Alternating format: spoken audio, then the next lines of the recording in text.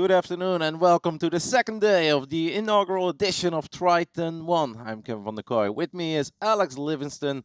And yesterday was one hell of a day over here in Jeju, Alex. It was the first day for both of us, and what a day it was. Yeah, it was a lot of fun, a lot of action hands, and really a lot of interesting developments throughout the day we're going to get into, I'm sure. Yep, we're going to cover everything. Basically, we're going to have a couple of minutes just to talk a little bit about all the fun things that happened yesterday, and then we'll start previewing today. Today's honestly going to be pretty damn similar to yesterday. Yesterday, we had flight day 1A, and that was obviously our main coverage. Later that day, we had flight day 1B as well. We didn't really cover all that much, even though from time to time, we got carried away talking about the Triton Poker Plus app, and we did let you guys know how some of the players were performing in B.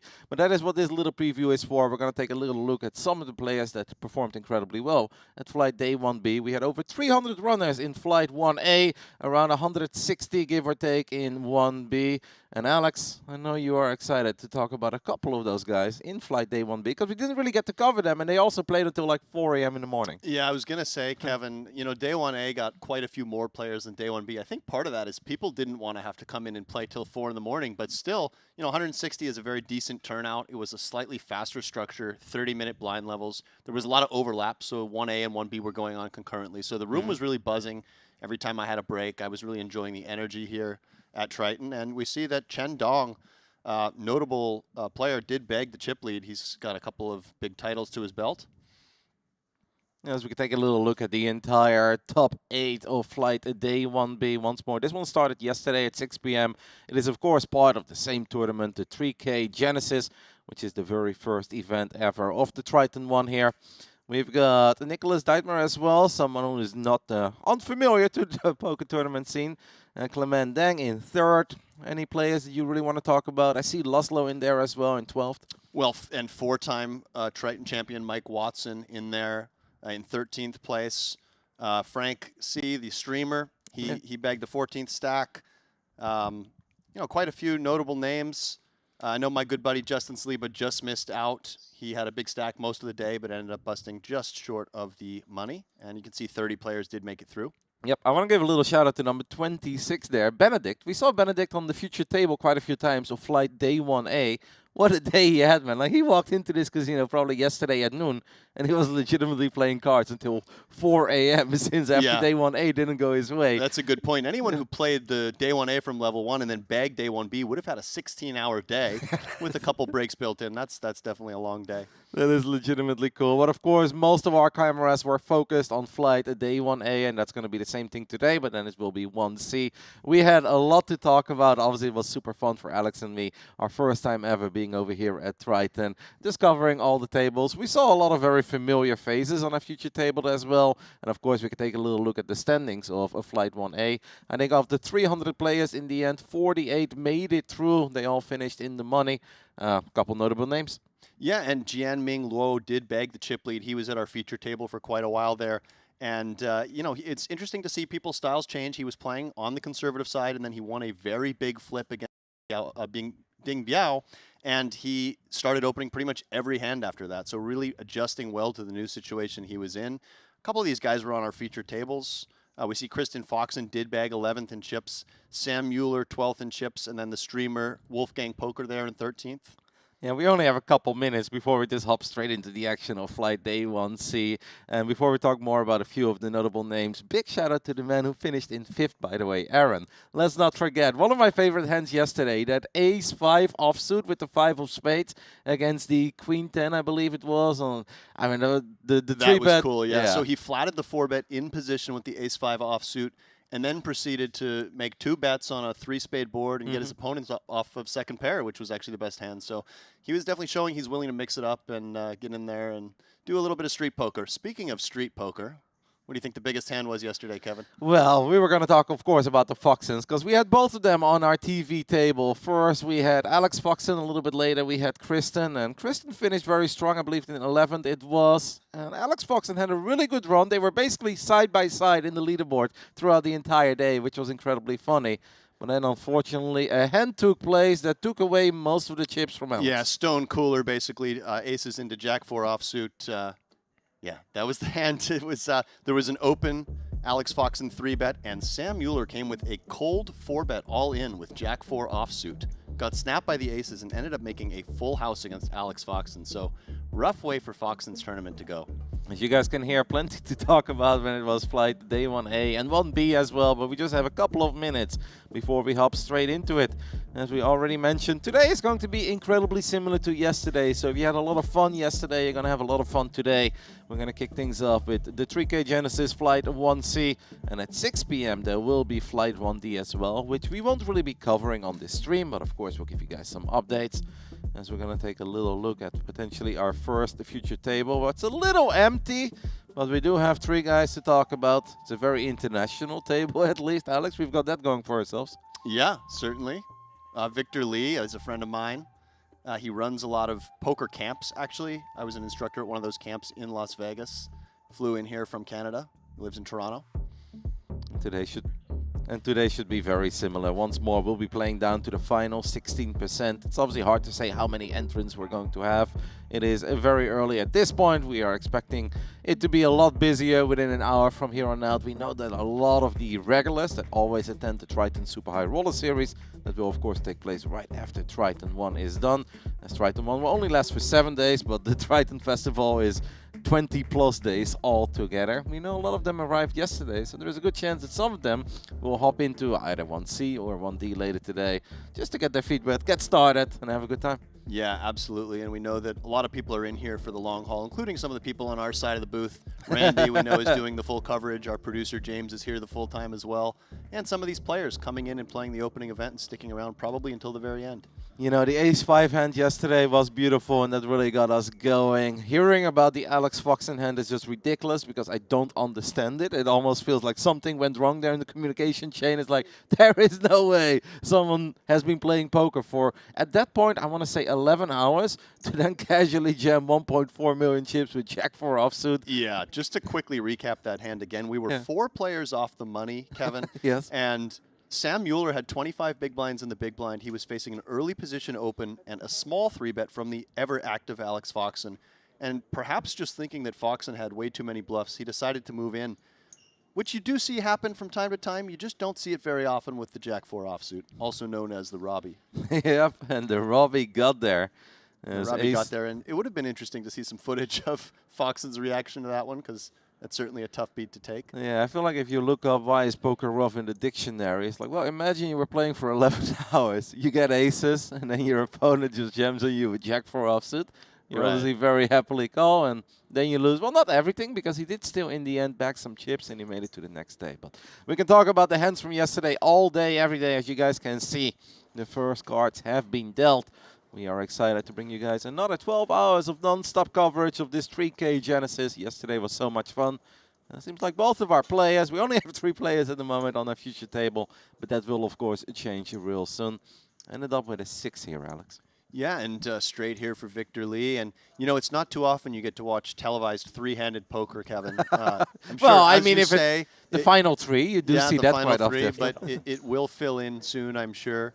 I see 35 entries so far here in day 1C, and they're probably just spacing the tables out and allowing late registrants to fill each table. Mm-hmm.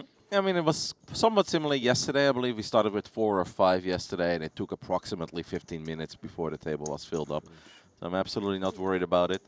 Yeah, I was shocked with how long Flight 1B was running. I figured it was going to be like a little bit longer, even if the levels were a bit shorter and they started at 6. But I kind of thought they'd be done at 1:30 latest too.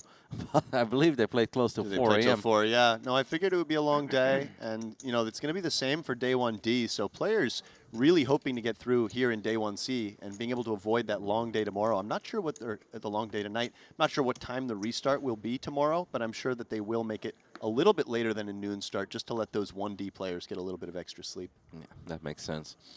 As we take a look at ace-10 here for our Taiwanese player. We do have a question in the chat saying, are they playing to the finish today, or are they stopping at the final table?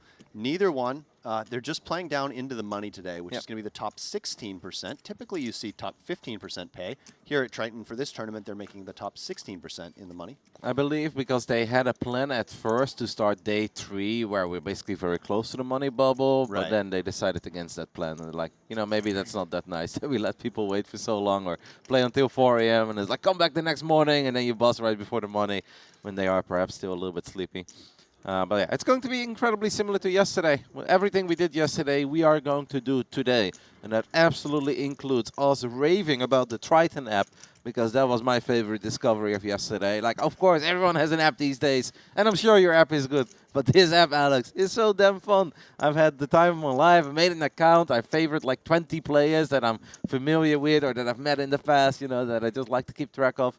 I am in love with the Triton poker app. And I can tell you Kevin's enthusiasm here is authentic. He's not just being a company man. It really is a beautiful app. Even just aesthetically, it's nice to look at.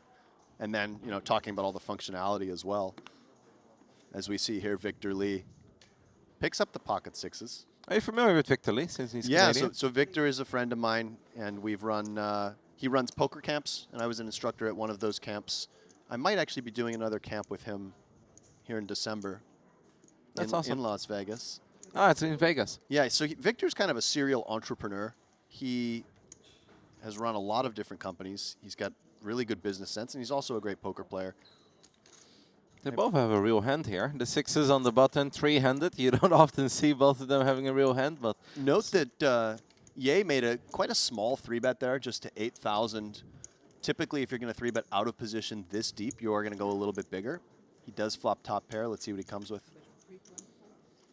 He's going to bet at 3.5. I don't think we can really go anywhere with the sixes here. Very small bet. I expect just a call from Victor. He's got backdoor straight draws, and his sixes certainly can be best. 7 would be a fun card. Or 3. There you go. Ask and you shall receive. Rigged! It is very rigged. Interesting check here with top pair and a strong kicker. What do you make of it? Yeah, I would expect him to bet at a pretty high frequency with his good top pairs there. Having said that, the 7's going to be a slightly better card for Victor's range than it is for his, and he just decides to take a more conservative option. Once Victor checks back, I think you really want to pursue value as the ace-queen here. Victor's line so far has suggested that he has some amount of showdown value, and unless you think he's going to bet and call a check raise, I think you need to just pursue value yourself. Victor should be quite happy just to take this to showdown. He could potentially consider turning his hand into a bluff to get his opponent off something like 8s through kings. Yeah, there's also a chance he thinks the sixes are good, right? Because his opponent could have king, queen, king, jack, that kind of stuff. Yeah, I think he has enough showdown value to just take it. But a bit of a passive line from Ye, so we'll just keep an eye on that. Now that's very surprising to me. Okay, 1 check for pot control and just to see what our opponent is going to do on the turn. I can get completely behind, but I feel like on the river, ace-queen, 3-handed there, it's so strong. But I guess he just did not feel like playing a monster pot this early, level 1 of a potential very long day.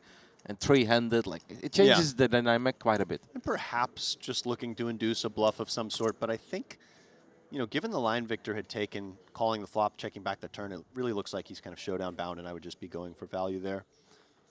Yeah, perhaps he thought that potentially Victor has a weaker raise. So Victor would perhaps bet the river, and then he can come over the top. That is a small possibility as well. Well, a lot of weaker aces would have paired up, but then again, with the 7s pairing, it didn't really matter on the river. Speaking of King Jack, we do have King Jack for Chung in the small blind, and Victor comes along for the ride with Queen 6. What I thought was interesting yesterday, and that is one hell of a flop, by the way, for King Jack, small blind, big blind, but I don't think too many chips will fly towards the middle. What was fun yesterday is to see the completely different playstyles when it comes to small blind, big blind, and also when it comes to defending your big blind in a full ring setup. We saw some very loose defenses, and then we also saw some very conservative folds, even when they were closing the action. Yeah, no, there's definitely been a lot of different play styles, and you know, as the bubble neared, we certainly saw some massive adjustments, as should happen. Note that Victor floats here with just Queen 6 high, no back doors. Yeah, I'm a little surprised by that. Just looking, he was facing such a small bet, perhaps just seeing if his opponent slowed down and thinking that he could just take it away on the turn. I think once he faces 2 bets, he's just going to kind of abandon ship here. I mean, these two just Sometimes, tangled. psychologically, when you do make a weak float, you don't want to give up on the hand because you had this plan to try to win the pot. But I think when you face a second barrel here and you just have no equity whatsoever, against any type of value range, I think you need to just kind of abandon ship. Having said that, if he picks something up on his opponent, perhaps he makes a move. He's gonna let go of this one. Look at Chung. He's trying to make some friends here. He's like, mate, I'm not pulling a quick one on you. I had it. I had it all along. Shows the king. I do see Poseidon Ho's name in the chip counts. I know he plays a lot of these Triton events. Artur Martrosian as well. Ooh, Artur is back. From level 1. Yeah, we saw Artur yesterday in flight 1A. We never saw him enter 1B. Perhaps he was still a bit tired as well. Artur seems like a guy who travels a lot. And maybe he felt that just playing in 1A was good enough. We see a couple more players now checking in on the app. I mean, now you're calling out all these stars. I'm going to have to whip out my phone and I'm going to have to favorite them. No, we'll do that later. Sorry. I did notice yesterday that the field started out with quite a few unknown names, and then as the day went on, you did see a lot more of the known players coming in level 3, 4, 5, 6, etc. So that could be a trend again today. But we do see a couple superstars here from the early stages. I mean, we said it. Artur just loves poker. Like, this guy will be playing 10Ks online while also playing the $12 bounty at the same time. And he's just got a gazillion tables open. And it is no surprise to see him here as one of the very first to show up. Kind of hope they move him to the TV table. Be very fun to watch a little bit of Artur navigate these early levels of a potential very long game. You guys can see the table is filling up quickly. We started with 3. I believe we're already up to 5 at this point. We've got...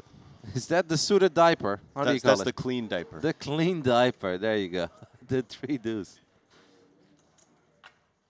I feel like you've got me, mate. I'm on board with the diaper hand. Now, does it mean you're going to start playing it? No. Well, I mean, depends. I'm a man who likes to play.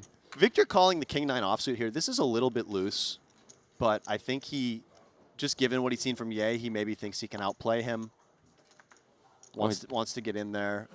It's not super loose by any means, but King-9 off, a touch on the loose side.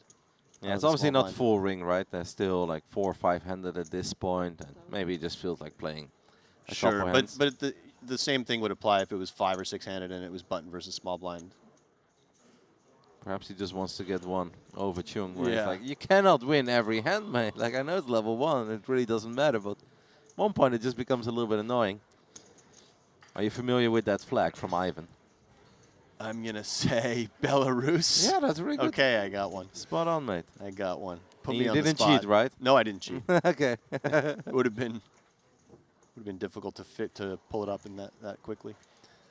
Yeah, no, that was good. Seems like someone else is going to get scanned in. I believe if you're playing, you can actually have like a different update within the Triton Poker app. Like, that's really cool as well. We haven't even experienced that yet, but basically all the players will have slightly different leaderboards than us, because if you're playing, you get the real-time updates. We obviously get the updates of the stream that we're watching and what goes out to the world, but if you're playing, you get different updates. As we see the 2 trophies there that will be awarded to the winner of this inaugural Triton ONE event. Yep, we're going to have 5 basically MVP trophies that we'll hand out as well.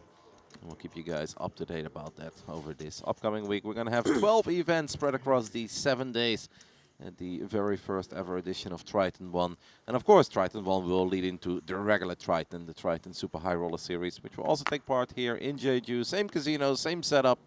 It is going to be a long month, but a very fun month to be a poker fan. There's just so much stuff to watch in the upcoming 20 days. Yeah, absolutely. There's a lot going on. Some really fun ones down the road in the Triton High Roller Series as well. Half 30K is the one that kind of caught my eye. I'm going to ask a very random question that's impossible to answer, but we can look back at it. And either you look like a genius or you got it wrong and nobody would care.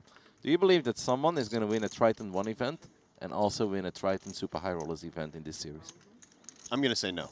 Yeah, that's safe. It feels like no is the favorite there. I'll say yes. 10-1. Okay. 10-1? No, wait. I did not agree to that. What? I mean, that's honestly pretty fair. I'm not Mate, going to lay 10-1. Poker tournaments, winning a poker tournament is incredibly hard. It's not like we're playing 25 events here at Triton ONE. We've got 12 events spread across 7 days, and a lot of people that play Triton ONE. Here's the problem, Kevin. It's, you know, laying 10-1 on something psychologically just never feels good. But you know what? You're stuck $20 to me because That's not over yet. Well, you're gonna lose that one. I'm probably gonna lose it, but it's not over Actually, yet. no. We said that we're not including 1D. You definitely might not lose Yeah, it. you said that at least. I didn't say that. I didn't ask for that, but you offered I it. said that. I might lose that bet. All right, I'll give you 10 to 1 on $5. You got it. You got it. Somebody has to win a Triton ONE and a Triton High Roller this series. Mate, you're actually getting very good odds. You make it seem like I'm scamming you over here, but it's incredibly hard. And a lot of the people that play Triton ONE will, of course, not play the Triton Super High Roller Series. It'll be interesting to see if there's some smaller fields in some of these Triton ONE events. I know there's a 20K single day. Like, that one might be a smaller field. But I do think most of these are going to be pretty big fields. I think that might be my best shot. Whoever wins the 20K exactly. has a very good chance that they'll be playing in the Super High It's going to be a lot series. of the overlap in player pool as well. As we look here. Wow, that's actually a bit of a setup here. We're too busy talking about nonsense, and we've missed this. Aces full of 7s against the trip aces. Wow. It is very gross for Constantine. And it's small blind against big blind as well. Can you believe it? Yeah, Constantine. Wow. Actually check raised the turn. He just bet 80K, by the way. That's 80 big blinds, level 1. This is a really big bet with ace-jack. Yeah. This was a single raised pot. Huang opened. Constantine flatted. Flop went check call. Constantine then check raised the turn to 16K and bet 80K on the river. This is a very, very surprising play to me. It's a little bit unclear if he's going for value here, because it is very difficult to get called by too many worse hands. But it's also a bit unclear that this is a bluff, because it's pretty hard to expect too many better hands to fold. I do think it's value, but I agree that it's incredibly large. Once you bet 2x pot after check raising the turn, I mean, this is very thin, and now Huang does move in with his aces full of 7s. I think you're going to have to let go of ace-jack, right? This is literally level 1. There are obviously quite a few hands that have you beat here. Ace-queen, ace-7, ace-3, pocket 7s, pocket 3s. I mean, pocket 3s would probably not get there, even though the flop bet was somewhat small. But I think you're just going to have to let this one go. Typically, Kevin, when you make such a large bet, it means that when your opponent raises, it's very hard for that to be a bluff. Yeah. Because your large bet is already quite skewed towards value hands, and it's just such an incredible risk on their part. So I think with ace-jack already being very thin for this line and this sizing on the river, you need to just let this go. I mean, you could turn hands like, let's say, hypothetically, queen 3, queen 7, 7-3. If you really want to be a gangster and go viral on level 1, you could turn those into a bluff. But yeah, but you have to... Don't... he's not calling, though, is he? He's really considering it here. Constantine in the blender in level 1. We haven't even filled up the table. Kind of felt like we haven't even really started our day yet here, Alex.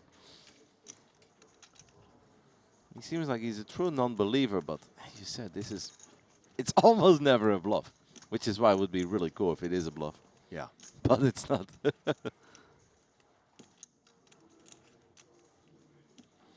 Aces full of 7s versus just trip aces with the queen jack kicker. Constantine does let it go, but he has donated half of his stack here on level 1 to Huang, who is rocking the fisherman hat. That's your favorite hat? The bucket hat, yeah. I noted that was perhaps popular in Thailand yesterday. I still need to do a little research on if that's just a wonky theory or if there's a bit of truth behind it. I have nuts. Oh. Huang saying that he had the nuts. Ace jack. He said he got a call join there. He said he had ace jack. Is that what you're saying? Ace jack. Yes, jack?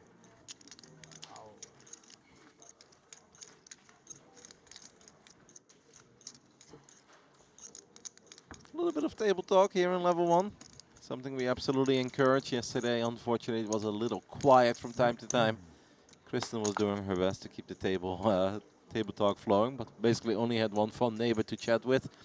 Yeah, I found the talk actually picked up as the day went on. The last segment that I covered with Randy was perhaps the most talkative, and then the one before that that I covered with you was also a lot more talkative than some of the earlier segments. Is that the one where they were raving about Barcelona? Yeah, they were talking about Barcelona a little bit. They were There was just a lot of kind of shit talk going back and forth, I would 9,000. say. Chung looks down at pocket tens, the man who already won a couple of tiny hands earlier with ace queen and king jack. Victor has had enough of it. I'm telling you, he wants to make a stand. It's level 1. It's the TV table. Yeah, I mean, very reasonable to be 3-betting a suited ace against Wow. an opponent that perhaps you want to get involved with. But look at this. Pocket queens, and we saw a queens versus tens confrontation yesterday. This time I don't expect the two to get all in, but queens just coming with the cold call, which invites in the pocket tens. Yep. Very good news for Chung that he didn't bump it up here with the tens. And he's just going to take a flop 3 ways. We've got big blind, hijack, and cutoff. Both players holding a heart, by the way, which makes it a little bit less likely that Victor is going to see a lot of hearts here. Instead, it's all diamonds. And speaking of diamonds, Chung and Lou both working with a diamond, and a pretty strong one. Kind of an unfortunate flop for Ye. It looks pretty good. He's got the overpair and the reasonably strong diamond, but he's completely dominated by Lu Junzhong. Yeah, that's almost a flop where you would say it's as good as it's going to get in general for tens. Obviously, you'd rather flop a set, but that doesn't really look like a board where they have you crushed very often. And particularly when it does check through and you see the black deuce on the turn, Ye's going to be feeling very good about his hand. Junzhong, after taking this passive line pre-flop, I'd like to see him bet this turn. Plot twist, Victor still finds a way to win the hand. This is a little unusual to me that both the queens and the tens are checking. This feels very passive. Yes, Victor can have a hand like black aces or black kings that he played pot control with on the turn, but for the most part, Oh! both of those hands should have expected to be good on the turn, and now they've allowed Victor to realize his equity and see this ace of clubs on the river. As I said, plot twist. On that flop, it looks pretty damn unlikely that Victor ends up with the best of it. Very true, yeah. But now he has a very comfortable value bet. I can't believe how passive this has been post-flop, by the way. With these absolute monsters, and you'd think very good flop for queens, very good flop for tens. Yeah, the flop action was totally reasonable, checking to the pre-flop aggressor, but I would have expected both players in turn to find a bet on the turn here. We've just had 8 checks in a row. And Victor, who was drawing semi-dead on the flop, or at least that's what it felt like. Of course, any black ace would have done it for him. And well, that's actually it at first. At first, he had 2 outs on the flop. Somehow ends up with the best of it. And I like this sizing here from Victor going 3/4 pot, just targeting some ace-x hands, probably expecting that something worse than an ace won't call anyway, so just sizing up a bit to try and target a hand like ace-jack or ace-queen. If you would have given me 10-1 that Victor ends up winning this hand on the flop, I would have absolutely You would have taken taken it. yeah. Yeah, he is thinking about it. Yeah, those were some underwhelming queens. And in the end, perhaps a somewhat underwhelming tens. I'm gonna let go of it. Victor was the original 3-better, by the way. Ends up taking it down. Note also that Lu Junzhong just flatted the queens there, facing raise and 3-bet. Yep. A lot of players would have found a 4-bet, and then he checked the turn in a spot where a lot of players would have found a bet. So just something to look out for, maybe a little bit more passive play from him. Alex, you have tons of live poker tournament experience with very slow and steady structures as well. Do you play slightly different in like level 1, level 2 because you really don't want to bust that early, you don't want to blow up a pot, or do you just have the way? I'm kind of the opposite, to be honest, Kevin. I'm kind of, particularly in events that I think are softer fields, I play very aggressively in the early levels. I like to build a table image. I'm a bit old school in my approach to poker, where I just believe in advertising, building an image, building dynamics, and all that stuff that sort of has gotten somewhat thrown out the window, I would say, in modern poker. So my approach is very much to be in the streets, sort of creating a bit of a jungle atmosphere and seeing how things develop there, particularly in tournaments that have multiple re-entries available. And this is one of them. This is certainly one of them. So there is a 0% chance that you're flooding with queens there. Yeah, but it's not so much that I'm always 3-betting super wide or trying to bloat pots pre-flop. It's more that I'm actually kind of playing a bit splashy, almost a bit loose passive in some ways, pre-flop, trying to see flops, play multi-way. I obviously have way Of course, less depends on the experience here. table a lot. I wouldn't be doing that in a Try. Yeah. So sorry. Go ahead, Kevin. Now I've played like a couple of these like longer live events as well, and I have definitely noticed like people literally said it where like, oh, it's too early to play a pot this big. Which I know that doesn't make any sense if you're there to just play your A game, but Right. there's definitely something you hear from a lot of casual recreational poker players that just sit down there Yeah. and they're so excited to play one event that they're just not in the mood to be playing a 60, 70 big blind pot at level 1. It's something to look out for psychologically. I think if you feel that your opponents are sort of waiting and don't want to play big pot early, then it's a spot to be looking to run some moves, some overbet bluffs on the river and that kind of thing. Fours versus queens here. We have a 3-bet with the ladies. This time Lou makes it 8K. I feel like with the fours here in the hijack, we can just call. Absolutely. You're plenty deep enough here to peel and set mine facing, just a reasonable size 3-bet. You know I love the fours.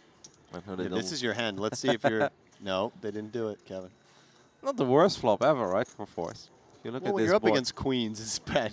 It's actually a bad flop. But yeah, in general, you look at this board and you think, oh, decent chance I have the best hand still. there's plenty of ace king, ace queen, ace jack suited 11. in the range of Lou here.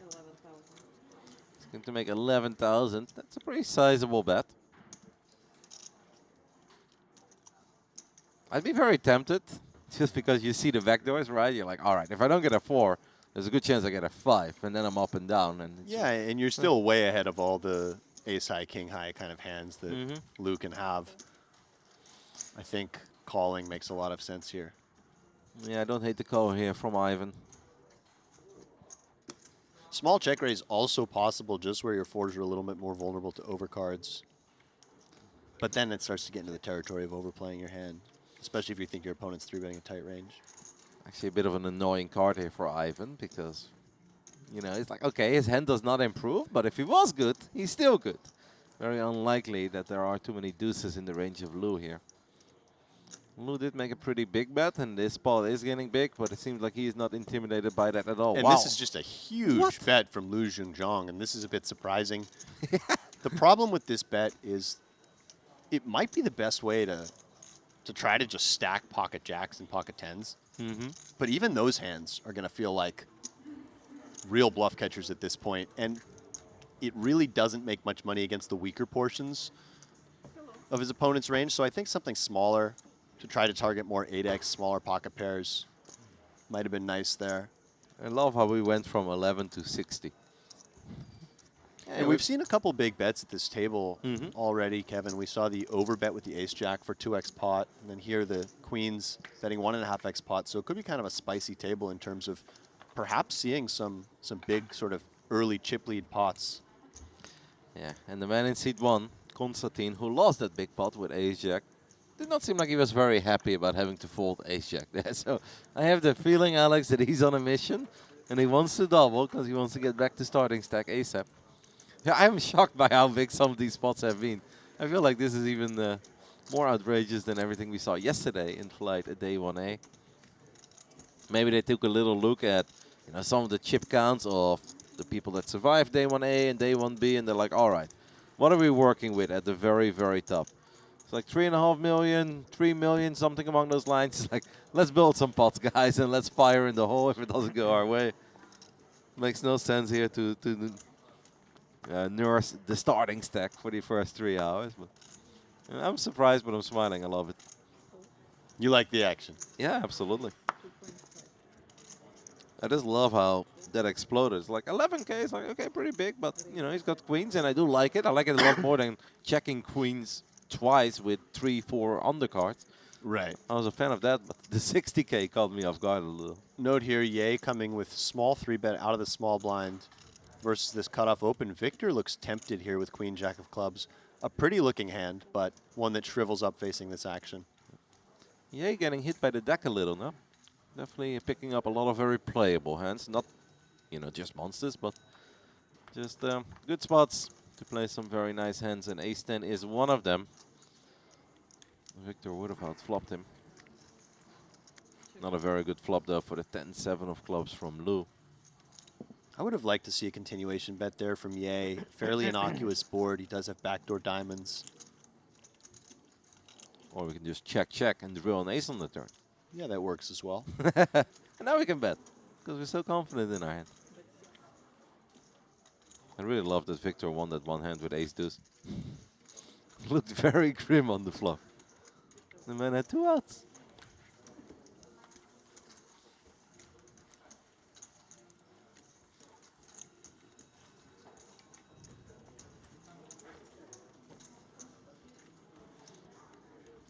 You know the name of our new lady at the future table? I do not. Well, we're about to figure it out. Yeah. Hey, Sharon Lewis in the field already as well. That's exciting. Maybe we get to see more of her today. I thought it was fun yesterday. Yeah, and she built up a nice stack on day 1B, unfortunately fizzled out towards the end. Yeah. As we see, our new player here is Wei Chie Chang. She makes a rather tight fold in the cutoff with the king 6 of hearts. Quite a few ladies yesterday had big runs and massive stacks at one point. I think in day 1B for quite some time. There was a Chinese lady who was the chip leader of the field overall. I think in the end she made it, but not with as many chips as she once upon a time had. Let's see if I can find her. Yeah, it looks like Wing Yin Lee. She finished 20th in chips with just over a million. I believe it was her, but And I then think of she had course way more. I think she had over 2 million at one point. Kristen Foxen also got through with a nice stack in day 1A. 11th in chips with 2.4 million. No, the Foxens just both had an excellent day. I mean, Alex just got done really, really dirty by a hand. True. That should not have taken place. Yeah, that was certainly the hand of the day yesterday, as we see here in this limped pot. Victor improving to trip queens. Ivan getting a tiny bit unfortunate so far over at the TV table. Lost some chips with his pocket fours on a flop that looked relatively safe. And made a completely fine call on the flop. And made a completely fine fold on the turn against 60 big blinds. And let's make this call. Small overbet here from Victor. Just trying to target some slow played ace X and working well. Also note the 2 flush draws here on this board. Ivan does have the ace of spades working. I think he has enough showdown value that he's not going to turn this hand into a bluff, but you could see a world where facing some type of medium-sized bet from Victor, Ivan could make a big raise and try to represent the spades. He could. It is a paired board, of course. Now I know full house are a little bit unlikely here, but it's also very early and the spot is not that big. Yeah, I don't expect it to happen necessarily, but it would. If I did face a bet here and I had the ace-high flush, I would be raising for value. So it's not that his hands would be too weak to raise for value if he actually had the nut flush. So he could kind of mimic that with the nut flush blocker. But again, he also has enough showdown value to just make the call here. Yeah. I definitely think I'd be leaning a little bit more towards just calling. Yeah, I feel like folding is a bit too tight this early on. Yeah, so basically the merits for raising here are that your opponent can be value betting some Queen X and some Jack 10. And those hands in particular, if they don't have a spade, may have a tough time calling a raise. Dimitrios Anastasakis, that we saw yesterday a few times as well, already busted on flight a day 1C. Got it in with kings, lost against fives, where fives made a set on the turn. I think Ivan is seriously considering raising here. I think you're onto something, because we have picked up a great chip, and he is going to raise. Is that 35K? That is indeed a 35K. And it is a tough spot for Victor here with trip queens, because you have just a pure bluff catcher. You don't really block a lot of the value hands. I mean, you do block some of them. You block some of the boats with the queen there, but I think that flushes can raise, given this action, especially nut flushes. Nice prediction by you, Alex. I did not think that we were going to see that, but Ivan is making a play here early on level 1 and takes it down after Victor lets go of trip queens there. And that's a pretty cool, that's a pretty sophisticated play there from Ivan, and I think he'll be someone to keep an eye on, because I don't think a lot of players are actually finding that move there, especially in a spot where you might feel like you have enough showdown value just to make the call. Historically, a lot of players from Belarus have been incredibly good. Yeah, certainly one of the stronger nations, especially given its size. And its population. Yeah, that was very strong. Early on, but very well done. You surprised that Victor folds there, or you can get completely behind it because you feel like your opponent just has very few bluffs in their range, or? Yeah, it's one of those spots. He just has kind of a classic bluff catcher. He's not going to ever beat a value hand. He's going to beat all the bluffs, and he just has to try to suss out how well does my hand block bluffs, how well does my hand block value, what do I think of my opponent. I think it's a completely reasonable fold. It's just a difficult spot, and nice recognition for Ivan that he can use that ace of spades to put a hand like Queen X or even Jack 10. Basically, they're the same hand facing that action to put those hands into a difficult decision. Perhaps Ivan is a PLO enjoyer as well. Got 5-4 suited here, being the opening hand under the gun +2. Constantine staring at the man who took a couple of his chips earlier with ace-4 offsuit. He just announced the raise. Little 3-bet from the big blind with ace-4 off. And Wang makes the call. And you mentioned that you thought that after losing that big pot with the ace-jack, Kevin Voronin might be just a little bit extra excited to put some chips in the middle. This play being consistent with that, although he does get called by a hand that he dominates. Yep. He actually flops top pair as well. And Wang flops absolutely nothing. That's about as bad of a flop as you're ever going to see with 5-4 of clubs. And the man gets out of the way immediately. I don't hate taking a flop there with 5-4, right? Little tiny 3-bet pot. It's all good. It's level 1. We are very deep. Hands like 5-4 are actually often the hands that can give you the biggest payday. But yeah, I would have peeled that in position too, especially if I thought my opponent might be a little tilted. Note the quick pot-sized bet from Voronin. He likes these large sizings. Yeah, this man does not mess around.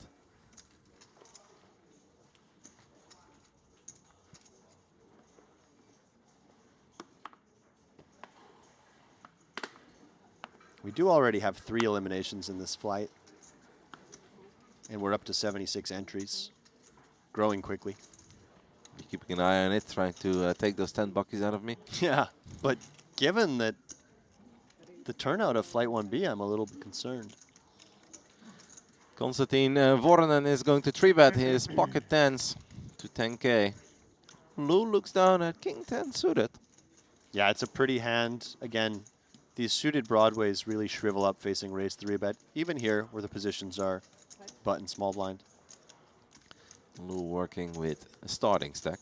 If he is going to continue this hand, I'd like to see it in the form of a small 4-bet, but he does just get away from it. And Ivan does not want to tango. Voronin is not happy. He just wants to play another big pot. He wants to get back to 250K. And pretend that ace-jack hand did not happen. Where he obviously got very unfortunate against the ace-7 of Wang.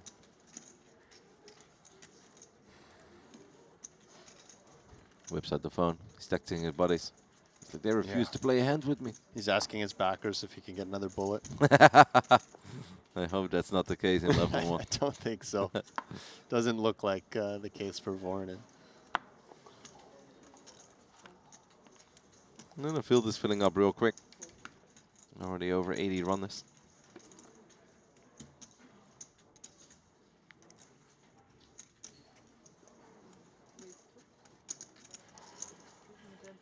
Just going down the list, taking a little look if there are any standout players. Well, Arthur is probably the biggest name in the field. Xuan Li, of course, is in the mix, as we already mentioned. Few more Hungarian and Russian players, but I'm not ultra familiar with a lot of them. We see Victor here just continuing to apply pressure against Ye. Seems to want to play pots with him. Very reasonable 3-bet candidate, of course, the ace-10 off. Victor loves his 3-betting, that's for sure. Oh, no. This man is not here to flat.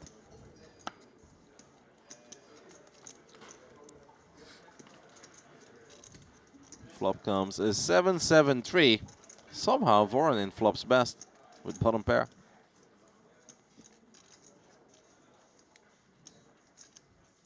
He's wondering, is this my moment?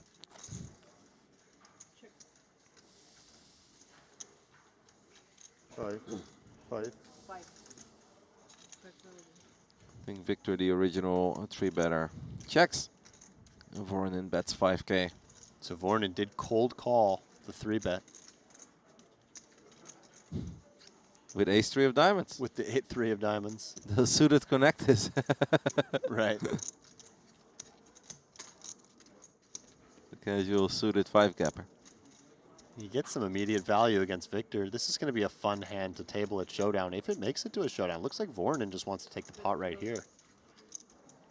It's a pretty big bet, right? Bets out 12K.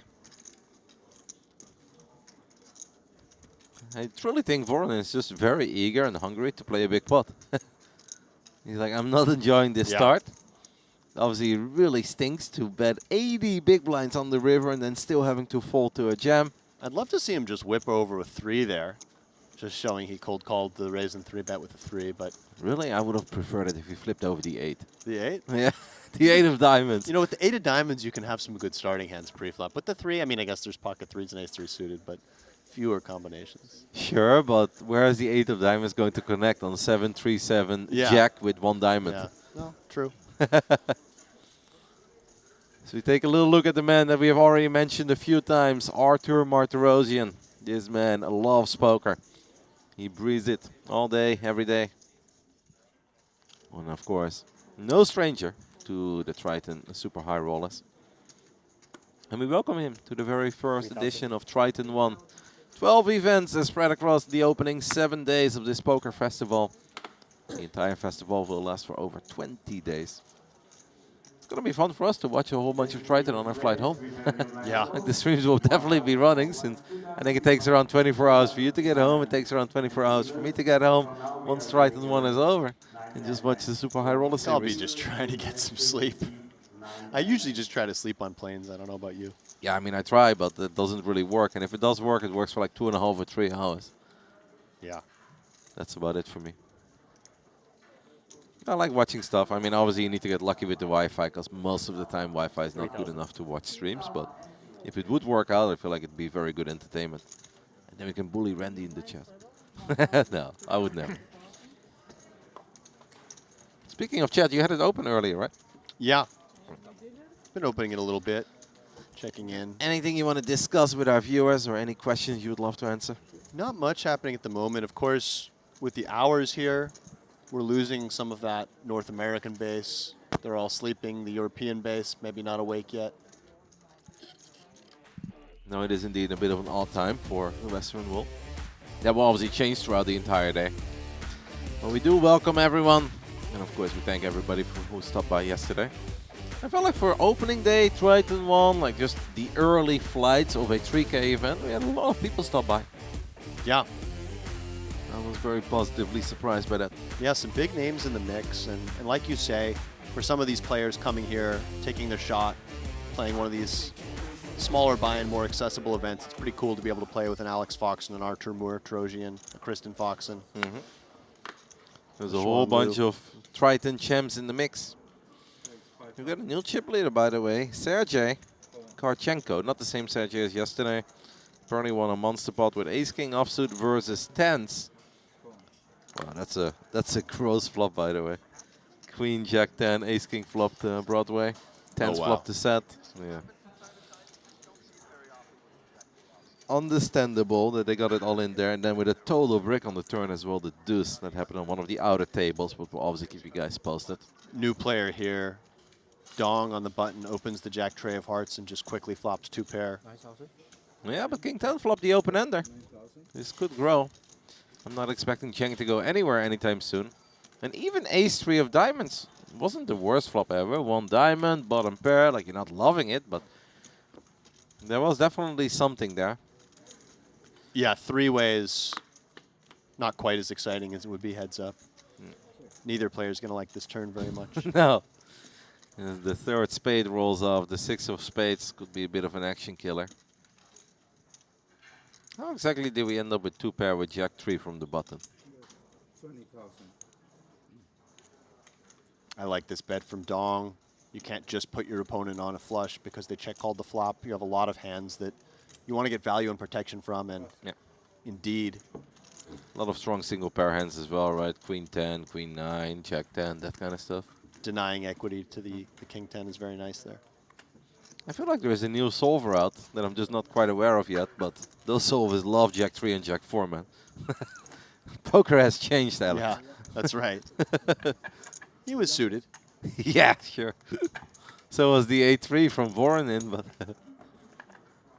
Good luck, man. I have the feeling that Jay does not mind being moved here. Because honestly, I think his seat was kind of tough with having Victor on his left. And every time he opened, Victor 3-bet him. I don't think that he's too upset about being moved to a different table. Because it seems like having Victor right on your left is a pretty frustrating way to start your potential 12-hour poker marathon. Note the blinds are up now to 1K, 2K. So starting stack now 125 big blinds. A little less room to maneuver.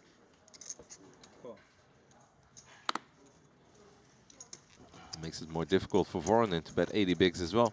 That will put him all in. Victor flops middle pair here with the 9-6 offsuit.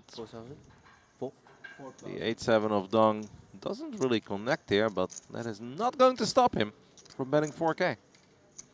Feels like Dong is a very fun guy to have on our TV table over here, Alex. Yeah, a bit of a light open with the 8-7 off and the cutoff. Pretty thematic to want to see bet this board at a high clip.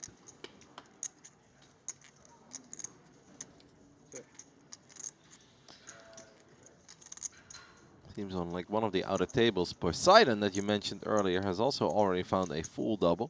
Now, if Dong double barrels here, I think he's definitely going to be somebody we want to keep our eyes on. And here he comes with it. Seems to be a very aggressive player. Yeah. Victor's already in a slightly uncomfortable spot. He's not doing very well against an ace. He's not sure if his club is best if a fourth club hits the river. It's a very difficult call, but it does feel like he's very suspicious. I feel like he's a non-believer. Victor is going through everything, and he is grabbing chips, and those are calling chips. Makes the call. Strong call here by Victor. Is there a triple barrel available for Dong? That 6 obviously doesn't do a lot for Victor, since he was already working with 2 pair. And goes check, check on the river.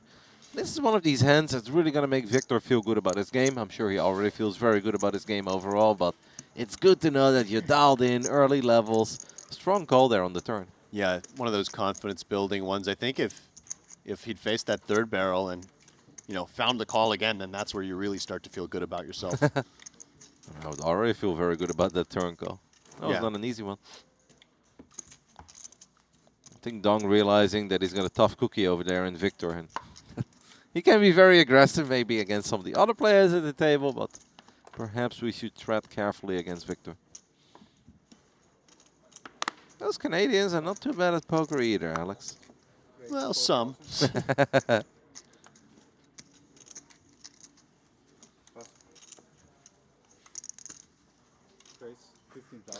Ace King offsuit for Huang. Quick 3-bet from Huang to 15,000. We've talked about these small to medium pairs out of position in 3-bet pots being kind of speculative hands, but this deep, I do expect the 7s to still peel. It's a little over 5 big blinds extra. Welcome. He's gonna let Let's go. it go. It was a larger 3-bet.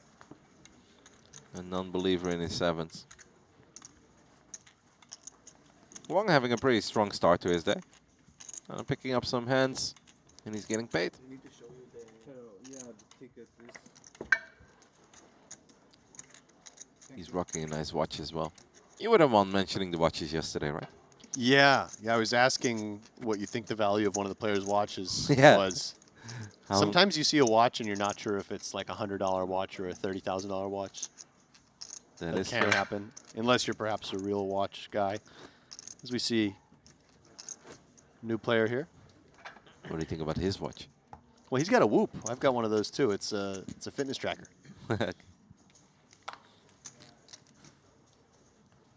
Oh, that's Ori Hassan, who I believe is from Israel. I'm definitely a watch enthusiast, but no expert by any means, so I'm sure that I could be way off on a lot of them. But I do appreciate it.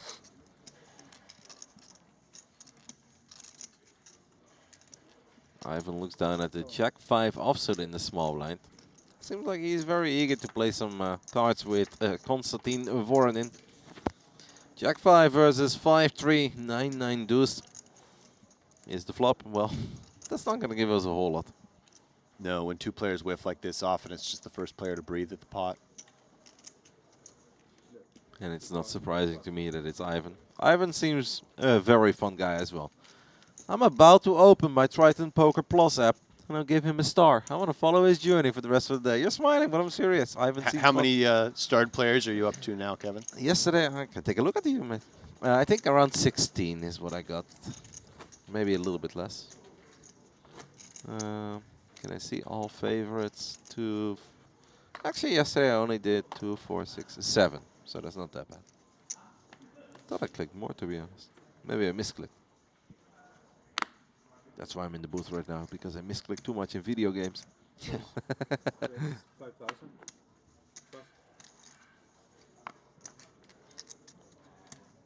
Plus. King Queen for Kanghua Dong. And we do see Constantine Voronin reaching for calling chips with the ace-deuce offsuit. So it does seem like he's trying to get involved with some more speculative hands, as you mentioned, perhaps a little frustrated losing that big pot early and just wanting to play a big one. And perhaps start all over again. I couldn't find a couple of the guys that I was looking for yesterday, because obviously day 1A was a pretty big field, and if they busted like 100 players ago, yeah, I'm not going to scroll through forever, so I just favored like 7 or 8 of them. And Dong bets a 4K with King Queen on Jack 6. And 7 deuce suited gets out of the way. I feel like this is the kind of table that I would legitimately be completely okay with if we keep it for 2 more hours. Because I feel with Dong and Ivan and Victor and then Constantine, who seems to be a bit unhappy about his start, this table has a very good recipe to give us a lot of fun, very exciting hands. Yeah, I agree with you.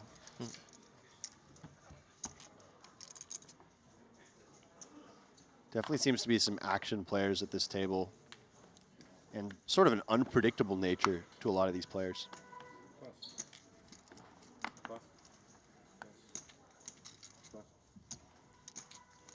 We are just missing Arthur. But we'll get Arthur on the TV table eventually. Sometime throughout this series, 20 days of poker over here. With 7 days, of course, of Triton ONE, and right after that, the Triton Super High Roller Series. Voronin again, just flatting the Jack-9 off on the button. It is obviously very fun to just play a bunch of hands as well, right? Like often we come in here and we look like, oh, what's the most optimal way to play and what's plus EV? But a lot of these guys might just sit down and they want to play a couple cards. Early levels. In early levels, like I said, I mean, that's sort of in line with the way I like to approach the early levels if I think I have a decent edge on my table. Notice Yvonne just checking the open-ender here. 5,000.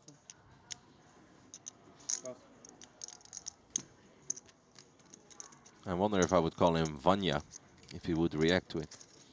I believe that there is overlap between Ivan and Vanya, where Vanya is like the Russian name, and then in English that translates to Ivan. Gotcha. I've been pronouncing him Yvonne. It could be Ivan, Yvonne. I know I've got a friend named Yvonne who in Canada goes by Ivan, but the real pronunciation is Yvonne. I think both works. I don't think it matters. We can always ask him later, but perhaps he would say, call me Vanya. We have somebody in chat saying, greetings from the kingdom of Tongo.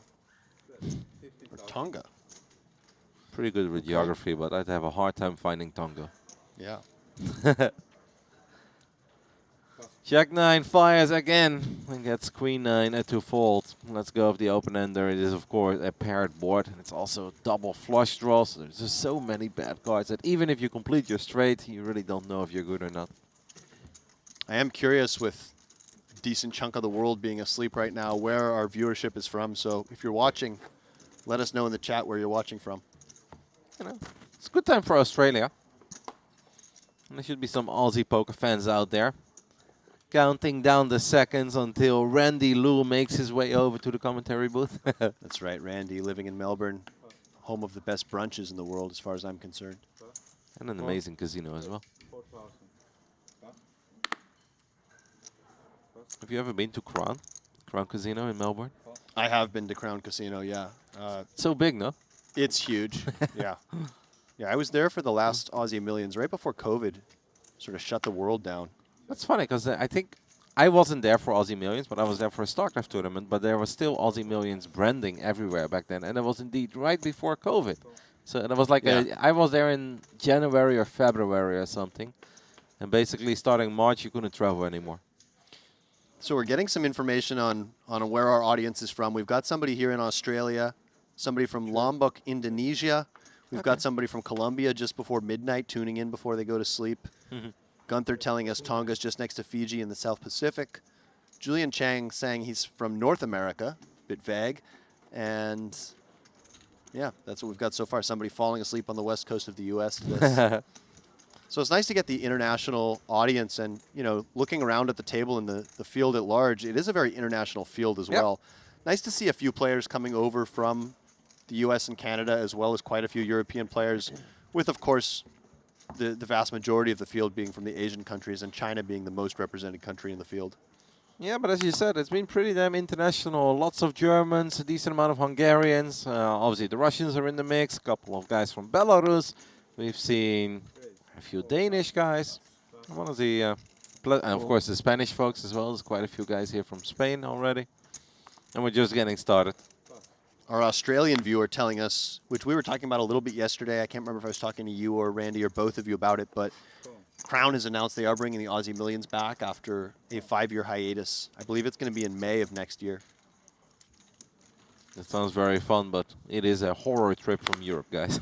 I love Australia, but traveling from the Netherlands to Australia is pure pain. I have a few friends who did it, and I was talking to Randy about it, because Randy obviously went to Montenegro quite a few times for all these Triton stops. And I was like, man, you're flying all the time from Melbourne to Montenegro. Like, you're losing like half of your life in airplanes at that point. I mean, obviously being a poker commentator is incredibly fun, and I understand that he is doing it, and he's having the time of his life watching the best players in the world playing these super high roller series over in Europe or wherever they might do it. But that is a tough journey. As we see a 4-way single race pot here, it's been checked down to the end. And Wei Chi Chang making a full house on the river, looking for a little bit of value, maybe hoping to get called, of course, if somebody has an ace, but even by somebody playing the board, looking to chop. Yeah, it just looks a bit strong, right, because he's first to act, so he's betting into 3 other players. Like, if we're playing the board, do we really bet into 3 other players? It's a possibility, but... It's a cheap bluff if it gets through 3 other people playing the board, but... Yeah. The burden of defense is shared here, so Ori knows that other players behind can also be the one to keep. Yeah. Everyone looking at Dong, it's like, all right, Dong, you call, right? Yeah. You're going to play the board for us. Is that how we do it? We've got a few other people telling us where they're from. We have a Canadian. Austin, let me know where you're from in Canada. I was born in Toronto, grew up in Halifax myself. We've got somebody from Texas. Jason Kuhn saying hi. Oh, that's awesome. We've got a viewer from Wales, Pyongyang. Okay. Have you ever gone to Quebec City? Or I probably Quebec City, yeah. I went there a long time ago to play a chess tournament. Oh, okay. You play chess as well? Yeah. You were good? James Dempsey, our producer, telling us he's tuning in from Jeju. He's not also wrong. From about 7 feet from me right now. Yeah, no, I did play chess as a kid, Kevin. It was kind of probably one of the reasons I got into poker was because of chess. I think there's a lot of overlap between the 2 strategy games. As we see, Constantine Voronin here with the 3-bet with the ace tray offsuit, and Dong perhaps suspicious with the pocket 8s, but not the type of hand you want to get involved with facing that early position open and 3-bet behind you. Chang looks down at ace-10 offsuit. I feel like if it was suited, he might be very tempted to get involved, but the offsuits, he's going to let it go. I don't think Victor is going anywhere, especially not with how active Constantine has been. I'm never expecting him to fold. Like, this is obviously early position open and under the gun +2 3-bet. It all looks strong, but Victor does not strike me as the kind of guy that lets go of ace-queen offsuit here this early. There's a reason why he got a star in my Triton poker.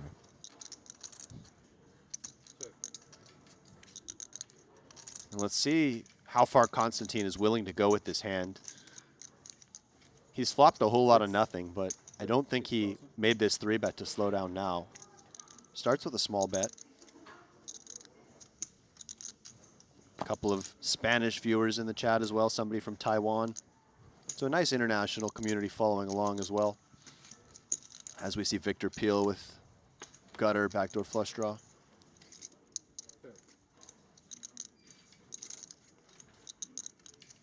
And of course, we can see that he's still best. Constantine does not strike me as the kind of guy that's going to slow down now, though.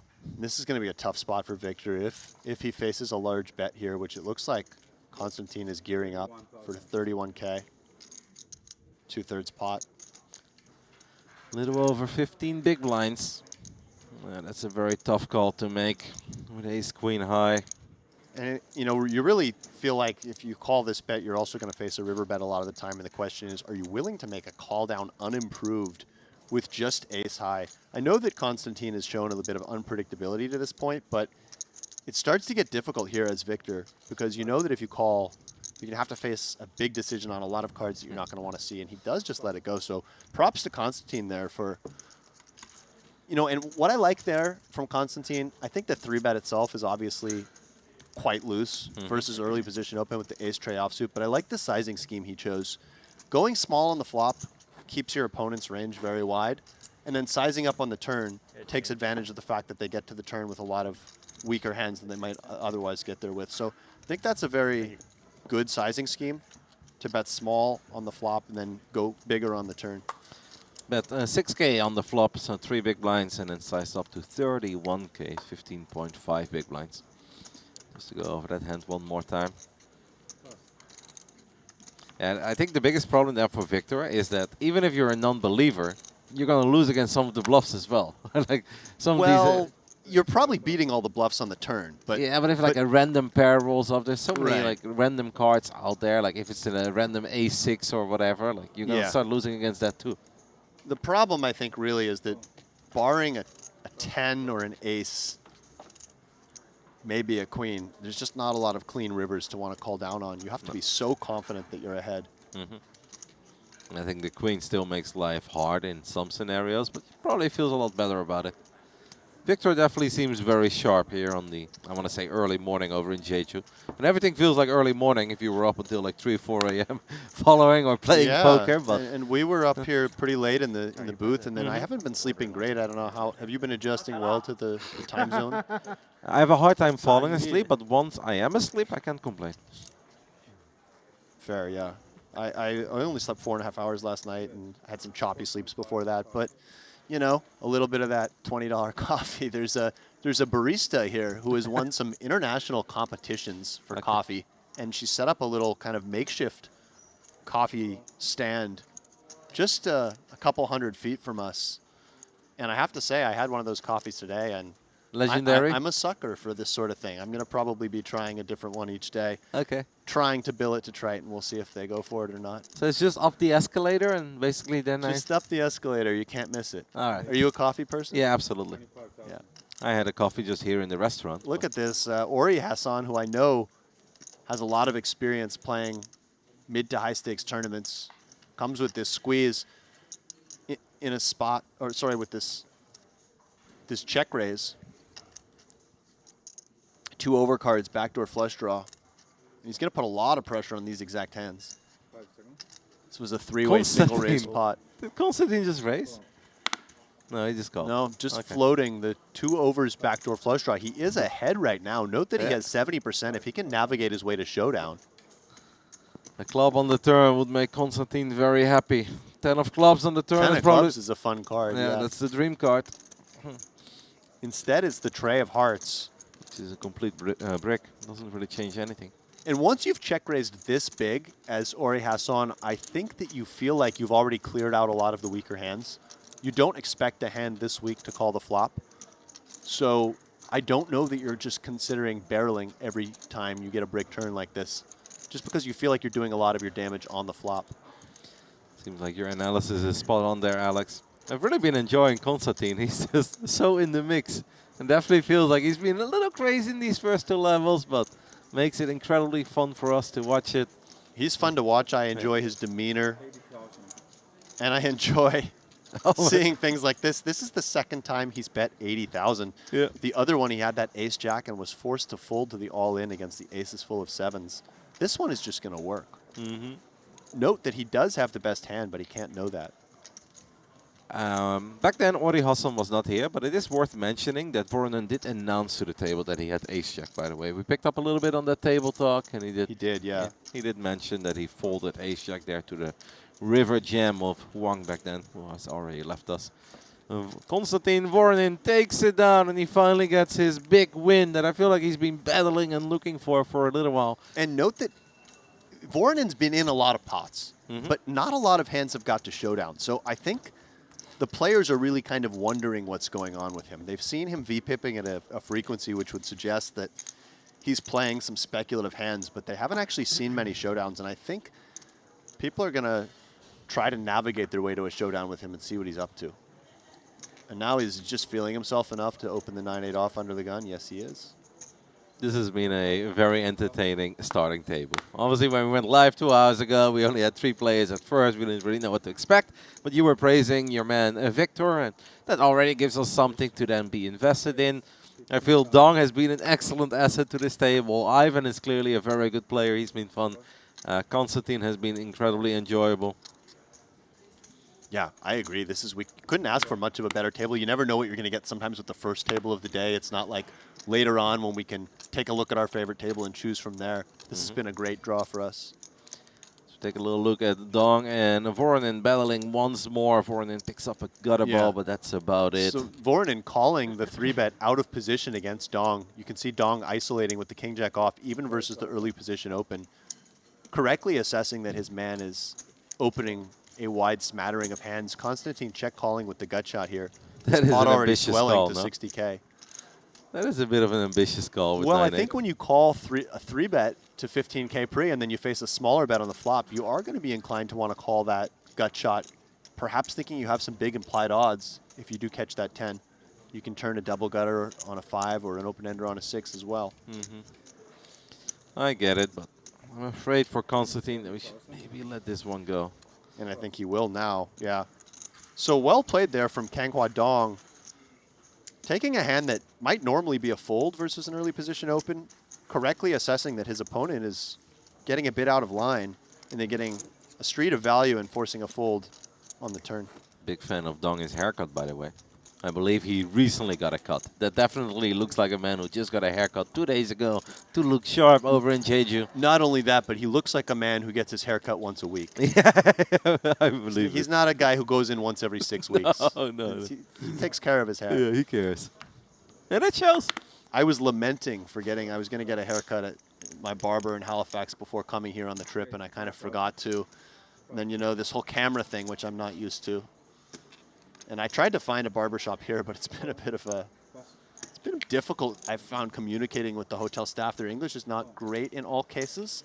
And doing research on places to go, like Google Maps doesn't work super well here either. So it's been a little difficult trying to figure a few things out.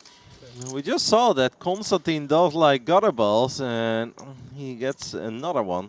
With the jack, he would make the nuts. Set here for Wei Chai Chang. That's where I was going. So this could get exciting. Victor, his 7s. Not a whole lot to get too excited over. Sometimes it looks like you kind of connect well, but it's just not really going to go anywhere. Good discipline from Victor, because he does have backdoor straight draws, and the price was extremely cheap. But the ace doesn't change a whole lot. Constantine needed a jack and a jack only. Maybe he'd feel kind of good about picking up a queen or a 10, but we know that'd be no good.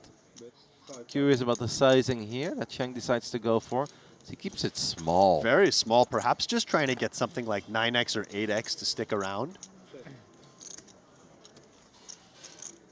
If he bets real small again, I wonder if Voronin would ever bluff here. But Voronin already folded by the time that he put her chips down. What would be cool is if we had... this is the one thing that maybe the app doesn't do, is to show us the VPIP and the pre-flop raise stats. I'd love to know what % of hands Voronin has played to this point. Maybe our producer can get us that information. I'm not sure if that's readily available. Looks like perhaps not, but I think it would be in the 60 to 70% range. And I was actually thinking the same thing earlier when it comes to the 3-bet percentage of Victor, because I have the feeling that'd be on the higher end of things as well. Right. Makes me slow down a little bit, because this table just got a lot more aggressive, I think, with Dong, with Ivan, Constantine getting involved every single hand. and Hassan as well. Ori Hassan, who just joined us. Yeah, there's a lot of aggressive players on this table. Almost no really tight players. No. Dong certainly seems to want to be playing a lot of pots. I'd say that Ivan has been on the more solid side, but that when he does get involved in a pot, we've seen he's extremely capable, as we saw with that really nice river raise with the Ace of Spades Deuce combo. I think maybe Lou is on the slightly tighter side, right? He seems Perhaps, to- yeah. And maybe Chang hasn't played too many hands either, but it honestly feels like the rest of the table likes to get involved. Huang still the chip leader of this table, got a couple big ones early on. I think the biggest hand obviously that he played was the A7, where he made a full house against the Ace-Jack of Constantine. Constantine did a really good job in recovering, and he was just almost back to starting stack, but in the last two hands with his gutter balls, he has once more chipped down to 190k. But obviously still plenty of big blinds to work with. For everyone who has just joined us, we have been live for a little over an hour, and we will have a very similar day to what we had yesterday. So if you guys enjoyed watching the very first ever Triton ONE opening day yesterday, then you guys will have fun today as well. This is the 3K Genesis still. This is Flight 1C, as you guys can often see on our graphics, obviously. At 6 p.m. local time here in Korea, we'll start Flight 1D as well. We won't be covering that, but we'll obviously give you guys some updates that we are tracking in the Triton Poker Plus app. And here comes Constantine once again, 3-betting the 9-8 offsuit. And he does get rid of the ace-9 off, which, you know, those offsuit ace-x hands, not very fun to call 3-bets without a position. Constantine is striking me as the kind of guy that even when he wins a pot, he's not happy because he wants to win a bigger pot. Yeah, he seems like someone who'd be a lot of fun to play cash with. Yeah, for sure. And he's also someone who would never leave. Like, if you try to outlast him, you're in for a long morning. Yeah, you were telling me a story about that, how you were playing a game here last time, right? And No, this was in Romania. Oh, in man. Romania, Yeah. right. And A little life advice, guys. Never sit down at a PLO table in Romania at midnight and think you're going to outlast the Romanians. Because I tried. I said to myself in a very quiet voice, I'm not leaving until these guys are leaving. And then I play PLO until the next afternoon, 2 p.m., and I wave the white flag. I'm like, all right, Eastern Europeans are way more badass than me. This is all the PLO I've got in me. 14 hours of PLO. After having a couple drinks as well, I was like, yeah, that's it. I'm done. You guys win. And then I left, and then they left. I'm like, oh, my God, I was the fish, Alex. They didn't want to leave because I was bad. No, it was a really good time. Big shout out to Romania. I like it. I've never been, actually. I went to a little town called Sinaia, which is near the capital, and it's a mountain city, so very beautiful, lots of snow. People ski as well. That's where they had a poker festival like 8-9 years ago. Honestly, it was a lot of fun for me. What's your favorite place that you ever played poker in? Because I know you're a very well-traveled man. Favorite place I've played poker, huh? It doesn't necessarily have to be like the casino or the room. Okay, maybe like so just the just city overall. The city, yeah. I would say Melbourne's definitely up there. Amsterdam is definitely up there. Both the casino and the city are great. You know, we were getting along so well, and now you're over here praising Amsterdam. Yeah. So is there that much of a rivalry between Rotterdam and Amsterdam? No, it's not that bad. I'm not that fanatic. It's just a bit of a meme. We've got Ace-King suited here for Ori Hassan. Under the gun, raises it up. Ivan has decided to just call. Constantine, of course, is involved as well with the 7-6 offsuit. And look at this. Ori Hassan flopping the flush right away. Unfortunate for him, nobody has too much, although Constantine Voronin with middle pair and a club. And Ori does just start with a check. I like this. Let people hit a little something, you know? Somebody's got queen, jack of diamonds, let them hit a queen on the turn. Let them catch up. He's got the best flush and the second best possible or flush. let this happen, right? Yeah. You know? I'm not surprised, by the way. Constantine, he probably feels that he just completely smashed this flop. If we are starting to get really adventurous with gutter balls, if we flop middle pair and a flush draw, like we're feeling like we have just nailed this flop. Right. Ivan is obviously going to let go of his hand. King, Queen of Spades is a beautiful hand, but Ivan strikes me as the kind of guy that's just not going to get in too much trouble. Did he raise to 25K? He did raise, and I wasn't sure he was going to do this. I thought he might just call and try to keep Voronin's range a little bit wider, but he's just targeting the stronger portions of Voronin's range. And look at this. Voronin, a non-believer. This could get ugly on a number of runouts. Yep, another For 7 would be Constantine. really bad. Even this card, Yeah. where Constantine picks up some additional perceived equity against some of Hassan's hands. No, you're spot on. And we know he loves gut shots. Now officially drawing that. There is no way for Constantine to win this hand unless Ori Hassan would fold. But Ori Hassan is never ever folding. It does not matter what the river is. Doesn't matter if the board pairs. I don't see Ori ever folding. I actually think that I was hoping Constantine could get away from this, but It's really going to depend on the river. Maybe he gets away on some rivers, but it does feel like he's just ready to call this down. Maybe this is the Yeah. river he can get away on. Perhaps. Exactly. Didn't improve his hand in any way. Some of the semi-bluffs, if Ori was just check-raising with the naked ace of clubs, that's now improved to top pair. there's a good chance that Constantine thought Ori was doing this with an ace-king and the ace of clubs, or even the king of clubs, right? Or ace-queen with one club. And we do see Constantine just quickly fold on that card, recognizing that now the semi-bluffs he was ahead of, Yeah. he falls behind against them. Ori not loving that river. And- Obviously would have loved to see a lot of different cards out there. I like the river because I want to see more of Constantine Voronin. Same. I don't want to get rid of him this quickly. He's a fun player. He has definitely made sure that we have been entertained in the opening levels here of Flight Day 1C. The third of the 4 flights here in the opening event of Triton ONE, the 3K Genesis. Couple of really big names in the field. A few of them have already made it to Day 2, including Kristen Fox and Frankie, our vlogger. Kind of waiting for Corey Eyring to show up, because I know Corey has traveled right. with Wolfgang, of course, made it as well, right? To, Yeah, so quite a few streamers. Yeah. I think you're right. Corey Eyring is supposed to be here as well. I'm sure that he's going to try his luck in Day 1C or D, especially with his 2 fellow poker vlogger buddies already making it to the second day. Like, there's no way. Like, they're always going to push him. Like, come on, mate, you got to join us for Day 2. It's going to be a lot of fun. As we see here, Li Fu Huang picking up the ace-queen offsuit, challenging the cutoff open of Dong. It's been a little quiet around Li Fu Hang, but I really don't mind the way that he's been playing these opening levels, right? He's just playing his strong hands. A Dong, by the way, with a massive 4-bet. Dong is not here to play small ball poker. He is really trying to assert himself. Oh, that's so big. An unconventional hand to choose. You're already near the bottom of your opening range and you don't have any blockers to the value hands, but perhaps just picking up something on Huang, and it does get through. And Huang looks a little bit frustrated with that. I mean, these two are polar opposites as players, right? Dong Right. is so aggressive and really likes to get involved, and it kind of feels that Huang just wants to keep the game rather simple to himself and definitely does not want to play monstrous spots unless he truly has it. That was a strong play by Dong. Yeah, Dong is really cool. As we take a look at the top of our counts, we have Sergei Karchenko of Russia at the top of the counts.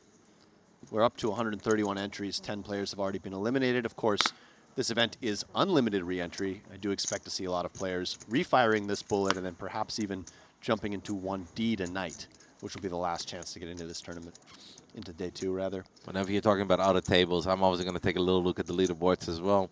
And Shuang Liu actually won a big pot with quads, A6. With Okay. 3 6s on the board. Very nice. Ori Hassan just limping in with the pocket nines. And Victor does decide to raise the 10-7 offsuit. Slightly surprised to see this only because we sometimes expect the raising range to be a little bit more polar here. And Ori has a hand that I believe he was limping with the intentions of limp re-raising at least some of the time. Protecting some of the weaker hands that he wants to limp with. And it does look like a race. 27,000, 28. Missed one. I did mention it not too long ago, right? That Victor is definitely fond of raising pre betting. Victor is definitely on the aggressive side, yeah. He's got a fun style as well. I mean, it really is a very aggressive table overall, which is it's fun Yeah. to watch. A little different than some of the tables we had in the early part of yesterday. I feel like a few of these guys have a serious potential to stick around for a long time. And I think that's the most fun, honestly, about covering some of these early levels, is that from here on out for the rest of the day, I'm invested in the story of Dong. I'm invested in the story of Constantine. I'll obviously keep an eye on your friend Victor as well. Ori Hassan has just joined the table, but clearly seems to be a very good player too. I'm keeping track of Ivan. I really think it's one of the coolest things about watching these opening levels, because of course it gets a bit more serious and perhaps more exciting the closer we get to the money, or once we are in the money and there are these big pay jumps, but this is really where the story starts. Yeah, I agree. It's definitely fun to cover all the different stages of the tournament as we see Chang coming with the open from the cutoff. Yeah, the that's weak one of our ace. wider opens that we've seen so far. Yvonne not going anywhere. Defending the big blind with the king-9 offsuit. Flop is ace-jack-3, top and bottom pair for Chang. But it is a monotone board, all spades. Nothing much going for Yvonne, and he concedes quickly versus the very small bet of Chang. We were talking about Dong's haircut, but I have the feeling that Ivan also got a haircut very recently. Yeah, I think you're right. And maybe not once a week, but max 2. And then I think he gets... Every other week. Yeah, every other week. Yeah.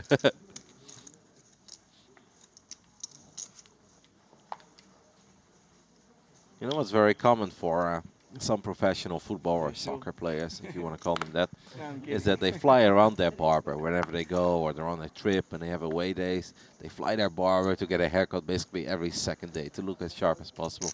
Do you know any poker players that have ever done something? I don't know any offhand. I'm sure it's happened. I mean, in the heyday of poker, Yeah. players were making, they were kind of living like rock stars. They were making so much money. You know, in those full tilt days, I know those sponsored pros were getting high 6 figures every month, getting flown to all these tournaments. So maybe there was a point where somebody was going for the every other day haircut. Jack-5 offsuit for Constantine. It's not quite the Robbie Jade, but we're close. When you start at the beginning, you get 10. I started at the beginning. I only had 8. You have 10? 8. 7 With plus all 1 the is 8. streamer I talk haven't going used on it in yet. chat. You have 11 Somebody actually. says, where is Ram Oh, Punts? sorry, you're counting the A five. play Yeah, on yeah, I understand. Rampage Poker, I believe. So Oh, so 7. I got 12. no, Actually. 11, 12. 12. bit of 7, table talk. 7 plus 5, 12.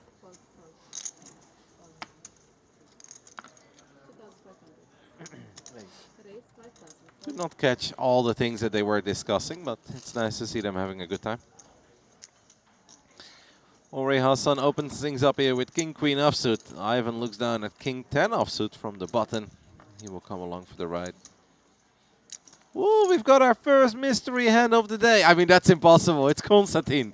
Any Well, two. this should be fun. 4-way pot with Constantine calling out of the small blind. Right now, he's got 100% of the deck. Yeah. Honestly, that smashes the range of Constantine. I can see 7-5 be in there, 7-3, 6-4, pocket 4s, pocket 6s. He could have everything.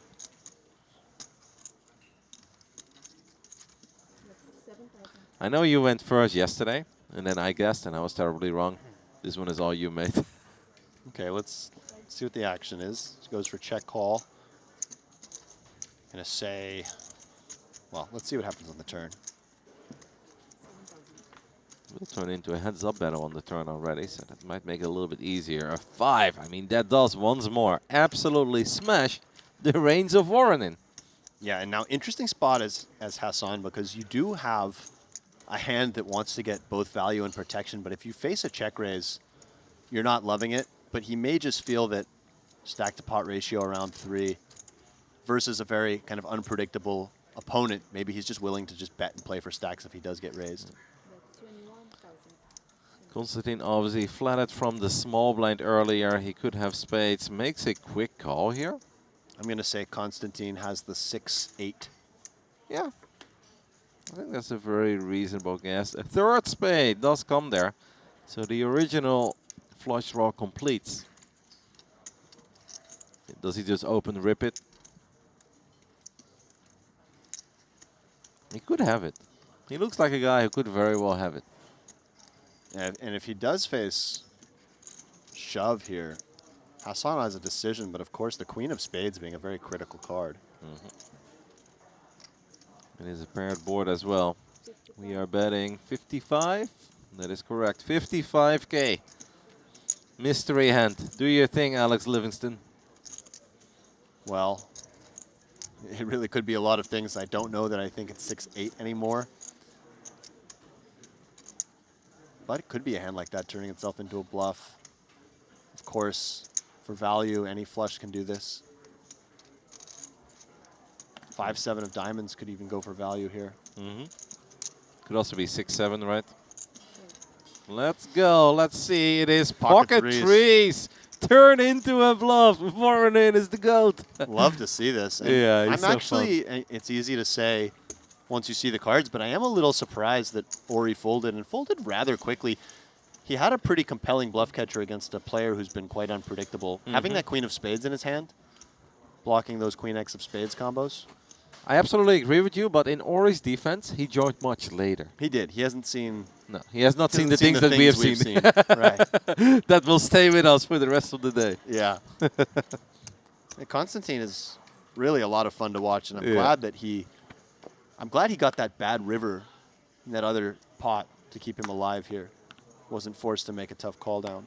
I did have the feeling like that was his part of the board, but I'll be honest, I would have not guessed pocket threes there.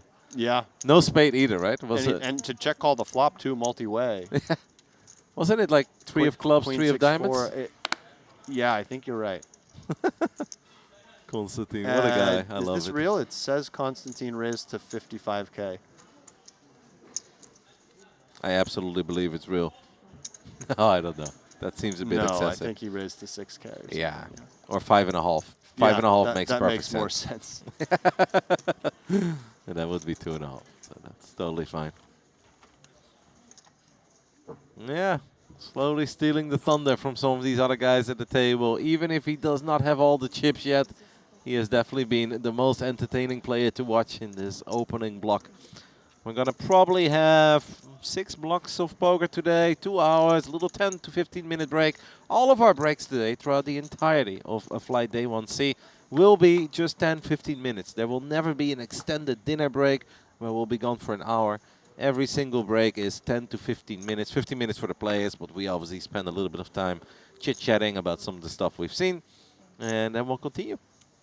And of course, Randy Lou will be joining us after the first break, and the three of us will just be rotating through day 2 of Triton ONE, the 3K Genesis. Here comes Constantine, and Lu Junzhong picking up the ace-king offsuit. We did see Constantine call a 3-bet earlier with 9-8 offsuit, so... And Dong with a real hand, at least for his standards. Yeah, I mean, it is a pretty hand. when you give a player like this a hand like that, I was just going to say, I don't expect them to fold it. He does just come for the 4-bet. Kangwa Dong is really going for it here. Yeah. Against Lu Junzhong, who's been mostly in line, I would say. He's been one of the, probably the tightest player at the table. If we had VP percentage, I believe he'd be at the bottom or as second lowest for sure. This combo, for some reason, is reminding me of a famous... All in, right? Yeah, and Dong is like, and damn which it. I'll talk about in a moment. Nah, that's not, I mean, he's just going to let go of it. Yeah, so there's this famous hand. I believe the action is Ellie Elezra or Barry Greenstein. I can't remember which of them. Opened in early position. Phil Ivey 3-bets the button with either 5-deuce suited or 5-deuce offsuit. It sounds like high stakes I think poker it was days, suited. by the way. This is high stakes poker. Yeah, okay. Lex Veldhouse cold 4-bets the small blind with King Jack suited. And Ivy just sticks it in his eye. And, you know, it's just one of those iconic high stakes poker hands from the early days that really stuck with me. So, same thing here, except that instead of 5-deuce suited, Lu Junzhong did have the ace-king. Yeah, slightly different. Slightly different, but the same cold 4-bet combo from the small blind. Yeah, I watched all those episodes back in the days, and I think a few years later I went back and watched all of it. It's so Probably iconic, right? Yeah, there's some really great hands. One of my favorites is the one where Ivy's tanking forever against Tom Dwan with fourth pair. Ends up folding, but he's so sure close. that Dwan's bluffing. He's just afraid he's actually going And to lose. Tom was to it. bluffing, right? Tom was bluffing. Yeah. He might have been afraid that he could lose to some bluffs even. Yeah, I remember that. That's when Tom was staring at the center of the table for so long that his eyes were drying up, Made a right? comment about the Yeah. lights, right? But I think he was just... Yeah. It's really cool. What's Losing also it a very little. cool is that, like, we're talking about something that was recorded over 2 decades ago. A, we're still talking about it, and B, a lot of these guys still around and still crushing. Yeah, really an iconic show. Honestly, one of the shows that really... Made poker. Yeah, and grew my interest in the game, certainly. Same. And I loved listening to Gabe and AJ go back and forth. I always thought they were 2 of the best to do it. Fantastic show. What was also very cool was the combination of the chips and then the bricks of money, right? And they were tossing those around. Brad Booth throwing in 300,000 with a 4 high in cold hard cash, by the way. I'm glad that you enjoyed it as much as I did. And I know we're not alone, right? I think it's an all-time great show in the eyes of many poker fans. I remember very well, it was my second year in college, and all I did in the afternoons and evenings, I didn't do a lot of homework. I just watched high stakes poker and I watched Borat. Borat, the show was coming out around the same time, and between those 2 shows, I was getting my fill. Yeah, I did not join your interest in Borat, but No? No, I did absolutely enjoy your interest in high-stakes poker. I think I used LimeWire back then as well, ended up with a bunch of viruses. My brother got very angry at me. He's like, what are you doing? I was like, I'm sorry. I just want to watch the poker show. It's really good. We're showing our age to all the Gen Zers in the chat here. I know. Just to be very difficult, guys, to find what you were interested in. Like, obviously, that was not broadcasted on national television in the Netherlands back then. 2 pair here for Wei Che Chang. Yep. That's the second time, by the way, right? Let's see. No. But at least Jack 3 makes 2 pair. I think earlier he had was Ace 3. Once he flopped up and bottom pair. This time, top 2 pair. And if I'm the opener here, I'm a little surprised, actually, to not see the 10-9 of hearts barreling. Strikes me as the type of hand that has enough backdoor equity. Cards like this that you can continue to barrel on the turn if you start with a bet on the flop. And as the pre-flop raiser, would have liked to see a bet there from Lou. Ori getting a very nice price, but just the gut shot on the double flush draw board with some murky outs. He does decide to call, and Lu Junzhong has options here. The problem with raising now is that after checking back the flop, it's a little bit tricky to represent much besides something like exactly pocket sevens, a slow play of some sort. Chang has been very consistent in her bet sizing, but she's also keeping a lot of pots very small, which does give additional cards, like very tempting prices to whoever is involved in any hand. I agree with you, and I would have liked to see her use a bigger bet on a board this dynamic. And what I would do is, I would say that my value threshold for betting there is going to be on the tighter side. You know, I'm not going to be betting too many one-pair hands besides Jack X, so I would just go for a big sizing and also throw in some stronger semi-bluffs for that size. Although she could bet some 7X as well and maybe wants to use a smaller size. She ends up checking here, and it looks like Ori Hassan is considering going for it. And he bets 45,000 overbet. I like this. Holding the 10 of spades. Cheng now wondering, how did we end up here? Flop the world to some degree, or at least a very strong hand with top 2 pair. I have the feeling though that she's going to make the call. I really do have the feeling that she's going to look Ori Hassan up. She's like, I'm not going to let these guys just push me around. She already has calling chips in her hand. I have the feeling she's going to do it, Alex. No! Don't do it, Cheng. Don't fold. Oh, that's so close. I'm going to use a time extension chip. Yeah, difficult spot here. Pure bluff catcher. She has to try to think of all the different hands that Hassan can call the turn with. The fact that she bets so small on the turn might make her more likely to call because it does give Hassan more of the gutters like he has, the 8-9, 10-9, 10-8 combos that would have folded to a larger bet. So again, yesterday we talked about it a little bit, is you have to try to come up with natural bluffs in a spot like this, and here you can think of quite a few.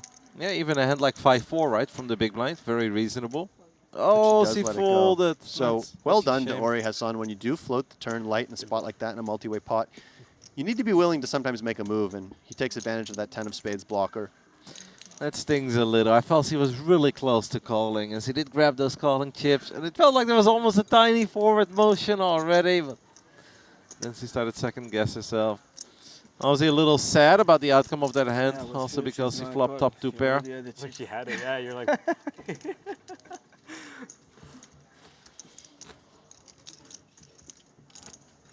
Already celebrating a little bit with Victor. Did not pick up on everything. A chuckle like that pretty much always comes after a bluff. Have you ever had a man chuckle like that after they just got it in with the nuts? I think you're right. He's certainly bluff heavy. Yeah.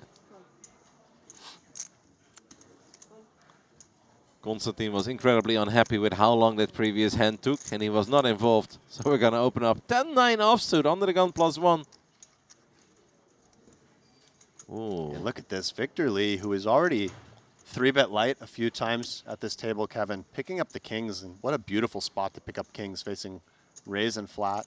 Yep. Out of the big blind. 24. The only thing I don't think is so beautiful for him is that I don't think he's going to get... Never mind. He is going to get action. Okay. Not so fast. Despite the fact that Huang also called after Constantine. Constantine not even closing the action here with the 10-9 offsuit. And if I'm Huang here, I think I am tempted to call, even though it's quite a big squeeze. Yeah. Closing the action with the best relative and direct position. I would only ever call, though, after Constantine called. Like, if Constantine didn't call, I think I let go of my 5s. Yeah, I agree with that. But here, not only has position on both players, but also has Constantine in there. Ooh, he lets go of it. Well, that, you know what that means, 5 in the window. Yeah. Instead, it's 3 kings for Victor, and interesting to see how he plays this one. I think checking and betting small both have some merit. You don't want to bet big and lose your customer. It's almost too good, right? It is, but the type of board that he might just bet very small with his entire range, and he can continue to do that here. Yep, and he does go small, little over 4 big blinds. Or Yeah, and if exactly you're 4 big blinds. Constantine here facing such a small bet, you do have backdoor flush and straight draws. I don't fault the call. Needs a spade or an 8 to dream. The 4 does not do anything, and that means Constantine no longer has any way of ever winning this hand.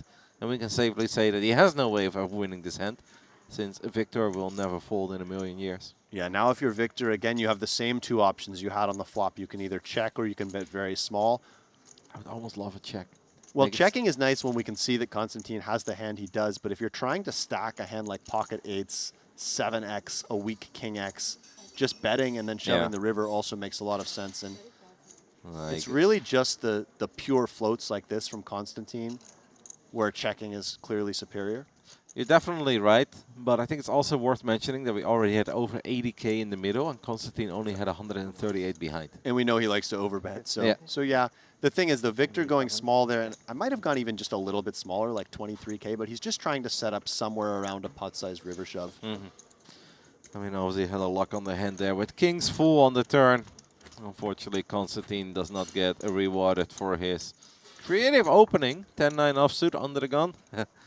And given, of course, that he opened under the gun and called the 3-bet, Victor may be weighting his range a little bit more to something like medium pocket pairs. Yeah. Perhaps not thinking that a hand like 10-9 offsuit is in range at all. And we can't really blame Victor for that, to be fair.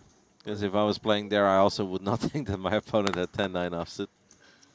We've got a new chip leader, by the way, Flight 1C. And guess who it is? Xuan Lu, I love to see that. Take a little look at our hand.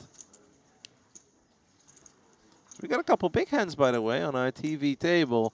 Victor, after just waking up with kings, now looks down at pocket 9s. It is Wei-Chi Cheng who has bumped things up with ace-queen offsuit after Constantine Voronin, under the gun, opened up with 9-3 of diamonds. Yeah, even for Constantine standards, this is very ambitious. Oh, and don't forget, wow, that's the case 9, by the way, since Victor let go of pocket 9s.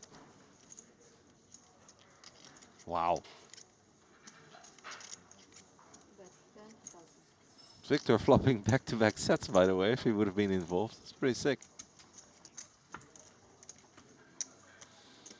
The Turn is the 8 of spades, which means that the 9-3 of diamonds of Constantine is still best. It goes check, check real quick on the turn, which means we end up on the river, and it's another 8. And I don't think that Constantine should come with a big bet, but I would like to see a value bet of some sort here. He goes 30K, and Chang looks extremely curious. Yes, he obviously knows that Voronin has been very active. He's been at this table for a while. And she does make the call. Oh, that's so unfortunate. I think also, Kevin, sometimes what happens is she had faced a large bet in a previous hand and was very close to making the call and didn't, and perhaps feels that she may have made the wrong decision there. And not to say she's overcompensating by calling here, but doesn't want to fold the close spot twice in a row. Yeah. And there are a lot of similar hands that Voronin clearly opens and would have probably played like this that did not connect, where ace-queen is actually the best hand, right? Like, just because this time he did make a pair with 9-3 doesn't mean that he would always have it. He'd play similar hands where he did not have it. So I do completely understand the call. It's just a little bit unfortunate because earlier he did fold that a 2-pair Jack-3 where she was wrong, and I think she picked up on the fact that she was wrong because of that choco and the little table interaction between Hassan and Victor. Raise.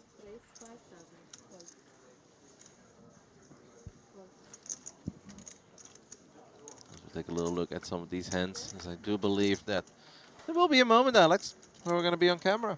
Okay. You're going to make sure that you look good in your beautiful Triton shirt. Yeah. They are nice T-shirts. Comfortable material. You could even take a little look at some of the hand histories that we've got open over at our Triton now. I would say that that last hand is really showing something to the table. They knew that Voronin was playing a lot of hands and was getting a bit out of line, but seeing 9-3 of diamonds opening under the gun and calling a 3-bet, that gives these players a whole new perspective on just how wide he can be. Yep. And if I had to guess, Ori Hassan might be questioning that fold with the king-queen he made on the river after seeing that showdown. I believe so. Deuce of clubs on the turn. Constantine with a pair of 6s and the 6 of clubs. Victor is the best right now. And honestly, if you have 6-5 here, you're not hating life. You've got second pair. You pick up a gut shot as well.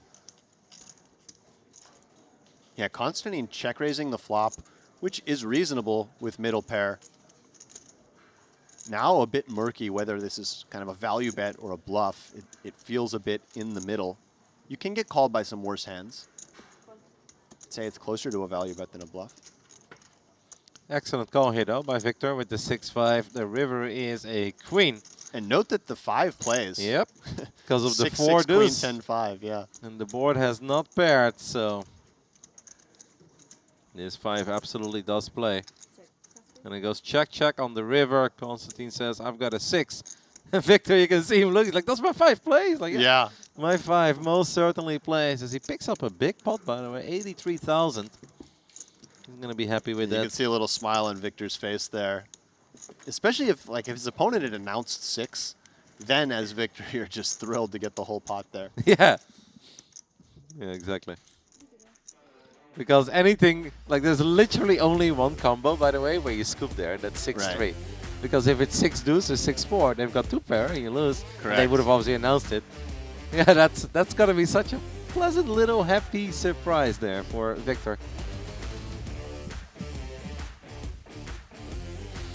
As I do believe that will come back to us for a little bit, Alex, where we can maybe go over the leaderboard standings on our iPad before we hop back into the action over at our future table. Been incredibly exciting first 90 minutes, give or take, of poker. Yeah, well, I think Constantine Voronin has been, so far, the player of the tournament to watch. He's just been really playing almost every hand, playing in an unpredictable fashion. He's gotten some nice bluffs through, turning those 3s into a bluff against Ori Hassan. He's gotten some good value bets in. Certainly post-flop, he seems to be showing some chops, but he's just in there with such a wide range of hands. All right, I do believe that we are just waiting until we can hop back over the table. We cannot hop into the iPad at the moment, but we can do it in a little bit. We mentioned we have a new chip leader, and it is our Canadian Triton champ, Xuan Liu. Xuan Liu at the top of the counts, and look at this field size just growing, 157 entries. Nice to see Xuan. You're getting your hopes up, aren't you? Well, yeah, still. So we have a bet that we made yesterday. It is a $10 bet on the field size, and I told Kevin that we're just going to go with days 1A through C because we didn't know about this day 1D at the time. So I need the field size for days 1A through C to hit 850, and it's actually going to be tough. It's going to be close. We It was a good line. It was a good line. I think we had Yeah. 460 between days 1A and B, but I do Yeah. expect day 1C to get quite big, Kevin. Yeah, no, I expect it to get big as well, and I do think it's going to be very close. But I can only echo everything you've said. I've been loving Constantine Voronin. I'm not sure if it's the way to truly print in the long term, if we're going to play this wild, this crazy. But I did ask you in the beginning of the day, you said you also like to be a bit creative in the opening stages of these long tournaments, where like this is where you feel like it's all right to widen your ranges and loosen up a little bit. I mean, I've made some pretty ridiculous flats in level 1 and 2 of the main event. Just to sort of show my opponent that hand at showdown and then have them think I'm capable of having that. So Voronin taking this to a whole new level, opening the 9-3 of diamonds under the gun, but it's been a lot of fun to watch as we do pick the action back up with Constantine Voronin opening here on the button at least, you know, Yeah, with King 4 offsuit. Dong surprises me a bit. He just flat calls this given his propensity for 3-betting, but of course both options certainly on the table here. Yeah. Maybe he wants to slow down a little bit after he did try that move earlier with the King-Jack suited, which is obviously a pretty hand, and it's a fun hand to take a flop with as well. And then he had to fold it to the jam. And since Constantine has also shown us that he likes to be very aggressive, makes sense that Dong actually wants to play his Jack-9 here. Flop is Ace, Ace, 8. Honestly, there is nothing there for either player. Nothing there, but note that Dong does float the flop with all the back doors. 10,000. I'm not loving that on these kinds of boards, because there is a world where even if you get there, you're going to lose all of it. Now, I know Voronin doesn't have a stack big enough to stack Dong. You can't always be afraid of the nuts, but I don't know. There aren't just too many good cards out there. There's not really as... I guess the 10 of hearts is a card that would get us very excited. Any 10, any Jack, any 9, but... If you think your opponent has kind of the whole deck, then the Jack and the 9 are going to be pretty clean outs most of the time, and you do have some backdoors as well facing a small size. I don't mind the peel, but here, even picking up the gut shot. Yeah, you don't want to be overfolding against somebody who's clearly opening a lot and very wide. I think if you just say that every time you only have 1 over to the 8, you fold, but anytime you have 2 overs to the 8, it's a very reasonable way to sort of split your range there facing that small size. Yeah, I think that actually makes a lot of sense. And that's why you're here, Alex. That's why you're the GOAT. Is this going to be our next future table? It looks like it. And is that Xuan Li? I think I see Artur Meritrosian there. Yeah, on the right side of the dealer. And Xuan Lu on the other side. Really? Is that Was the it? tape? No. No, I don't Oh, think that's sorry. it. I mean, she was hiding, I right? saw the black hat. And Yeah, her you face saw was the cap. down. And she was wearing a cap yesterday as well. Yeah. There was a good chance that she brought a bunch of them to the event, but no, I don't think that's what it is. Because I think we would have been talking about it if they were actually sitting next to each other. The face was hidden there. That's my excuse. Yeah, no. Well, then that's very fair. We were playing the guessing game. But very cool that we got to see Artur Martirosian after our first break. As we mentioned before, all of the breaks today are going to be 10 to 15 minutes max. Got ace-4 of clubs here for Huang. It's been a little quiet, right? But obviously still doing good. He is 50k above starting stack. Everybody started the tournament with 250k. And Victor with the ace-8 of diamonds, top pair. Kicker problems here for Huang. There's a world where this goes split pot. Yeah, it's trending that way, perhaps. Sure, Victor was hoping to see another diamond. Victor is definitely very good. Like, looking at him in the first 2 hours, he makes such a solid impression. It's very unlikely that he's going to blow up. It's very likely that he does something silly. And the board does pair on the river. But he is still willing to go for it. He's definitely a good player. Yeah, but I feel like Huang also is not the kind of guy to fold his ace here with a jack kicker. I feel like that'd be a little too tight. I know there is a third heart, obviously, that rolls off. Victor has to decide if he wants to go for value here, and if so, what size. Note that he does chop with all other ace-X. And he does just elect to check it back, which I think when the 6 pairs and the backdoor flush comes in is quite reasonable. Especially against the big blind that is sticking around, right? You'd be specifically targeting 9X if you value bet, because it's not like the straight draws can call anyway. Yeah, no, I like that as well. I think there's no reason to make that one too complicated. So I might have liked a bet on the turn from Victor there. I think you can expect ace-8 to be ahead quite often there. And you do get to charge some draws, but checking back also reasonable. yeah, maybe if they have 8-7, even though you're blocking 8-7, but they can obviously still have that in the big blind. Or 8-10, something among those lines. Would have been nice to go for a tiny bet. In the end, we know that it probably would not have made a very big difference here. On level 3, I believe that we currently are. And this is the final level before our first break of the day. We already took a little sneak peek. A little bit jealous. I know that I'll be replaced by Randy for the upcoming 2 hours. And I cannot believe that Randy can just sit here and gloat over Arthur Martirosian for 2 hours, which I know he's a big fan of. 5,000. I'm sorry? 5. Raise to 5,000. Pass. Pass. I'm going to raise it up with the Ducks under the gun +2 on the side of Ivan.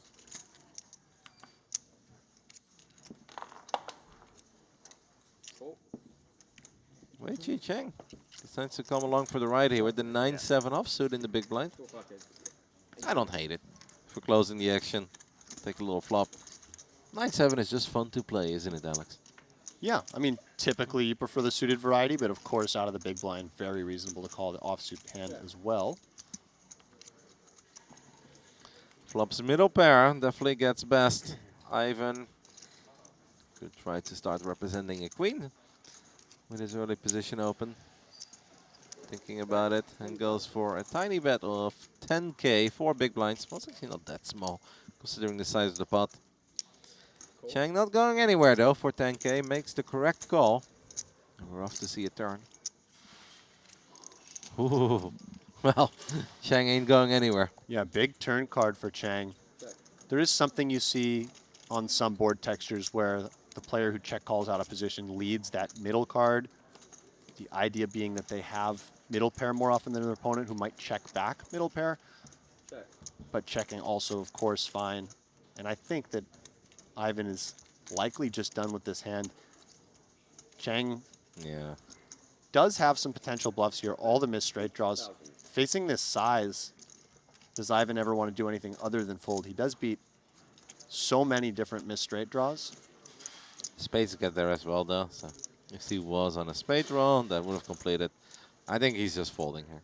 I'm very curious if Chang would have checked. What would Ivan his play have been? Because I don't believe that he thinks that deuces are good there. So then I wonder if he would have taken a final big stab at it. Maybe try to represent the ace, try to get her to fold a queen. Yeah, it's think- possible. And you do see him giving it some serious consideration, just thinking about the quantity of straight draws that she can have, but perhaps eventually deciding that Chang has been on the more solid side and giving her credit for having some sort of value hand. Cheng's bet was small there, right? Like just a little over 3 big blinds. Now, to be fair, all of her bets have been somewhat small throughout these first 2 hours. But it did really scream like block bet, where it's like, hey, tiny bet, I just want you to call, nothing crazy. And perhaps because of that sizing, Ivan did think for a split second, if I make it big here, can I get her to fold? I think he could have been considering all 3 options, to be honest with you. Raising definitely on the table, too. He has a spade blocker, albeit not a strong one. Pass. Raise. Raise. Oh, and I was going to say I thought Constantine was folding a hand, but no, of course, the No. suited 9-4, not in his folding repertoire. Cool, we got a new dealer, and this dealer actually announces all the actions. So it's like, pass, pass. And then it comes to Constantine, Yeah. and the words you hear, raise. It's like, yeah, of course. 9-4. And he gets it through. 9-4 suited, an absolute beauty. Nobody had anything working there. I never thought I would enjoy watching Constantine Voronin this much after 2 hours, but this has been very fun. This man is clearly here to play some cards. Yeah, maybe we can just sub Constantine into every feature table. Well, Honestly, I don't think See if anyone we in the chat would have a problem with that. right. You would not have a problem with that. I don't think Randy would have an issue with that. Maybe our tournament organizer would, though. He's like, no, guys, that does not work. Yeah, you can't do everything just for production value. No. Something about integrity of the tournament being very important. Voronin picks up another suited combination. Suited connector, as we like to say. Connect this. The Jack 3, by the way, has been a prominent hand of this segment. Victor just calling out of the big blind with the suited ace. Call. The suited 7-gapper. At this point, I'm really wondering which hands does Constantine fold if it gets folded to him, Check. you know? Right. Victor flopping an open-ender. Picks up a flush draw with it as well. Nice chance for Victor to just go for a semi-bluff here. He can target some ace high to fold immediately with a large bet, and then he also has plenty of equity against everything in Voronin's range. Voronin lets go of it immediately. Was not very happy with his jack 3 of diamonds. So next hand he's under the gun, correct? Believe so. I'm so excited to see our under the gun opening ranges. It's like at this point nobody is raising it for him. Right. So almost, I feel like any two will do at this point. Well, we've seen some 9-8 offsuit and some 9-3 suited in this position, but what about the 9-3 offsuit, Kevin? He surely will draw the line somewhere. I don't think he was VPipping 100% of hands at the beginning of this feature. No, table, he by the way. wasn't. I really think the ace jack hand sent him into. But he's entered a new mode. He's leveled up. All right, let's take a little look at. Oh, well, that's pretty perfect. And After opening the last 7 hands in a row. he deserves to get some action. He Yeah. deserves to get all in against ace queen or something. And Absolutely. look at this. Lu Xingzhang picking up on the fact that Voronin has been opening extremely wide from every position. Comes with This is it. We're going to play a monster pot. There's no way that Wang is going to give those two a lot of credits, right? And he does just lay down the 2 10s. And to be fair, Lu Xingzhang has been on the solid side. That is correct. But 2 I still- 10s is still a lot of hand. That, yeah, that is a lot of hand. I think that's a very tight fold. And Voronin just moves in and gives his opponent, gives the table a little bit of a stare down. I mean, honestly, in the end now we pick up, what, 15K in the blinds? Yes. A little bit underwhelming after we play But so many hands. so deep, I would be tempted to make a smaller 4-bet size. I agree. But it feels that Constantine is obviously playing with a sense of urgency at this point. And he's like, come on, guys. Yeah, he's trying to get back to starting stack, and he's well on his way. I can't believe that we folded 10s there. But I know it's under the gun open and under the gun +1. Like, those are the strongest ranges, the strongest positions. And, yeah, 10s become smaller, but 10's still an absolute premium. Another player who likes to get involved with some speculative hands, picking up the big slick. Pass, pass. Pass. Pass. Pass. Like, you wouldn't fold the 10s there, right? Even if it's under the gun and under the gun +1, 3 I'm going to say it's certainly tricky because you don't want to play a ton of flats typically versus raise and re-raise. Just because I think Voronin's on close to 100% of hands, I would have probably considered at least calling there. Yes, I think I would have played the hand. But in general, versus those positions versus raise and re-raise, 10s is a very reasonable fold. That is true, but I think you have to keep an eye on everything that's been happening. And he's not new to the table. sure. He's seen Constantine I play think for flat two. would have actually been a very reasonable option there. Like, I think the under the gun +1 3-bet is a lot more intimidating than the original open of For Voronin. sure. But again, the under the gun 3-bet, now you're already putting in 15,000, you know. Yeah. But that's why I think we can even consider 4-betting. I honestly think I'd be closer to 4-betting 10s there than folding. That's just my take. Yeah. But I mean, And I I would know we actually, would have I been would jammed actually on. prefer flatting and keeping Voronin in and just playing multi-way in position. yeah, that's probably totally fine too. And that's probably a way better play. I'm just letting you know what I would have done. And look at this, Voronin making top pair, out-kicked by Dong. Top pair with kicker problems. Dong obviously had the nut flush draw as well. I mean, this could have been... The king is bad, but it could have been a whole lot worse. So the Dong ace of bets, clubs yeah, versus the Dong king of bet clubs. small on the flop here and then went for a big semi-bluff barrel on the turn. Now deciding what sort of sizing he wants to go for.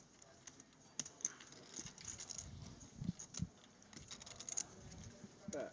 30,000. Does just go for half pot and gets looked up. And bad news here for Constantine Voronin. And I believe that Lets out a wry means that smile. we are getting very close towards our first break. I don't know if there's another hand or not. We'll keep an eye on the clock. See what the dealer decides. Doesn't seem like anybody's in any hurry to get up, so there is a good chance that we will get at least one more hand. Yeah, I think one final chance perhaps for Constantine to get a couple chips to the middle. Or right, yeah. Perhaps one or two more hands here. But what an entertaining segment that has been so far. Constantine Voronin really driving the action. He started out, I think, certainly playing loose. But by the end, it really did feel like he was playing 100% of hands. Yeah. And that just creates an interesting environment. I've played in cash games where you have players like that over the years. And it really kind of creates this whole new environment where you have to play this game within the game. You know they're playing all the hands. You're trying to kind of isolate that player and play hands with them. Everyone knows you're doing that. You're expanding your value range. They're just fighting back as well. And it kind of creates a chaotic atmosphere that I think is a lot of fun. I thought these were two incredibly entertaining opening hours of a flight. Day 1C. I'm going to follow most of these guys throughout the day. I'm curious in Dong, very curious in Constantine. Of course, we keep an eye on Ivan as well. I still think Ivan is very good. Your friend Victor played excellent. Yeah. It's going to be a lot of fun. We already had a little sneak peek at the next future table, and we did recognize Artur Martirosyan, one of the biggest crushes in the world. He'll be on the TV table next. We're going to head over to a little 10 to 15 minute break, and after we'll be back with Randy Liu and Alex Livingston talking about how great Artur Martirosyan is for the next 2 hours. We hope you guys are having fun watching Triton ONE. We'll see you guys in a bit.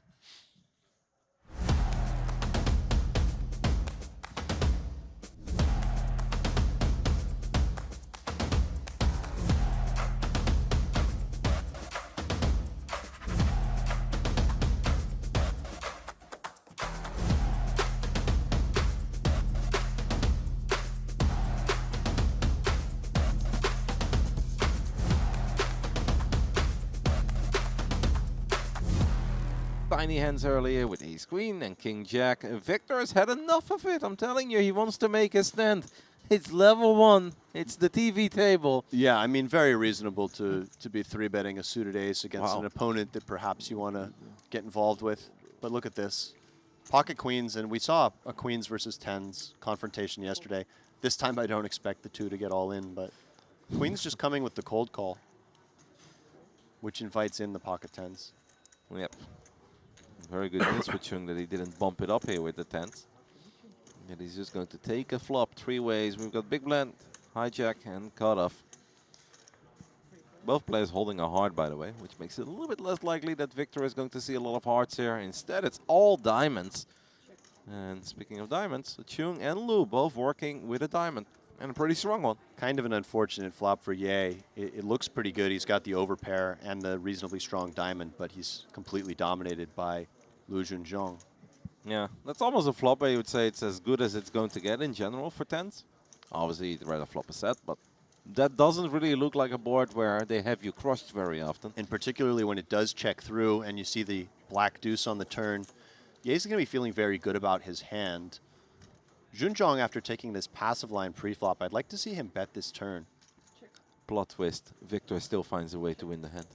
This is a little unusual to me that both the queens and the tens are checking. This feels very passive.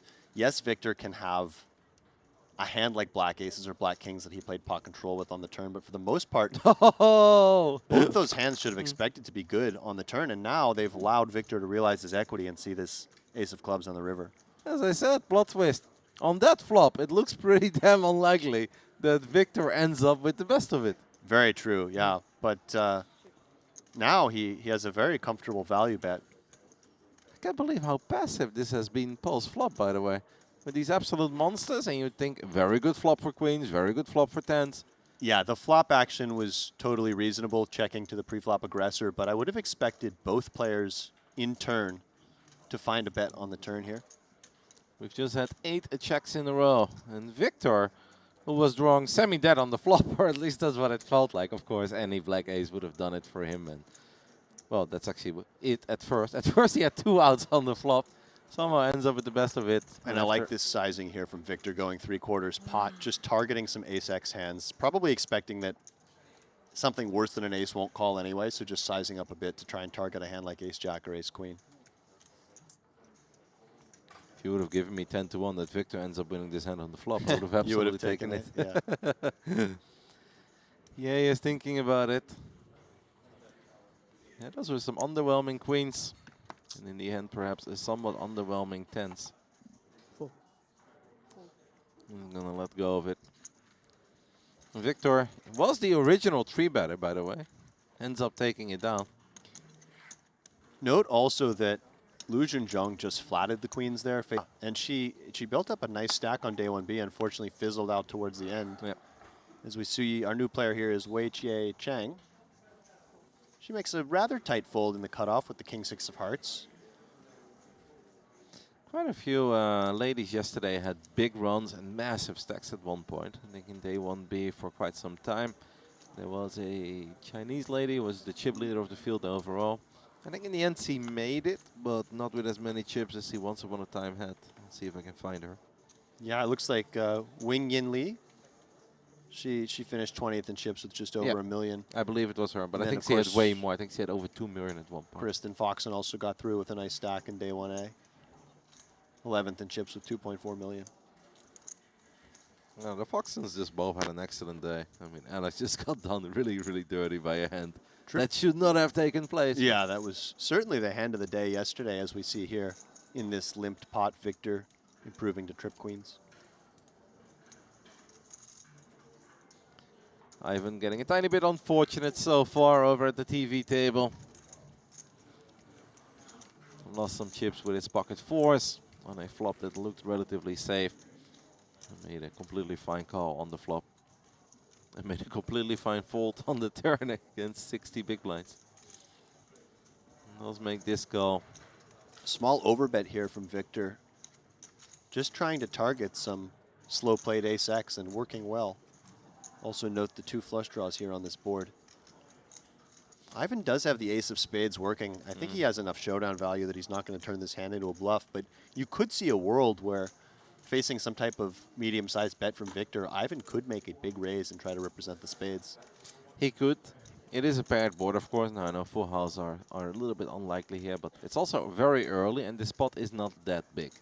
Yeah, I don't expect it to happen necessarily, but it would. If I did face a bet here and I had the ace-high flush, I would be raising for value. So it's not that his hands would be too weak to raise for value if he actually had the nut flush. So he could kind of mimic that with the nut flush blocker. But again, he also has enough showdown value to just make the call here. Yeah. I definitely think I'd be leaning a little bit more towards just calling. Yeah, I feel like folding is a bit too tight this early on. Yeah, so basically the merits for raising here are that your opponent can be value betting some Queen X and some Jack 10. And those hands in particular, if they don't have a spade, may have a tough time calling a raise. Dimitrios Anastasakis, that we saw yesterday a few times as well, already busted on flight a day 1C. Got it in with kings, lost against fives, where fives made a set on the turn. I think Ivan is seriously considering raising here. I think you're onto something, because we have picked up a great chip, and he is going to raise. Is that 35K? That is indeed a 35K. And it is a tough spot for Victor here with trip queens because you have just a pure bluff catcher. You don't really block a lot of the value hands. I mean, you do block some of them. You block some of the boats with the queen there, but I think that flushes can raise given this action, especially nut flushes. Nice prediction by you, Alex. I did not think that we were going to see that, but Ivan is making a play here early on level 1 and takes it down after Victor lets go of trip queens there. And that's a pretty sophisticated play there from Ivan, and I think he'll be someone to keep an One more time. And I think the biggest problem there for Victor is that even if you're a non-believer, you're going to lose against some of the bluffs as well. Like some of these. You're probably beating all the bluffs on the turn, but Yeah, but if like a random pair rolls up, there's so many Right. like random cards out there. Like if it's a random A6 or whatever, like you're gonna Yeah. start losing against that too. the problem I think really is that barring a 10 or an ace, maybe a queen, there's just not a lot of clean rivers to want to call down on. You have to be so confident that you're ahead. And I think the queen still makes life hard in some scenarios, but probably feels a lot better about it. Victor definitely seems very sharp here on the, I want to say, early morning over in Jeju. And everything feels like early morning if you were up until like 3, 4 a.m. following or playing poker. But and we were up here pretty late in the booth, and then I haven't been sleeping great. I don't know how. Have you been adjusting well to the time zone? I have a hard time falling asleep, but once I am asleep, I can't complain. Fair, yeah. I only slept 4.5 hours last night and had some choppy sleeps before that, but you know, a little bit of that $20 coffee. There's a barista here who has won some international competitions for coffee, and she set up a little kind of makeshift coffee stand just a couple 100 feet from us. And I have to say, I had one of those coffees today, and Legendary? I'm a sucker for this sort of thing. I'm going to probably be trying a different one each day. Okay. Trying to bill it to Triton. We'll see if they go for it or not. So it's just up the escalator and basically then Just up the escalator. You can't miss it. All right. Are you a coffee person? Yeah, absolutely. Yeah. I had a coffee just here in the restaurant. Look at this. Ori Hassan, who I know has a lot of experience playing mid to high stakes tournaments, comes with this squeeze in a spot, or sorry, with this check raise. 2 overcards, backdoor flush draw. He's going to put a lot of pressure on these exact hands. This was a 3-way single raise pot. Did Constantine just raise? No, he just called. No, just floating the 2 overs backdoor flush draw. He is ahead right now. Note that he has 70%. If he can navigate his way to showdown. A club on the turn would make Constantine very happy. 10 of clubs on the turn. 10 of clubs is a fun card. Yeah, that's the dream card. Instead, it's the tray of hearts. Which is a complete brick. Doesn't really change anything. And once you've check raised this big as Ori Hassan, I think that you feel like you've already cleared out a lot of the weaker hands. You don't expect a hand this weak to call the flop. So I don't know that you're just considering barreling every time you get a brick turn like this, just because you feel like you're doing a lot of your damage on the flop. Seems like your analysis is spot on there, Alex. I've really been enjoying Constantine. He's just so in the mix. And definitely feels like he's been a little crazy in these first 2 levels, but makes it incredibly fun for us to watch it. He's fun to watch. I enjoy his demeanor. And I enjoy seeing things like this. This is the second time he's bet 80,000. Yeah. The other one, he had that ace-jack and was forced to fold to the all-in against the aces full of 7s. This one is just going to work. Note that he does have the best hand, but he can't know that. Back then, Ori Hassan was not here, but it is worth mentioning that Voronin did announce to the table that he had ace-jack, by the way. We picked up a little bit on that table talk, and he did. He did, yeah. He did mention that he folded ace-jack there to the river gem of Huang back then, who has already left us. Constantine Voronin takes it down, and he finally gets his big win that I feel like he's been battling and looking. Traveled, man. Favorite place I've played poker, huh? It doesn't necessarily have to be like the casino or the room. Okay, maybe like so just the just city overall. The city, yeah. I would say Melbourne's definitely up there. Amsterdam is definitely up there. Both the casino and the city are great. You know, we were getting along so well, and now you're over here praising Amsterdam. Yeah. So is there that much of a rivalry between Rotterdam and Amsterdam? No, it's not that bad. I'm not that fanatic. It's just a bit of a meme. We've got ace-king suited here for Ori Hassan. Under the gun, raises it up. Ivan has decided to just call. Constantine, of course, is involved as well with the 7-6 offsuit. And look at this. Ori Hassan flopping the flush right away. Unfortunate for him, nobody has too much, although Constantine Voronin with middle pair and a club. And Ori does just start with a check. I like this. Let people hit a little something, you know? If somebody's got queen, jack of diamonds, let them hit a queen on the turn.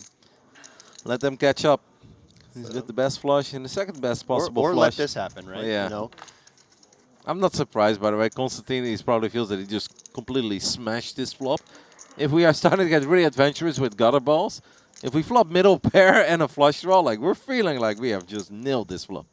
Right. Ivan is obviously going to let go of his hand. King, Queen of Spades is a beautiful hand, but Ivan strikes me as the kind of guy that's just not going to get in too much trouble. Did he raise to 25K? He did raise, and I wasn't sure he was going to do this. I thought he might just call and try to keep Voronin's range a little bit wider, but he's just targeting the stronger portions of Voronin's range. And look at this. Voronin, a non-believer. This could get ugly on a number of runouts. Yep, another 7 would be really bad. Even this card, yeah, where Constantine picks up some additional perceived equity against some of Hassan's hands. Well, you're spot on. Man, we know he loves gut shots. Now officially drawing that. There is no way for Constantine to win this hand unless Ori Hassan would fold. But Ori Hassan is never ever folding. It does not matter what the river is. Doesn't matter if the board pairs. I don't see Ori ever folding. I actually think that I was hoping Constantine could get away from this, but it's really going to depend on the river. Maybe he gets away on some rivers, but it does feel like he's just ready to call this down. Maybe this is the river he can get away on. Perhaps. Exactly. Didn't improve his hand in any way. Some of the semi-bluffs, if Ori was just check-raising with the naked ace of clubs, that's now improved to top pair. There's a good chance that Constantine thought Ori was doing this with an ace-king and the ace of clubs, or even the king of clubs, right? Or ace-queen with one club. And we do see Constantine just quickly fold on that card, recognizing that now the semi-bluffs he was ahead of, Yeah. he falls behind against them. Ori not loving that river. Catch all the things that they were discussing, but it's nice to see them having a good time. Ori Hassan opens things up here with king-queen offsuit. Ivan looks down at king-10 offsuit from the button. He will come along for the ride.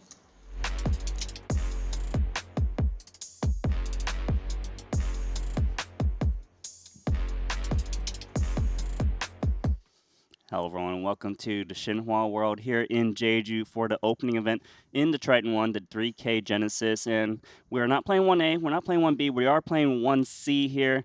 Do have 3 levels already under the belt. The last frame, you got to witness that.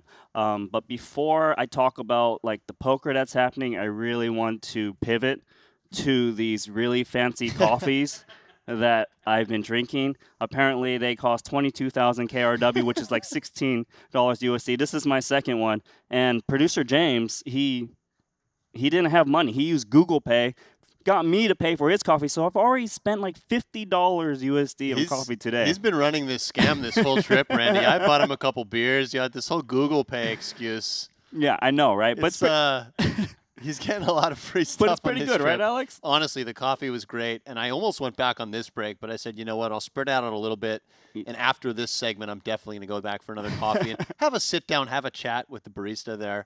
Of course, because she seems to have some stories. All right, so let's take a look at the Triton Poker Plus app and take a look at the overall leaderboard. And we see a familiar name, Xuan Lu, of course, who made a debut at our Triton series before, won a trophy. She's at the top of the chip counts, is on multiple re-entries. She did play 1A, I believe 1B as well. But I believe the main feature here is at our feature table, we see a huge name, Artur Martirosyan, who's sitting on 495,000 chips, currently leading the Ivan Leo Player of the Year award. I mean, I expect he's going to play a little different. What do you think? Yeah, I mean, Artur, again, one of those players like an Alex Foxen who can play against the best players in those high-stakes environments, against the tough players, but also knows how to adjust in a field like this. And I think he's just, you know, absolute crusher, and it should be a lot of fun to watch. I think he's going to play a lot of hands. Yeah, and you know, earlier yesterday we saw Foxen deviating, making a big move with like Jack 3 suited on the board. I thought he had no connection with. So let's see how Artur attacks this field. So we're just taking a peek outside before we get to our featured table. These players still in, of course. 186 total entries at the moment. Yeah, I've got a real sweat going my bet against Kevin because we said we're not going to include 1D. We didn't know 1D was part of it. The over-under was 850. Flight A got 300, then 160, so 460. I need 390 in this flight. At 186 right now, I'm starting to think, I don't know, it's close. 390 is tough. The only reason I say it's tough is because the people who made it through on day 1 and A and That's B, right. they can't register. They can't register, but maybe some people flying in who weren't here yesterday. What I can tell you is Artur is going to put some beat down on some players here at our feature table. Potentially, he's got the massive stack. He's going to try to use that to his arsenal, attacking all these, you know, other stacks. But then again, the shortest stack at this table, Zhang Yu has 61 big blinds, so a lot to work with in the early goings of this tournament. Very true, but nice to see Artur already with the table chip lead, asserting himself. Oh, sorry.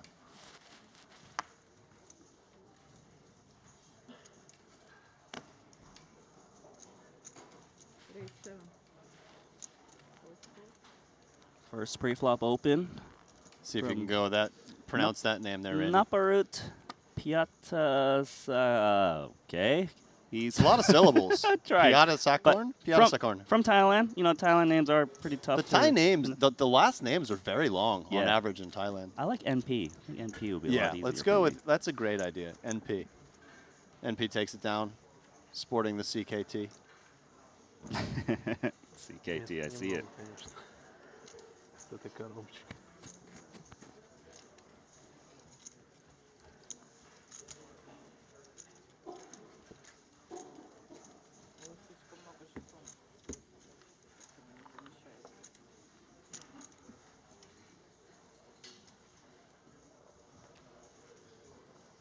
On to the next hand.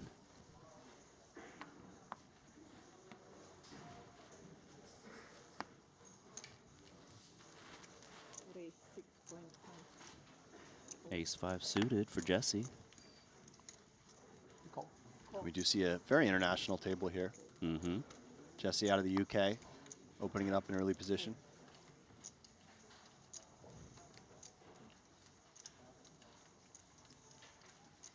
Little call right behind him from Zhang Yu. King 10 of clubs. He's actually been to our Triton festivals before in the Super High Roller Series. Peng Huang. 2 kings. Instant squeeze to 20K.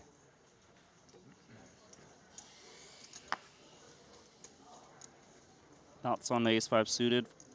How to approach from here? Given they're, what, 70 big blinds deep? Yeah, tricky. I think calling is certainly reasonable. I think everything was kind of on the table there. What do you think, Randy? Yeah, I'm guessing the reason he folded is he's putting Peng on a very nutted hand.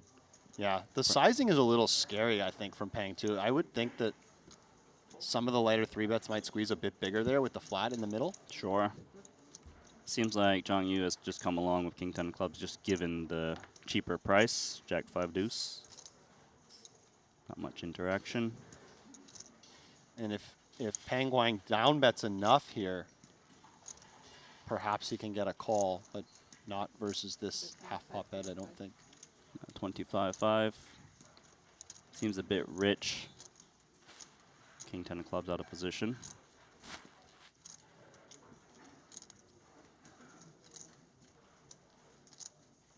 Yeah, I think just given the price, I would have been tempted to continue the Ace-5 of clubs, but certainly not a fun spot if you think your opponent has a very strong range and you're out of position. Right. That king's going to take that one.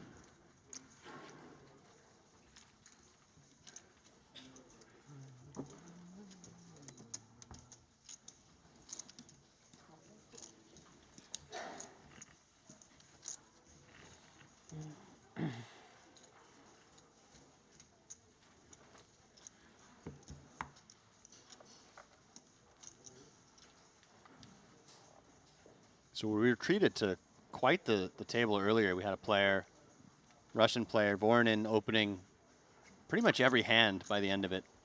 I heard. Creating quite a bit of action. Kind of seems like the chat was loving that segment of the frame, watching him play. I believe, did you say 9 hands in a row? Yeah, I believe so. And, you know, playing very creatively and quite well post-flop, in my opinion. Running a sophisticated bluff against Ori Hassan and also getting some nice value in another couple of spots as we see King-Queen offsuit here. I think this is quite a solid 3-bet in position, especially offsuit with these stacks. You can just get a lot of folds. Yeah, pre-flop. blocking a lot of the strongest hands. Not going to get 10s to fold, but still doing fine against that hand. Yeah, practically a coin flip going into the flop. Ace 9, 5, 2 clubs. Might be able to shake out these 2 10s depending on the sizing. Obviously, a lot of the 3-betting range for value hits the ace. Some of the bluffs do as well. Yeah, already just an annoying spot with 2 10s. Maybe you feel the price is a little too good. You do have backdoor clubs, but going to be difficult to play turns and rivers out of position on this ace-high board. Yeah, for me, when I see such a small bet and with the backdoor clubs, knowing your opponent is willing to 3-bet bluff light, got to keep it honest for this price, and that's a great turn card for Ryan Plant. Yeah, I agree. Given the price, the 3 clubs, at least calling one. Yeah, I think what's nice about the ace on the turn is your opponent is more likely to kind of shut down, being worried that they're never going to get like an ace to fold or, you know, pocket 10s feeling pretty good. But this is pretty And to good your development. point, Wen does just shut it down. As Plant, can you ever go for value here? Targeting king high 9x that somehow 3-bet pre-flop. I could see a bit of a block here, you know, kind of reducing the price you have to pay in case you're up against jacks plus, and then also maybe getting value from a king high that's trying to look up like a flush draw that Yeah. you whiffed, right? I like this, and he does go very small. Yeah, this is very nice. About 10% pot.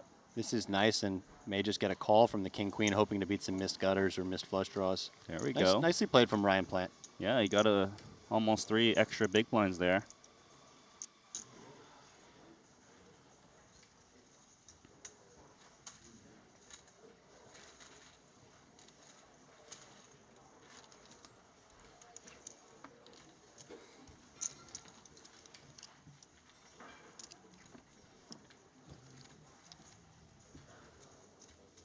And Randy, I'm not always a tattoos guy, but I do like the look of NP's double sleeve here. Do you find it intimidating? I wouldn't say intimidating. I think it looks cool. Are Yeah. you? Do you have any tattoos? Not that I'm aware of. I'm in right there with you. Our co-host, Rotterdam, he's got one on his sleeve. Yeah, that's true. It just says Rotterdam, does it not? Yeah, I was thinking I can go Nano Noko. You should do it. What I'll tell you what, if you get a doing rum and Nano Noko chest? tattoo, I'll get a rum and chest tattoo. And that's I'm just calling the bluff. I don't think you're going to do it. I think you're pretty smart there. Pretty smart. But I would be much more proud of having the Nano Noko tattoo, whereas you, I'm not sure. How proud of you of rum and chess? I'm, relatively proud of it. Okay. Although Are you calling my bluff again? I don't drink rum anymore, so. Okay. So just expensive coffees So just and the chess. Yeah, coffee and chess. We need a new name. As we see NP opening it up with the ace-10 of hearts. Those are cool tattoos. I don't know. It's something about it. It's like art. It looks very artistic.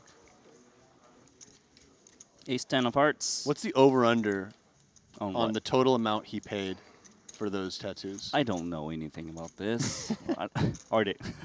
You don't like these over-under games, do you? No, I'm really bad at setting lines, but if you want to take my money, like, I'm the kind of guy you want to look for. Do you have any idea? I mean, it's got to be at least 3,000 or 4,000, right? What do you think, chat? Let us know. Yeah, let's see what chat thinks. I'm going to say the over-under is $4,300. 4,300. Do you want to get the change in there too? It also depends where he got them. Okay, sure. You know, because if you maybe in Thailand, tattoos are a lot cheaper. I would think they're cheaper. Most than things are America. cheaper, right? Yeah. But those look like really well done tattoos. If he got them in Thailand, he went to the best tattoo artist, perhaps in the country. I would think so. Yes. Let's see what chat thinks. Chat's probably thinking, "Are you guys serious? we're gonna discuss the Chat wants us to talk about on the- poker. It's all good. We're getting ghosted at the moment. Hopefully they tune in soon.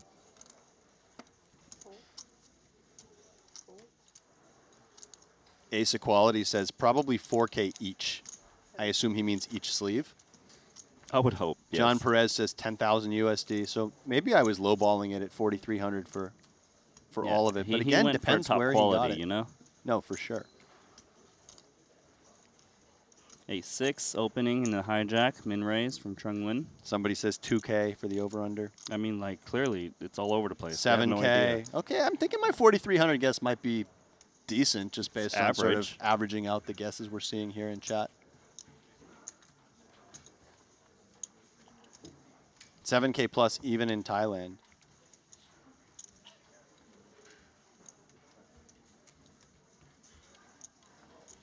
Okay, but can you make out what kind of tattoos we're looking at? It's hard to tell the specifics. I just know that it's a Sophisticated. work of art. Yeah.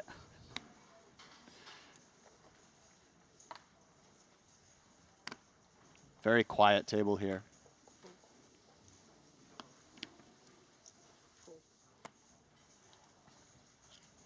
Sometimes I find, Randy, I find myself at these quiet tables and it just takes one person to kind of get everybody talking sometimes.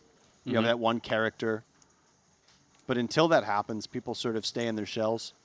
Do you feel you thrive in a situation where people are chatting more or more like this? Absolutely, the chatting scenarios. Yeah. I really don't like the quiet tables, so sometimes I do take it upon myself to be that one guy to try to drive the talking. Okay. I wish there was just more chat in poker in general, like there kind of used to be. I don't love the serious tanking But hoodies. what about your sunglasses. play? Do you feel like you play better? I think than I others? also play better when there's more Okay. talking going on. So perhaps there's a bit of self-interest in there in terms course. of sort of creating the environment that I'm going to thrive in. Well, this pot is a pre-flop raise from NP into Zhang Yu with King 3 offsuit. Gonna fire a 6K C-bet against the top pair. Did he announce raise? He did, and we talked about this a bit yesterday. This is the sort of raise that would have been kind of shunned in the early days of poker and now is becoming more acceptable, getting these kind of protection raises in with a hand that certainly doesn't want to face a lot of heat, but can deny some equity. Yeah, really nice play there. Quick fold from the king 3 off.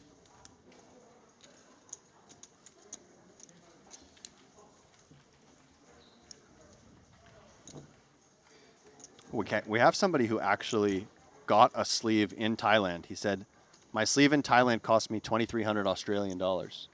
So, you know, 4,300 was a decent guess, I guess, for 2 sleeves. Although the Aussie dollar is a lot weaker than the American dollar that's right now, about isn't 1,600 it? US. 1,600, so 32 maybe. Sounds like you didn't set the line very well with your bet against Kevin either. Yeah. So we found a value. There you go. Maybe I'm the one who can't set lines. Nothing much yet for Meritrosian, just been card dead to this point. Wen Hong Lu, female player at this table, opening ace-9 offsuit to Ryan Plant. Standard so far. Similar name to the American poker player Ryan LaPlante. That's true. I haven't seen him at a Triton. No, I don't think he's come out here yet. 6K C-bet from the pre-flop raiser. As much as you certainly feel compelled to call here, these spots are never super fun with medium pair, medium kicker versus a relatively early open, I guess hijack open. 8 comes along. Ace-9 should feel relatively good about the hand. Yeah, I'd like to see Lou go for 2 streets here. You can still beat a lot of Ace-X and Queen-X. You can charge draws. Something like Jack-10 has now picked up a double gutter. We've gone about a third of the pot. 10K into 28.5. Awkward spot here for Plant. Especially because the price is quite cheap. Makes the call once again. Let's see how thin Lou is willing to go for She value. does Go ahead, just check snap back. check. Seems reasonable. Yeah, I think it is reasonable at that point. A Feels little like bit close. Ace-10 is like for sure betting, just because there's another pip of aces that can call you down. Yeah, kind of a threshold hand. And sometimes when you're in position in these spots, you do want to avoid making the really thin value bets and reopening the action. Whereas sometimes out of position, you're more likely to choose those smaller bet sizings.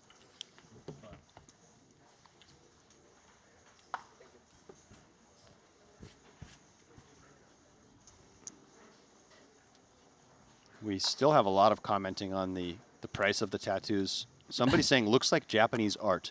Elite traditional tabori work can run $20,000 to $40,000. I don't even know what tabori work is, but it sounds fancy. Yeah, it sounds nice. And other people are saying, you're paying way too much for your tattoos. It should be a 2K over-under. So Wide certainly, ranges. wide ranges. Like the last player. Yes. Like our friend who is playing 100% of hands. As we see Ryan Plant with a wide range here. Folded around to him in the small blind. 4x opening the 5-3 of diamonds and getting the Jack-4 to fold. Yeah, kind of interesting. He went for full 4x, whereas a different operator in the small blind king 3 offsuit opened at like 10K. You know, it's a subtle difference, but, you know, it's quite a big statement, right? 4x.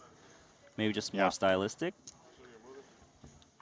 I think you do see a lot of players, you know, we used to see, again, poker's evolved so many times, but it used to be a lot of 2.5 to 3x opening from the small blind when folded to you. Now we see a lot more limping and then big raise sizings when you do raise. And kind of raising maybe a bit more of a polarized range, with the 5-3 of diamonds being on the bottom end of that, and then also some big hands. Remember when players frowned upon limping small blind versus big blind? It was just you either raise or you fold when you get in that spot. There were a lot of things that used to be frowned upon. Even just calling 3-bets was frowned upon for many years. It was like you have to play fold or 4-bet to the 3-bet. And you'd be seen as a fish if you just call out of position, especially versus a 3-bet. It's funny how the game just goes through all these cycles. Got a little bit of a problem here because we've got one of Arthur's old cards. Maybe he's too embarrassed to show the 7 of hearts that's there with it. He did open under gun with the Queen of Clubs. King Trey of diamonds. Gave it a bit of consideration out of the small blind, but thought the better of it. This is coming in for sure. Pocket 4s. This is You know, fours flop more sets than most other pairs, don't they, Randy? Please, I really don't want to get into that for all day. I figured with you I have was enough safe. of it the other I half thought I of the was time. safe with you, Yeah. but apparently not. Oh, man. Kevin's been in my ear. Well, we do know who has the best hand. It's Archer's one card. And I think pretty much no matter what that other card is, he's going to want to bet here on this board into two opponents. Maybe if he flops 3 queens, he checks sometimes. Queen, queen with the queen of hearts. But other than that, I think you want to be putting money into the pot. Indeed, he is looking to build. We do have bottom pair for Wei Hong Liu. Backdoor spades. Looks like a solid call given the strength of our hand and backdoor potential. Yeah, the 3 being a really nice kind of deceptive, strong hand she can make as well. One that she can get a lot of value on because she's not going to be expected to have too much 3x. Right. And facing bet and call, really difficult for the 4s to do anything but fold. He seems a little bit reluctant. Yeah. Felt it. 2 players remaining. 6 on the turn, practical blank.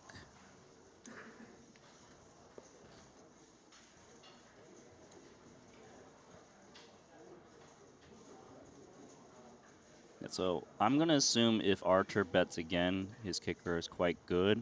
If he goes to check, then he's more on the weaker kicker side, maybe like queen 10 and lower. Does Yeah. opt to bet. I do think you're right. Queen Jack plus should just continue here. So many draws available.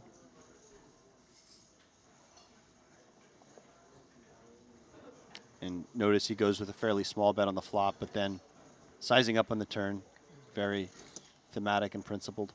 Yeah, we see that a lot, don't we? Yeah, one thing that's nice about betting small on flops is that you keep your opponent's range quite wide, and then you can attack that wider range on the turn with a bigger, sort of more polarizing sizing. Mm-hmm.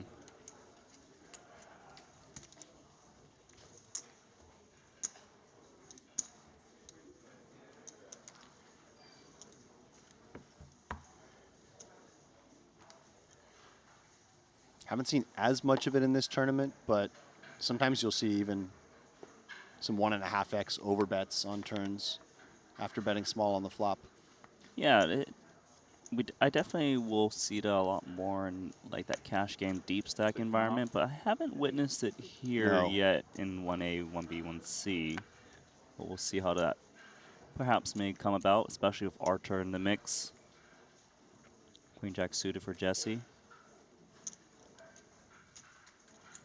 Against a King Deuce offsuit. Not good enough for Archer to defend. Reluctantly folds.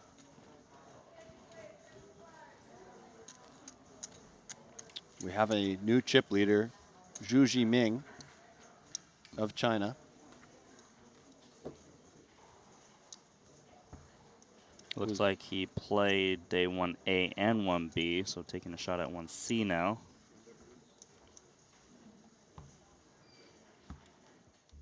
Schwann's still second overall on the leaderboard. Not much change at our feature table at the moment. Archer's still at top, on the top.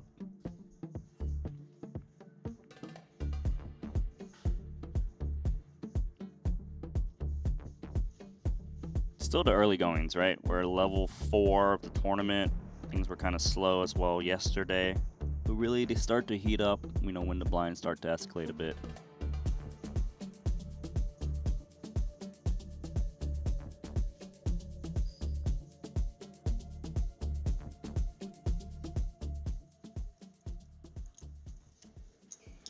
We are reading chat, so if you do have something, you know, you want to say to us, let us know, especially the YouTube chat.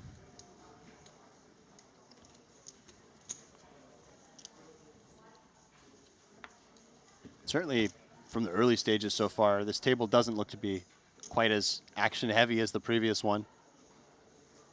Yeah, I also feel like in this type of event, the 3K Genesis, we're going to get a wide range of players. So far, it's a little bit more grindy here. Solid poker. A bit more of a reg heavy table, I would say. Yeah. then again, we got like some more wild cards on other tables, which are very fun to watch. Jesse opening it up under the gun with the 6-5 of clubs. Wei Hong Liu, ace queen off in the big blind. These positions probably just always calling this hand. Right. Because usually when you see ace queen, you might be thinking, let's 3-bet it most of the time, but it's all about the position. Does look like she does. She does decide to 3-bet it, and she goes quite small, which I think is a little bit surprising. If you are going to 3-bet out of the big blind, I think you want to go a little bit bigger out of position. This sizing is just not going to garner many folds, and now perhaps giving away the strength of her hand a little bit. Let's come king, king, queen, which is great for Liu. Not exactly what Jesse was dreaming of. But given the price he was laid pre-flop, you know, it's not the end of the world. Only had to put in 8.5K more. Right. You're just so excited when you face small 3-bet with this hand specifically. I think you'd almost rather face that than face call. Right. Because it's such a nice, like, implied odds type hand.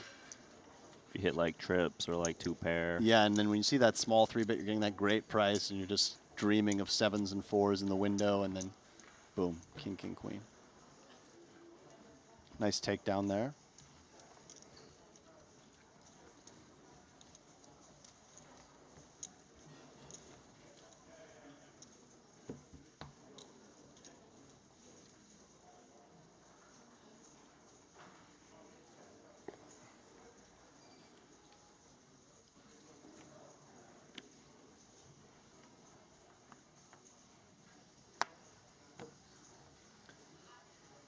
So I think yesterday was scheduled to be a 5K running concurrently with this tournament, but just based on the size of this tournament and the popularity of it, I believe they ended up canceling it.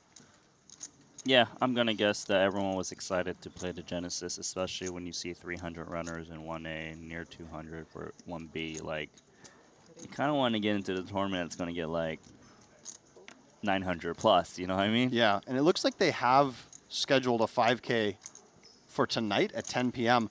That one I could see people hopping into because they could bust out of these, and it looks like maybe just a turbo tournament, 15-minute levels. I think that one actually will run and could be quite fun to keep an eye on as well. Ryan Plant's getting out of line, 3-betting the +1 open from next position over King-9 suited, and now a cold 4-bet to just 40K. Pretty much just a click, but note the stack sizes off of a shorter stack, but nice takedown there from Wen. It's always tempting when you face such a small 4-bet to peel with a hand like King-9 suited, but that's kind of the hand that's just so dominated by that 4-betting range, isn't it? You know, you're kind of getting yourself into trouble. Yeah, I agree with you. I think my main takeaway from that hand, if I was everyone else at the table, is that Ryan Plant quickly folded to such a tiny 4-bet where you can kind of create like an optimal size to 4-bet against them now, right? Like you don't need to make it like 50K. Right. You can still garner folds, which is a pretty good for you because it now allows you to maneuver more, especially when you're playing like the 40, 50 big blind stack where you might feel you can't have as much 4-bet folds, but like now, you know, there might be some opportunities to find. Yeah, that's a good point, and folding rather quickly as well. So perhaps not great for his image, but still the hand choice that he had there, the King-9 suited, kind of one of the first hands that would hit the bin, I would think, maybe after some of those offsuit combinations. Yeah, because I feel like the instant fold is basically saying, well, if I ever get re-raised, doesn't matter size, I'm just pitching my hand based on my hand. Right. Whereas maybe It's a good point. I don't mind thinking a little bit. I'm probably going to fold anyways, but then pitching it. You don't want to give that illusion to your opponents where maybe they press on you a little bit more. Yep, completely agree. As we see the King-10 suited open here, Queen-9 defending out of the big blind. Standard procedure so far.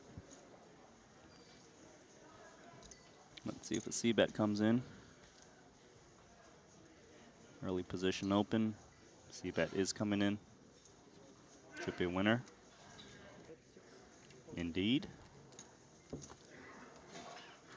Somebody in chat informing us that Pau San Roman is a very good player, a top online tournament player. So somebody to look out for at this table.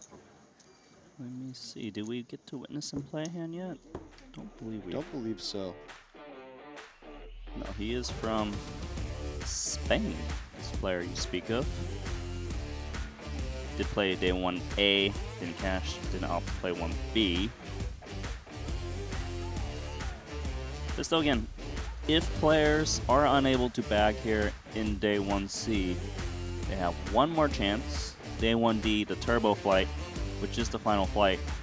And I'm going to guess that 1D is going to have a lot more players than 1B, just mainly because it's your last chance to get in this epic opening event. Completely agree, Randy. And again, there might be some people flying in, getting in sometime today, giving themselves a couple of hours to rest, and then just jumping in that 1D, looking to play some of the bigger events as well that are coming up. So I think that will be a great one to keep an eye on. And again, it'll go, yesterday went until about 4 a.m. So I do expect them to start a little bit later tomorrow for day 2, given how late some of the players will be finishing up tonight from that 1B flight. Now everyone's doing Ironman. They'll play all day, all night. Archer, quick open, 6s. Little love sent to you. Nice to have you in our commentary lineup, adding great knowledge, Alex. Yeah, and to you as well. Randy always on point. Don't discount yourself there, Randy. No, because I already knew Too that. humble. I didn't need to read it out loud, you know what I'm saying? Seasoned vet of Triton over here to my left.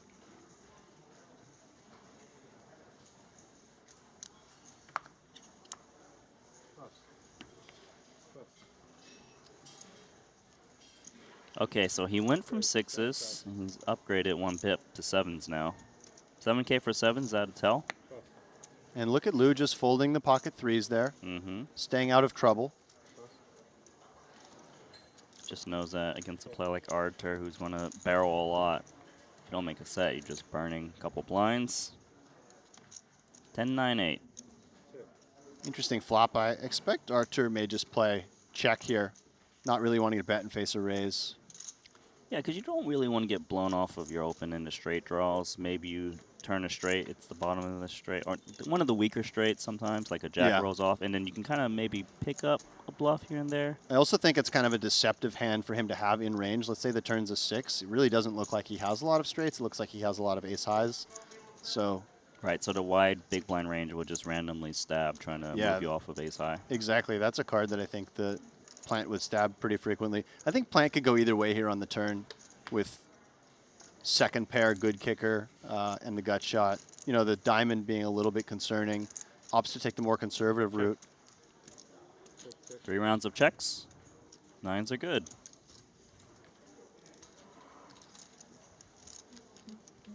I feel like a part of me would be upset if I got this table draw. Like, all right, yeah, here for the 3K Genesis, and Archer, who plays everything, happens to be at my table with a big stack. with a lot of other seemingly solid regs as well. Now, I know some players like to have, you know, amazing players at the table to be like, yeah, I got to play with them. For me, though, I don't know. Like, I don't mind just reading the hand histories they play, you know, and them being in my tournament. Right.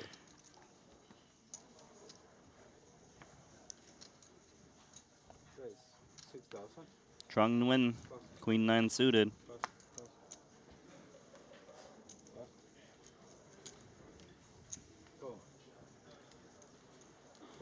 Queen 9's been getting a lot of love at this feature table so far.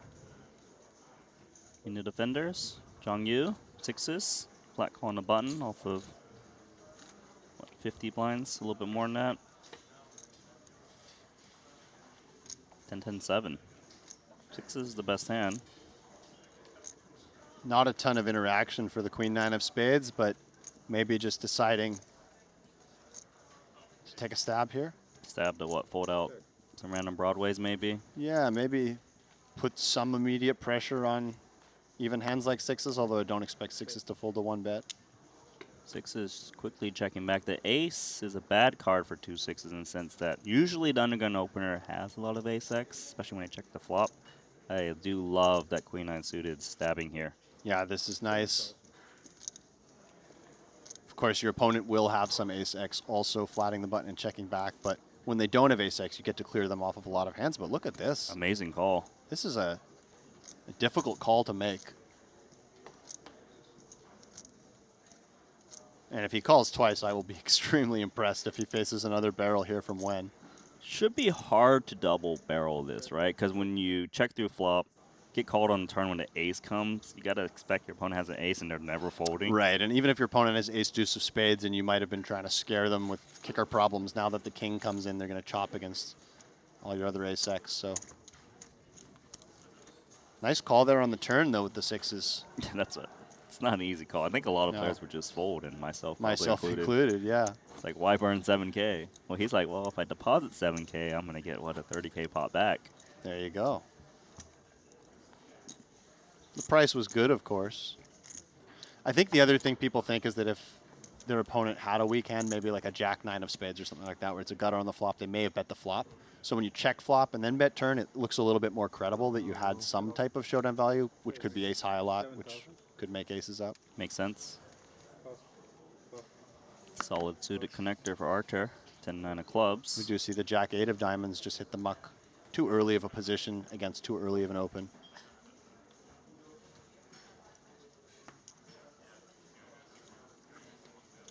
Wen seems like a battler. We'll see if he calls here with queen-6 offsuit, but he seems like someone who's willing to play hands. He does let this one go Yeah, I would say this would be a bit out of line against the undergun open. against one of the top players in the world as well.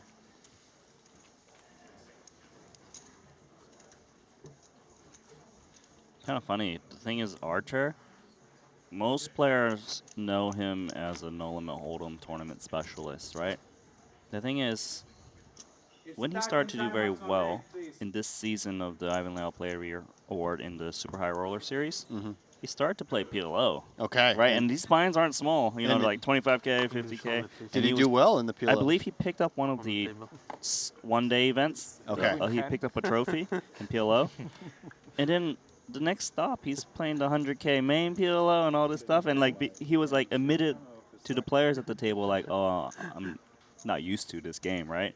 But now he's, like, super confident, and he's, like, crushing those ones as well. It's just really cool to see, Yeah. like, players who are willing to step out of their comfort zone to play a game, you know, and give himself the best chance to win that prestigious Player of the Year award, you know, and Yeah, it's great to realizing see. he can use his talent. And as a PLO player myself, I love seeing all these no-limit players trying their hands at PLO and making these fields bigger, and it's great. It's great. Yeah.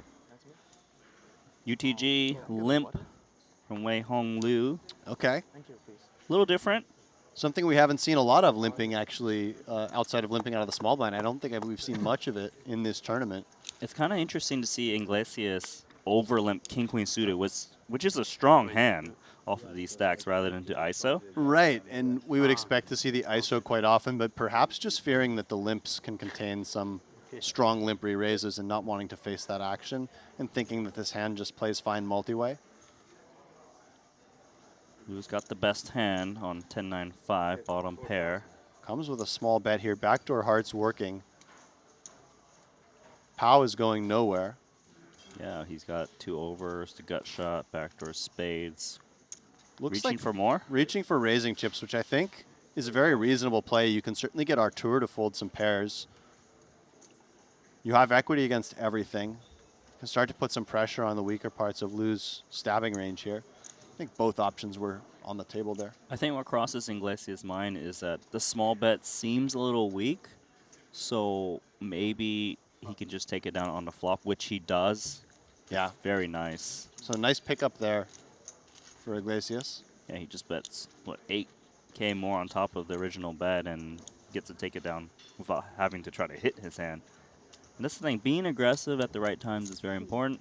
You know, you don't have to depend on the deck going your way. You can win pots uncontested. That's why, like, pre-flop 3-bets are very nice, right? Like, you can just win it. You don't have to force yourself to hit hands. Yeah, exactly. Like you said, it wasn't a huge risk, just the 12,000 chips, and probably reading something into the sizing of his opponent there. Water.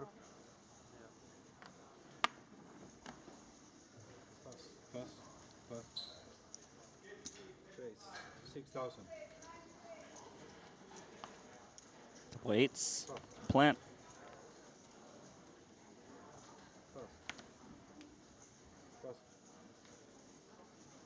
Uh-oh. Big slick. This could be a hefty pot. 28. 28,000. 28,000. Look at the stacks. They are very deep. Yeah. Gotta This- think the 8s are coming in, right? The pocket eights, you know, if you're quite a bit shallower and you face an aggressive opponent 3-betting here, the type of hand you might just rip in. But of course, this deep flatting looks like the best option. And flat is how we go. 62K in the middle. See a king followed by a 6 and the 4, 2 clubs. Advantage, Arthur. And depending on the sizing here, Thank you. the 8s are going to be tempted to stick around with the 8 of clubs working, some backdoor straight possibilities. But a big bet might just clear this hand out. Yeah, the thing is, I feel like Plant will continue against a bet Yeah. because he knows this opponent is aggressive. He doesn't have just ace-king. He's 3-betting like ace-5, ace-10, ace-jack, things that whiff. Absolutely, and I think, yeah, versus this half pot, I agree. I expect the 8s to continue. The tricky thing is when you're playing an opponent as tough and aggressive as Maritrosian is, you have to be willing to call down on some runouts who might ordinarily fold against other players, and it can be difficult to figure out which runouts to call down. And this card makes him feel a lot better about his hand. He's picked up equity against all those ace-king and aces. And the nice thing, too, is that Arthur might slow down given how deep they are. This card is very wet. 8-7 got there, clubs. You know, a little bit of 2-pair, 6-5 suited could be there. Yeah, probably the single worst card in the deck to see if you're Artur. Let's see if he wants to bet again. Yeah, he's going to play cautiously as expected. Now the question for Plant is it better to realize my equity and take a free card, or does he turn the 8s into a bluff, trying to attack pocket pairs lower than the king that are better than 2 8s? I think I tend towards just checking back here. I think he has a fair amount of showdown value, and having that 8 of clubs, giving him some protection against those club rivers. Look at that run out. 4 clubs, 4 to a straight. Arthur hating life. Yeah, I think just a check as Artur here, and hoping to see some sort of check back from King Queen of Spades.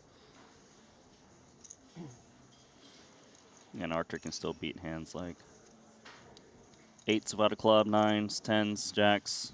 And as Plant, if you face a check here, what are you thinking? I think a bet is actually quite nice. Well, hold on, what's going on? He just goes for a 10% block bet. Okay. Bet 12,000. And this is designed so that he doesn't have to face a bigger bet, and he can still get called by something like red 9s or king queen at some non-zero frequency. So swiftly called by the 8 of clubs. Yeah, I think if faced with a check, definitely tempting to go for value as Plant. Of course, fearing that check raise. Yeah, but I think value is pretty nice there. Hold on, what's that, Nacho? Jose Ignacio Nacho Barbaro Oh, fresh stack. has entered the field. Fresh stack, fresh haircut, fresh jacket. Nachito. Always fun to watch the great Nacho. And all of the high rollers are coming in for this opening event. We said it, right? He One looks sees the one. He's instantly tilted about something. I'm not sure what it is. But he has a fresh stack. I'm not sure why he's tilted. He shouldn't be. Maybe something unrelated to the cards at the table. New sheriff in town in the chip count says Timothy Chung of Great Britain taking the lead. And it looks like Chung just won quite a big pot. He faced a squeeze 3-bet. He called. Raised small on a 9-9-4 flop with pocket 7s. Got called. And got a value bet in on the 3 turn. And then check called a big all-in on a club river with a backdoor flush completing against his opponent's ace of clubs, 10 of spades. So made a really nice hero call on 9-9-4-3-8, 3 clubs with just pocket 7s for a big double up to take the chip lead of the tournament. Dude, that pot looks insane as I'm looking at it. And he won like 130 big blinds. Yeah, just a huge pot. Go back to Asia. Taiwan. I live in Taiwan. Yeah. Really well played. Got the value raise in on the flop on 9-9-4 against the ace-10. Got the value bet in on the turn. And then played call on the river. Whoa, whoa, whoa. How about you? Lou with the check raise from the small blind. Ace-10 off, so an 8-6-5 This rainbow. is interesting. Not typically the hand choice you would see on this board. No real connectivity. Kind of interfering with some of the weaker hands that Wen could have. Yeah, it seems like she was attacking better ace highs. That might be c-betting the flop. She's repping a set, right, flatting from the small blind. Now that she's taken this line, Oh, she's going for more chips. And this might just work. This is kind of brutal for Wen, right? It's got top pair, but a 4-liner out there. Yeah, and if you're Wen, you call the check raise thinking, well, I might be ahead right now. I've got backdoor spades. I can try to avoid having the worst turn cards hit, but this really is one of the worst turn cards with all those 7x semi-bluffs getting there and have you drawing dead to a chop. I guess my question, if I'm the win right now, is will Lou still bet with a set when this card drops? And also for this size, true, Right. because this is a rather large bet. But what are her natural bluffs? That's the hard thing. You can't really put her on ace-10. You could maybe think 10-9, something like that. Yeah, seems like 10-9's the only one. But this is not a natural bluff, as we can see. It's ace-10 offsuit. Right. And when it's hard to find the natural bluffs, it's really hard to continue with a hand like Queen-8 that can be basically drawing dead. I mean, you would continue your 2 pairs and your sets here, but 1 pair is a different story. Yeah, with no flush draw present on the flop, like you mentioned, it's hard to think of natural bluffs. And this bluff, certainly not natural, but it is going to be very effective, I think. I mean, this would be an impressive call.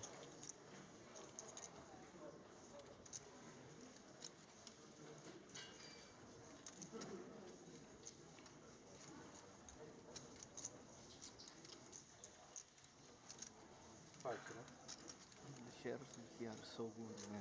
Oh my Wow. God, he calls. How does he know? And if you do call here, Randy, I think you have to be intending to call most rivers. 68K back, 186,000 in the middle. Can Wei Hong Lu put in one more barrel and rep that straight, or potentially some full houses? But again, calling the turn with Queen-8, knowing that you have no way to improve against the value portion, really, it feels like you're just preparing yourself to call on a river like this, doesn't it? It feels that way. Is she going to read into the long tank on the turn? She is. She's going to jam. Holy. This hand. This is wild, and really not what we've seen from Lou up to this point. But Wen suspects something, and he only has 68K behind. Yeah, so he bled into some time banks on the turn. Making that call doesn't mean he was... How's he going to read into it? You know, like, does my opponent react and try to punish me? Because when he makes that call on the turn, it does look pretty strong, right? Like, most people kind of shut down at this point. It looks very strong, and you know, the 6 not changing much. Technically, he does pull ahead of something like a counterfeited 8-5 or 5-4, but I don't think that's really what he's thinking about. Yeah, I don't think those hands are all of a sudden still going ham. It's really just 10-9, in my opinion, that you're thinking is kind of the most natural bluff. Maybe some King 4, Ace 4 backdoor flush draw on the flop. I don't know. Oh, he He calls! calls! Boom! You won. You do win. Wow. That's going to draw the attention. Look Call. as his table mates react. You have chips left. I'm stunned. Oh, she's about to leave, but she have still chips has left. chips left. Good river calls all the time. Don't bluff me. And I respect Look at 7. the moxie on Wei Hong Lu going for that. But credit to Wen for finding the call. I don't think I would have found that turn call. Yeah, me too. Oh my. Hey, Kenny Hollyart. Main event final tableist this year, Kenny Hallard, 2-time main event final tableist, tournament director as well. Mm-hmm. They're flying in. And it takes so much courage to make that turn bet bluff with ace-10. Yeah, but Randy, that's one of my favorite hands so far in this tournament. I think so. I agree. Queen-8 suited with the call down. Epic soul read. Yeah, a lot of heart shown by both players in that hand.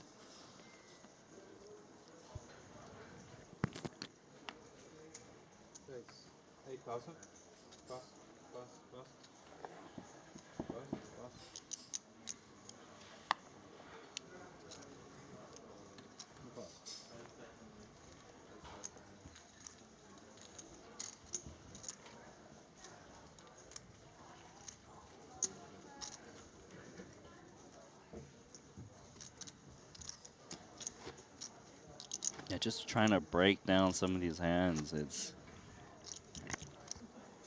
you know, it's not an easy problem to solve, right? Like these Right. players are really, you know, kind of bringing in their own unique styles.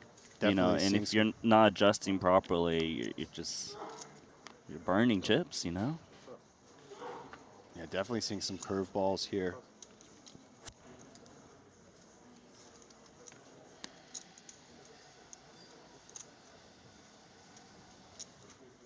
Nine. Okay, 9,000.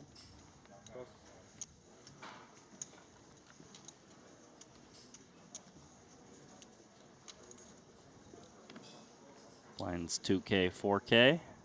Pre-flop raise to 9,000 with 4-3 suited in the hijack. Our guy NP, he's been a little bit quiet lately. Comes with 3-bet to 30,000 on the button. Pretty nice attack against the player who's most likely to open loose.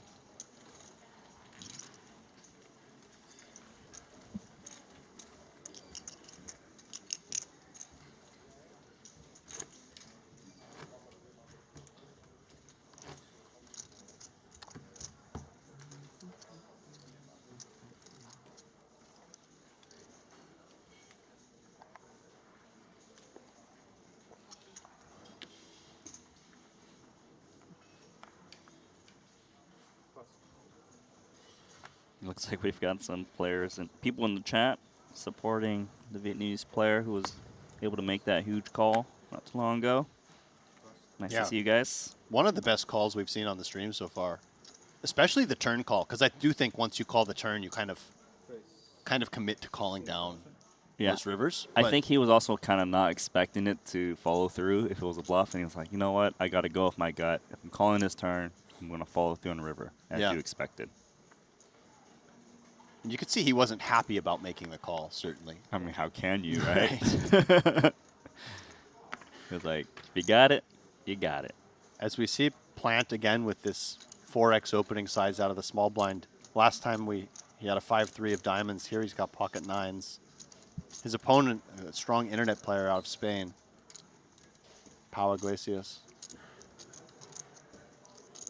2 9s looking pretty good on Queen, Queen 7. Sprinkles in 10K into 36.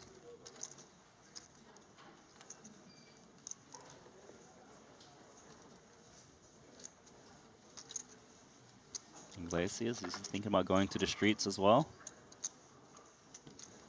Would be so out of line with 10-6 of clubs.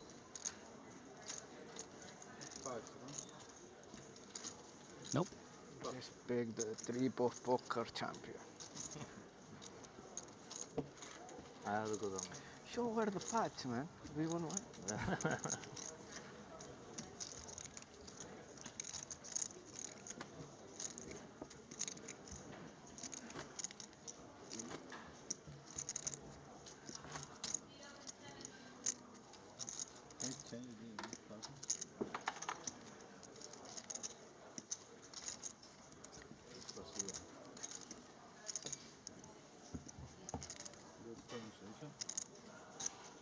Yeah.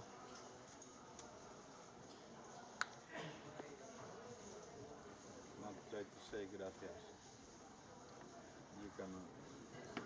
And not.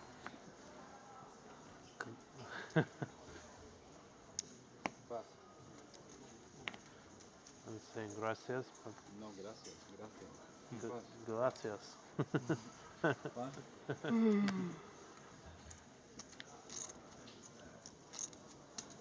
Face. 8,000. Like another open from Plant.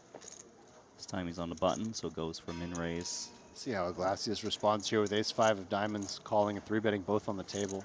No chance he doesn't 3-bet, right? If he's giving me those vibes. I think you're right. 40K or something. And as Plant, quite deep, tempting to peel. 32,000. I 32K. am peeling here versus this sizing off 90 bigs in position. Yeah, and you probably wouldn't expect your opponent to have as many hands that dominate Jack-9 suited, so Right. And, flop we go. you know, button versus small blind, you're going to see plenty of weaker ace-X hands, that sort of thing.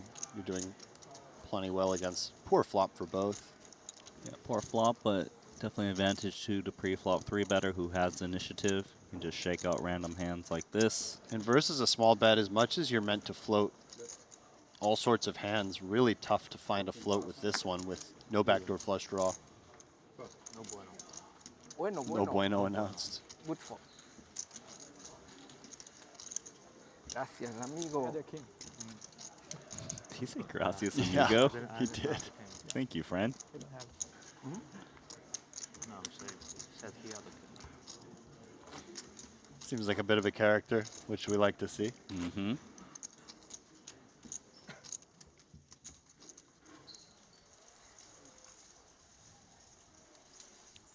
Who's waving at us? Is that Ebony Kenny? Yes, it is. 355,000 gyps, 89 big blinds.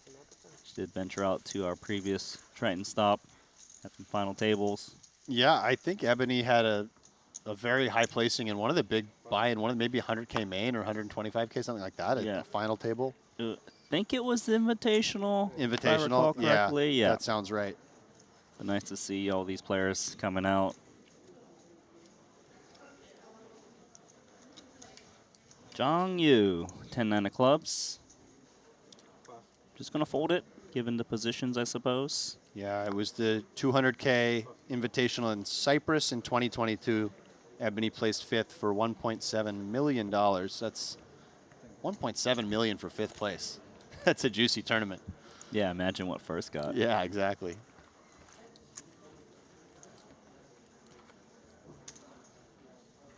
Again, I think it's very cool that Triton shows you, doesn't show you necessarily all the re-entries, but it shows you all the events you cashed and didn't cash. It does a than great just- job. Rather than just the ones you cashed. So you get a bit of a feel for, A, how many tournaments players have played here, and B, what their performance has been.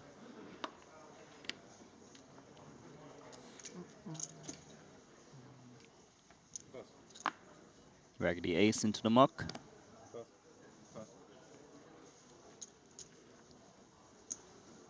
Ryan Plant, back at it. King 9 of clubs.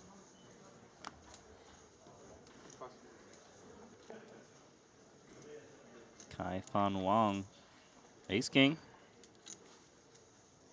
And we saw Plant quickly fold this exact combo to a small 4-bet. What's he going to do facing a 3-bet here from Kai Fan Wang? Great. 27,000. I imagine he's probably not going to continue, but I'm just curious how quickly he will potentially fold pre-flop. Oh, Yeah, I TBD. think full 3x, you just get rid of hands like King 9 suited. When they start downsizing to something like 22, 23K, it starts to become a lot closer. And to your point, it was a quick fold last time versus the 4-bet, but here, 72. some deliberation and 72,000. ill timing. Yeah, it kind of feels like he feels that the opponents are attacking him. You know, he just got 3-bet earlier, but ace-5 suited. Poor timing, like you say. But a reasonable combo, I think. Having that king blocking a lot of the top-end value stuff, wanting his opponent to have stuff like ace-jack, ace-10, he doesn't interfere with those. Yeah, I feel like the logic for him is, well, this hand is too weak to call 3-bet out of position. Can I throw it into my 4-bet bluff range? And he believes so, but it's never going to work against ace-king. And it's a huge pickup for ace-king, right? Because 72,000 dead. You can just take. Yeah, really nice result. Is that like 18 big blinds?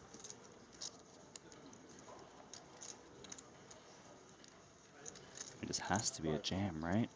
Yeah, I don't really see anything else, and he does go all in. Oh, yeah. And as planned, it's been a bit of a rough run on this feature table, and to your point, it may feel like he thinks he's getting run over a little bit and tried to press the action there.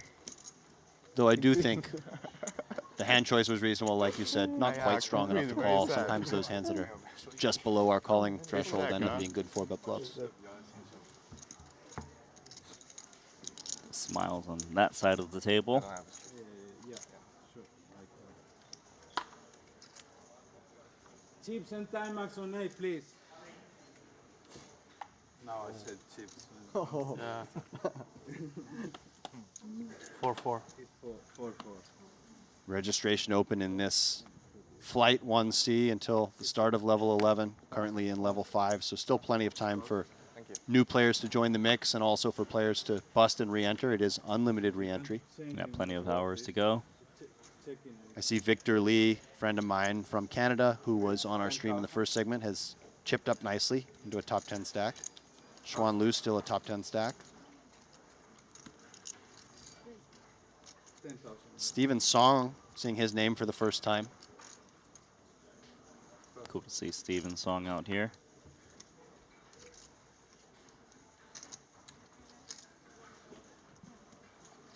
Fabian Gomez in the field. Thomas Boyvan, the Belgian. Do you like this? It's 4-4. 4-4, yeah. That's this. Do it. Thank you. No problem. And you can follow along at home on the Triton Plus app. We've talked extensively about what a great app it is, and it really is, both visually and in terms of the features. Being able to look at hand histories, you can see when people jump up in the leaderboard, you can go back and find that critical hand. That's how we were able to discover the Jack 4 offsuit cold 4-bet shove of Samuel Mueller yesterday into Alex Foxen's aces. Probably the hand of the tournament so far, I would say. Yeah. People are like, is that real? It's real. We think it's real. I'm gonna believe until I'm proven wrong. You're a believer. Yeah. As Iglesias picks up pocket sevens here. Usually just a flat, but looks like he wants to come with 3-bet. I guess the logic. What is the logic here? Rather than coming with a flat, just likes to have a pre-flop initiative. He's Yeah. making it really small too. Don't you notice? Perhaps isolating a player for one reason or another. You can clear up some equity here. You can deny some equity to the big blind by getting it heads up. Yeah, it seems like he's just trying to get a heads up because when he makes it exactly 2x as a 3-bet, Never going to get folds. never, especially if it's a +1 open, right? But against this hand, he is, isolating a much worse hand, which is quite nice for him. And a good flop, the King 6-5, only one overcard. Yeah, especially given that Iglesias didn't get resistance in the form of a 4-bet, so he's got all the King X's. His opponent has a lot less. Small c-bet here with range seems good. Does he agree? Seems like it. 17. 17K, a quick winner. Nice pickup there for Pau Iglesias of Spain, prominent online tournament player. Yeah, I feel like we've seen so many different strategies here in the Genesis opening event relative to what I'm normally used to seeing at the Triton series. Right. You're normally used to seeing much more technical play, I suppose. You know him well, right? Yeah, I don't normally see like a 3-bet like that, right? Like exactly 2x. They were 40 plus big blinds deep. This was what, +1 versus +3. It's very refreshing to see. Yeah. You can see how maybe you can turn these strategies and put them into your own game, whether positively or negatively, who knows, right? But it is, it's nice. Yeah, different styles at play here, for sure.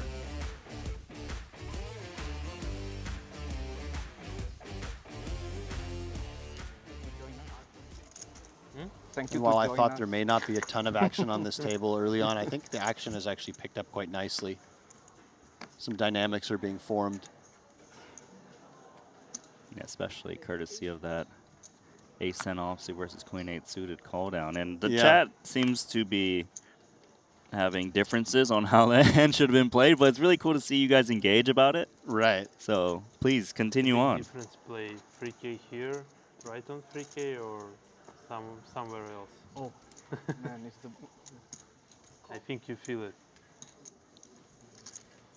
Ryan Plant, one of the players who's been more active at this table, opening ace-9 suited. Finds a call from the ace-jack of hearts. Yeah, he's on a bit of a downswing. I believe he peaked around 360,000 in chips. Our tour has been mostly card dead at this table. True. About the quality and about the future. think. Ace jack suited in there. Even Kai for me, Fan. like very nice. I cannot play with you guys in Triton. Okay, I think they make very good strategy. Like one step 10-9 of to diamonds in the small blind. dream to jump. Even Looks for like you he's guys, considering for Triton. perhaps a squeeze. 45. Yep, he just felt that, right? That little hesitation. The hesitation, his sort of summoning, I don't want to say summoning the courage, but finding the amount he wants to bet and trying to do it in flow. And Plant has to just be getting a little annoyed at this point. Every time he 3-bets or 4-bets or raises, he's just getting re-raised. Yeah, he knows one of these guys is bluffing him. He just can't figure out which one it is. Yeah. And as Wang, what are your thoughts on Ace-Jack of Hearts here? The squeeze is quite large.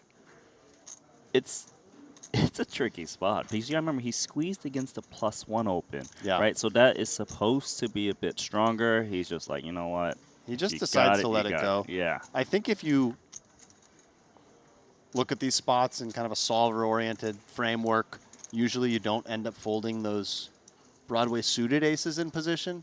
But in more practical terms, if you feel like you're up against a strong range, it feels really awkward to continue there, putting a good chunk of your stack in.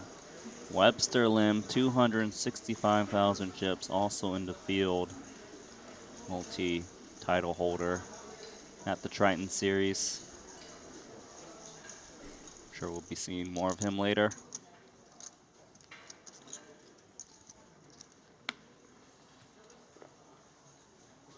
Somebody in chat perhaps acknowledging the armchair quarterback mentality of some of the other chat members, saying we all feel like we can be winners when watching, but most of us would poo our pants actually playing there. And I think it's a good point. You know, it's easy to say what the right play is when you can see the cards, and we have to sort of shield ourselves from that bias here in the booth as well. But when you're actually sitting down making these decisions without the information of your opponent's hands, it's a lot more difficult and nuanced. You gotta remember too, there's also the pressure of the shot clock, right? So that makes it even more difficult for these players at the table. Yeah, very good point. Triton, one of the first, if not the first place to introduce the shot clock, and they do a really good job with the integrity of the tournament, as we saw yesterday with that soft hand for hand being introduced in early stage. King 5-3-2 spades, pre-flop razor pocket deuces. Stab would work quite nicely against 10-8 off. Again, just small size with most of or all of range on these king high boards seems to be very good.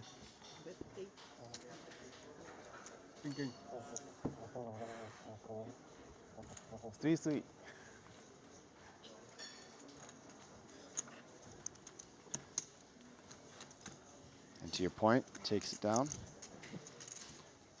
There's a guy in the chat named Rotterdam08. Is that our Rotterdam, or is this like the 8th iteration of that account name?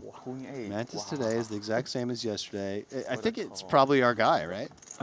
He's going to say something, I would assume. But if it is you, hello, and we'll see you in a bit. Our co-host. Rotterdam was Kevin's gaming name, or still is, I suppose. So where he's from. Also where he's from. Yeah. Yep.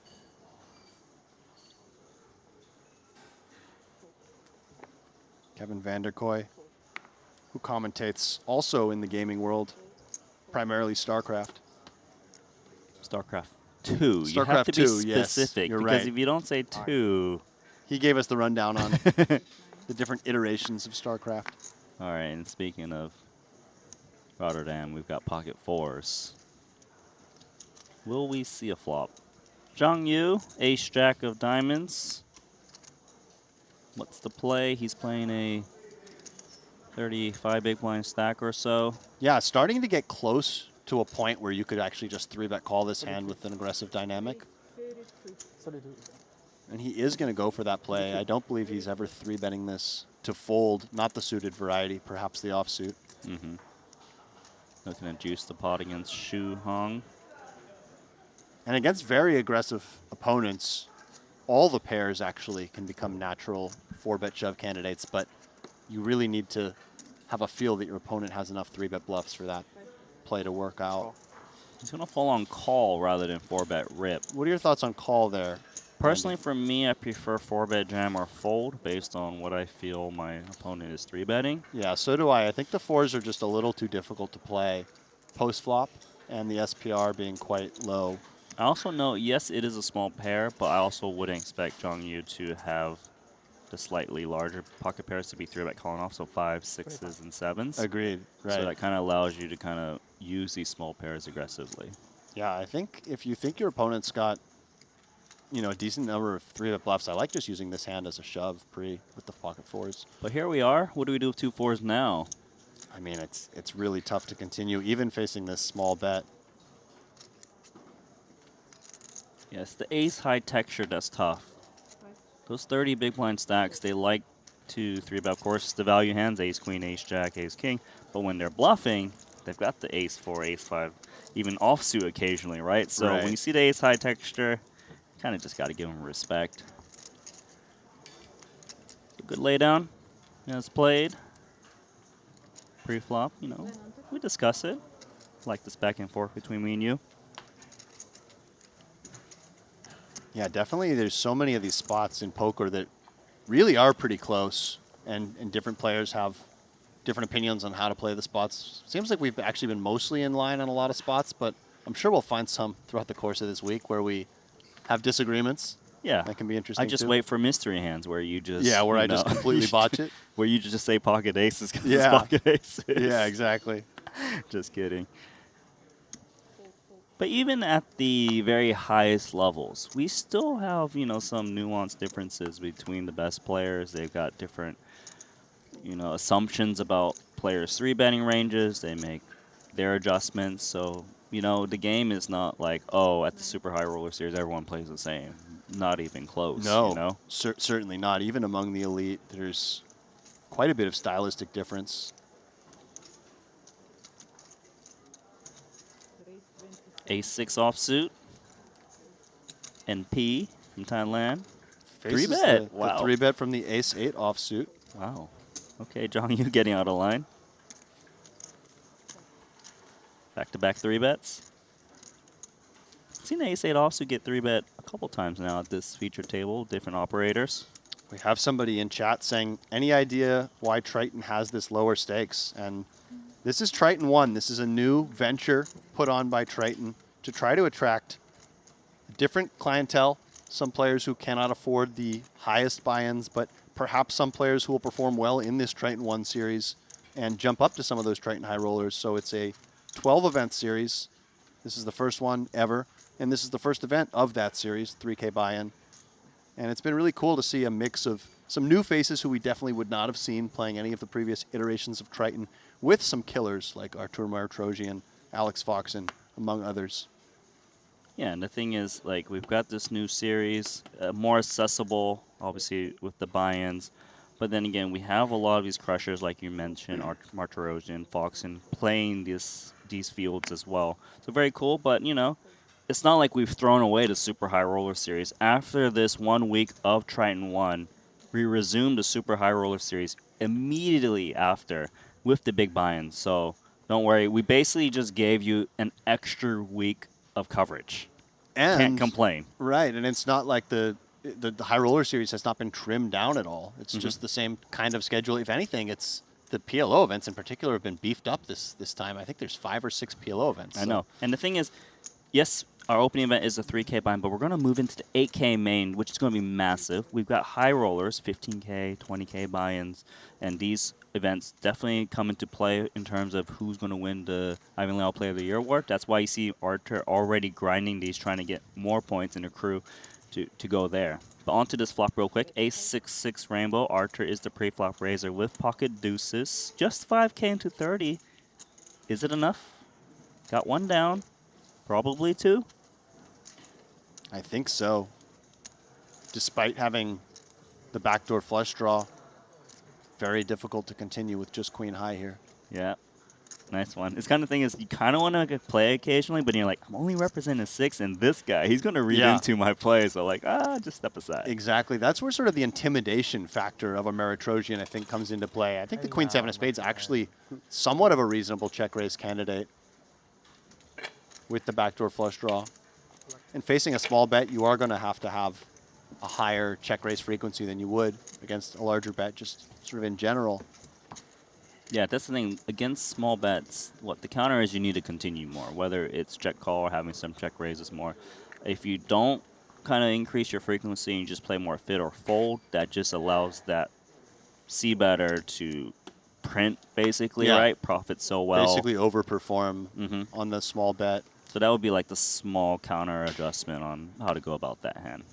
But of course, nothing wrong. It's not like, oh, every time I whiff, I've got a check raise whenever I have a backdoor flush draw. But you almost always have a backdoor flush draw, you know what I'm Right. saying?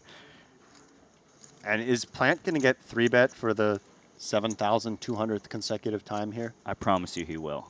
Just Yeah, Iglesias, the way he plays, you know he's going to do it. He wants to kind of attack Plant. Randy, did you get one wrong here? No, come on, grab it. Oh, my That's God. just a call. You disappoint me, Iglesias. No longer friends. But there's still another player who might take the 3-betting liberties here. King, Queen of Diamonds here. When you face that call on the button, perhaps it weak? makes you even more likely to want to squeeze this hand.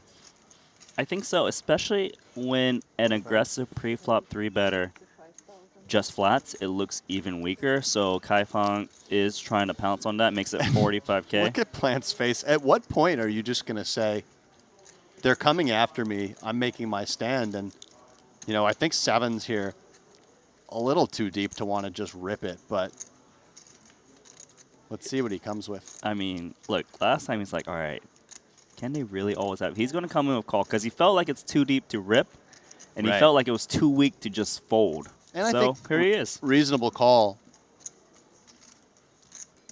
And I don't think Powell with just ace-10 offsuit here can do anything. Yeah, got a muck here. Could be dominated. 107,000 chip pot, king, queen suited. Practically a coin flip against the 2 7s. 8 deuce deuce. Pretty good flop for the 2 7s. Certainly. Not going to go anywhere on the flop. And how does this board run out?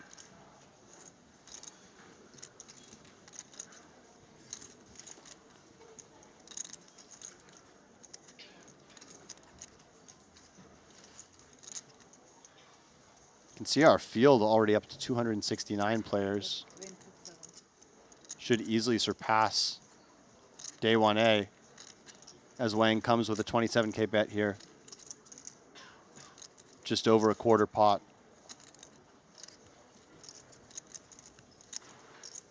Any merit to raising now the 2 7s? Looks like he's going to go with call. There's a little bit of merit to raising for equity denial, but I think calling feels the most natural here on a board where there are no draws, so you're only just raising to deny equity to overcards, and where perhaps your opponent can have some ace-x that only has 3 outs against you, some of the lower ace-x. So the 4 comes about on a turn. Doesn't change much besides giving some ace-5 bluffs, a wheel draw. Tricky spot for Wang here. SPR just about won. 60? It sure looks like his opponent has a lot of pocket pairs. 7s, 9s, 10s. Yeah, so 60K double barrel. Perhaps 10s and jacks would have just ripped pre as plant. And I think that's the logic for Kaifan. He's double barreling because he expects 10s, jacks plus to re-raise pre. So maybe he expects to see some ace-jack suited, ace-queen off. Especially when he just bets quarter pot on the flop. Those hands with backdoor flush draws probably would call on the flop. And as plant, this is a spot you and I have faced many times in poker, right? Where we just know we have this pure bluff catcher. We're way ahead or way behind, basically. 10 on the river. And Really? Randy, do you ever fold the turn there with the pocket 7s? It's obviously player dependent, you know? It's hard to say, but I kind of feel if Kaifan Wang is going to bet this turn, he's always going to jam the river. He's repping. He's got the overpair right now. He knows his opponent, when he called the flop and turn, has 7s, 6s, 5s, maybe like 8, 9 suited. But there's only 105,000 chips effective remaining in this 281,000 chip pot, which is a bit troublesome. You kind of want your opponent to have more to put even more pressure, right? Yeah, agreed. And I think in practice, when somebody does call the turn here, they don't fold the river that often. I think the more marginal hands that they get to the turn with often just fold the turn. Now, of course, you do need to have some hands that call twice and fold the river, but it just feels like you get called a lot here. And Wang seems to agree, and Plant's going to be very happy to just take this to showdown, in my opinion. Yeah, it just seems like the game plan is hopefully I get that fold on turn, and it's only 105K back. It's so hard. Like when your opponent makes that call, it kind of feels like you said, going to call down the river. Plant's still a little bit in tank. Wondering if he can somehow Is he value considering a shove value this. shove against ace-king?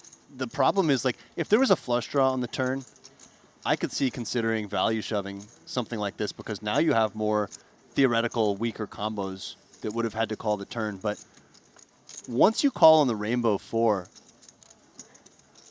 you're not going to have that many ace-jack, ace-queen at this point, I don't think, or king-queen. These sorts of hands you're not going to double float too often, so it's a little bit hard to have those natural bluffs to try to target ace-high to call. Well, But he is does gonna go for jam. I guess the logic here is if my opponent has 2 sevens beat, He would he have would just shoved. always jam Yeah. the river. Yeah. Therefore, when he checks, look, I don't need to figure out what natural bluffs I have. Let me just give my opponent the chance to make a magical hero call. Who knows? Maybe like a 5-4 suited ace-4 that went crazy. Yeah. No, you're right. There could be some 8x in there too, though, perhaps, as the I feel out-of-position you. player. I don't You're know. not wrong. I don't know. It's interesting, certainly. No bluff? No bluff. He gives his opponent a nice price, so 4. maybe ace-king Oh. does just look this up. We'll never know. King-queen, of course, has to fold. Very cool hand. See the showdown. Yeah, that was an interesting shove on the end from Plant, and Plant's got to be feeling a little boost of confidence after having nothing go his way I up don't to know, this it's point. something. I I think you can beat 4. You think I can beat 4? You can beat 4, I think. So good value bet. You know, you know? Bet Not check bluff, so not weak. bluff. No, ace high.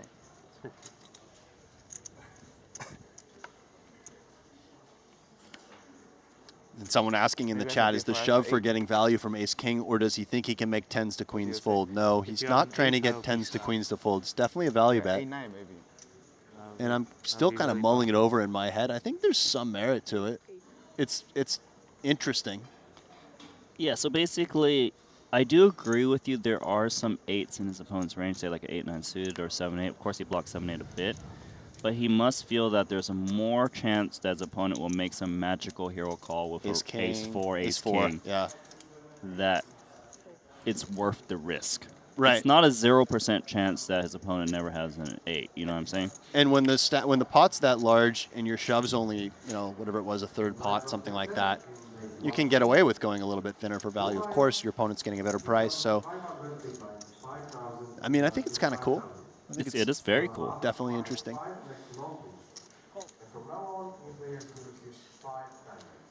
4-way, single raise pot.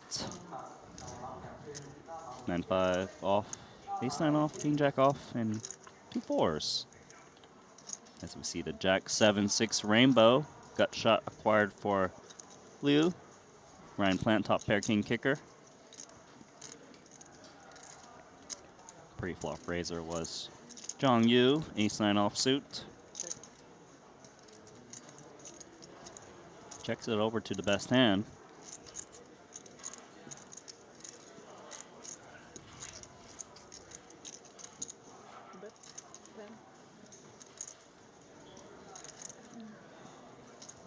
Shoots out a value bet, 10K into 38.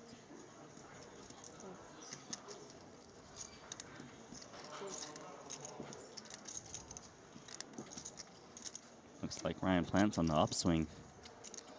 He was at this stack, not too long ago, around 370. He went all the way down to 280. Now he's up to 416K. Yeah, nice last 10 minutes or so for Ryan Plant. Blinds are up now, 2500, 5K. This is level 6. Registration open until, I believe, the start of level 11. Yeah, you're right about that.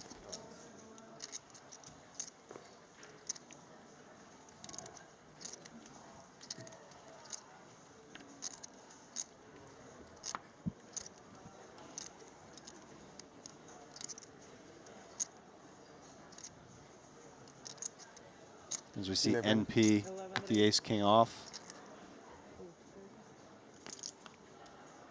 2.2x at the new blind levels. Randy, do you have a preferred opening size in the kind of early to mid stages? Do you like somewhere in that 2.2 to 2.5x? I just min raise, so Just I don't have min-raise? to use a calculator. Okay. Do you just min raise at all stages of the tournament Yeah, typically? I Okay. kind of do. But, you know, there's obviously advantages to slightly bigger and, you know, smaller, whatever. It kind of also depends on how your opponent reacts. Some players actually do adjust their ranges based on the size of their face. Some actually don't. Right. But, So do you min raise right from level 1? yeah, just Okay. lazy, man. All right.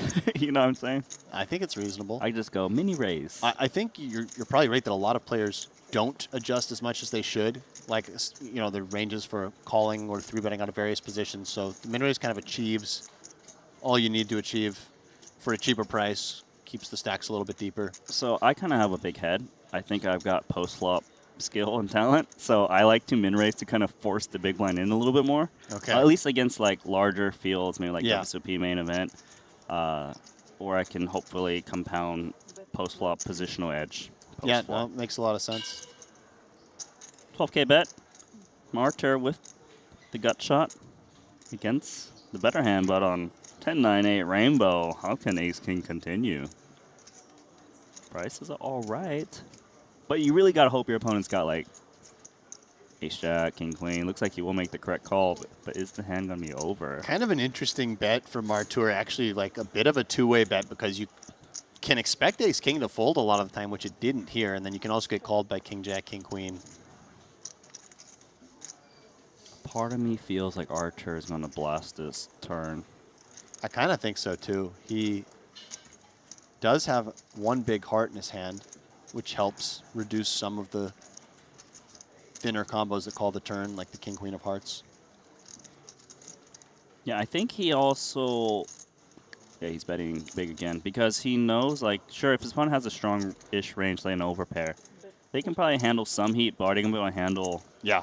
I a mean, third barrel all in? I don't think so. pocket aces already hates life on the turn because it's just kind of dreading what's going to come on the river, I think. Yeah, because if you think about Archer's flatting range under the gun, it's all the sets, it's got two pairs, it's got all the straights, 6-7, queen jack.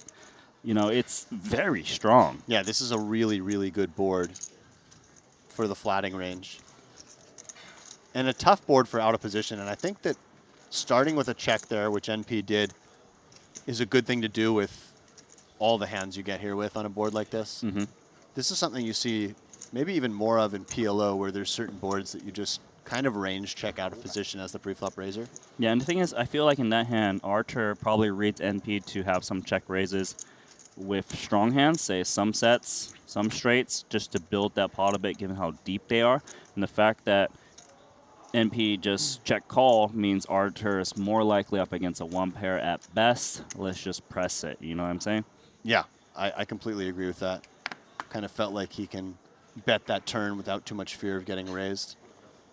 And that's why against tough, aggressive opponents like Artur, you do have to make sure to some extent that you're protecting all your ranges. So protecting not just your checking range there, but also your check calling range.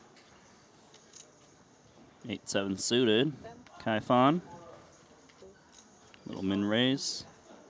Trying to recover some chips, but gonna be tough against the all-in from Wei Hong Lu. Ace Queen, 25K remaining. Half the call here.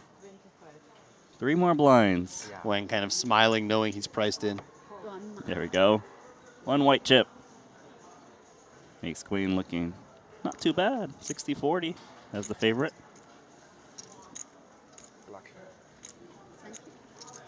Live suited connected cards.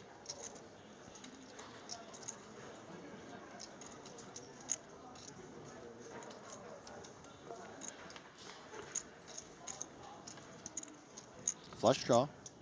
Flush draw and pair draw is live at the moment. This is true.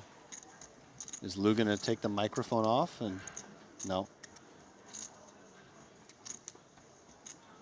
Ace on the turn is Shutting amazing. down those pair outs. Yeah, and one out is removed as the ace of hearts is in Lou's hand. That's not a flush. Nice double up there for Wei Hong Lu, who played very patiently after losing that large pot. Waited for a good spot, got the money in good.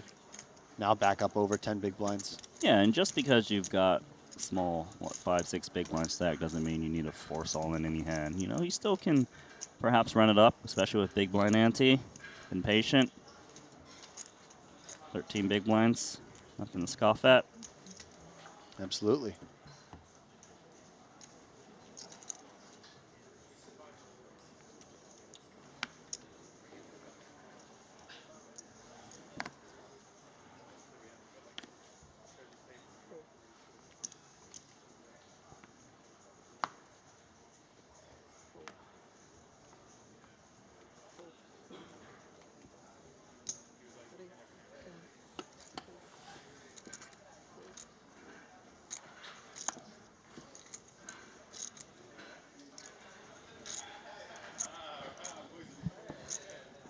Six, 6. And a 6-7 suited in the big blind. 1-6 left in the deck. Not that Archer needs against 7-6 suited, well, perhaps he does now because the 7-6 has taken the lead.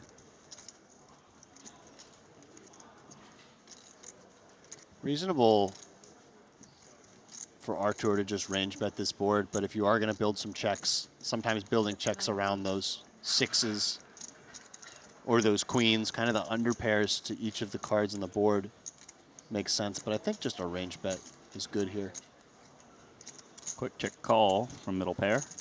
Yeah, and as much as we want to have some of those thinner value check raises, I think with 2 black cards, the 7-6 just wants to play check call here. Queen on the turn. And I guess Archer is going to want to try to get the showdown cheaply rather than turn the 2 6s into a bluff. I think so too. Especially because it still beats like ace-3. Some ace-high check call. Diamonds.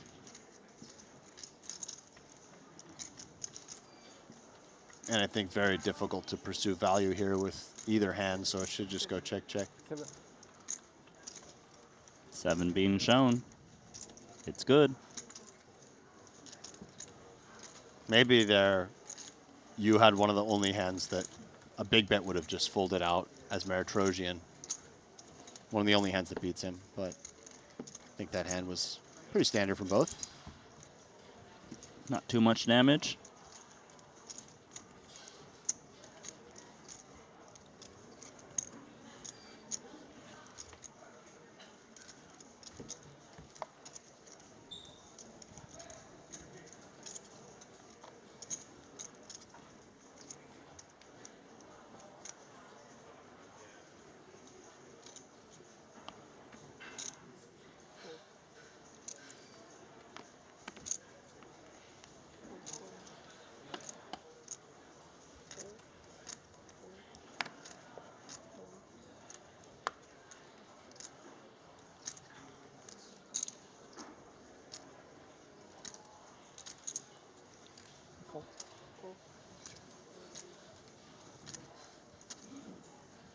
Looks like we're going to take a limp pot, pocket 3s, checking the option.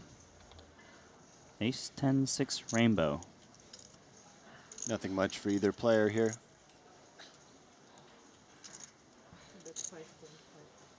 And this 2/3 pot stab may just get it. Oh, excuse me. 1/3 pot stab. Ryan Plant calling with the 2 3s. Doesn't believe. Gut shot acquired for you.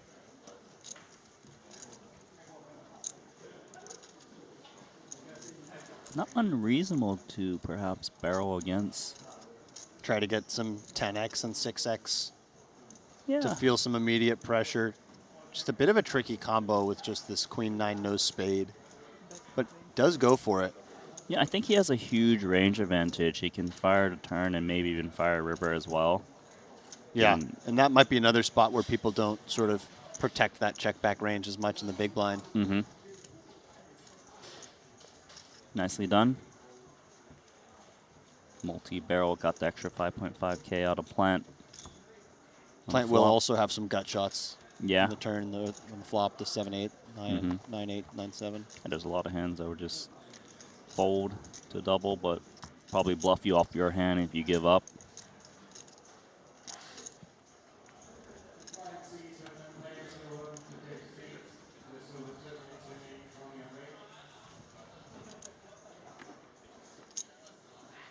And we're already approaching the number of entries we had in day 1A here with 287 in day 1C. Talk about that line again. Are you close? I forget. So you drawing I dead yet? need, no, I'm definitely not drawing. I need 390 for day 1C. And what are we at? We're at 287 Let's see. with 5 levels left, or 4.5. I think it's going to be very close. Very close. Just run it back in the next Yeah. event. All right, UTG Open. Have fun with Ace Jack suited, 30 big blind stack to start things off, 2 9s. Yeah, versus under the gun, not wanting to 3-bet this hand. Yeah, if he was up against a button open, Very certainly different. 9 seems like a 3-bet, right? Yep. 9's in the lead. And decent looking flop with just 1 over and some back doors. Not a very nice looking flop if you got Ace Jack of Hearts. Yeah, it's actually kind of questionable on whether you should see bet or not, the Ace Jack. Yeah, maybe just because he raised under the gun, he feels like he can bet a wide range of hands here versus the big blind. But not a board you necessarily want to bet full range on.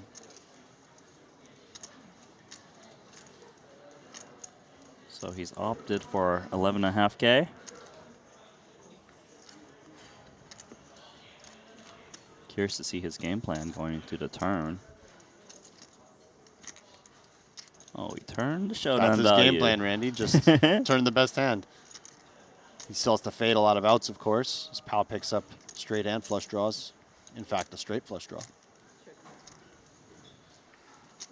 First instinct with Ace Jack, Alex. I think I'm checking here. Protect against pot Just- control against the queen.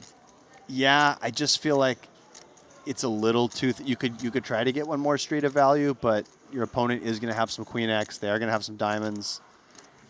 I think I just want to check and see what develops on the river. Thoughts? Like that too. This guy fun, agree? Unclear. And if he faces this bet, like, does Pao ever just decide to semi-bluff check raise all in here and put pressure on hands like Ace Queen of Spades? Put those hands to a difficult decision? To answer your question, it mainly depends on, do you think your opponent is betting queen X's that are going to Right. bet fold, right? If you think they're the type of player to just Or- check those back on turn, then jamming is quite reckless, right? But here, If you knew your opponent was betting all their Ace-Jack combos, for instance, you would have Exactly. a very nice candidate. so amazing value bet from the Ace Jack on this turn card, despite the 1 over, despite the straight and the flush getting there. And this feels like a hand where if it goes check-check here, which I expect it will, you're a little frustrated as Pao when you see that Ace-Jack here. How was he able to get that value bet again against me on the turn? Right. And the 9s probably thinks it's good, but it's not. Yeah, and he's A I'm sure he's little bit of a confused. confused look on his face. You can see that. like, you just owned me there. Because you would expect the turn betting range there to be a little bit more polar. Maybe we expect to see ace, queen, kings, and aces in there, Mhm. even without a diamond. But ace-jack, a little bit more unusual, certainly. It's thin, It's thin. but nice. It worked out really well.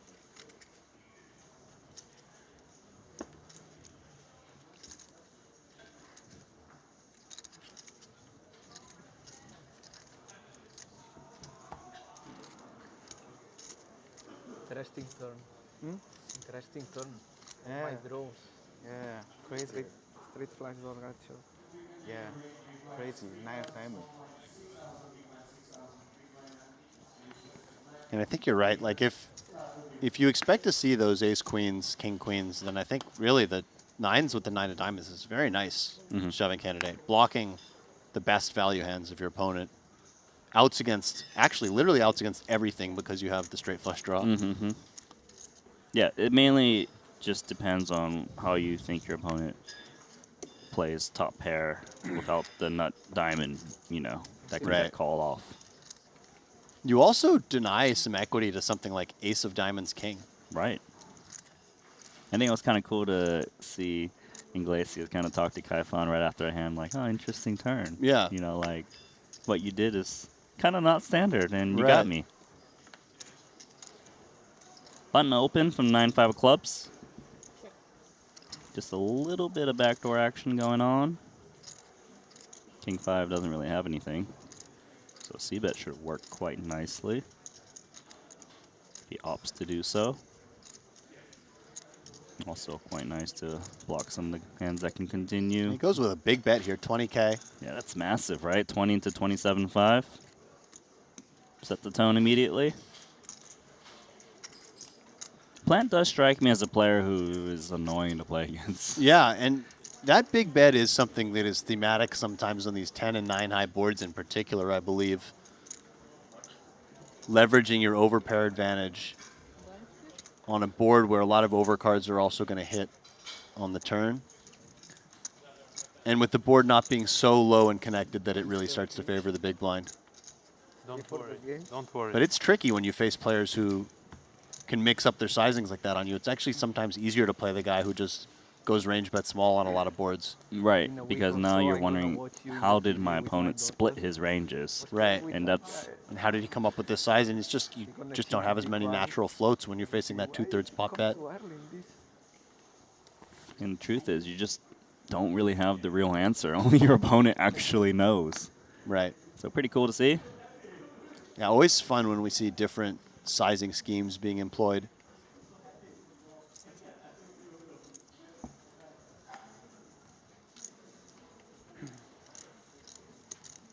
Suited queen in the small blind. Just shy of 40 bigs. Limping in to this dangerous man. Yeah, he's gonna definitely set the price higher. And of course, given how many hands you want to limp, you should have some limp folds. The question is, do you play many limp folds with the suited hands? Yeah, I think he knows Archer is willing to isolate with some really raggedy hands, so hence why he's limp calling Queen 5 suited. Actually kind of a bit of trouble here as he flops middle pair backdoor diamonds on the ace high texture. Yeah, That's certainly. amazing for Archer, huh? Not folding right away by any means to really to any size. Certainly not to 10K. Yeah, 10K is quarter pot.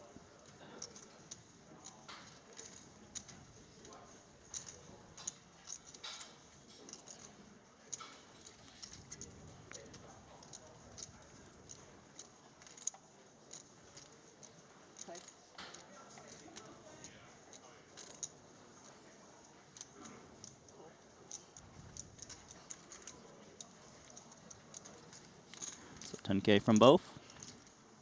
Turn card brings a flush draw for Kaifan and also outs to a wheel on the board Yeah, that will very chop it up. interesting card here. I think Kaifan's certainly the player who's probably more likely to have a 3 in their range. Although I mean, I could see I Archer could having see Archer having like a lot of isolating 9-3 threes or too. something. Yeah, Yeah. I might actually walk back that statement a little bit. But what about this flush? That's looking good. So yeah, does Kaifan want to go for check raise here or just bet himself? It really depends how you think Artur is constructing his turn check back range. I think I'm more inclined to just want to bet because I don't think very much 3x or even aces up is checking back turn, and I think if Artur was going to bluff, he may have bluffed the turn with some of those hands. So Yeah, I feel like Archer's range is very difficult to have a wheel as played with the turn check through. Hence, Yeah. it's just better for you to bet now, as Archer is less likely to attack. Yeah, I think Artur has a lot of one pair hands and then some no pair hands. And of course, against the no pair hands, you do want to give them a bit of rope. But against all the ace-X, against hands like this, you want to put something in the middle. Okay, he's gone massive here. I see 2 white chips, blues, reds. Might even be an overbet. You know, the cool thing is, though, even against a big bet, a hand like tens can call you with all those spade draws and those open-ended and gutters on the high side missing. All the 7-8s, 6-7, 6-8 spade draws. And also, when you do go this big, Artur has to be thinking, well, I don't know if he's doing this as wide as, you know, ace-deuce even for value. Mm-hmm. So you start to constrict the value range a little bit. Nice He fold. does just come with the fold, but kind of a cool spot because unlike some other spots we've seen, there are a lot of natural bluffs there, in my opinion. Yeah, so I kind of feel like you're It's saying... not good enough to bluff catch. Hold on. Silence from Archer.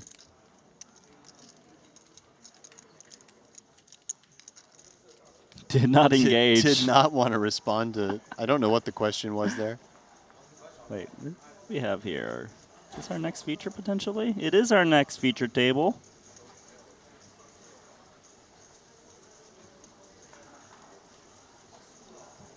Do see Tom Fuchs. Voronin also in the mix there. Oh yeah, that's gonna be good. So we might see a little more of Constantine Voronin, who was a lot of fun to watch in our first But couple of I hours. haven't got to witness it yet, so now I get to. Now you get to be part of the fun. I'm going to have to tune into that one while you and Kevin are going through it after I stop at Shanghai Bund for some Korean cuisine or Chinese Shanghai cuisine. Boon, it's breakfast, lunch, and dinner. Yeah, I actually haven't been there since we all ate there together. Oh, I've just been doing the breakfast buffet, and then I just needed to try something different, so I went to the Italian place. good. It was okay. So no. Yeah, it was only okay. I mean, probably my mistake for coming to Korea and eating Italian food. You the type of guy who goes to like Taco Bell and try to order a hamburger. Yeah. You know? You know what? That's really funny. A lot of my friends would describe me as that guy. Like, go to a steakhouse, order the salmon. Go to a seafood restaurant, order the cheeseburger. Yeah. I've been known to be that guy.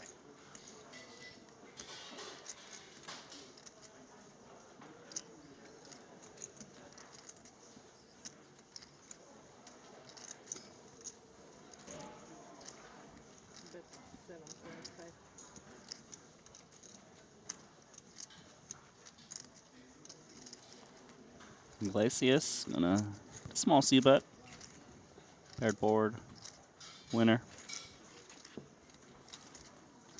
Hope you guys are enjoying this stream, day 2. We have now officially surpassed Day 1A's entries Oh yeah? up to 302. You sound excited. I'm trying to win that $10 off Kevin. Our chip leader, Sergei Karchenko of Russia.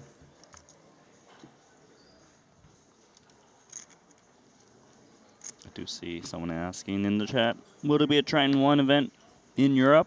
That's TBD, but, you know, express your concerns, I your certainly don't. suggestions. Yeah, I certainly don't think this will be the last Triton one. I know that the brand is planning to roll with this, or I hope they are in the future. Yeah. But I don't think any locations or official decisions have been made in that regard. Certainly the turnout makes me think that they're going to want to continue this. I'll say this. If that is something you want to see, let Triton Poker know. They listen to feedback. And the more demand there is, the more likely it'll happen. Archer Martirosian. King Jack offsuit into Shu Hung.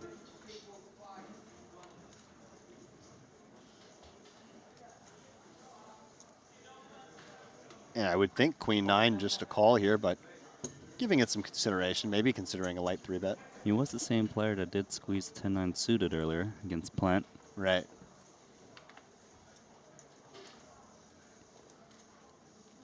A dry ace high board. Button versus big blind. 7. An even quarter pot probably going to get it done here. 2 overs to the 8, but no backdoor flush draw. Just difficult to... It's tricky because you're getting such a good price. You're supposed to defend super wide. Oh, Talk to me, Alex. he does find the call. I know you're supposed to defend super wide in theory, probably a lot of the Jack 10, 10, 9 hands in particular where you have backdoor straight draws. But I think it's difficult to defend them in practice, especially against somebody as aggressive as Artur. But Zhu Hang does find a nice float on the flop. Now does Artur go for some sort of thin value here or just check it back? And he does check back. Yeah, interesting. River card is the ace. Does Shu believe he needs to turn the queen high into a bluff? Seems like he was floating with intention to steal it on the river, expecting Artur to c-bet range. Gonna try to show down the queen high. Seems like a pretty safe value bet for Artur now, targeting the 8. Yeah, targeting 8x, king high. Something in that half to 2/3 pot range makes sense to me. Yeah, and occasionally Shu has check called a hand like queen jack and is now out kicked. Right, some jack 10 and queen jack can definitely be in there. Sizable bet incoming. 31-5. Goes closer to 3/4 pot. And I like this, and I think as Zhu Hang, you just have better hands to call with. It's just better to block pairs. You have hands that are higher up in your range. You are going to get bluffed once in a while. He does appear to be giving this some real consideration. Was he just gonna check jam this? I mean, I don't see how he can I ever didn't check call, I didn't right? even consider check jam, but I suppose I mean, like, this never check calling queen high. High. you wouldn't think so, but you also wouldn't think that Artur is going to bet like king high for that size, right? Or a pair of 4s. So it does look very polar, and you actually do beat some of the random stuff he's opening on the button. But no, I think it. You know, he's ultimately always going to settle on fold there.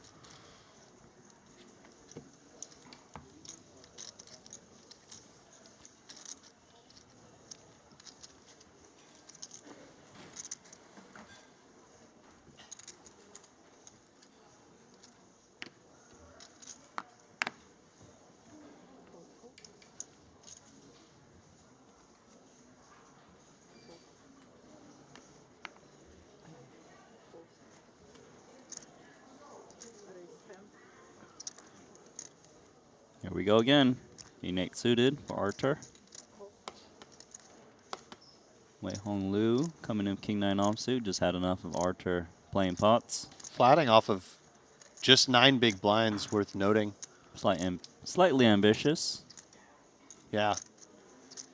Ace 9 offsuit. Like, just no one respecting Artur's open. No, and I think the ace 9 could have actually considered squeezing there. If you think Artur's opening wide and you think the flat, you sort of take it honestly. You don't think it's some sort of trap with a premium. Then ace 9 off kind of becomes an interesting squeeze candidate. Queen 6 deuce. 2 clubs. Best hand belonging to ace high, believe it or not. Hard for him to know that, but yeah.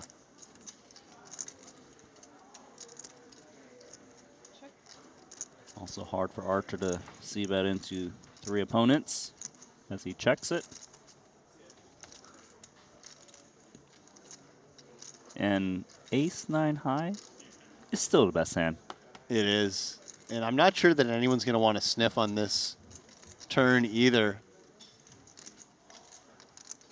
He does have the ace of clubs with the ace 9 high. I mean, 4-3 can consider this bluff with the gutter, but into 3 opponents, one of whom only has 35K left.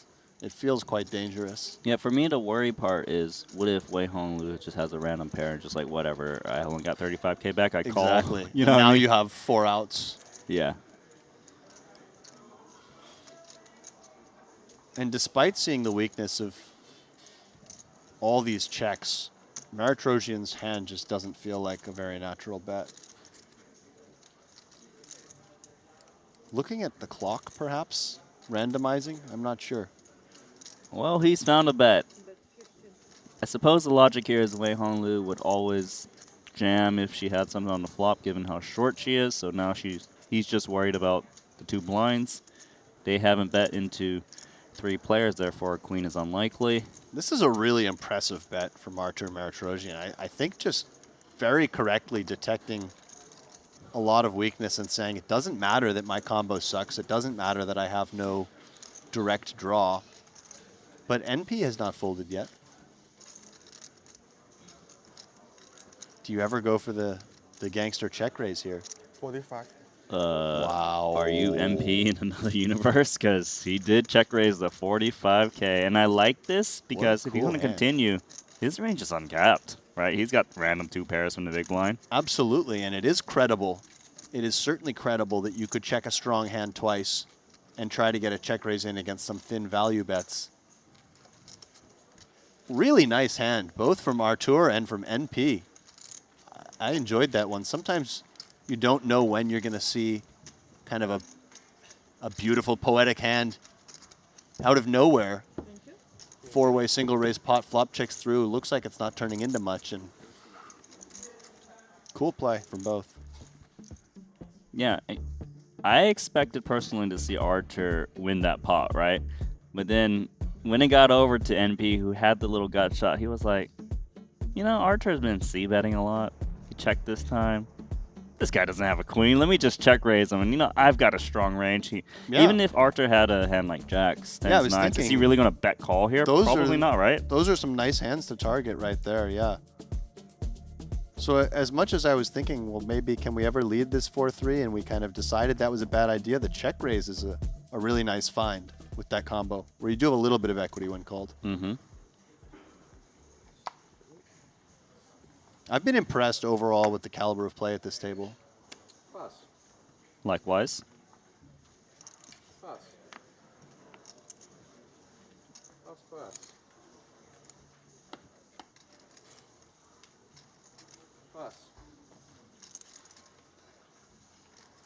Jack 10 offsuit.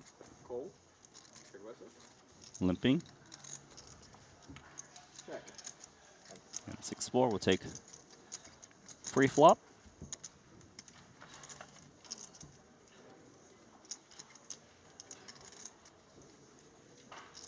Monotone texture.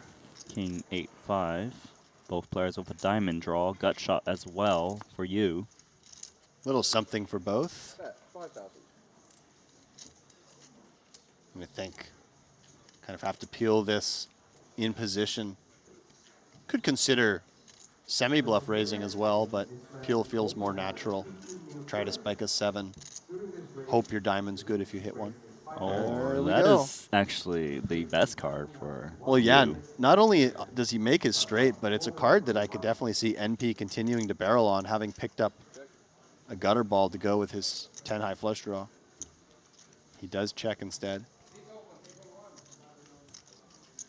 I think a sizable bet here would be quite nice for you. He can still attack King X's. I agree with that. His opponent's going to have a lot of hands like the one that NP has that have fair equity against him.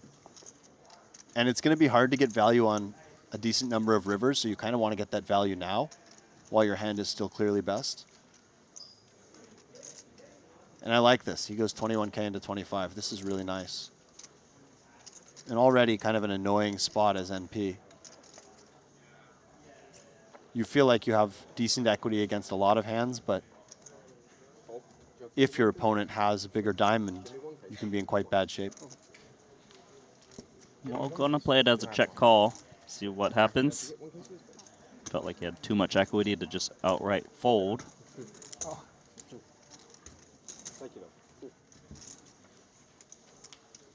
Our card is the king. That's a pretty good card for you, just because if his opponent is holding king, they're going to call a massive bet. And do you like a big bet here as the 6-4? Yeah, I think I just target the king, go for max value. I expect a 5 and 8x to not always bet the flop. Yeah. You know what I mean? And don't worry about the weaker parts of the range because they're not calling anyway, so just kind of go big and target the king. Yeah, get Makes the sense max. to me. Because if you just bet like 30, 40K, sure, you might be able to get a call out of an 8, but I don't know, I don't think a 5's calling you. And if Too you face often. that, if you bet close to pot and you face that all in, you just puke, right? You just puke. But you can't make the assumption that you're always going to get check raised if you bet the Agreed. river. And in fact, when you bet big, and this is not the reason you should bet big necessarily, but you are a little bit less likely to face those bluff check raises. I think the action's on MP at the moment, so he's contemplating just leading, given he just has jack high. And he's actually the one that comes out with And near he pot comes size with a bet. big bet, and I think this just gets called always, right? Yeah, Agreed. raising makes no sense, folding makes no sense. You just have to call this one. Well played. You got it. Don't know about that play from NP. I mean, Ambitious. I get it. He's at the bottom of his range. It's not like it's PLO, right, where you check call the turn and then the board pairs, and now you can represent boats and get flushes to fold. You know, it's like that value range is still going to call you Wasn't the guy with if it's more flushes or experience? straights like the one he had. And I don't know. It just feels like a bit of a bluffy line. In my For opinion. me, if he was going to lead the river, I'd prefer a smaller bet to try to shake out better naked diamonds. Yeah, like a just queen of naked ace diamonds. Yeah, or ace of queen. diamonds. But with that bet, I don't think he's shaking out hands like 8x, 7x, 5x that much, because I don't think those hands are actually betting the turn that much. So therefore, you're just up against a king so often or better, and That's then a you're great just point. burning chips. I think you're right. And I think the turn decision was already very close, facing that big bet, out of position, Jack 10. Felt a little bit dicey.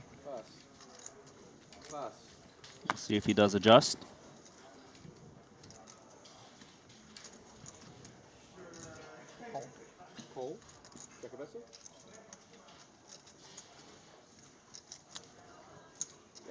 Okay, what do we got here? Pocket eights. 4x ISO from the big.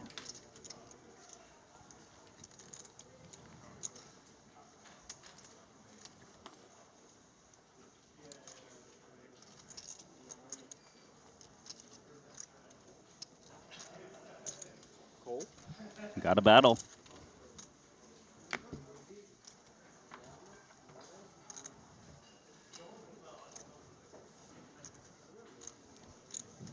Not bad for you, isn't it? Not bad at all. You can see that Plant is the equity favorite, but Yu's hand feels a lot more comfortable. What about initial thoughts with eights? You like to check back? Yeah, I think I do.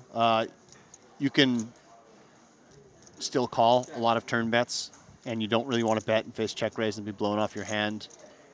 I think that checking some of those 10s, 9s, 8s, those bigger pairs under the jack makes a lot of sense.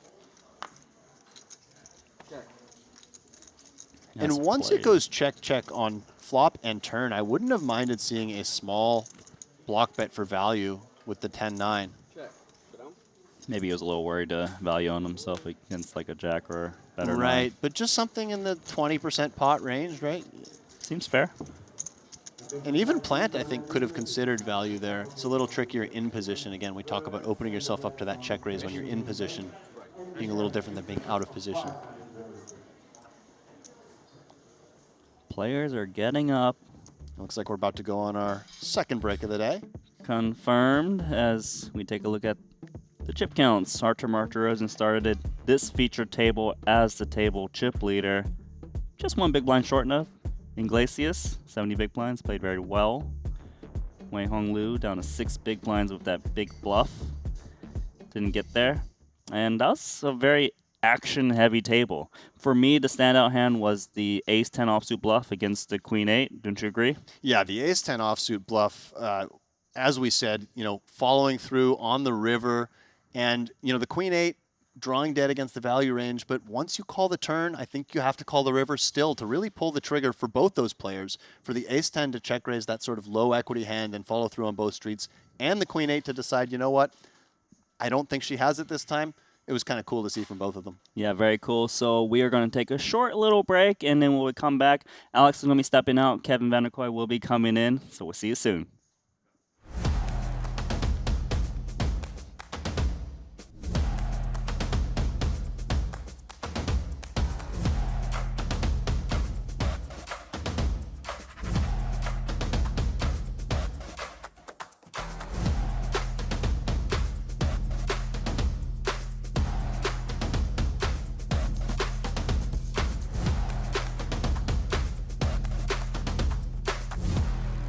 He could have everything.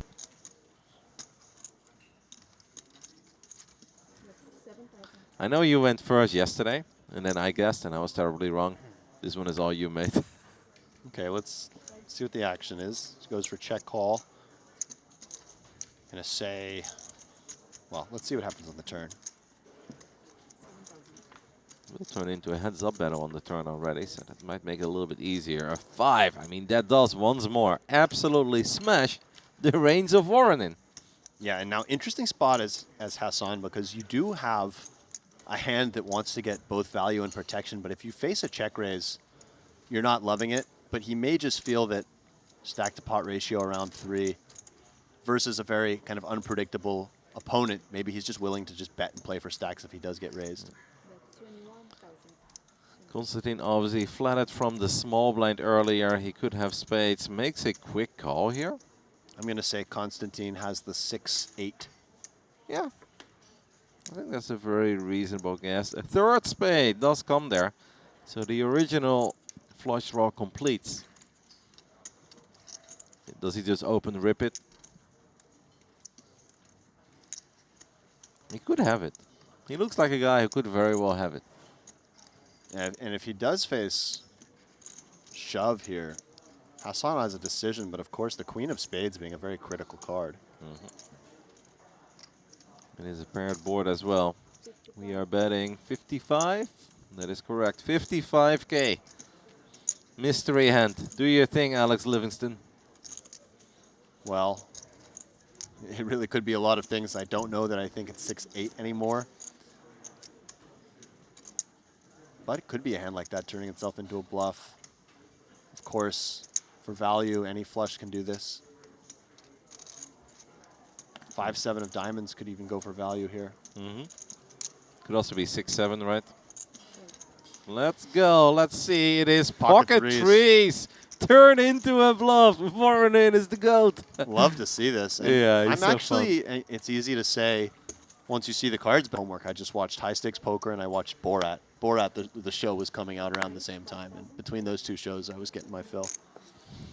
Yeah, I did not join your interest in Borat, but No? No, I did absolutely enjoy your interest in high stakes poker. I think I used LimeWire back then as well. Ended up with a bunch of viruses. My brother got very angry at me. He's like, "What are you doing?" I was like, "I'm sorry. I just want to watch the poker show. It's really good." We're showing our age to all the Gen Zers in the chat here. I know. Just to be very difficult, guys, to find what you were interested in. Like, obviously, that was not broadcasted on national television in the Netherlands back then. 2 pair here for Wei Che Chang. Yep. That's the second time, by the way, right? Let's see. No. That at least Jack 3 makes 2 pair. I think earlier he had was Ace 3. West he flopped top and bottom pair. This time, top 2 pair. And if I'm the opener here, I'm a little surprised actually to not see the 10-9 of hearts barreling. Strikes me as the type of hand that has enough backdoor equity. Cards like this that you can continue to barrel on the turn if you start with a bet on the flop. And as the pre-flop raiser, would have liked to see a bet there from Lou. Ori getting a very nice price, but just the gut shot on the double flush draw board with some murky outs. He does decide to call, and Lu Junzhong has options here. The problem with raising now is that after checking back the flop, it's a little bit tricky to represent much besides something like exactly pocket sevens, a slow play of some sort.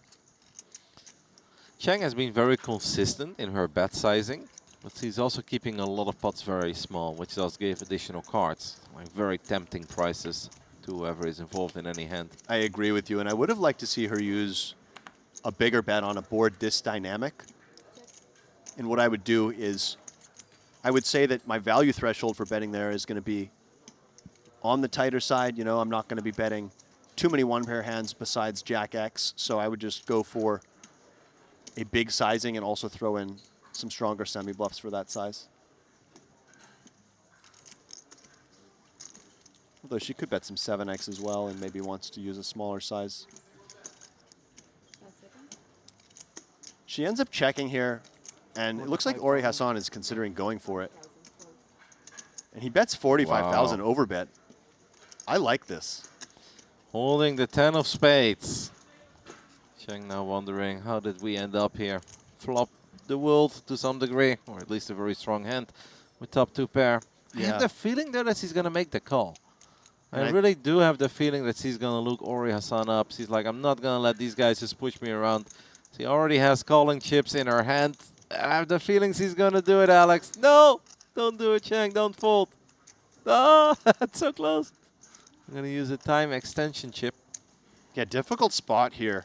Pure bluff catcher. She has to try to think of all the different hands that Hassan can call the turn with.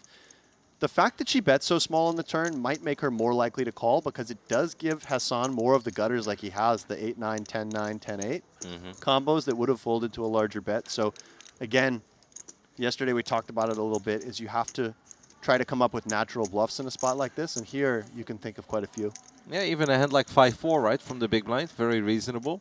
Oh, she folded. So well done to Ori Hassan. When you do float the turn light in a spot like that in a multi-way pot, you need to be willing to sometimes make a move, and he takes advantage of that 10 of spades blocker. That stings a little. I felt he was on the turn. And then played call on the river. Whoa, whoa, whoa. Lou with the check raise from the small blind. Ace-10 off, so an 8-6-5 This rainbow. is interesting. Not typically the hand choice you would see on this board. No real connectivity. Kind of interfering with some of the weaker hands that Wen could have. Yeah, it seems like she was attacking better ace highs. That might be c-betting the flop. She's repping a set, right, flatting from the small blind. Now that she's taken this line, well, she's going for more chips. And this might just work. This is kind of brutal for Wen, right? It's got top pair, but a 4-liner out there. Yeah, and if you're Wen, you call the check raise thinking, well, I might be ahead right now. I've got backdoor spades. I can try to avoid having the worst turn cards hit, but this really is one of the worst turn cards with all those 7x semi-bluffs getting there and have you drawing dead to a chop. I guess my question, if I'm the Wen right now, is will Lou still bet with a set when this card drops? And also for this size, true. Right. Because this is a rather large bet. But what are her natural bluffs? That's the hard thing. You can't really put her on ace-10. You could maybe think 10-9, something like that. Yeah, seems like 10-9 is the only one. But this is not a natural bluff, as we can see. It's ace-10 offsuit. Right. And when it's hard to find the natural bluffs, it's really hard to continue with a hand like Queen-8 that can be basically drawing dead. I mean, you would continue your 2 pairs and your sets here, but 1 pair is a different story.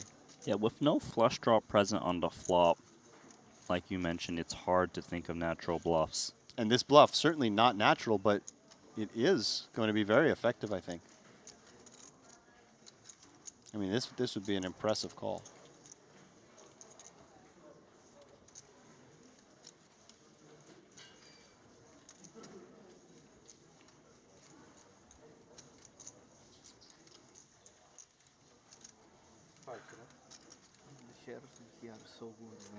Oh my God, he calls. How does he know? And if you do call here, Randy, I think you have to be intending to call most rivers. 68K back, 186,000 in the middle. Can Wei Hong Lu put in one more barrel and rep that straight, or potentially some full houses? But again, calling the turn with Queen-8, knowing that you have no way to improve against the value portion, really, it feels like you're just preparing yourself to call on a river like this, doesn't it? It feels that way. Is she going to read into the long tank on the turn? She is. She's going to jam. Holy. This hand. This is wild. And really not what we've seen from Lou up to this point.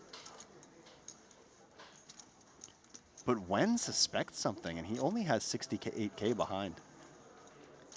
Yeah, so he bled into some time banks on the turn. Making that call doesn't mean he was... How's he going to read into it? You know, like, does my opponent react and try to punish me? Because when he makes that call on the turn, it does look pretty strong, right? Like, most people kind of shut down at this point.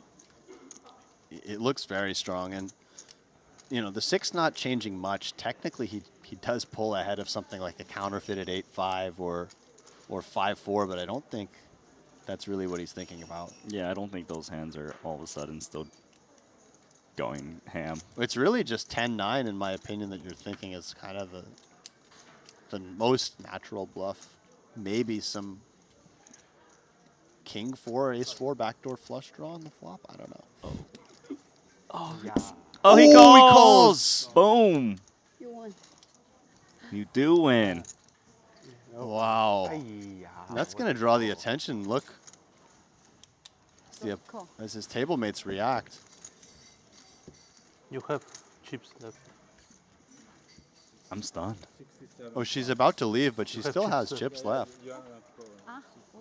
Good river calls all the time. Ay-ya. Don't bluff me. Not easy, my friend. And I respect. Look at 7. We have a backdoor flush draw, but you almost always have a backdoor flush draw. You know what I'm Right. saying? And is Plant going to get 3-bet for the 7,200th consecutive time here? I promise you, he will. Just Yeah, Iglesias, the way he plays, you know he's going to do it. He wants to kind of attack Plant.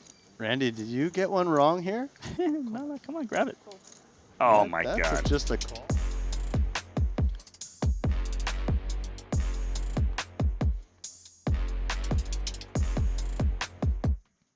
Welcome back, everybody, to the second day of the very first edition of Triton ONE, where we are still covering the 3K Genesis event. It is day 1 of the Genesis event, Flight C, but of course we are here on day 2, 7 days of Triton ONE. I am Kevin van der Kar, also known as Rotterdam or Ruddy, as some of you guys have pointed out in the chat. You may have heard my voice once upon a time if you watched some video gaming competition. And for the next 2 hours, I will be joined by the one and only Randy Lou. How were the first 2 hours with Alex today, Randy? I mean, it was pretty good. We had a lot of good action from the players. I kind of recognize there's a lot of players with a lot of talent, unique lines, but kind of making some big plays, big hero calls. It's been a lot of fun to watch. But for me, though, it's this feature table that's going to be very interesting because I've heard a lot about this Constantine Voronin, who is at our feature with 52 big blinds and 309,000 in chips. Voronin was so fun, we just had to bring him back. He did bust earlier, but he re-entered the tournament, and I'm very excited that we will once more be able to watch his antics. Yeah, we had a lot of fun, Alex and I together, just watching his plays. The thing is, though, he started off rather, I would say conservative, but just very normal. He was in line, and at one point, he lost a pretty big pot early on with ace-jack, where he did make a really big bet on the river, like 80 big blinds at level 1, like 80k, that's so much. He had to fold against a jam, and it was a correct fold because his opponent had a full house. After that, all wheels came off, and he was basically involved in every single hand. But you're exaggerating, right? When you say every hand, like, we're not talking like 7-6 off, suit 8, these Oh, things. no, worse, actually. Like, he would legit open 9-3, 9-4. Yeah, no, I am not exaggerating. Obviously, not every hand, because if there was an open before him and a 3-bet, then he would get out of the way. But if it was folded to him, any 2 would do. Any 2 will do. So I'm certainly excited to see that one. Looks like he also has Tom Fuchs at the table, a very experienced super high roller player, who's also sitting on a very healthy 392,000 in chips, 65 big blinds. Yeah, and other than that, we took a little look around the table. I don't think we're too familiar with a lot of them, but it's going to be a lot of fun. Very international lineup. We do have a couple Russians, 3 of them in total. We have a man from Hong Kong, we've got someone from Macau, we have a Taiwanese player, someone from Singapore, and we've got Tom Fuchs, of course, from Germany. It is going to be fun. There was a little bit confusion in the chat earlier. I was like, wait a minute, didn't we play down to the final 50 yesterday? Of course we did, but that was Flight 1A. At 6 p.m. we started Flight 1B, and apparently they played till 5:30 in the morning. I thought it was 4 a.m., which obviously already made for a very long day, from 6 p.m. to 4 a.m., but they played till 5:30 in the morning. Anybody that survived that is probably very happy. One of those was Frankie. You know, there were some people who started the day at 12 o'clock, went all the way to the end of day 1A, busted, and jumped into 1B, played all the way to the end as well, you know. And some of them made it, and that's legit impressive. That is not quite 24 hours of poker, but a solid 18 or so. As close as you can get. That is a really good way to start this very long poker festival, because of course Triton ONE is only for 7 days, from September 2nd until the 8th of September. Small chance we'll run into the 9th of September, but we'll keep an eye on that. And after that, of course, the Triton Super High Roller Series will start. You're going to be here for all 20 days, Randy, but I don't think you could imagine a world where you have to cast for 20 days or commentate for 20 days straight, where your first day was 18 hours. Yeah, I know what you're saying. But here, I'm here for it. You know, if you tell me we've got the Super High Roller Series and we're going to add on 1 extra week of coverage, how can I say no? I thought it was mostly because you knew I was coming. Mainly that. You're like, can this guy be as clueless in real life as he was online when I commentated poker with him all those years ago? Come on. And 4 hours in, 6 hours in, what are we feeling, Randy? Same energy? Same energy. But the thing is, the odd thing was when I was with Alex, Pocket Fours came up and he brought it up. I thought I was going to be able to get away from it, but I guess it's going to be 7 days of, yeah, that.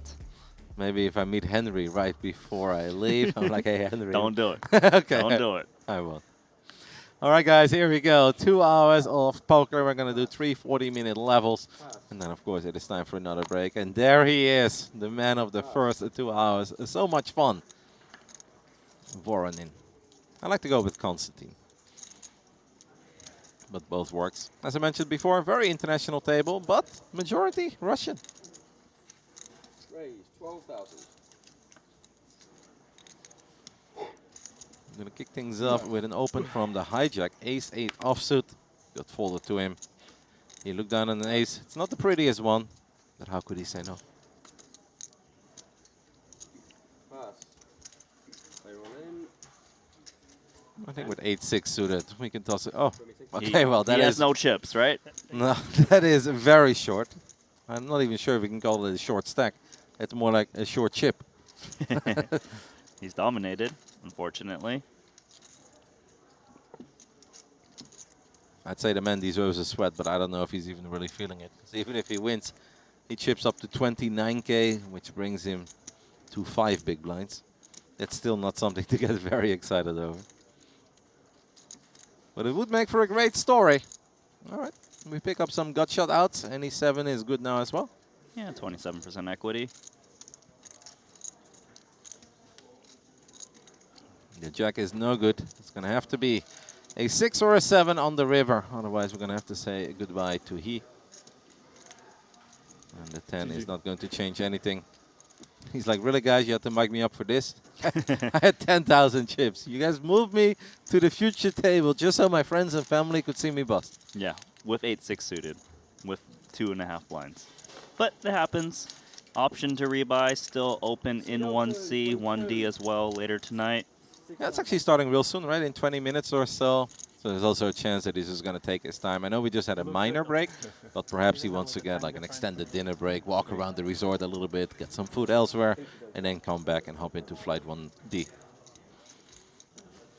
Which is, of course, the absolute last chance to get a stack into day 2 of the 3K Genesis event. The opening event here of the Triton ONE series. Okay, gentlemen, it's going to be dead small blind, big blind only. I know that we set the expectations very high when it comes to Constantine, so I hope he delivers for you, Randy. Okay. I hope he's not a different man now, that he's on his second bullet. Hope he didn't calm down. Raise 12,000. No. Ace queen. Bumps it up. Ace-3 offsuit will probably get mucked here against the early open. Thinking about it, we are working with less than starting stack here. Ace-3 offsuit under the gun +2. He is not mucking. Whoa. Call. Comes in with call, is it? Okay, he must feel that his opponent is very out of line for him to flat here. Chun-Chu. Pocket 8s. That's your lucky number, right? He's got 2 of them. 5 seconds. It's not just for me, right? Isn't it for the entire region? Well, that's why he's re-raising. He's like, this one is for Asia, guys. I do like it, though. You know, kind of isolating against the shorter stacks. Try to get in pre against them. You know, if they happen to fold, it's great. Huge pickup. Pass. Would imagine if Junhao Wu does opt to go with his hand, he's going to call off with 2 8s. Yeah. It's a little bit tricky, right? Because you did get the caller behind you. I don't think he's worried about the caller. He's just more concerned about the squeezer squeezing against his undergun open, which is supposed to be very strong. We are pretty short here as well. That's worth taking a look at. Play roll in. And it looks like he has just announced all in. And then I guess we are going to run it. 64K extra with the 8s. Yep, got a call here, especially with the overlay from the Ace-3 offsuit that just folded. This is probably a good reason why we shouldn't be flatting Ace-3 offsuit from an early position. And add this in one case, please. It's a very fair fight. Thank you very much. The 8s, of course, slightly favored. Perhaps a bit more, because we do know that at least one ace got folded. I'm liking the 8s, just given that we're in Jeju. Is Charlie clean? Whenever you say that, Randy, queen in the window. I know, right? I'm really good at jinxing people. Let's see if it's still gonna continue. Pretty solid pot. Almost an entire starting stack up for grabs here. 224,000 chips in the middle. And we are going to run it. It's actually a very good flop for 8s. Yep, just ace or queen. And Wu needs to find an ace or a queen, or we would already be saying goodbye to our second player at this TV table. On pace. And we could mention that he's picking up gut shutouts, but he really doesn't need any. Ooh, that was a bit scary, but the jack is no problem for the 8s. Chew off to a very hot start. The light is not as fast as I I think the left side is in danger. All smiles. Can't complain. Seat open. Nice 22. knockout. He's like, you guys should have moved me to this TV table a long time ago. I would have been chip leading the entire Flight 1C at this point. What? 2 hands, 2 eliminations so far.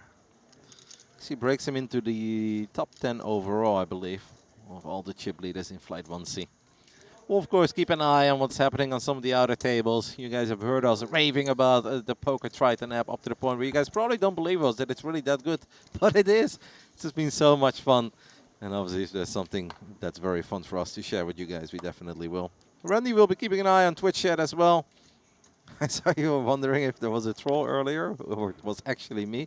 No, Randy, it's actually me. I like watching you. Like, you are just dedicated. So when you get 2 hour breaks, you're on the Triton Poker Plus app, you're in the YouTube or Twitch chat. Like, you never leave, do you?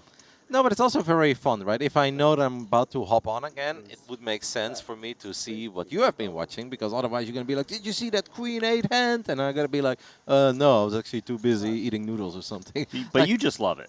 Yeah, of course I love it. Otherwise I wouldn't be here. Like, it's just so fun.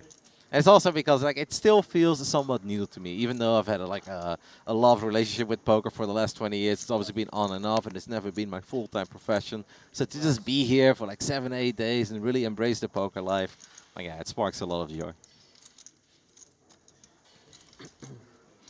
Now the ace-5 of diamonds under the gun open. Tom looks down at 8-7 suited on the button. A very fun hand to play from the button. Unfortunately for him, Valerie also has 8-7. Pass. How would you pronounce his last name? Fokin? I missed it, but I know Queen 10 off, so it's going to play for Constantine. If he would not play here, we hyped him up way too much, and you'd be so disappointed in Alex and me. 45K pot. Feeling the Queen 10 here. Flop is Jack, Jack, Deuce instead. With 2 clubs. Yeah, very favorable to Tom with the flush draw, Jack, Jack, Deuce. If his opponent is unpaired with ace highs, the 7 and 8 is live, which it is. Wouldn't mind a stab here. Alexander is best at this point, but he probably doesn't feel that he's best. And even if he does feel that ace high is best, there are very few turn cards that are incredibly fun for him to look at. Constantine does not want to chase. I think he's just going to let it go, right? Yeah. Yeah, very nice. 11K bet, takes it down. Maybe with a single diamond, we can justify sticking around there a little bit, because those backdoor outs do matter. But Tom picks a hand up from the button. And 5 time. Didn't even really have to fight for it. Charlie, what was the biggest mystery bounty you've ever won? Oh, I'm very unlucky with mystery bounty. I'm even thinking about maybe I shouldn't play. You know, and I always do the smallest one. Have you ever drew a big one? I think 20K or something. How much was the buy-in? 1.5K. That's not bad. That's good. That's Was good. online, yeah. That's good. You guys can hear players discussing the joy and appeal of mystery bounty tournaments. Tom sharing that he did pull a 20K mystery bounty once upon a time in a 1.5K buy-in. That's not too bad. That's very good, actually. Definitely above expectation. I mean, when you say very good, I'm expecting the 100x. We It's just- good, but You know, you have to win the tournament to kind of get that score. Pass. have you ever played any Mystery Bounty live events? It wasn't really a thing when I was playing more heavily in live poker, Pass. just more regular bounties, but I do see the appeal to it, and I know in every series at the Super High Roller Series, we run like a 40K mystery bounty, and that's really cool because like people are pulling massive bounties, right? Because it's such a huge buy-in. So it's a lot of fun. Yeah, I can imagine. Played a couple online. I've never played one offline or in a casino. It started to become a thing like a few years ago, and I do remember there was one that I wanted to play, but then I couldn't quite make it work with my schedule. 5 seconds. Race to 30,000. And a big race here. I believe Chu opened it up to 12K, and Alexander comes in with the 3-bet to 30K. Perhaps it's a mystery hand. Well, he did 3-bet from the big blind with pocket threes. Very unexpected with this type of hand given the price. It's very small, so I can see the ace-10 suited just hanging around and see what's up. We threw in a time bank extension chip. I have the feeling he's going to make a call. Ace-10 of diamonds is a pretty fun hand to take a flop with, even though he might be a bit worried about going up against a stronger ace, and then if he does flop an ace, then he's not sure if he's good or not. That was actually a really nice result for Alexander. Yeah. Just 3-betting and not having to worry about the flop and playing fit or fold. Is that a common play to bump it up that much with a tiny pocket pair against an under-the-gun open? No, I think the default play probably would be to just call with the good odds, trying to make sure you get to see that flop and try to set mine. But, you know, he turned it around and went aggressive, and it worked. He got the ace-10 suited down for a very small sizing. Yeah. Maybe Alexander feels that because his stack is not that big, that set mining is not all that useful for him. And the under-the-gun opener did have a very big stack, so perhaps he felt he was opening a bit looser, and he could just get him to fold here. Yeah, I think one of the things I've noticed in this Genesis opening event is there's so many different play styles, and not a lot of players have a grasp on how some are playing, so it's working to their advantage. Are you ready for our first update from Outer Tables? Gimme. All right, Artur Martirosian, since we just followed him for so long, actually won a big pot with Ace-King versus Ace-Queen of Kai-Fan Wang, who was, of course, at the table as well. Wang went all in on the river, and Artur called with Ace-King high. And he was good? Wait, I don't know if this hand history is correct. Maybe it's pre-flop all in, and Artur called, and they just ran it, and Ace-King held up. Hold on. That's probably how it No, went. no, I'm looking. No, I'm looking now. Now you got me curious. Yeah. It's all in pre, sorry. I got it wrong. Okay, so you tricked me. Yeah. Thank you. So good news for Artur and all the Artur fans out there. Obviously, we hope to see a little bit more of Artur later. Alexander opens things up with King-Jack offsuit from the small blind. But you is sitting on an absolute monster in the big blind with Ace-King offsuit. And these two obviously just tangled in the last round when it was under the gun versus big blind. Little dynamic developing between these two immediately, Randy. We've barely been watching this table for 15 minutes, but I feel like this is going to be fun. And there is a small chance that Alexander gets out of line here. Yeah, I wouldn't fault him because it is blind versus blind. We did see the 3-bet in the previous hand. King-Jack offsuit. Very nice fold. Yep. It's very hard to lay that one down blind versus blind. Especially with everything that took place last hand, right? Where you may feel like he's trying to make a move on you because he's trying to get one back on the board, even the score. That's a good fold. I wasn't certain if he was going to fold until he took another look at his cards. I could see the disappointment on his face. It's like, he's going to let it go. And he'll be happy if he sees that one back on the stream. Seems like a pretty fun table. Everyone seems happy. A little bit of chat as well. I mean, how can it not? Well, some of them don't have above starting stacks. Maybe that's all. I mean, but these guys, they're at least at the table. We've got a new player as well. You want seat 1? Who has joined us? Is it Toma? Yeah, Toma Suganari. He's very known for playing very big stakes, so it's very cool to see him play this 3K Genesis.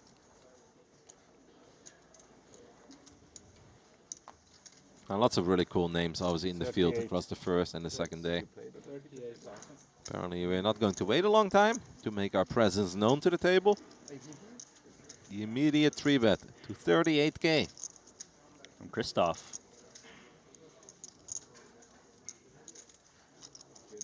Wait, but Constantine's in the tank. And so we've got 2 new players, right? Because Mato is new as well. That's true. Pocket 8s for Alexander. Starting the hand with a little less than 30 big blinds, 28 give or take. Gonna throw in a couple of time extension chips. And he is wondering whether or not he wants to run it with his pocket 8s. Yeah, it does feel like if he does want to continue here, he should basically 4-bet all in or just outright fold. Yeah, I think those are the only 2 options. Yeah, if he feels that Christoph Mato has got some 3-bet bluffs in his range, then maybe attack. But he actually does go with call, and I feel like the problem with this is you potentially let the original guy come along cheap. And you have to play Oh this my multi-hand, goodness. But look, 2 queens. Ow. Fireworks, Randy. I mean, maybe the call's going to save him in the sense that if he had gone all in, of course he's running into 2 queens, and maybe he can find a fold now because when queens bumps it up with a 4-bet, ace-king probably is going to still get it in there. Ace-king is not going anywhere. And there's a lot of, like, kind of dead money on the side, right? Potentially the 39K from Alexander. There's the 12K from the +3 open. I have the feeling that this is literally the first hand of Christoph Mato, by the way, because he joined with exactly 250K. He was active earlier, he busted, and then he re-entered the tournament. I have the feeling this is his first hand of his second bullet. And there's a good chance that he's just going to run it immediately.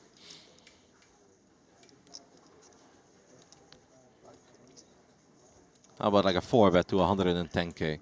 I think that sizing's actually quite nice. Seems like he's going thereabouts.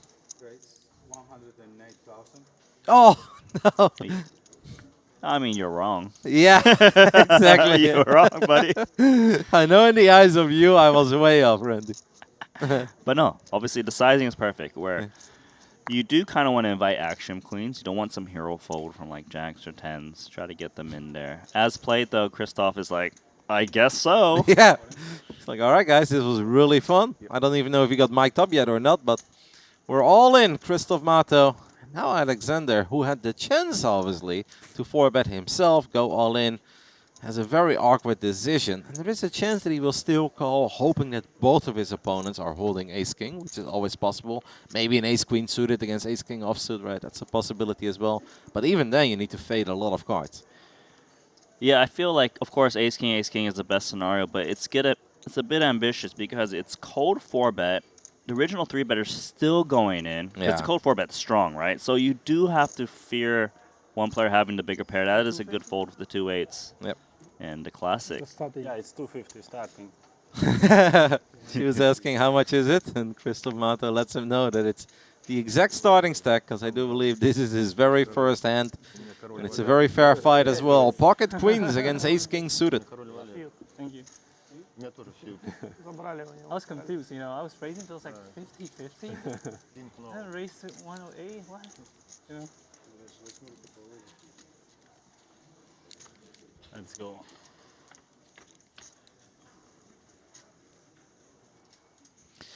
Jack 6 deuce. No help to Mato. Needs to find an ace or a king. 10 would be a fun turn card as well, Randy. Oh, have you seen the deck before? No, I haven't. Christ. I know, but no, I have not. Promise, guys, it's a live stream.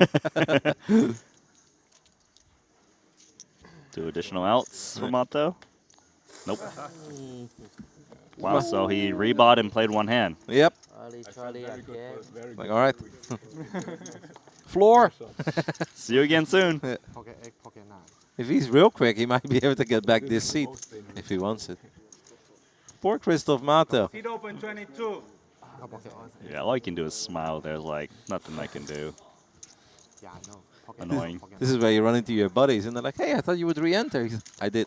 Yeah, he's talking to his buddy right now. So like Wow, one hand. He gave us a thumbs up. Poor guy. There was obviously no 8 there as well, so Alexander is going to feel a little bit better about not just running it there. If there were no queens, though, there's a good chance he would have gotten it all in against the ace-king, and he would have been good. Easy decision. Charlie, easy decision. So Chu is on quite the run-up, isn't he? 933K now? Yep, I already mentioned earlier that he broke into the top 10 at this point. How high now? Podium? Top 3? Top 5. Top 5. Close. Yeah, very close. Within 100,000 chips of a podium and a bronze belt.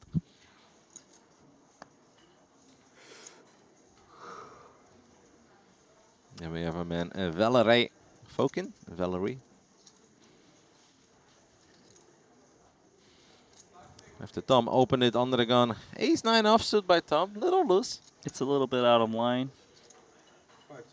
Not going to lie, and he's going to get attacked right away from the ace-king. 43,000. I'm quite certain that at this point, Voronin is absolutely fuming. There's been way too many hands without him being involved. There's been a lot of 3-bet pots so far, it seems. Very aggressive table. King-queen suited now for table chip leader. And this man probably feels like he's on a bit of a heater. And he's like, you know what? Heat check time. Let's give it a shot. 4-bet. Whoa, he is definitely feeling it. 100,000. That's aggressive. It's like we're in the gym, man, and there's no one watching. And you're just hitting 3-pointers all day. You're like, this is my moment. He's not going to be very happy, though, and there's a good chance that Fokin comes over the top. Could, of course, just call as well. What's your preferred action here, Randy? It mainly depends. If you feel like Chu's got 4-bet bluffs in his range, then you're more likely to 5-bet rip because you've got fold equity. If you feel there's very few bluffs, then you may lean towards call. Just kind of play accordingly because they are very deep.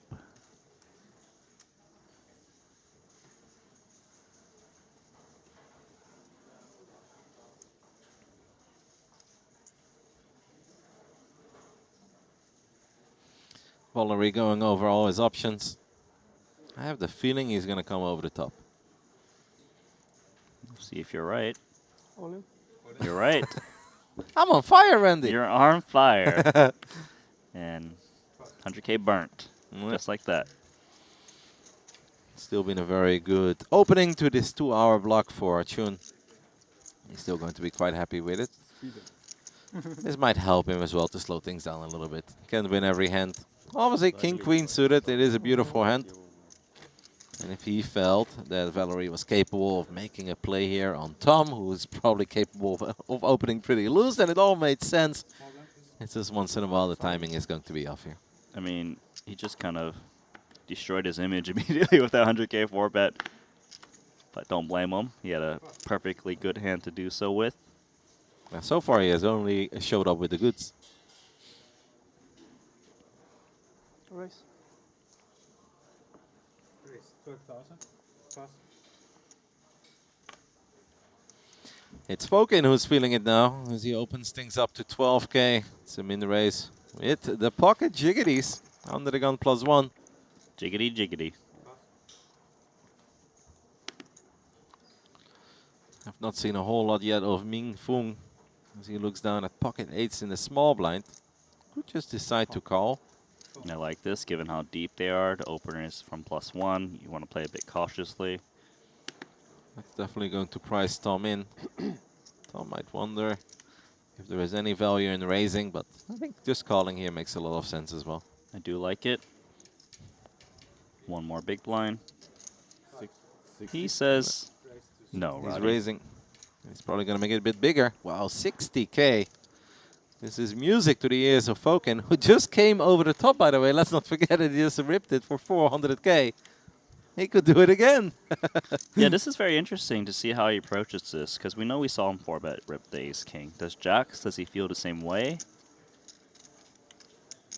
Probably knows that Tom is the type of player to squeeze with some air that's just going to fold. Jacks, of course, is much more vulnerable, but there's a lot of chips to play for behind. But there is indeed a very good chance that these are some suited Broadway cards. And you kind of want to deny equity against that, yeah. Does go for call, which is certainly fine. 4-bet rip would have been nice too. Now I kind of feel like we're priced in with the 8s as well, no? Especially against the stack sizes he's up against. It's, what, 48K more? There's a lot of chips to play for. I like call with the 2 8s. Same. We put in 48. We have a pot of 176, 186K. And that is indeed going to be the play here. Well, the 8s did not make a set in the previous hand. Let's see if the 8s can be lucky here for Fung. Our man from Hong Kong. Flop comes Queen 9-4, 1 over to the Jacks, but we know he's still good. You know, this board texture sure gives Tom Fuchs a gut shot with King 10, but it's tough because there is a decent amount of Queen X's in both Vulcan's and Ming Fung's range, right? Like Ace Queen, King Queen, Pocket 9. So, like, I don't think it's a clear-cut C-bet for Tom. He is going to reach for chips and try to take it down now. That's 50. It feels that for 50K, I don't think Vulcan can really go anywhere, but he does have to worry, obviously, about a player behind him. And that player was from the small blind. Yeah, I think one call and pretty much shut down to further streets is pretty good with 2 Jacks. Your range contains a lot of Queen X's, so when you call here, it's not like Tom can just blast away thinking you're holding 10s or Jacks. This is quite nice, and should be a safe exit for Ming Fung with the 2 8s. Yeah. And obviously, if Valerie had aces, kings, or even queens, he'd play it in the exact same way. Agree. I do think we're going to have to say goodbye to our 8s. It is a sad situation for Fung, but, well, This okay. is ambitious. I don't really see how he can make this call, because even if both his opponents were unpaired, they have like straight draws, flush draws, so many outs, overcards to 2 8s. I completely agree. He's also not holding the 8 of spades. Maybe he's putting someone on ace high and the other one on a strong flush draw, but that's a little ambitious. I agree. I really like the call from Vulcan. I think 8s, as annoying as it is, like if it's heads up, it's completely different, but this is a multi-way pot. Yeah, the thing is the bet call. If there was just one opponent, the original pre-flop raiser, sure. Not too sure about the 2 8s. As played though, from Tom's point of view, he bet the flop, got called in 2 spots. He has to usually expect someone's got at least a queen. They do not, but to fire again would be very hard to do, which he does not. So it's been an expensive hand, and this has to be music to the ears of Valerie Vulcan, who probably felt he was good, but now feels there's a real good chance he's good. He might put Ming Fung on some ace, or excuse me, some queen. That's obviously completely possible. Yeah, he has to check the 2 Jacks here. He has to be worried about Ming Fung, who usually has a queen in this spot as played. Total brick run out, by the way. The only hand that really gets there is ace-5. There is a world where Tom can pretend he has ace-5, but That'd be crazy. He just all of a sudden goes all in. yeah. Like he would probably get credit for it, but I don't know if Jacks would ever fold. Yeah, it's just very tough because Tom probably thinks someone has king-queen at the minimum at this point as played. And he has to ask the question, will those hands fold? Probably not. I kind of expect him to just give up here. There is more merit to betting if there was just one opponent remaining, but there's 2 opponents, and it's just very risky for him to attack right now. Very good chance that Tom feels that one of them is sitting on king-queen or perhaps even ace-queen, and the other one on jacks or 10s. Vulcan probably feels like he's good, but I don't think there's a lot of merit into betting here. I think the pot is big enough, 336,000. And if you do bet here and then somebody comes over the top, you're just absolutely hating life. So why not check it back? And that is a very successful little session here for Valerie Vulcan from Russia. Wins back-to-back hands, and both of them quite big as well.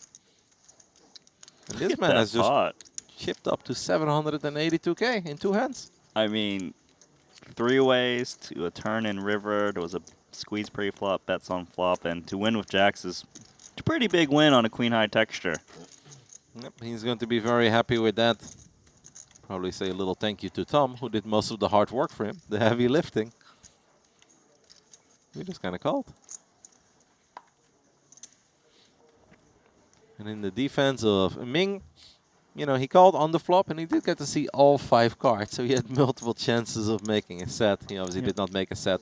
I'm still not very fond of that call in a 3-way pot with 8s, but I agree with you, but at least he was right in a sense that he was ahead of the original C-better. It's okay. Move on. adjust accordingly. Little Jack 9 of clubs from Ming Fung. I cannot believe how long it's been taking before we are talking about Constantine Voronin. We've been hyping him up so much, you probably almost forgot that he's even at the table, Randy. Yeah, I'm not gonna lie, I'm quite disappointed in you. No, I promise. I'm never going to listen to you again. Oh yeah, check out this player who's super fun to watch. He truly was the star of the first 2 hours.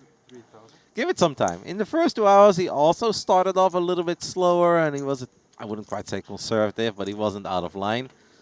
Basically, it took like 30 or 40 minutes, and then maybe at one point, either he was steaming or he got really bored, but the man legitimately opened everything. Could also have a lot to do with a different table. Maybe he looks around and he's like, okay, this is a damn strong table. I'm going to have to reel it in a little bit here. That makes sense. Yeah. To be fair, I don't think that other table was weak either, but this one definitely seems tough. I actually think there's a decent chance Suga, Nari, Toma is going to check raise 6-5. He's got the little gut shot. He can get all of the better high cards to fold. He's got clean outs to the 3 to make a straight, and that's precisely what he does. It is a rainbow board as well. I like this. Very tough to continue here for Ming Fung. Yeah, and especially on these type of textures, you're going to expect the pre-flop raise or c-bet so wide, so why not just take it down on the flop with a check raise? What more can you tell us about Toma? New player for you, Charlie. Well, I know he's... I play what? This guy can play 8? 25Ks, 50Ks, 100Ks. Survive. He's a high roller. 8 minutes. End of this break. Then a fresh stack. Quick one. It's mercy. Looks like 250K there in chips for a new player. Is that Leon? Is that correct? We'll keep an eye on it. We'll let you guys know real soon. Or it's Tang, sorry. It is Tang from China. Okay. Leon is our man from Macau. Looking cool over there with the shades, the hoodie, and the cap. I just like where he's put his patch. You know, it's just an awkward spot. This guy, I got too many patches on my chest. Let me just throw it on my hat. You know? It definitely draws eyes, though. Yeah. All right, so Xing Tang, Jack 9 of diamonds, fresh stack. 3-6. Ace 10 offsuit in the cutoff. Fong is not discouraged by a couple of those hands not going his way. He is not afraid to still continue to get in the mix and bumps it up to 36K. You already pointed it out a couple hands ago, Randy, but non-stop 3-betting, 4-betting over at this table. Yeah, I almost want to say that 80% plus of the hands so far we've seen has been at least a 3-bet pre. It's definitely a very pre-flop active table. Oh, Falcon, you have Jack Deuce suited, right? Heat check time. He's been on a bit of a heater. Hey, you have Jack Deuce of clubs. You going to fold? What? Don't give me that look. Maybe he saw Alex Foxen yesterday with Jack 3, but to be fair, that was a heads-up battle. This is a 3-bet in front of him from under the gun and cutoff. Okay. Does he know it's his turn? That's what I'm thinking. He doesn't know it's his turn, right? Because he's kind of looking to his right. Yeah. I feel like he doesn't know he has cards. He thinks there's cards under Toma's hands. That's my read. Oh. Yes. That's a really good read, Randy. Bye-bye, time bank. I'm dreaming of Jacks. He burned 2 time banks there. Oh, poor guy. You know what's been really funny, though? He does that, they laugh it off, and he just puts in a random 4-bet, like, oh, I've got aces. Yeah, no, that would have been sick, actually, if he does wake up with aces or kings there. But you're right, at first I really thought that he was up to no good, but then he just kept looking around like, okay, there's no way this man knows he's in the hand. Yeah, the second he started to look to his right, then I knew. But when he was just looking straight, I was like, oh, man. He doesn't believe the fresh stack. Small one? Tong takes one down with ace-10 offsuit. Nice for him. He didn't take it I know. down. You're I know right. you got a little confused by Folk in there, but we are going to take a flop. 3-bet pot.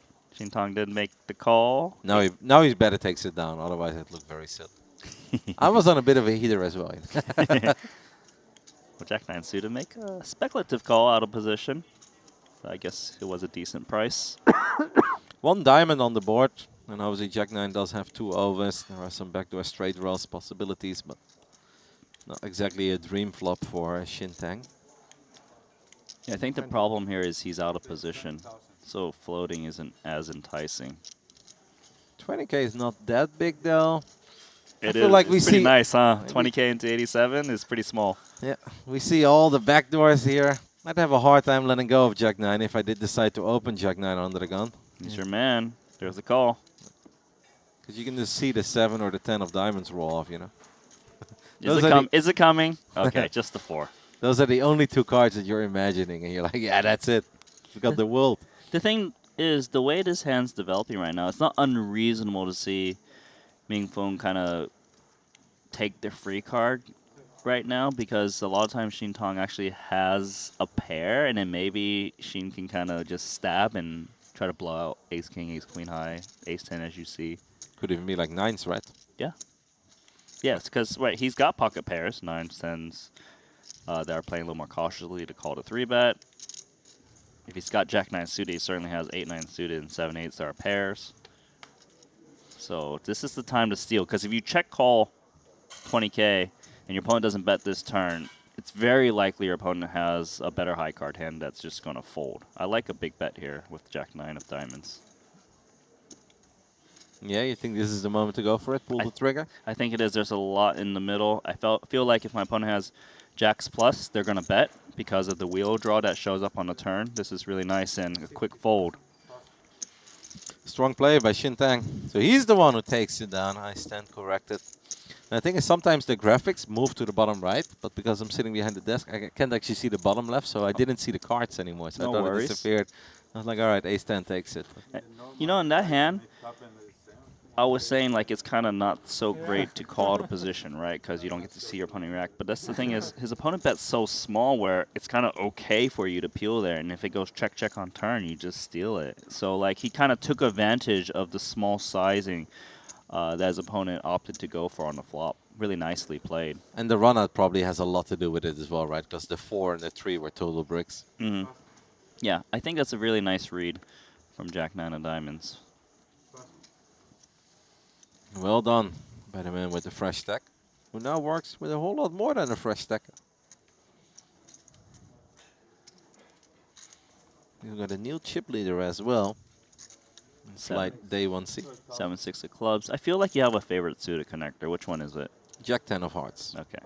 Is that considered suited connector? Is it too high? How a little lower to number territory? Yeah, then I would say 7-6. Okay. 7-6, 6-5. But I Okay, mean, you can't say you can't say 5-4, 8-9 as well. no, I wouldn't.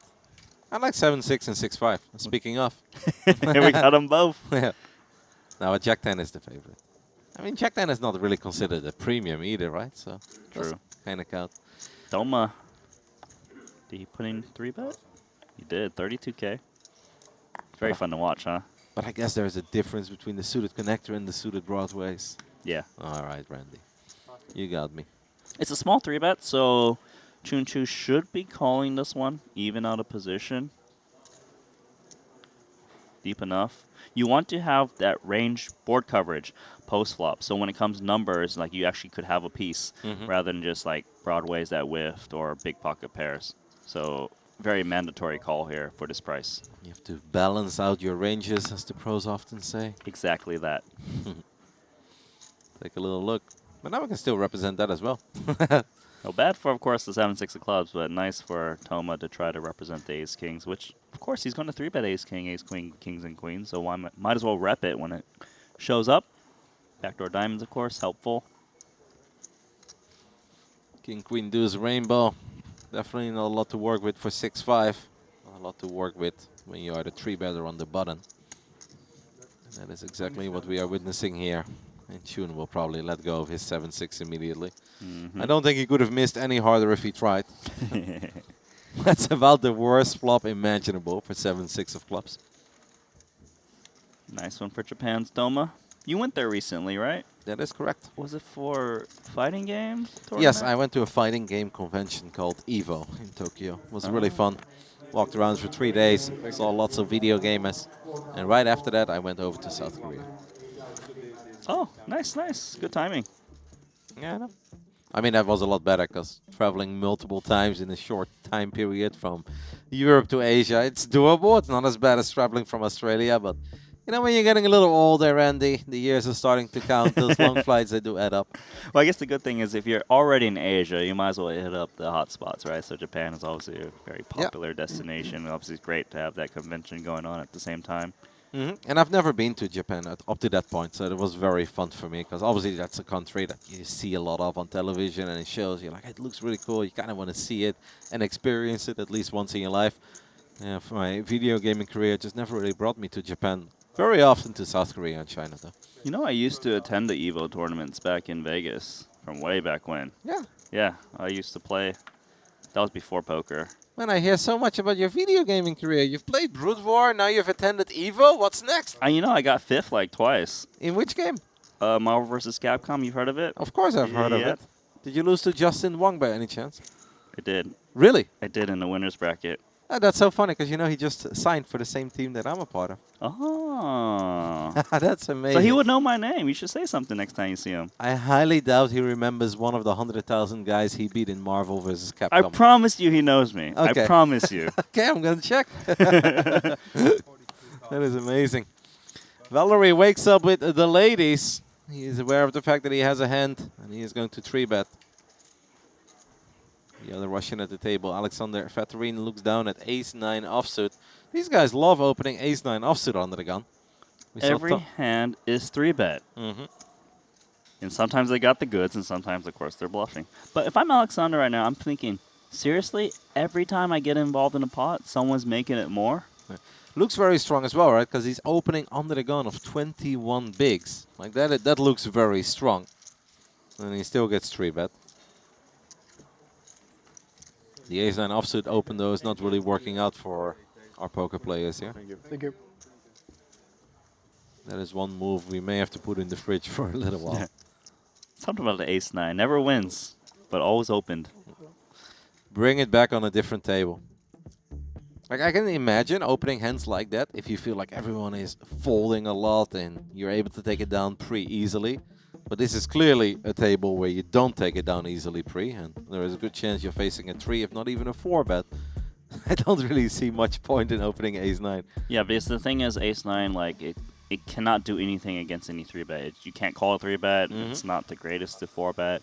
And you're right. If it's a table where players are playing very snug, you know, like closer to bubble, maybe final tables, it makes sense to attack because you're not going to get attacked as much. But here, anytime someone has a playable hand, they're coming in with a 3-bet. Even like the 6-5 suited, as you've seen, you know, offsuit broadways. So here it's not as nice.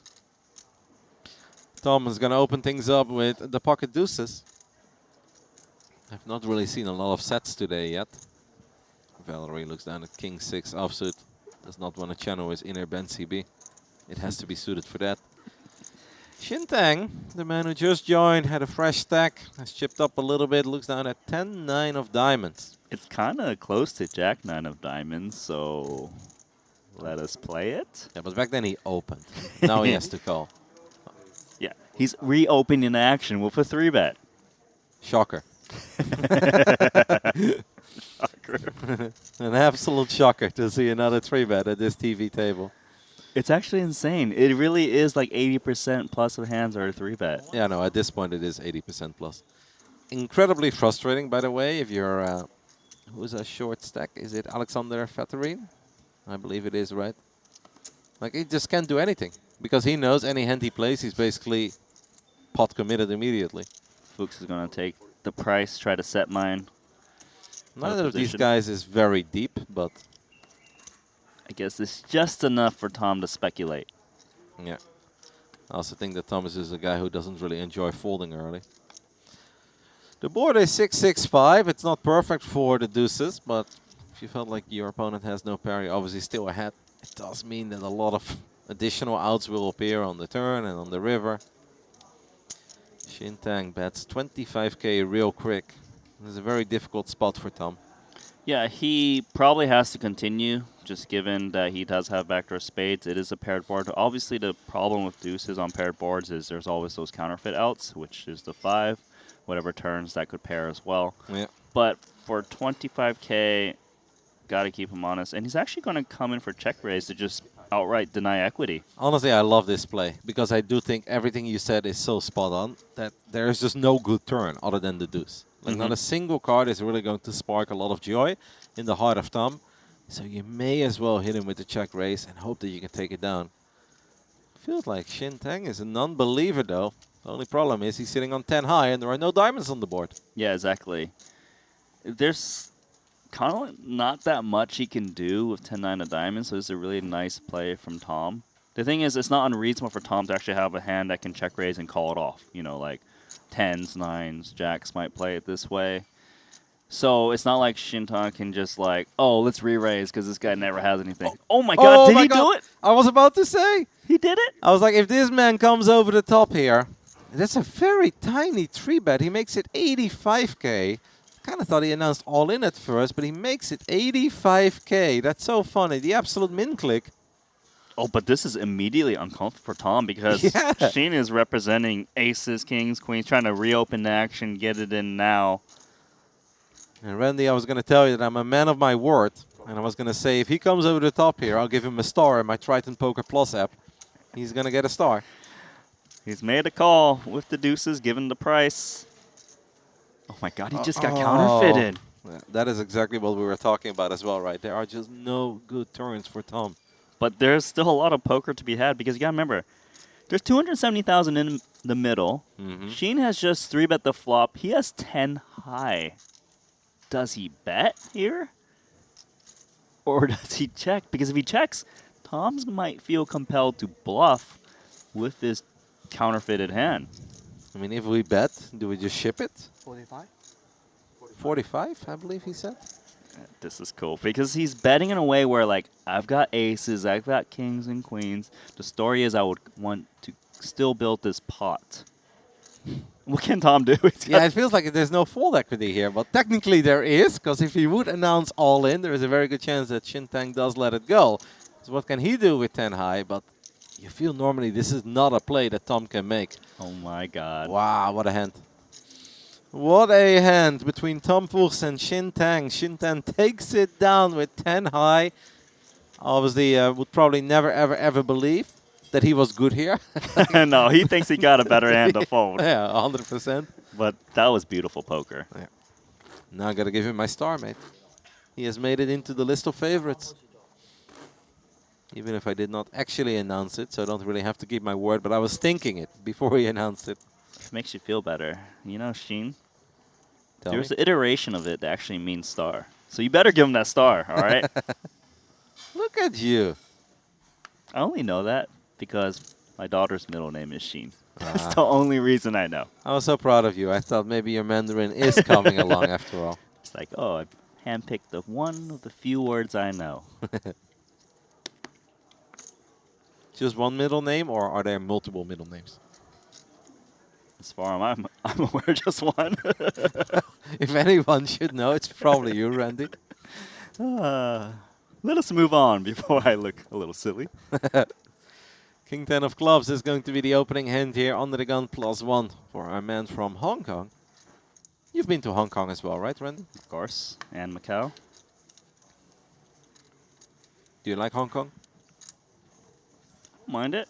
You know, it's obviously a great place as a tourist. It's very busy, though, you know? You been? Yeah, it was very hot when I went. Okay, well. I mean, there was a lot of rain, but it was still very hot. But still, I thought it was very cool to see. There's just so much happening in Hong Kong. Alexander, the shortest stack at the table, is going to make the call from the small blind with 9-8 of diamonds. Sean Chu looks down at ace-queen offsuit in the big blind. You know what Alexander's thinking. Seriously, every single hand I might get 3-bet. But it looks like he just comes with call. So flop incoming, 3 ways. legitimately for the first time in 10 hands that no one is 3-betting. But you could have definitely squeezed that ace queen if you wanted to. Great news for Alexander. Top pair. And the other two players don't have a whole lot to work with, or a lot of exciting turn cards to look forward to. So, good chance for our short stack to actually get some chips here. Yeah, I like actually leading with the 8-9 given how shallow he is. He only has 10 big blinds back. It's a board texture where there's not a lot of C-bets, so he kind of allows two players to get a free turn card quite a bit. But he did opt to check, but a flop lead would have been just fine with the 8-9. There are so many bad turn cards, right? There's almost no good turn card outside of that one, I would say. I think that is the best one that we could have found. Outside of another 8, of course. So Alexander improves to top 2. There is no way for him to lose this hand. He is, of course, never folding with his stack size.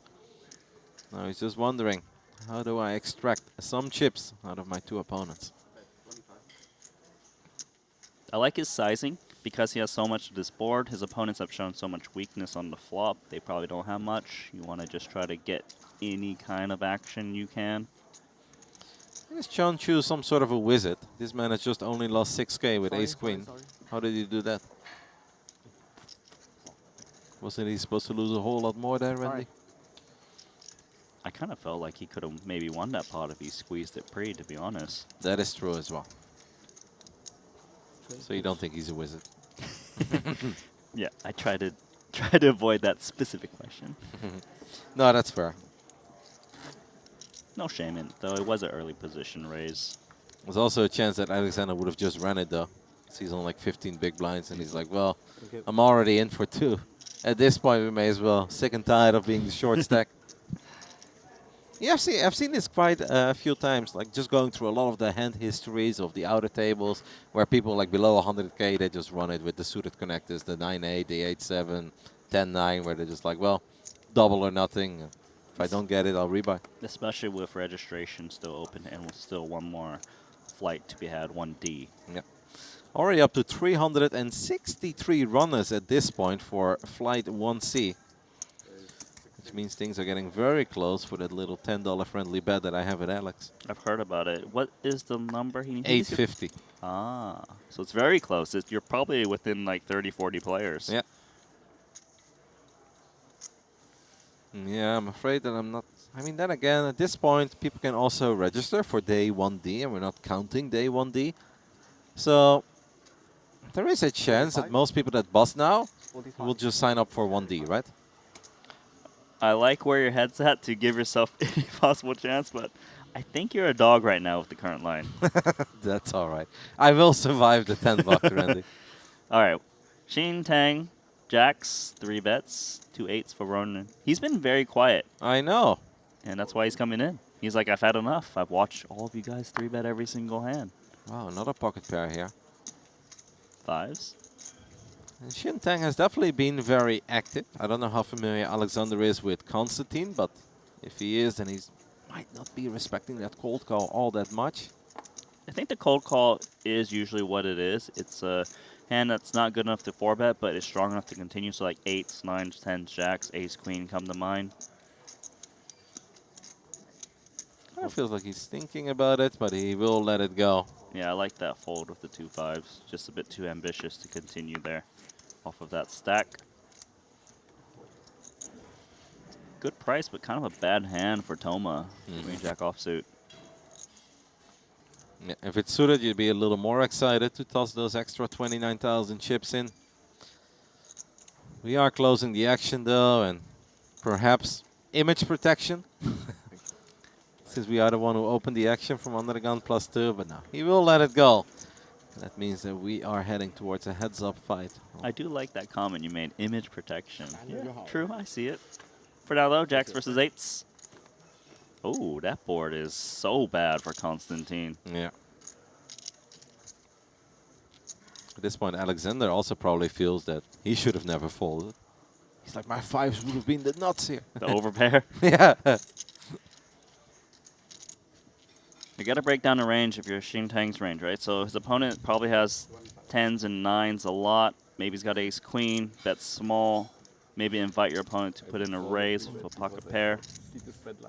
with Voronin his first bullet, he did not shy away from really big bets, and that is a horrible turn card for Voronin, who probably thought he was good and will now really feel like he's good, as they both make full houses.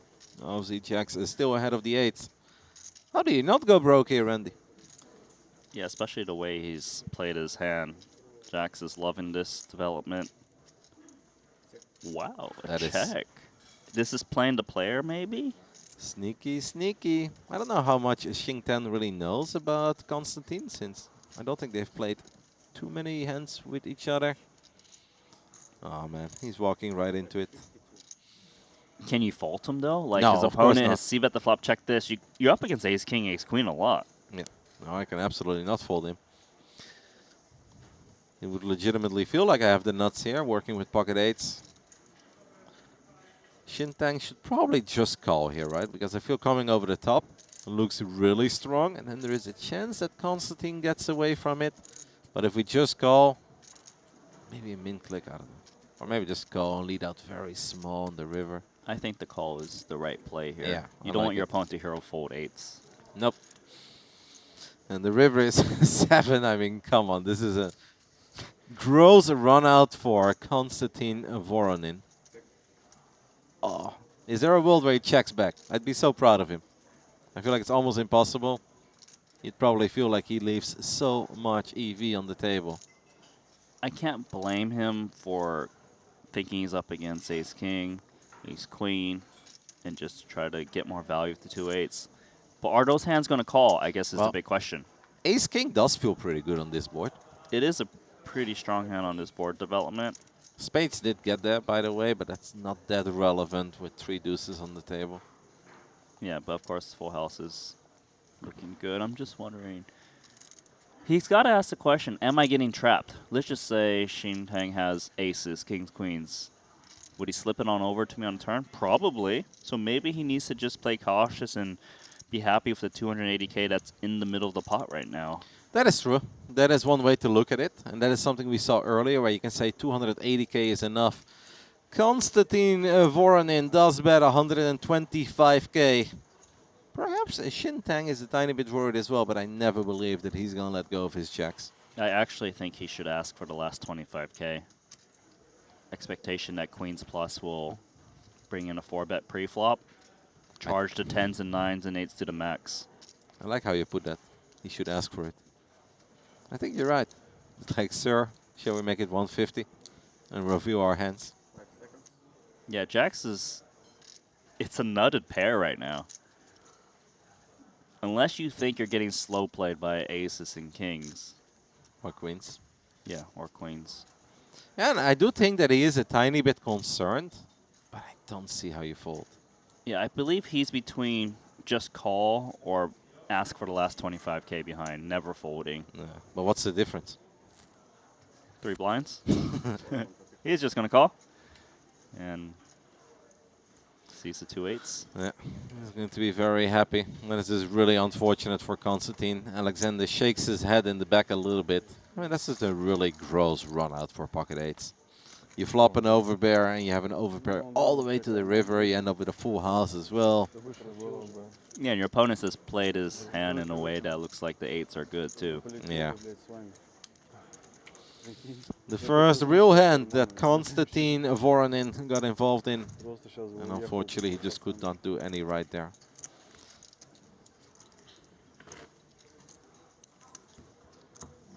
It's been relatively quiet in this third opening hour, the third block of the day, I should say. We've been playing for a little longer than 3 hours at this point. It is 6:30 p.m. local time over here in Seoul, South Korea. I don't think Flight 1D is running yet, by the way. I don't see it in the app. And oh, actually it just opened. Hold on, did you just say we're in Seoul, South Korea? I said so, I meant Jeju. I apologize. I'm so used to saying Seoul, South Korea from gaming, because we're always in Seoul, never anywhere else, but yes. I stand corrected. I mean, I did fly into Seoul, right? So you were in Seoul at some point. Sort of. I was mostly in Incheon. Actually, no, I did take the flight from Gimpo, so that's all. But yeah. Jeju, guys, a beautiful island right underneath South Korea.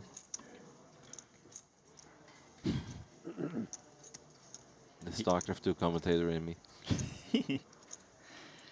Kind of feels like Alexander keeps getting like the medium strength hands, right? He's not getting the nutted hands and the dust. He keeps getting king jack, 5s, 8s, stuff like this. Let's see if he gets attacked. Looks like resistance, at least from Yetman Leong.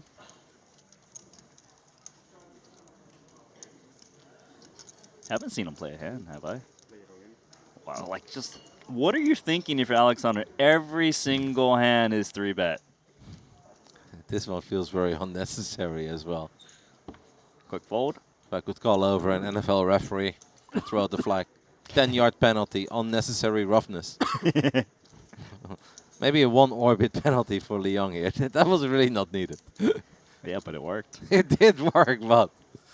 Took some chips and he's going to the penalty box. Do we really have to jam 280k there with pocket 5s?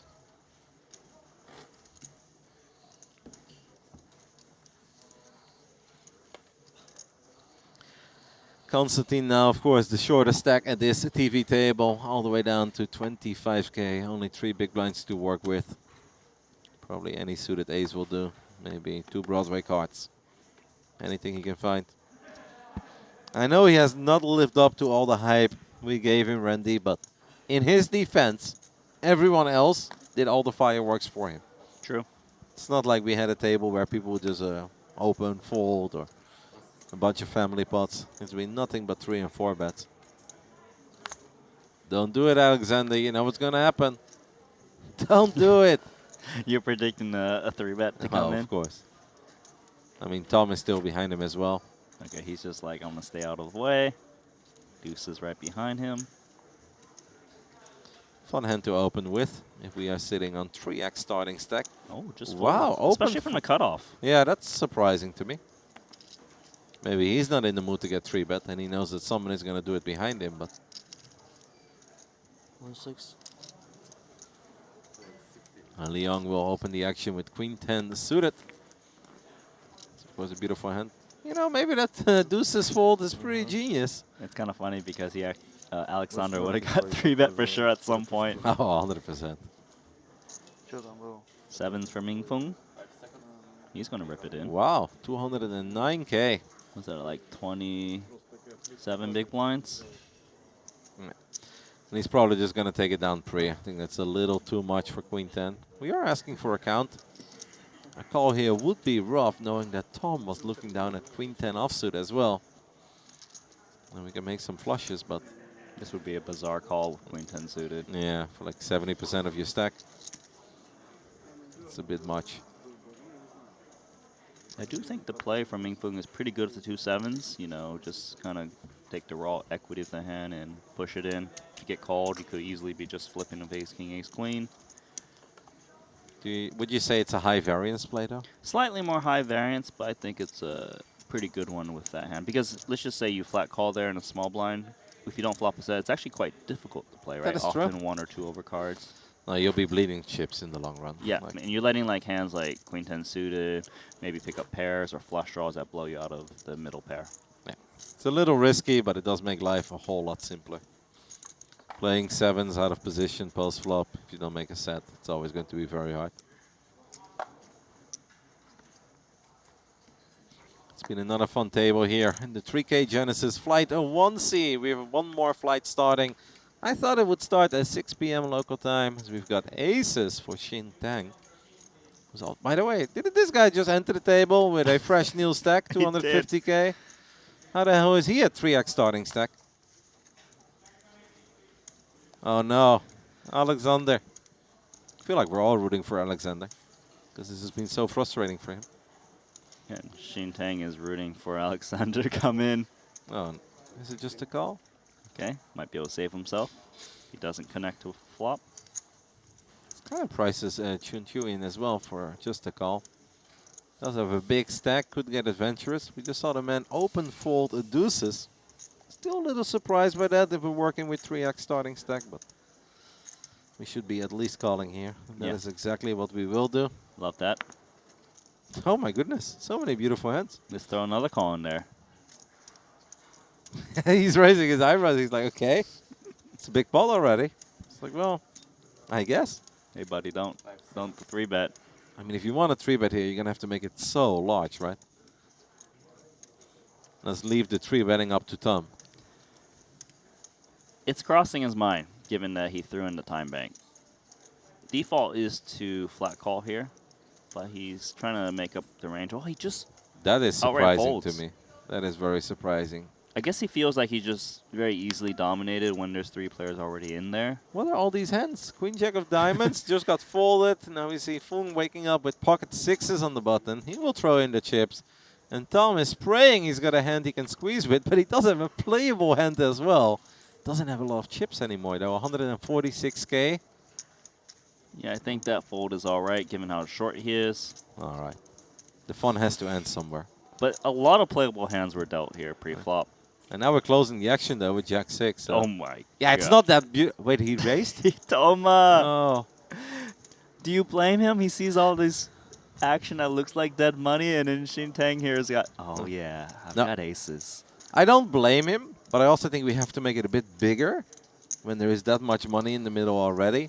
I feel you, but Shintang is going to be so happy, by the way. He's going to actually send a thank you note to Toma. He's like, he was about to play aces in a family pot 6 ways. He's like, no. Yeah, I know, right? He was definitely worried about that. Now he's like, thank you. Arigato. Yeah. Biggest arigato. Next round of sushi is on me. It's got a 4-bet, I think, because if he just calls here, he doesn't want to play a 5-way 3-bet pot. You know what I mean? I think we're going to make it real big as well. Maybe like 100K, maybe a little more. I think bigger.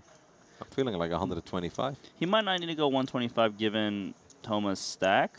If Toma was even deeper, yes. Against the 30 big blind back, I could see a case for just kind of making it 110 max. Yeah, but don't forget that Chun Chu is in as well. And that one is playing 758k. I really think he's going to go quite big. Let's see. That looks like It looks big. 128. Yep. Added the extra quarter. I was closer. You are right. You win, the price is right. Yes. And Alexander is, why did I even believe? So tilted. Yeah. Now he's wondering. He's like, is there any chance that I flop a straight and I just walk away with 400k? The folds come in rather quick. And Tomas says, sorry guys, what have I done? We could have just played a flop altogether. Yeah, this is where everyone else is like, when he folds the Jack 6 suited, they're going to be like, seriously, man? Yeah. You do that? And this is a real image protection stall. He's even tossing in a time bank. Is it image protection, or is it let's just YOLO go all in? Shintang was the original raiser under the gun. And he's the one who in the end comes over the top with the 4-bet. Toma really saved him there, by the way. Oh, I kind of wish we would have taken a 5-way flop. That would have been fun. Yeah, it actually would have been really hard for the aces to navigate on a lot of boards. Yeah, no, like, how do you put everyone on a specific hand in a 5-way pot? Unless we flop top set there, aces will still feel very vulnerable. That was a fun one. It was a fun one, but I also felt like we got robbed of even more fun. Could have been better, but, you know, not the end of the world. And we could have even been 6 ways. If Queen Jack of Diamonds would have just committed. Maybe if Queen Jack of Diamonds would have called, then Toma would have gone for the 3-bet. Not Toma would have just lost more chips. He would have sized up, you know what I mean? Yeah, but I felt that the sizing was on the smaller side It anyway. was. With the amount of chips that were already in the middle. I agree. It kind of felt like at least one player was going to call anyways, which is not what you want to do. If Jack No, suited. not if we're bumping it up with Jack 6 of hearts. I completely agree. And I always think back of Tony G. I was like, we need some heart and commitment. We want to steal it. Fong has been very active over the last few hands. And he now gets rewarded for his activity as he looks down at Ace-King offsuit. He is going to min raises. The blinds have gone up, by the way, right? 4K, 8K. A very ugly ace. Honestly, I feel like this is my least favorite ace. Ace 7. Yeah, for some reason I like ace 6 even more. I guess it's because you could get the higher straight on a wheel run out, right? Yeah. Do think he needs to continue with A7 offsuit. Did not expect him to potentially grab white chips. But actually tosses in time bank. Do you have any idea how many time bank chips everybody gets? Sorry, I do not. It feels like they all have a decent amount of them.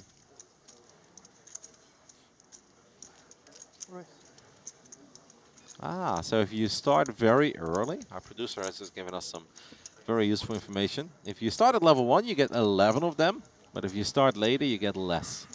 So if you enter at level 3, you might get 10. If you enter at level 5, you might only get 7.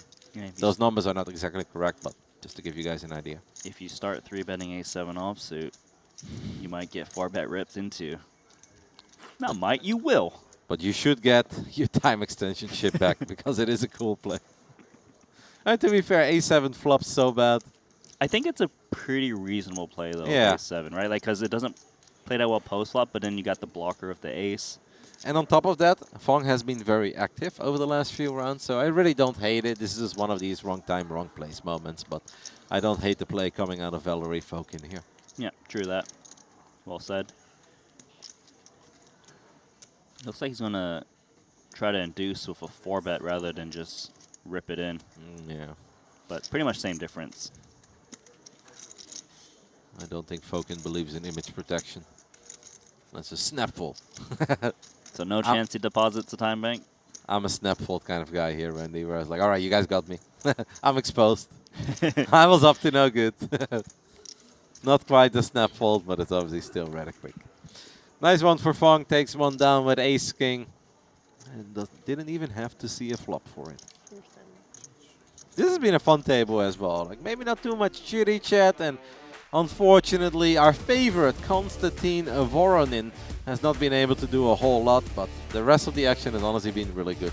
Yeah, it's been very aggressive pre-flop, you know, like we've switched the table every 2 hours, but yeah, they're all very competent. They all have their own unique styles. Some are a little bit more reckless than others and more exciting to watch, like you mentioned Constantine before. We saw the Jack-6 suited kind of went very out of line, so entertaining, to say the least. We haven't really spoken a whole lot about what's happening on these outer tables, as we have a tiny bit of downtime over here on our TV table, since we had a dealer change. Xuan Li is hanging around there with 500 and something thousand chips, so 2x starting stack. Seems like she has lost a little bit from her peak. We know that Michael Watson was in the field. Okay. 4-time Triton champ, I believe. Still in or no? I mean, he's Michael Watson, so I assume so. But Okay, the name doesn't mean you're still in. Oh, okay. That's not how it works? No. Oh, okay. Ah, no, he actually backed 1B yesterday. Ah, so you would have been searching so long Yep. for his name. I do see that Martin Nielsen has just entered Flight 1C. Okay. Short deck specialist who has cashed in a Triton event in the past. Kenny Hollett, very well known for his deep runs in the WSOP main event, and of course all the other tournament organizing he does in the world of poker is in Flight 1C as well. I know he tried his luck yesterday, but he did not bag any chips. Other than that, I don't have a lot for you. Oh. Constantine. Wait, sorry. 7 deuce suited under the gun. In his defense, he's got 3 big blinds. Yeah, he's like, well, I might as well go with this. Yeah. That's not like the big blind will be any better than 7 deuce suited. But then again, like I guess he's hoping to get the chips in before the big blind ante comes in, where he gets a little more value right now. King Queen, gotta play this. I like a little ISO actually 3-bet. Try to kick out the big blind. Maybe Constantine, his plan is double up here and just double up again next hand when he's on the big blind, and he has to pay the ante too. Right. 3 spades, 3 diamonds exposed. Pass, pass. Or he's a man of beliefs and he says, I want to go out on my terms. Not because I'm forced to pay the big blind and the ante, but because I'm opening it up with 7 deuce suited under the gun. I respect that. It's gonna be kind of funny when it reveals shortly. Yeah.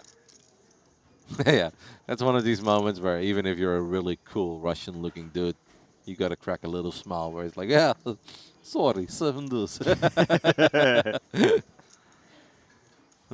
All right, here we go. Tosses in the final. 5K, a little stare down. What the fuck? Eyebrow raise. I think I heard a WTF as well on the table.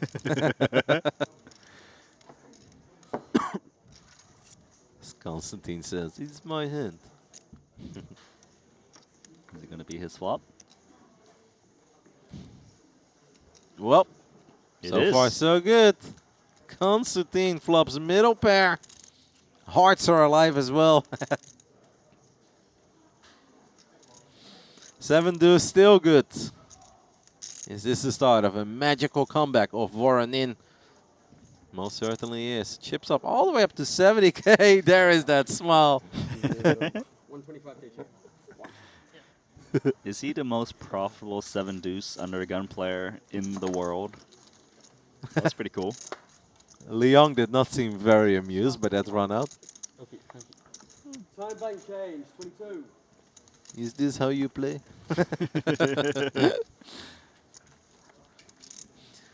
Very curious what Constantine will do the next hand, because of course he will be on the big blind and he's going to have to pay the ante as well. So yes, he chips up all the way to 70K, but he will immediately commit 16K.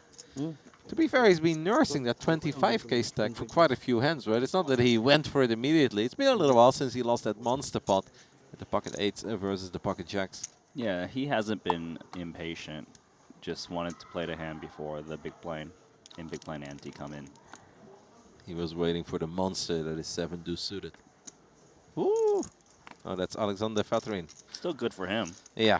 I mean, he's also working with a little over 10 big blinds. I believe it is a 13.5. Or let's say 13 big blinds. Do we just open the rip it, or do you believe that raising is actually better here? I do like ripping it, personally, because Constantine is so short, you kind of want to just dissuade him from continuing, but he does go for min. I mean, the good thing about min is in case there's heavy action behind you, you can actually perhaps save your tournament life. Speaking of min, it's Ming, who looks down at pocket 6s. It's hard to really 3-bet the stack size of Alexander, because then you know that he will most likely just come over the top all in, so there's actually no need to bloat this pot at this point. I want to see the hand that Constantine is working with. 8-7 of clubs. A very fun hand for Fokin, but he's probably a tiny bit worried that the big blind will come over the top after seeing him shove 7 deuce. But it seems like Constantine has just folded immediately. So it will be just a heads-up battle between ace-jack offsuit and pocket 6s. Alexander really does deserve to hit something. He did not hit. There is no justice in poker. 7-8 would have hit 2 pair. Yeah. That's actually a very Roddy-like comment, by the way. You would give me a hard time if I would have done that. Then you'd be like, yes, but 7-8 is not in the hand. I'd be like, yeah. Not going to be easy, is it? Honestly, I feel like I'm dragging you down, Randy. The more hours you spend with me, the worse you're going to end up. Yeah, quality goes down, but it's okay. I'm having a good time. Before you know it, you'll only be at Triton ONE and you'll no longer be invited to the Super High Roller Series. Oh, man. 30,000. And they're like, what happened, Randy Lou? Like, well, I'm a product of my own environment. And they put me next to this Roddy guy, and now I say really silly things. To be fair, though, sure, some things that come out of your mouth are a little silly, but you've been saying some pretty good stuff. I'm very happy with it. This is a little ambitious with the ace-jack on this board texture to check call. Perhaps a little frustration to continue for 30K. Whenever I do say silly things, I'm also trying to keep you sharp. I hope you know that. Fair. Otherwise, you might get bored. The 6s are still good, as the 3 of clubs does not really make Alexander Vetrin very happy. And what do we do now? 60K behind, 112K in the middle. Going back to that pre-flop action, open ripping it, probably would have been a little more fun. Yeah. As played, though, the 6s probably should just put in the last 60K. Sure, maybe his opponent's got him beat, but it seems very unlikely, because if Fatarian did have a pair, probably would have just check jammed off of what, 60K remaining. Just charge the random overcards. I like this. Is that a McLaren cap? Do you know McLaren Racing? Yeah, I do. Is it one? I don't know. The swoosh seems a little short. Different? Okay, yeah. You know what I mean? It's Yeah, That looks like upside down Nike swoosh. yeah. No. Definitely doesn't look like a Nike cap. It's closer to a McLaren cap than a Nike cap. No, I agree. But if we did the, flip, horizontal and vertical. You know, like the webcam settings, Yeah, I know what you're saying. I like to go back to what you said 2 minutes ago. Some of the things you say are a bit silly. It's like, all right, Yeah. Randy. Как он может стоить 1500, когда фото в него сотка?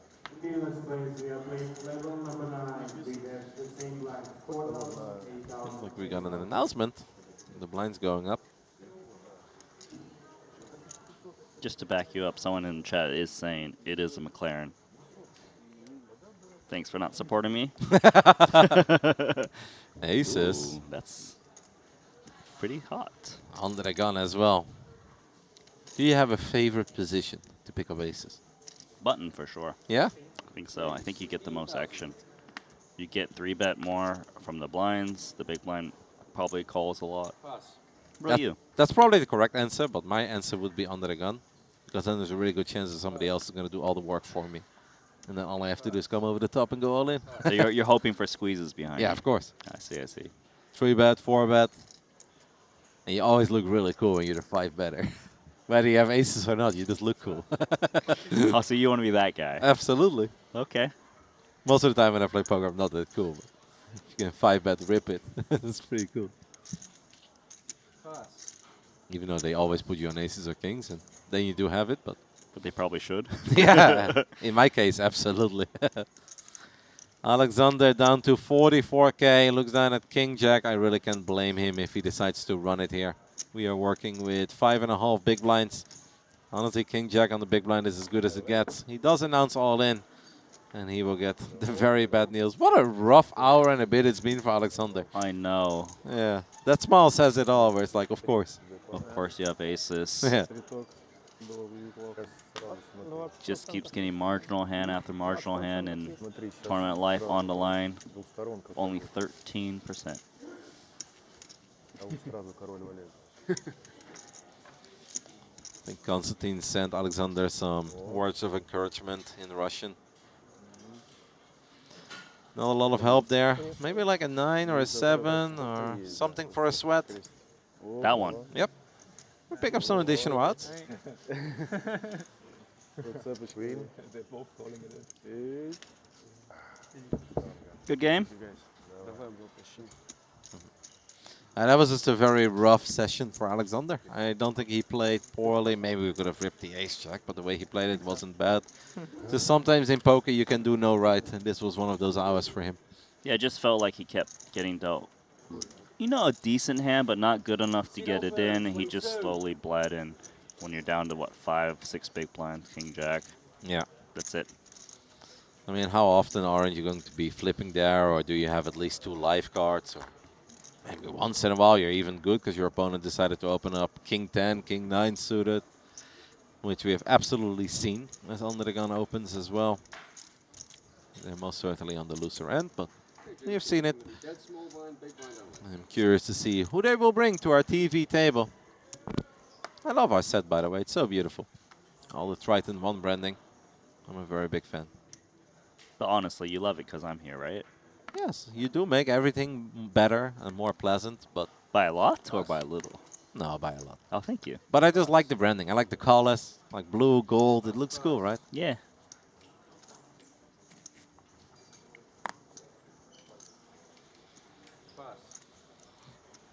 I believe we are getting ready for a hand where we won't have any graphics.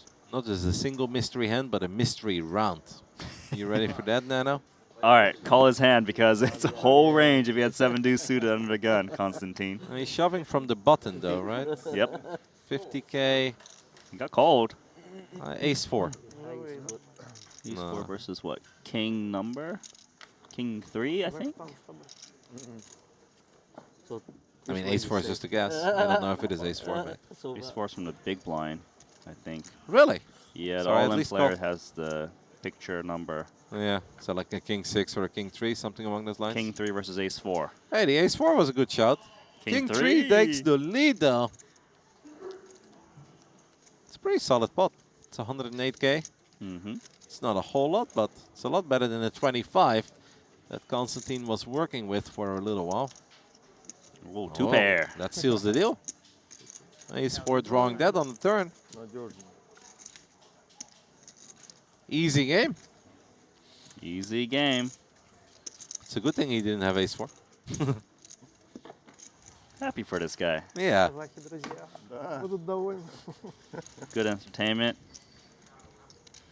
He's really fun if you give him a few more chips.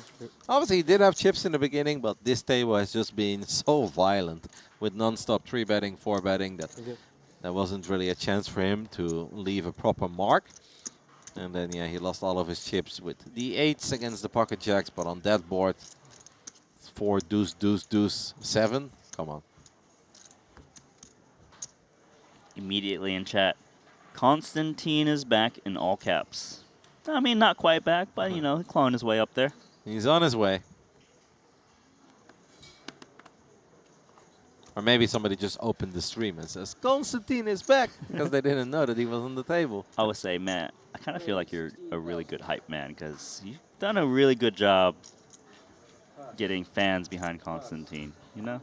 Well, I'm happy about that, but obviously he deserves all the credits for it. And I know you're not really buying it, but Randy, if you can't fall asleep tonight, why don't you fire up the VOD, take a little look at the first 2 hours of this stream today, and then you come back tomorrow and be like, all right, you guys were right. Constantine was really fun to watch. For you, I might do that.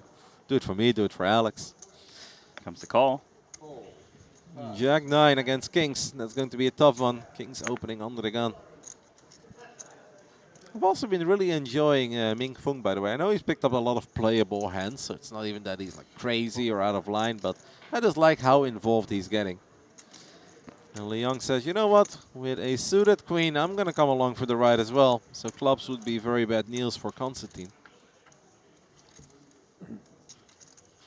There aren't too many left, though. Oh, man, that's so bad for Queen 7. It's a pretty good flop. For everyone? Yeah, Jack 9's not too bad with the gut shot and the backdoor clubs. Mm-hmm. Kings, of course, is loving it. It's a type of board texture where 2-pair doesn't really exist besides in the big blind, so you can con. Wow, I thought he was going to c-bet that one. He's checked it over to Constantine. He's laying the trap. Whoa, You action see it? turn. That is such an Holy. action turn. Hey, this may have been a very brilliant check by the Kings. Because I feel like now a lot of chips will fly to the middle. Constantine has a gut shot and a flush draw. We know the flush draw is no good as long as Leong is involved. But there is a world where Leong won't be involved, right? I mean, Leon's got the pair and a flush draw himself, but he's going nowhere. I think that Ming Fung should actually consider raise right now. Flush draw shows up. He can get more value from a Queen X that probably won't believe. It's not like he needs to trap Constantine, who's very short. If Constantine has a decent piece, he can get in anyways. Yeah, but that's what I meant. What if Fung bumps it up here, which he doesn't, but let's say in a hypothetical world he does bump it up, and then Constantine goes all in. Do you think that Leong will still always send it? Is his hand just too good? Yeah, he was just... You don't know which outs are clean, but... Jack 9! Constantine drills the gutter ball on the river. You realize he has to hit the 10 that's not a club as well. I am aware. That is insane. Wait, which guy said Constantine is back? Because he's right. He's back. Oh, he's so back. And he's going to get the last 67,000 chips for sure. 100%. Maybe even He might even get more. from both players, right? Because can you blame Leon for thinking the Queen 7 is good? That's already more than 67, by the way. We're betting 80k. Yeah, with Kings, we're not going anywhere. Oh my god, Constantine is so back. He will be way above starting stack. And this is a really cool story, by the way, because he was down to 25k not too long ago. Mm-hmm. And decided to send it with 7 deuce suited under the gun. And look at him now. He's still fun, just in a different way. Yeah. Well, Ming Fung right now, he probably thinks the Kings are good. Can he get more value from the big blind? He's not thinking about folding. Is there any value in raising? Maybe he can collect. He doesn't know that he's behind Constantine, of course, but, you know, maybe he can get more. Yeah, there's no way we're folding Kings with the way we have played it. That one. I do think he knows that he's in bad shape when Constantine makes the snaps. call or Yeah, like in goes 2 all in. seconds. Yeah. At that point, he obviously knows that he's in bad shape. 5 seconds. There is a tiny side pot, by the way, though, since we're betting 13k more than Constantine has. Right. So many time banks getting used. A little band-aid to stop the bleeding. It's like, well, we did lose the 300k something chip pot, but you win the side pot of 26k. He announces all in. Well, snap call, obviously, but that was real quick. I mean, Constantine has the stone cold nuts. And now Leong is in the blender, wondering if his top pair is ever good here. Ah, that's gross. I think he finds the line a little unbelievable, right? To check through on the flop, just calling the turn, all of a sudden jamming. It's confusing. But Mingfeng could have a slow played set. It's not unreasonable, right? Set of 10s possible. Yeah. Some 2-pair, queen 10 is reasonable as well. I don't really see how we call here with top pair and no kicker. Yeah, it would. It seems very ambitious, 'Cause the thing- especially when Constantine snap calls Yeah, in. yeah, we're never beating Constantine, so it's almost pointless. So now you're just calling for the side pot, which you are probably at a huge disadvantage given Mingfeng is willing to still jam right now. I like a fold. Yeah. I mean, it's obviously easy when we see the cards, but Queen 7 does not exactly feel like we've got the nuts here. I also love how quick Constantine's call was. I feel like before the camera shot changed, those chips were in the middle. Yeah, he like kind of slammed it in too. Yeah. It's like, all right, let me guess. Jack 9, or Jack 9. Like, yeah, maybe a set. That was funny. 5 seconds. Poor Leong. Thanks. It all started, by the way, where Leong lost with his, was it King Queen against the 7 deuce or whatever it was? I think the saving grace here is that he does always get to see this one show down. Like Yeah. if he opts to fold. So you don't have to feel too bad about never seeing the whole cards. I mean, obviously, if he would beat Mingfeng, he does win a pretty sizable size pot because they're not just playing for the 13k. They're playing for a whole lot more. So he's really thinking about it. Yeah, he's thinking about the rebate. Yep. I mean, he would basically win like 440k, even if neither of them beats Voronin. He's out of time banks. Actually, like around 300k, I should say. 13 plus 142, so 310. 310,000 chips if he is correct in beating Fung, but losing to Voronin. 10 seconds. Unfortunately, he's losing against both. Running out of time. I hope for Leong that he can find the fold. 4, 3. And I think he will. I think it's mostly because what you just said, he gets to see it anyway, Randy. Mm-hmm. You're not. Show it, show it. Jack 9. Nuts, baby. It is a brutal river for Mingfeng. Constantine has more chips than Mingfeng now. Not enough. No. He bet 80. He went 18. Yeah. Yeah. He went 18. 26k side pot. Yeah. What's the issue? Wow, look at Shintang. He's so sharp. He cover here. Yeah. You know? He bet 18 here, less chips. Net it. He bet this. Yeah. Yeah. Yes. Shintang is spot on. It's at 26k side pot, and that is exactly what it was. Okay. How much? Okay. Do you know what that means to me, Randy? He's a shark. That too, and he just loves playing poker, and he's like, I'm gonna do your job for you so we can speed this up and start playing the next hand. Like, can we get one more hand in? Yeah. 100. Ну, примерно 300, наверное. Obviously, Shintang is sitting right next to Constantine, so he probably took a little look at how much he had. У меня еще флеш-дроп пошло на And it was well announced that the initial bet of Leong was 80k. The man did some quick math. Thank you. Thank you. Wow. 4个ounce.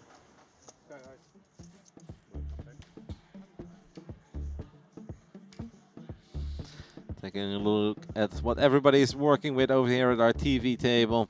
829,000 chips for Shintang, the man who started with 250k, a approximately an hour ago at best. And Constantine all the way up to 336k at this point. And Fokin still hanging in there as well. But what a spin up for Constantine.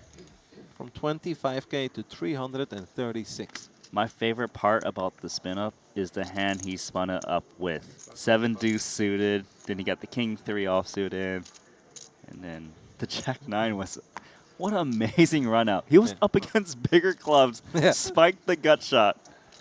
Jack no good, 9 no good, clubs no good, 10 very good. Yeah. I know, amazing. Very fun.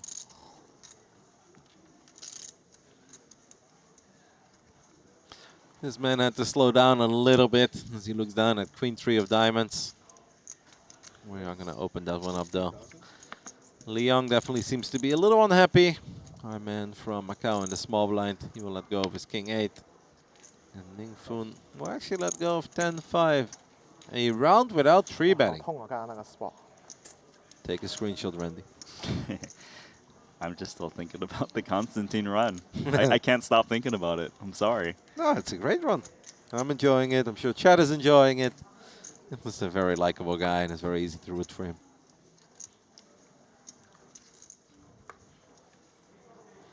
A proper 10 from heaven on the river.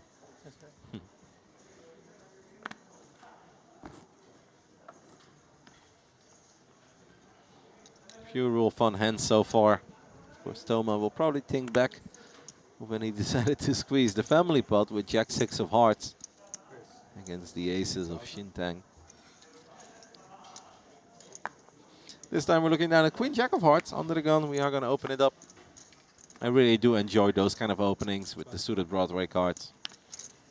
Yes, there are a lot of people behind you, but they're just fun to play. I like that a whole lot more than those ace 9s or king 9s. It has much more playability post-flop, especially when you raise from under the gun. If you get resistance ace 9 off, so you could have kicker issues against some like ace 10, ace jacks.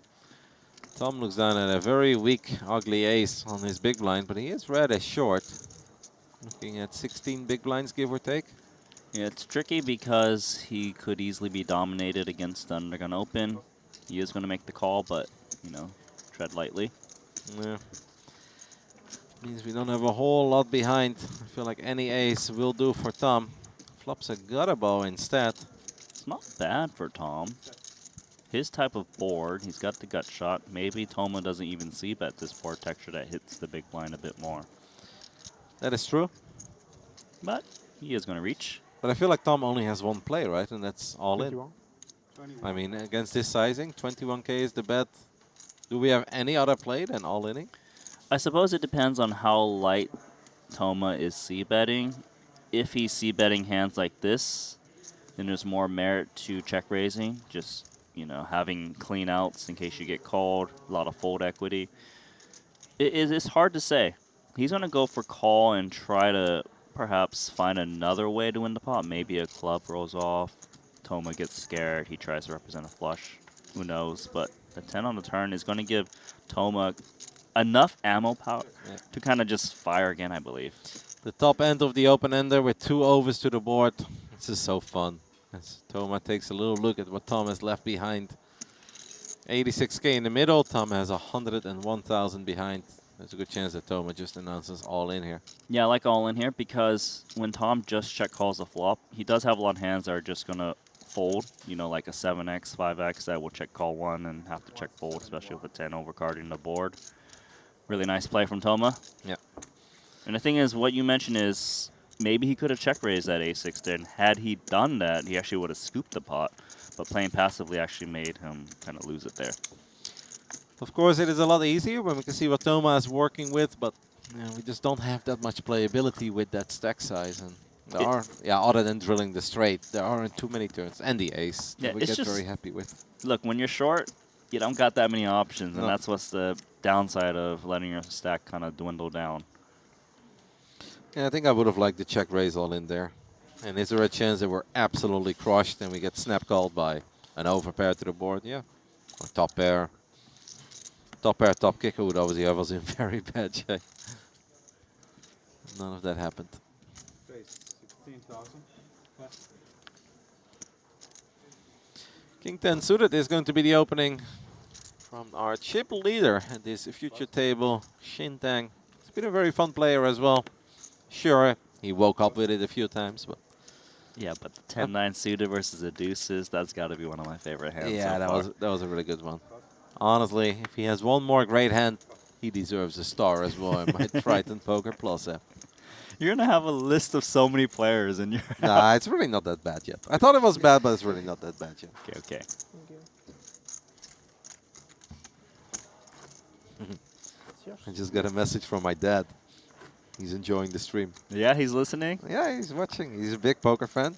He never really knows what he's watching. Once in a while, he thinks he's watching a live stream, but he's actually watching the VOD from 3 years ago. I'm like, no, that's not the stream today. He's like, oh, well, that was a crazy hand. I was like, well, there's been a lot of crazy hands in the history of poker. Well, I'm glad your dad's watching. And he loves poker. He finds it so fun to go to these poker festivals, walk into a room with hundreds of tables, big fields. It's something that he still truly enjoys. And loves watching the streams as well.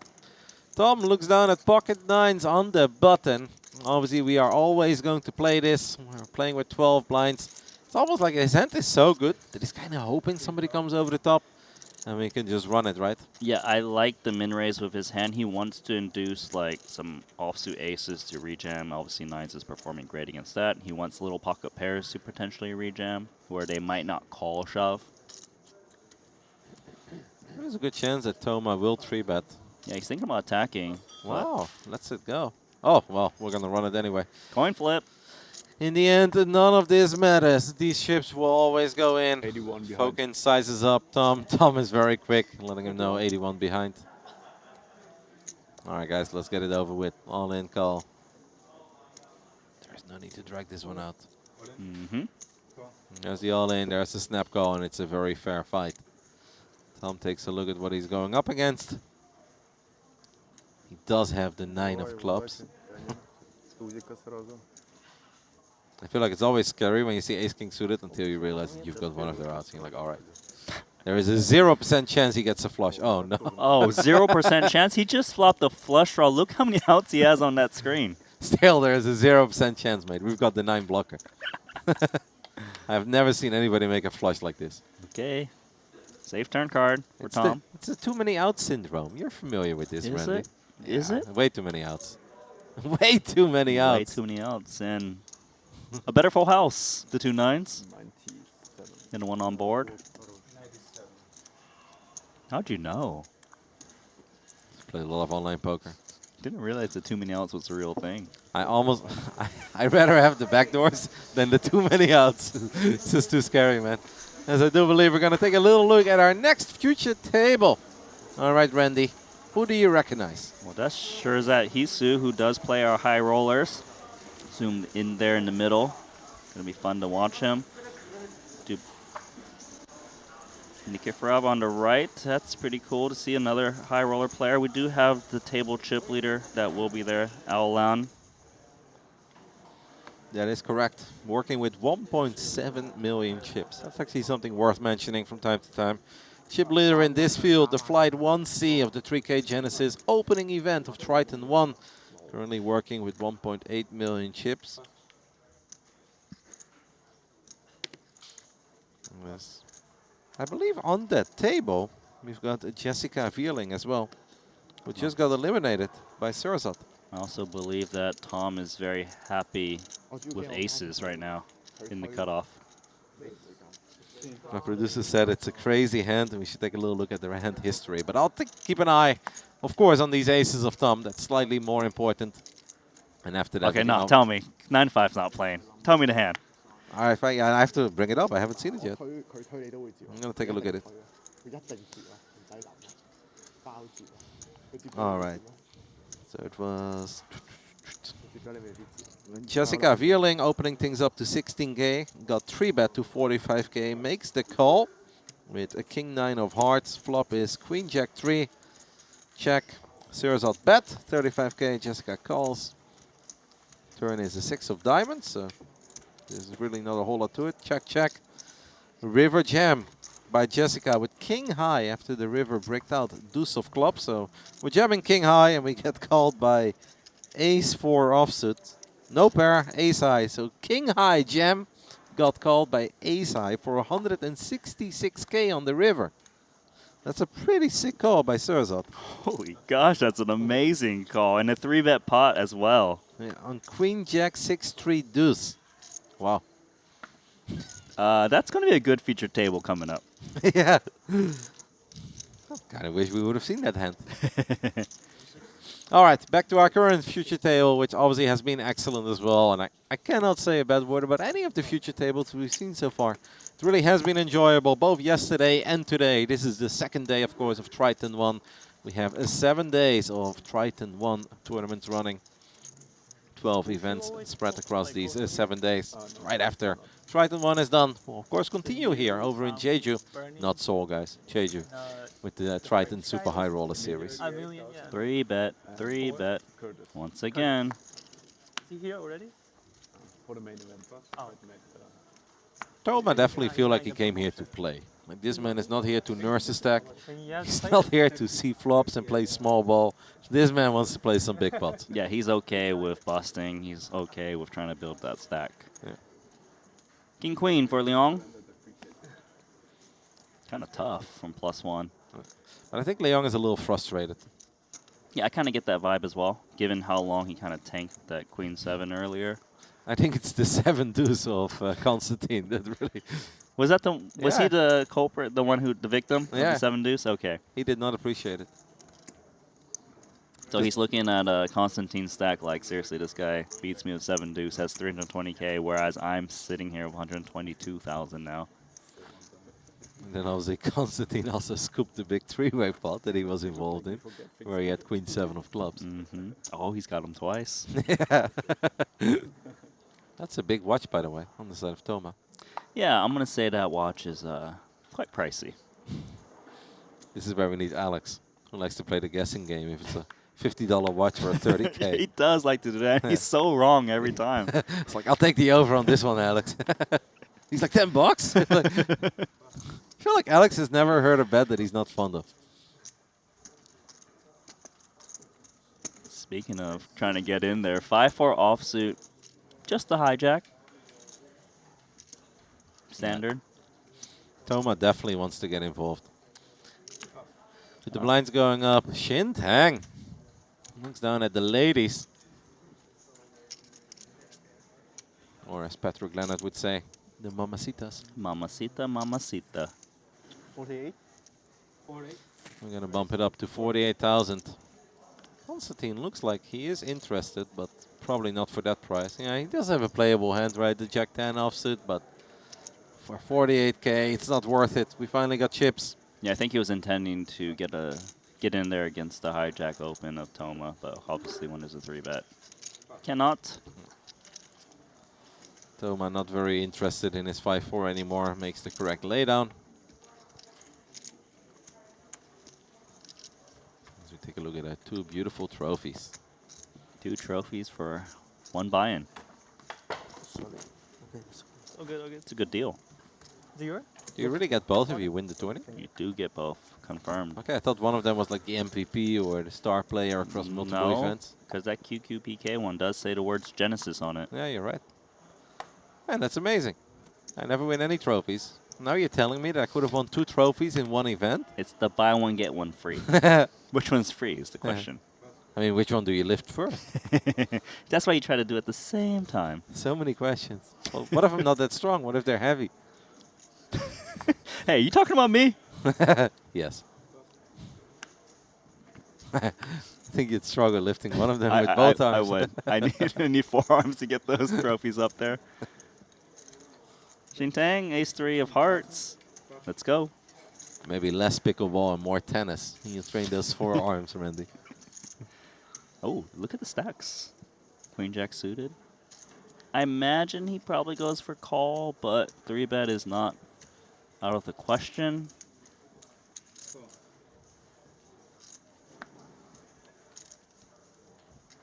Just calling from the small blind. I feel like we've seen 2 very different type of players. Quite a few players are okay with flatting, even some very strong and playable hands in the small blind. And a lot of players just refuse to flat in the small blind, and they always bump it up. Yeah, you're right about that. No connection. King 8 forward, two spades, but nobody holds a spade. Yeah, it's this kind of board that no one is very interested in. Shintang has definitely shown us that he's willing to fire if he completely missed. 30,000. That's actually a pretty decent bet, no? At 30k. It's a lot. 5 big blinds. He's basically trying to dissuade like floats from like high cards like ace-x with some backdoors. You know, little pocket pairs, they might be compelled to call a very small bet, but in the bigger bet, you're like, you know what? I only got 2 outs, let me just fold. So nicely done from Shintang. Yeah, I don't know if Shintang needs a confidence booster, but little hands like that do make you feel good. Where you just completely whiff, but you fire 5 big blinds and they snap fold. You're like, yeah. Personally, for me, I've actually been really impressed with his play. You know, throughout it's been very solid, but very aggressive. And he really is building very quickly, almost at 900,000 in chips now. Is today the 3rd of September? It is, right? We might have the 5K starting tonight as well, 10 p.m. Today is the 3rd of September. Well, that would be late. But it says 10 p.m. That'd be cool. I guess at that point, a lot of people have been eliminated from day 1C and potentially day 1D as well. Right, nothing else to do. Yeah, well, I mean, I don't know how often I've woken up in my life where I say I have nothing to do, let's play 5K, but I know that that does go for some of the guys over here. 16,000. Sitting in your room, just so bored. I'm so bored. Let me just find 5K. Ace Queen for Constantine as he opens things up. I'm in race, working with a little over starting stack. So keep an eye on the action. Someone who's still doing pretty good over here in flight day 1C is Steven Song, up to 644,000 chips. I'm a bit of a fan of Steven. Very strong player. I actually don't really like Steven. Because he hurt you, right? He did hurt me. He Yeah. beat me heads up for a circuit ring. I wish the worst for him. Unfortunately, mate, that has not been going very well because he's been crushing I everywhere. know. I know. No, he's a great guy. Very Yeah. nice and very good, obviously. Ace Queen flops, top pair, top kicker. Chun Lu looks down at 8-7. Probably feels like he could not have missed any harder if he tried. Not the first time this has happened to him. Earlier with 7-8 or 6-7 of clubs, or whatever it was. Yeah, it seems like all of his suited connectors have completely whiffed. Yeah. Slowly bleeding, but still a healthy stack. Yeah, no, he's still doing very good. And honestly, it does not hurt to let one go. Hold on. This is He's raising. Makes it 50k. a little impatient for me, Yeah. especially against Constantine. This is the I really want to win a hand kind of race. Yeah, like, I'm just going to win it. Yeah. I mean, it's a cutoff open. It's a small c-bet. I don't really know. It seems ambitious, and well, Constantine's got top pair, top kicker, Yeah. draw heavy board. Let's just Bump make it up. more. The snap fold. I do like the snap fold there. Well, Constantine got some extra chips. Should have only been whatever went in pre-flop, but picks up an extra 50k. Doesn't have to worry about any turns or rivers that he did not enjoy looking at. You like him immediately for betting there as well on that board? I think it's pretty good because there are cards on the turn that might kill his action against like a worse queen. He's out of position, more reason to kind of play fast. If you're in position, you can kind of see how your opponent reacts. I think it's a good play. Yeah, like any king, any 10, any heart could already make life a little bit more complicated. Yeah, I just wasn't really a fan of that raise from the 8-7 suited from Chun. That makes two of us, Randy. And I think the chat would be in agreement with us on that one as well. No, I do have the feeling that you're spot on there, that he's just getting a little bit impatient, that he's like, man, I was on fire. I was raking in the chips. Every second hand was coming my way, and now he hasn't won a hand in a while, and he's like, all right, this is it. I'm on the button. I'm in position. Yeah, I've completely missed. Speaking of someone else who has been patiently, or perhaps impatiently waiting to finally win a hand, it is Leon. He looks down at pocket kings on your favorite position to wake up with pocket kings. Starting the hand with a little less than 13 big blinds. Goes for the min raise. I do like that. Yeah, and try to induce from your opponents from the blinds. Mm-hmm. Not going to work against Ming Feng, but what about Tom Fuchs? Oh, the mystery Oh hand. my, yes. I love mystery hands.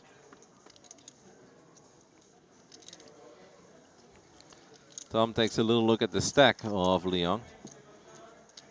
Decides to make the call. I mean, Could be anything. it could be anything. He's in the big blind against a min raise. Let's see a flop. Ooh. And he's Jack 4 with 2 clubs. Leon not holding the king of clubs. I'll say this immediately. Tom is unlikely to have an ace because he has a lot of incentive to reshove pre-flop against Leon's stack. Yes. So when he likely continues, I wouldn't buy it that Fuchs has the ace. Okay. You see where I'm coming from? Yes, but we have seen, like, what if he has an ugly ace, though? Like an ace-6 or an ace-7? Do we really want to jam that? It just basically depends on if you think he has the fold equity against Leon, and that's kind of unclear. For now, though, he is going to, what do you go, grab a white chip? He's checked raised it, which is really odd for me. Check raise min. Maybe he does have those aces that you mentioned. But then again, would he raise now if he had top pair?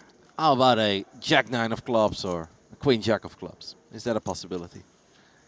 It is, but I kind of think he would go for check call with Queen Jack, Jack-9 club, because sometimes you make a flush and your opponent is drawing dead and you kind of want them to just blast off. You know what I mean? But for now, though, a call from Leon.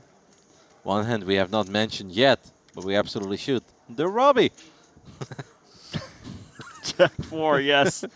Yes, Jack 4 is actually very reasonable. Jack 4 of spades, Jack 4 hearts, the Robbie. I swear if it's the Robbie, I'm just going to leave. Then I think production is actually trolling us a little. The 8 of clubs rolls off on the turn, so the flush draw does get there. If Tom had, could have also been like a 5-3 of clubs, 5 deuce of clubs. Yeah, I'm just curious if he goes for check raise min if he had like 17? a monster draw like that. Would he bet just now? 17k. Leon is obviously hating life. Clubs get there. There was already an ace on the flop. This man probably feels like he cannot catch a break. But I also don't think he's ever going anywhere. 54k behind. All right, Randy, I think it's time to announce it because I don't think we have a whole lot of time left. What is Tom Fuchs working with? Hold on, let me see the river card. I mean, we're going to get it all in here, mate. Leon is never folding 37k. All right. I'm going to assume Tom's going to jam here. If he has, I just don't think he has a bluff. That just seems insane on this board texture. Value, I don't even think he has Jack 4, because if he had Jack 4 and he turned this turn card, he'd want to just rip it in to protect from the 3 clubs. You know what I'm saying? Yeah, all right. Call a hand. I'm having a lot of trouble. I think he has a flush. I think. Just a flush or a jack with a flush? A jack with a flush. I think I'm going to go with that.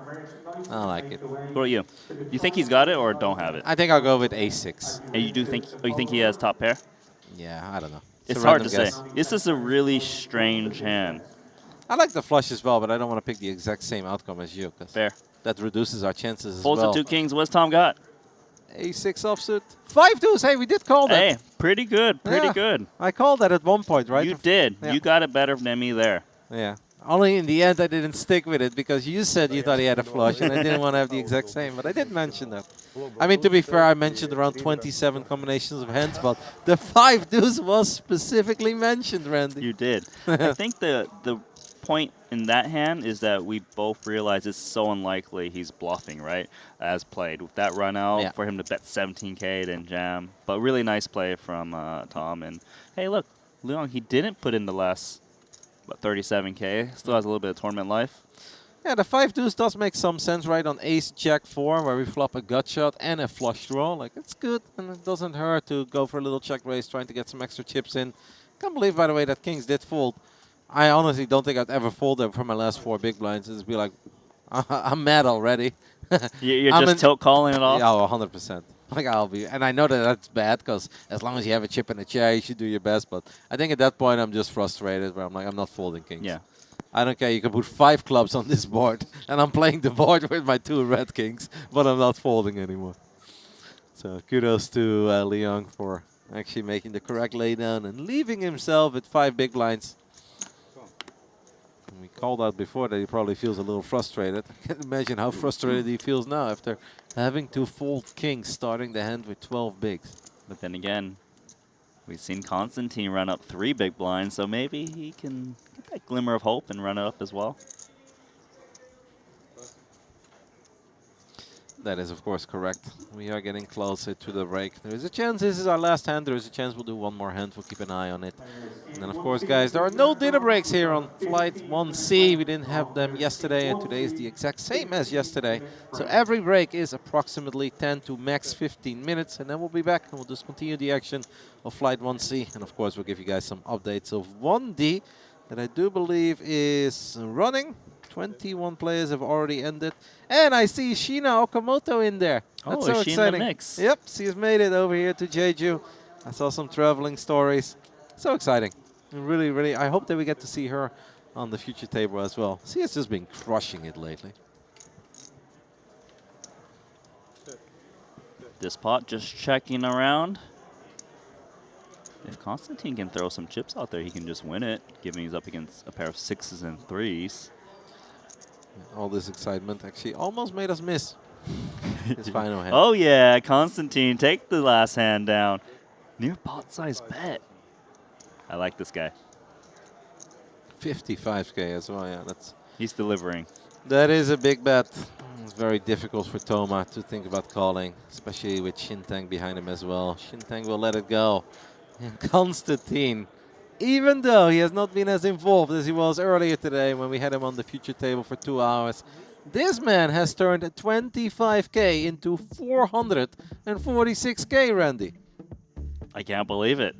Like, I was like, oh man, down to 25K. Is he really going to just leave on this note, given how much you hyped him up? But look, he had an amazing run. Nice steal there to take the last pot up the break. 446K is very healthy. It's been a lot of fun, really entertaining block of poker here. Everybody delivered. Shintang, of course, let's not forget, he came in with a fresh stack of 250K, and he has ran it all the way up to close to $1 million. I love this 2 hours. Again, Randy, I know I sound like a broken record, like, the guys are having so much fun, but I am. No, you legit are having so much fun. There was so many cool hands. We saw that 10-9 versus deuces play from Shintang. We saw Constantine, going with 7 deuce and then that jack-9 spiking that 10. It was just so cool. And even that mystery hand then, right? Yep. The 5 deuce versus the kings. It was very hard to predict. And the kings saved the tournament life. Which was one of the hands that I called out. Outside of the other Okay, 17 you hands, did it. Good job. Good job. All right, guys. That means that it's time for a little coffee break for us. We'll be back in 10 to 15 minutes. Randy is going to get his well-deserved break. And we'll be back with Alex Livingston and, of course, a new future table. We already took a look at it. It's going to be a lot of fun. Don't go anywhere. We'll see you guys soon.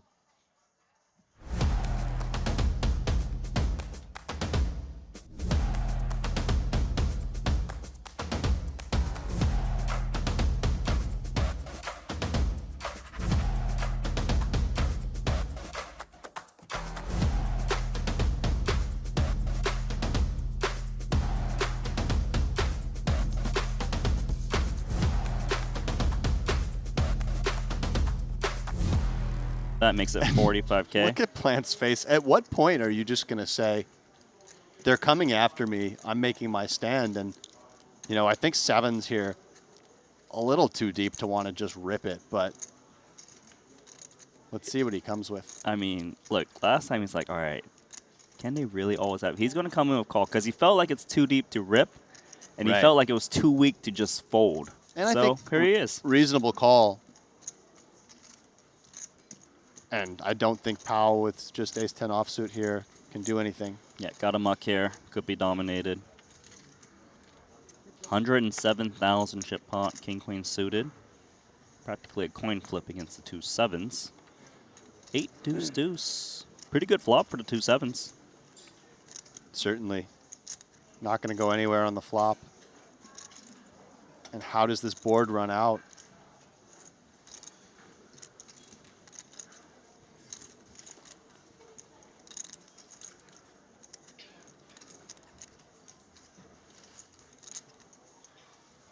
can see our field already up to 269 players. Should easily surpass day 1A as Wang comes with a 27K bet here. Just over a quarter pot.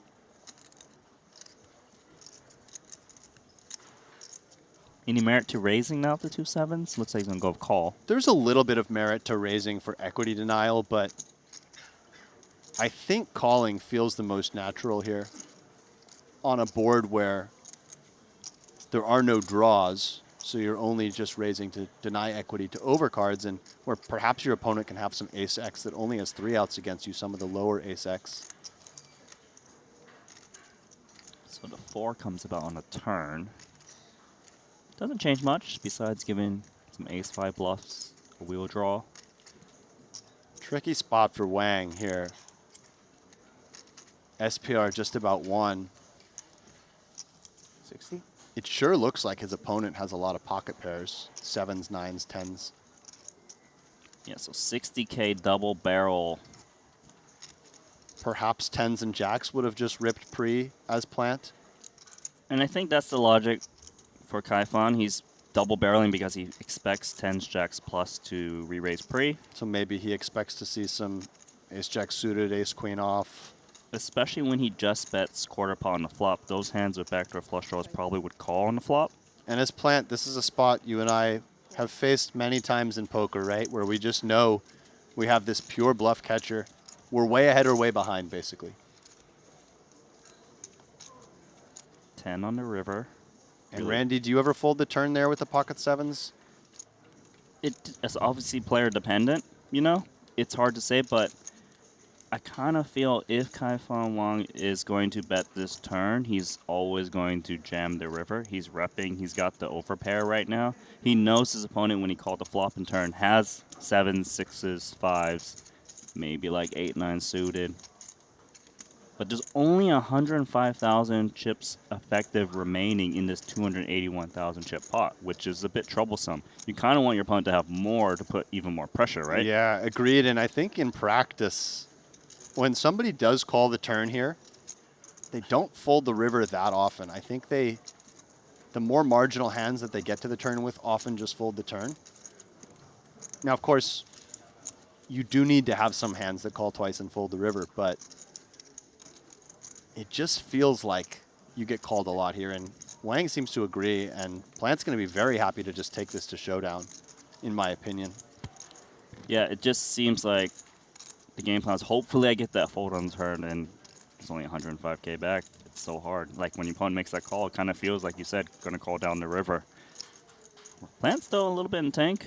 Wondering if he can somehow Is he considering a value shove against ace-king?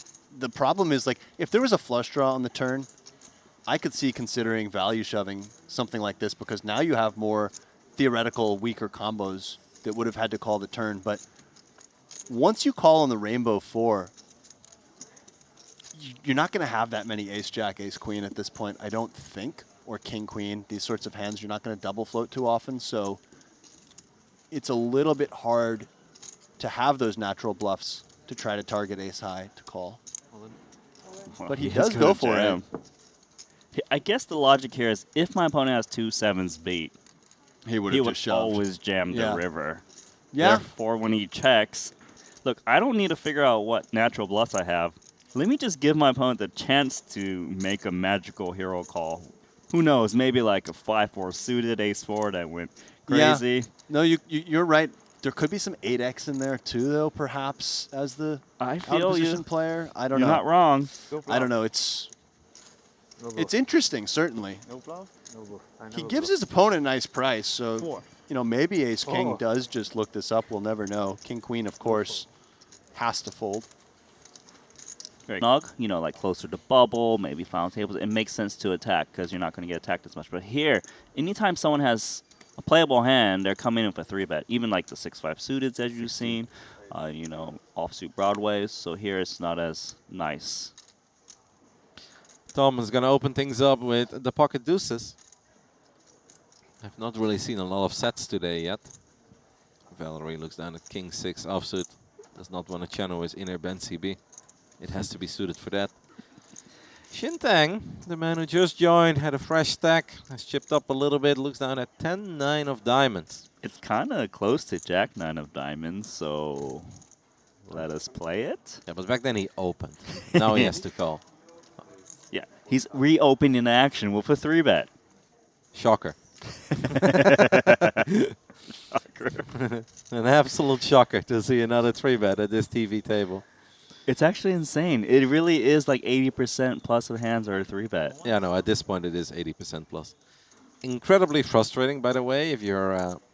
who's a short stack? Is it Alexander Fatarin? I believe it is, right? Like, he just can't do anything. Because he knows any hand he plays, he's basically pot committed immediately. Fuchs is going to take the price, try to set mine. Neither of these guys is very deep, but... I guess it's just enough for Tom to speculate. Yeah. I also think that Thomas is a guy who doesn't really enjoy folding early. The board is 6-6-5. It's not perfect for the deuces, but if you felt like your opponent has no parry, obviously still ahead, it does mean that a lot of additional outs will appear on the turn and on the river. Shintang bets 25k real quick. This is a very difficult spot for Tom. Yeah, he probably has to continue, just given that he does have backdoor spades. It is a paired board. Obviously, the problem with deuces on paired boards is there's always those counterfeit outs, which is the 5. Whatever turns, that could pair as well. Yeah. But for 25k, got to keep him honest. And he's actually going to come in for check raise to just outright deny equity. Honestly, I love this play because I do think everything you said is so spot on that there is just no good turn other than the deuce. Like, not a single card is really going to spark a lot of joy in the heart of Tom. So you may as well hit him with the check raise and hope that you can take it down. Feels like Shintang is a non-believer, though. The only problem is he's sitting on 10 high and there are no diamonds on the board. Yeah, exactly. There's kind of not that much he can do with 10-9 of diamonds, so it's a really nice play from Tom.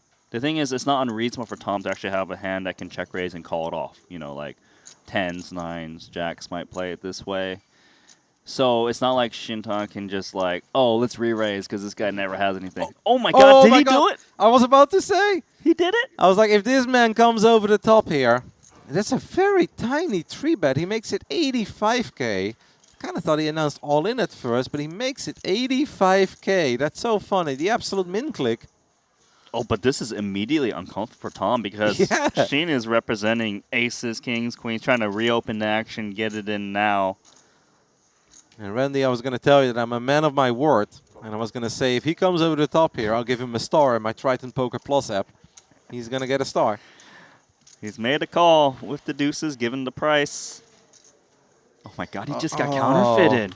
That is exactly what we were talking about as well, right? There are just no good turns for Tom. But there's still a lot of poker to be had because you got to remember, there's 270,000 in the middle. Sheen has just 3-bet the flop. He has 10 high. Does he bet here? Or does he check? Because if he checks, Tom's might feel compelled to bluff with this counterfeited hand. I mean, if we bet, do we just ship it? 45? 45, I believe he said. This is cool because he's betting in a way.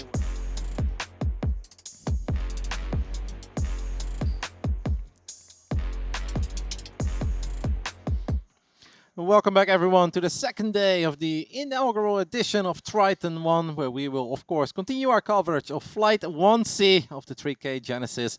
Randy is on his well-deserved break, and I am once more joined by Alex Livingston. How are we doing, Alex? Doing well, Kevin. On the break, I had a little meal, I had some steak, and then I went up to the little pop-up coffee shop up there and had a couple cups of coffee from a World Barista Champion winner from Poland, a 2-time winner in this competition. So it's kind of a cool thing they do.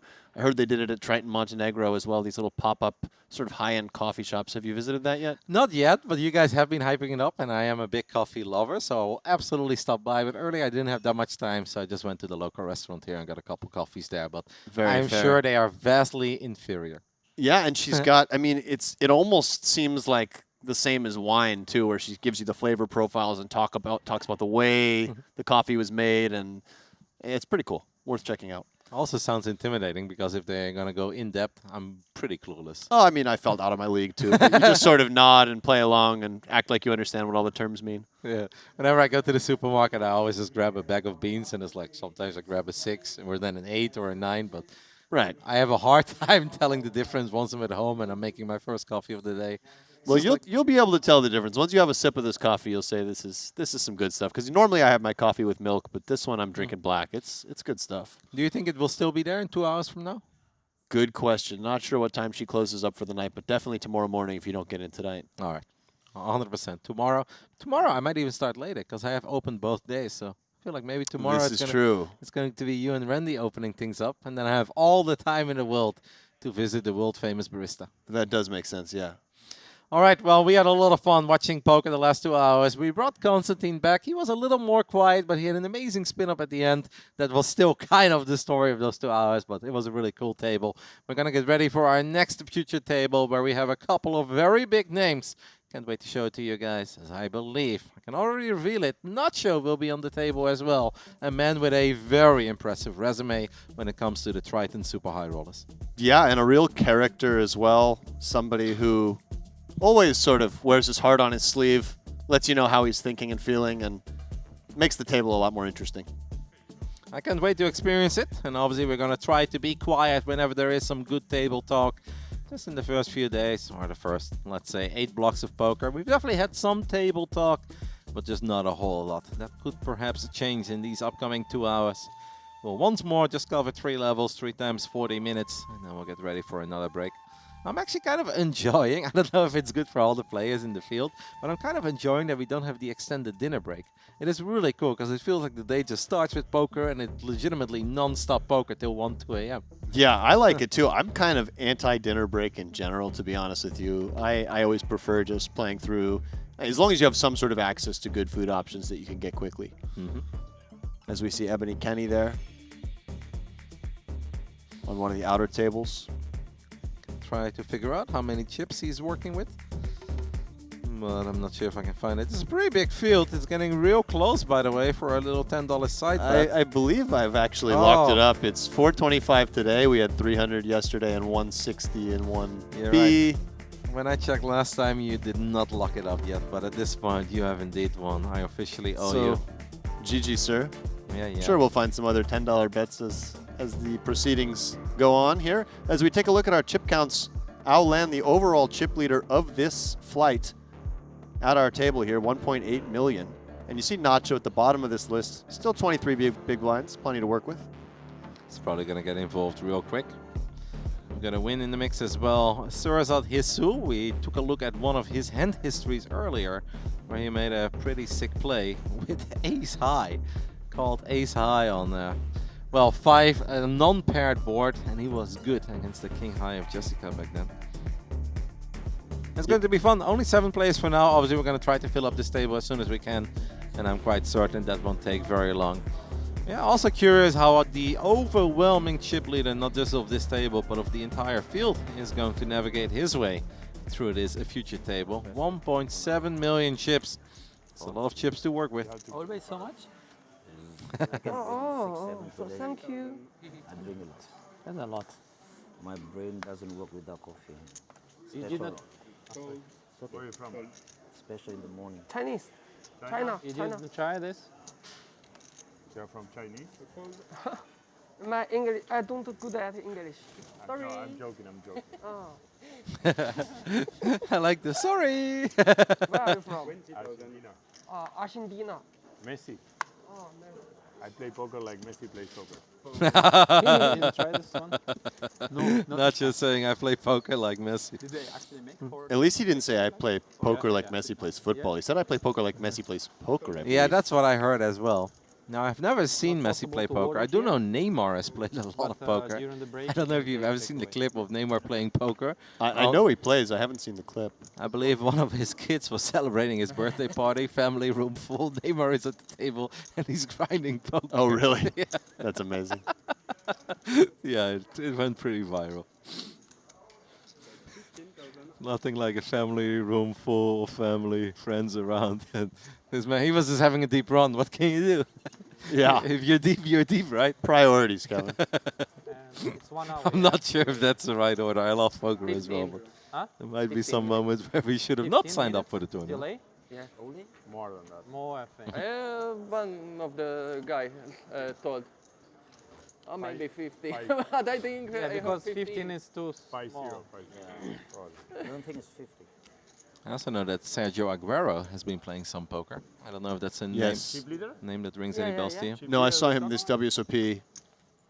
I know he's also Live. Should be. top footballer. 2 mil. Yep, Should be usually legendary. Of course, played a lot of national games he's together chip with leader, Messi. I'm on last. Last in chips. Christian Turuk looks down with pocket kings under the gun as well from Hungary. Starting this hand with a little over starting stack. 26 bigs. I used to joke with my friend that this is our favorite blind level because it's so easy to calculate what everything is. What Yeah, it's very everyone- clean, isn't it? Yeah. Yeah. Certainly in PLO, the dealers like these clean 5-10 levels versus, say, an 8-16. Mm-hmm. 3-6 can also be tricky.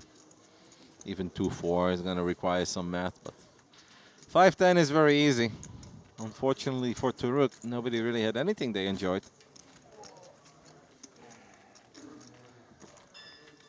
It's better than losing a lot of chips, but it's not exactly what you're hoping for when you're working with starting stack at level 10. You pick up pocket kings under the gun. Yeah. Certainly when you get a hand like that, you sometimes wish you were in a later position as well, but of course, fortunate to pick that hand up at any point. Somebody saying, what happened to Constantine table? I think we have a fan favorite already. No, we moved him. He's already been on the future table for Twice. 4 hours today. I think he's the only person so far in the whole tournament that we've had on the feature table twice. Yeah, I think you're correct. I don't think we've seen anybody else, at least not for the full 2 hours. But Constantine had an amazing spin up, in case you guys missed it, from 25K. He went all the way up to 446 is, I believe, the number he had before we entered our break. Ilya Nikiforov is a Triton regular. He's been playing tournaments here since early part of 2024 from Estonia. I was about to ask, but look at you, man. You said you were bad with flags. I did but- my homework. I didn't actually pick that up on the fly. Okay. Jack 10 is best here on 10-7, excuse me, 10-4-3 with 2 hearts. King 7, obviously, of diamonds is not very happy with that flop. Yeah, small bet should just take it down here. Not enough working in terms of backdoors for Torek. I'd be even more upset I didn't get any action on my kings. The next hand I'm involved with King 7, I completely whiff. This is enough to send me over the edge. Oh, yeah. I can tell you've got some good mental game over there, Kevin. That's the reason why I've never won anything, Alex. We have somebody in chat saying, I'm in the facility and contemplating registering for the Turbo Make all the event. tournaments 3K. all Please the do. titles. Let's build these numbers. Let's make this Hey, no more really big monumental buys, opening okay? event. I already think it's looking very solid, right? Over 900 entries right now across Flight 1. Well, A, B, and C. And of course, we've got D running as well. Before the break, I mentioned it, but I'm very excited that Shina Okamoto has made the journey as well and has already entered Flight 1D. It looks like Flight 1D just underway. Level 1 right now, 30 players to open. Yeah. I see that Kai Fan Wang is in there. He was on one of our earlier future tables. Unfortunately, it seems like he busted, so he's going to try his luck again in 1D. Lots of really cool names in the field. I feel like it's almost impossible for us to end up with a final table that we won't enjoy. Like, there are just going to be so many either well-established pros or just really cool figures or people that we've seen earlier across these 2 days of coverage of 1A and 1C. I know I'm getting way ahead of myself as we're still very far away from final tables. We haven't even made it into the money yet, but I'm just speculating and looking into the future, and I'm already excited for what I don't even know yet. I like that. And Surzat Hizu, high stakes regular, raising the ace-10 here.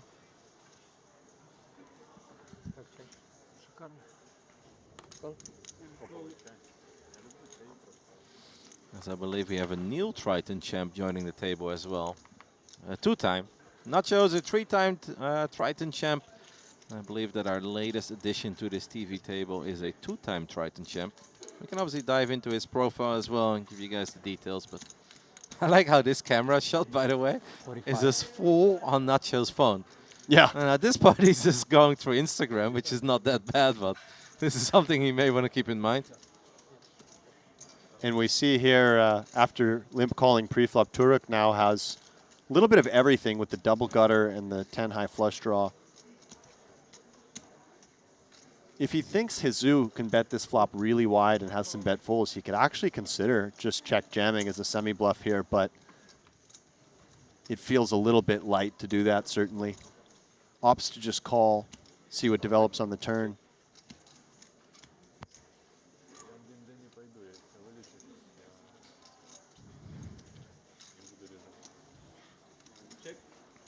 We will check it. Sorry, Alex was a tiny bit distracted, but I'm back. No problem at all. And here, just a question of sizing for Turuk. I think once turn goes check, check, he definitely wants to pursue value. Do you go big and just target smaller hearts? Or do you go something small and maybe, and he instead opts to check? So we've got the third nuts here. That's pretty good. And I think Jeju just too much showdown value to turn his ace-10 into a bluff. Still ahead of some jack-X and ace-X without a heart. Along with perhaps some straight draws that decide not to bluff. Yeah. There's no way that Turuk is afraid, right? Like obviously But always a tiny bit I afraid. stand corrected on both players' actions. I don't think that's a value bet. No, it's certainly not. And Turuk's check is actually going to work out really well for him here, inducing Jeju to turn his ace-10 into a bluff. I don't believe that we're ever thinking of folding here. I think at this point he's just wondering, is there value in coming over the top, or should I just call that 115K? He's playing 176 behind. Yeah, I think you just call here and preserve your tournament life if your opponent did happen to get sneaky and check back the king or queen of hearts on the turn. Yeah. I really think he's just taking his time to make sure, but I think he's going to come with call here. Yeah, he's definitely considering all three options, but I think he will very quickly eliminate, like, nah, I'm never folding here. And then the big question is, do we call or do we raise? Like, he is going up against a big blind holding. Could very well be a 9 of hearts. It seems like we have just opted for a call. And you said you like that play. I think I like it as well. Turuk gets rewarded. And it turns out it looks like he's kind of needling laughing at his opponent, saying, what were you doing? Yeah. Saying, did you misread your hand? Oh my god. What do you think? No comment. No comment? I think he's confused. And for a split second, he's like, you bet that for value? That was a bit of a strange reaction. Yeah, not truly needed, right? When you're on the winning end of Yeah, it. exactly. You're already drinking in the pot and you're just laughing at your opponent. It's like you can do everything. Everything. After you. You can maybe fold, merge. maybe fold the Merge. 10. You don't fucking, yeah, exactly.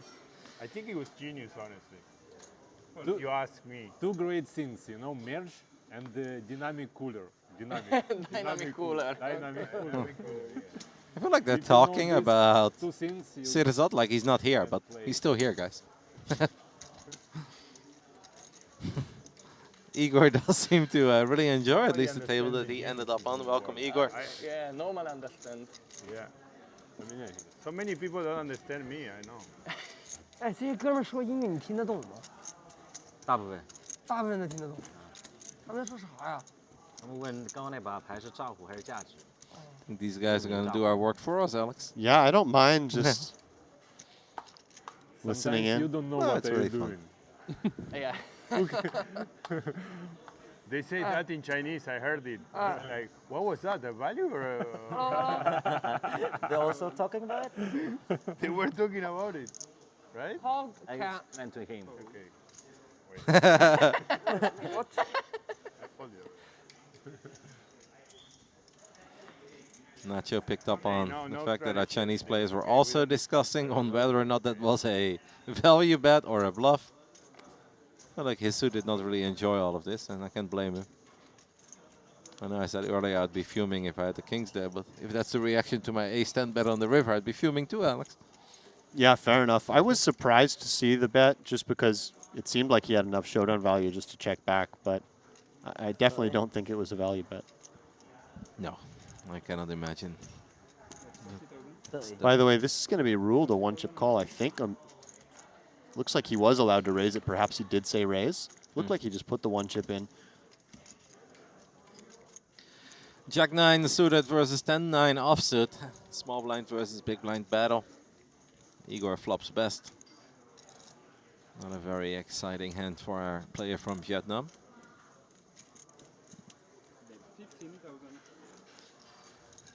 Nang does decide to bet though. 15K with Jack 9. 1.5 big blinds. Can't imagine that Igor is going anywhere. No. Igor does not have a very big stack to work with at the moment, but it seems like he is determined to change that real quick. Yeah, I think conventional play here would just be to call in position, but there are some reasons to shove here. Equity denial being the primary one. Certainly getting a hand like ace-queen or ace-jack to fold is a very nice result. Or maybe hoping to get called by some diamonds. And just say, Sure. let's run it. Very cool to have multiple Triton winners. That is a future table with Nacho and Igor. Both of them having very impressive resumes. Does he even have like a little Triton card protector? It looks that he does, yes.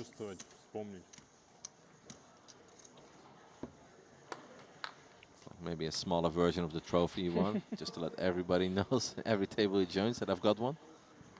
And he's like, and I did this before Triton ONE was a thing, by the way, guys, just so you know. Yeah, he's an OG of the circuit. 20. Peng Zhou looks down at a 10-9 of clubs.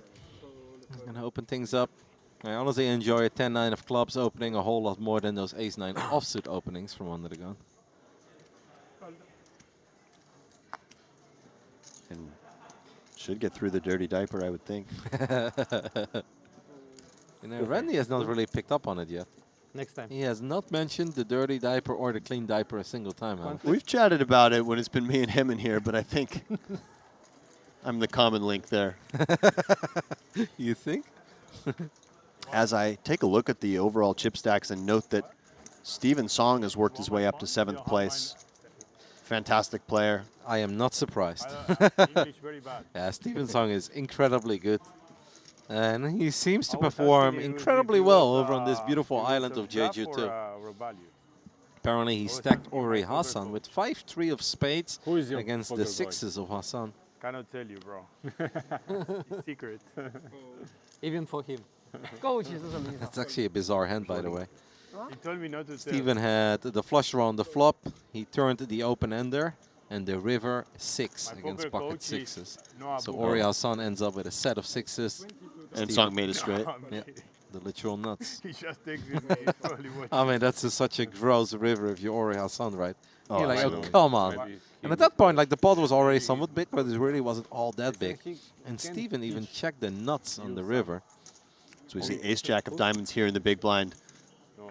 Could have considered just moving in off of just over 25 big blinds versus hijack open. Call, And certainly reasonable. An early mystery hand. How fun is that? Ace Jack of Diamonds. This one's all you, Kevin. You know, earlier I had one with Randy, and I did actually call out the exact holding. But also in my defense, we went through a lot of holdings, but not all of them. And I did mention it. So you mentioned 10 holdings, and it was one of the 10 kind of thing? Yeah, sort of. And 10 being a low ball number there. No, but we were in the right ballpark. How many students you have? It went check on the flop, and not a queen rolls off on the turn. I actually like this turn check here from Zhu. He's going to have a fairly weak range overall. And his opponent will check back some middle pair on the flop as well.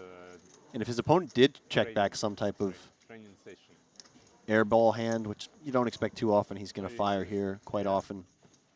Nice to have some under-repped strong hands here in your check call range on the turn. I feel like there was a world where Hizu maybe had kings or jacks, but I'm not certain if that is the right way to think about this hand at this point. Use the solver a lot. Yeah, I think if you build a checking range around kings on the flop, then you probably mostly continue to check the turn, given that the hand doesn't need a lot of protection and hard to get called on 2 streets by something worse.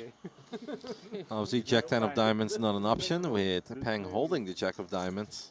True story. So you're going to have to come up with a guess pretty soon here, Kevin, before action is complete. I'll go with King 10 turned into a bluff. 110,000 coming out of Jeju. I don't believe he has it. He could have Ace King, but I'm not buying it. I'm going with King 10 turned into a bluff. I'm going to go with the Queen 9 of clubs. That's a very good possibility as well. But we went check, check. Bet somewhat small on the turn, bet very big on the river. Kind of feels like it's a queen or nothing, right? Yeah, certainly. Well, we are about to figure it out. It is king queen. Jeju wins a big one, 3 of a kind queens. Peng probably felt like that turn did him a little dirty. It's actually an interesting spot as Peng, where once you see that size bet on the river, you're actually probably just have a pure bluff catcher. I don't think It's a good one you're going to too. see Ace 10 or Ace Jack bet that big on the river. Only good So one. you're looking at Ace King or Queen Only the X, best. pretty much. The best dealers in the world, they're in Triton. But of course, plenty of bluffs as well, and you are under repped, so don't fault the call. Nacho giving a little shout out to all the dealers, saying the best dealers in the world over at Triton. You know, I've heard this expression that the best dealers are the ones you don't notice. And if you think about, you know, we've been here in the booth, so we're not paying as much attention to some of the technical stuff, but I don't recall seeing misdeals. I don't recall seeing cards flipped over. No. It feels like everything has been very smooth, so I'm sure that Nacho is right when he, and he's not going to give praise if it's not due. Soon at 2 a.m. in the morning. I think I've seen one card being flipped over, but that was because of a player, not because of a dealer. Right. I think you're spot on. I don't They think should we've seen the make dealers everything truly mess up. hyperturbo. Earlier today, Everything there was a 20 dealer who minutes, missed and like a then small when side we're pot, buried, we go to but that was 15, obviously and then when handled we're real super quick. buried, we It go was to a third. 10. Well, I somebody bet agree. 80K, and then the shorter stack went all in, 67K, but the other player was With involved. 5 seconds per hand. So the short stack won it all. That was Constantine. There was a minus side pot of I 26K. would love that, bro. Dealer missed 5 that, but seconds, boom, the done. dealers have obviously absolutely nailed it so far. Poker. There's a reason why Triton flies them in from Fucking far, 30 far seconds away. is too long.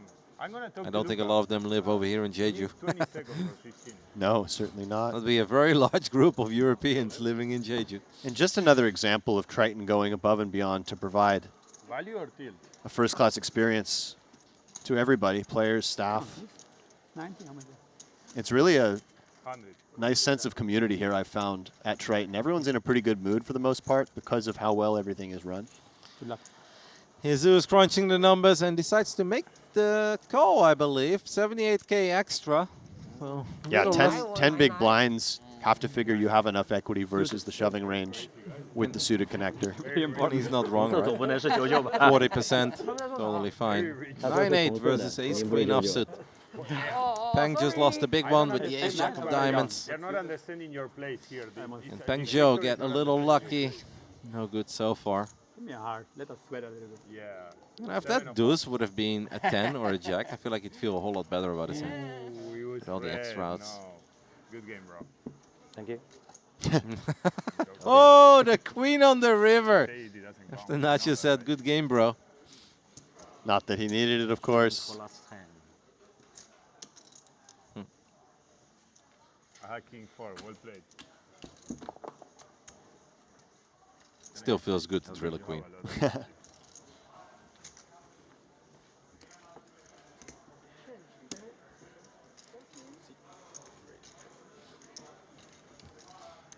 Would have been nice if the 4 was the 4 of hearts for a proper sweat. Any 9, any 8, any heart. In the end, Ace Queen just holds. Peng Zhou gets the double. Even improved.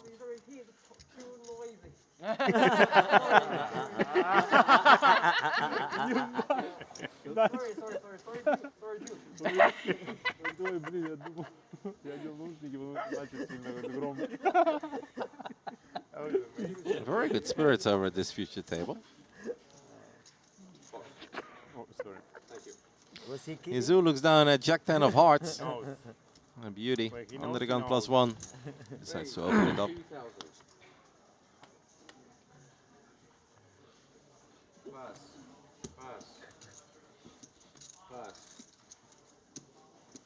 Bit of an awkward stack size here for Jeju with the ace-4 of hearts.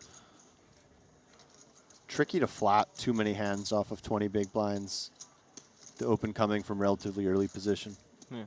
I think we can just toss in the chip for the call. Try to see a flop with a beautiful suited ace. That obviously has wheel draw potential.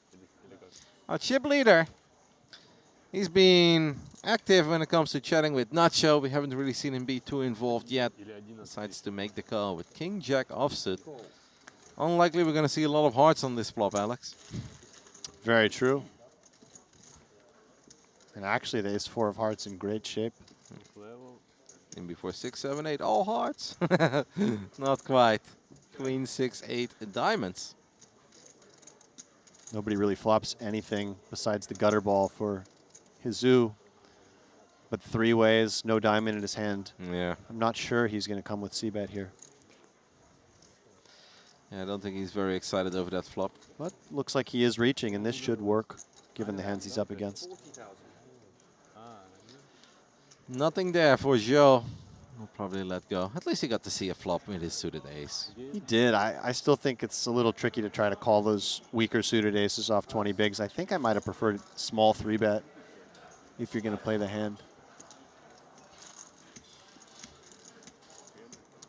Good c-bet there, though. Obviously not the flop that he was looking for with his Jack-10 of hearts, but Maybe it I still should go takes it down. And he's been chipping up after losing a few chips with the ace-10 against the queen-10. 4 hearts on the board. Sorry.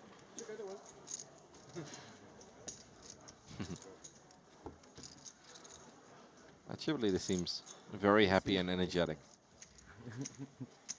Agreed, yeah. Hasn't been really involved much at this table yet in terms of the hands, but mostly just a function of card distribution. Nacho probably waiting for a hand that he can get excited over, as he is one of the smallest stacks at this table, 172K. I'd like to see Nacho run up a stack and then run down a stack and then run up a stack. He's fun to see when he's experiencing the turbulence of online of poker, I should say. Our 2 previous Triton champs are the 2 shortest stacks at this table. After Peng Zhou just found the double. There is a hand for a Nacho. 17 bigs, ace-jack, probably a little too much to open the rip it, so there's going to raise. Makes it a 22K. You know, multiple times we've already seen people open 2.2 here. Well, on almost every other table, it's just been min-raise, min-raise. Yeah, just some stylistic differences, perhaps. Kind of an awkward spot for deuces in the small blind here. Wouldn't hate just seeing a fold. But he decides to 3-bet to basically a committing amount. Yeah. Actually, that makes Turok's life a lot easier. Turok is probably a little bit annoyed now, but it's actually going to save him a lot of chips. Otherwise, there's a good chance he would have bumped it up.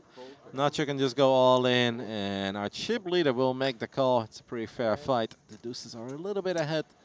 We do know that the big blind folded an ace. I think I would have preferred just calling there with the deuces, because Nacho doesn't have too many chips. So if we do raise it and he comes over the top, which is what happens, it's like, well, now we're pot committed with deuces. It's not the end of the world. Yeah, flatting is a little ugly, though, with Nacho's stack. I think I would just fold for the most part, to be honest with you, with the deuces out of the small blind. Yeah, I thought maybe if we just flat, then we price in the big blind as well. We're playing a 3-way pot. Thank you. Yeah. Let's go. The deuces hold for our chip leader, and that means that we'll say goodbye for now, unfortunately, to Nacho Barbaro, the 3-time Triton champ. You can obviously take a little dinner break and give it another shot. In either 1C or 1D. I don't know if actually 1C, I guess, is close at this point, but obviously 1D is running. Sure, that will not be Nacho's final bullet in this event. Yeah. Actually, sorry, 1C is still If you open. keep a headphones. Yep. So no, he can still give it a shot in 1C, but obviously only start with 250K, and there are multiple big stacks to worry about. But you can always try. I like the very happy tone of our chip leader. Yeah, he's got a good energy to him. My English Sorry. is not good. Thank you. I understand, I know. It's okay, everybody understand it. I'm good at Chinese. I'm good at Chinese. What are you saying? Good at Chinese. Ah, you're good at Chinese. Are you Chinese? Ah, yeah. Race.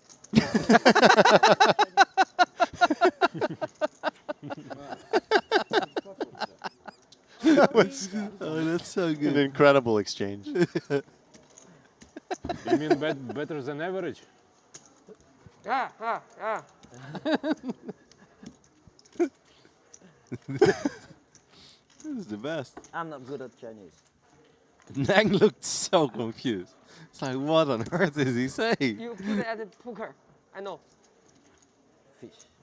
No, pro. You have all the chips, you bro. No. I'm lucky boy. You kill all the pros. Just lucky. You won all the hands, you were better. You need luck. Yeah. To win. Ilya giving a little compliment to our chip leader. I think most of the time when people call out that they're very lucky, they don't mean it. What they actually mean is that I'm really good. Yeah, he seems pretty genuine, though, this guy. No, I believe it, but I'm sure that he also Oh, thinks he's man. good. Otherwise, he's not playing over here, right? 21. Yeah. 21,000. I don't know. I don't believe there are too many players in this field that signed up and generally believe that they are bad.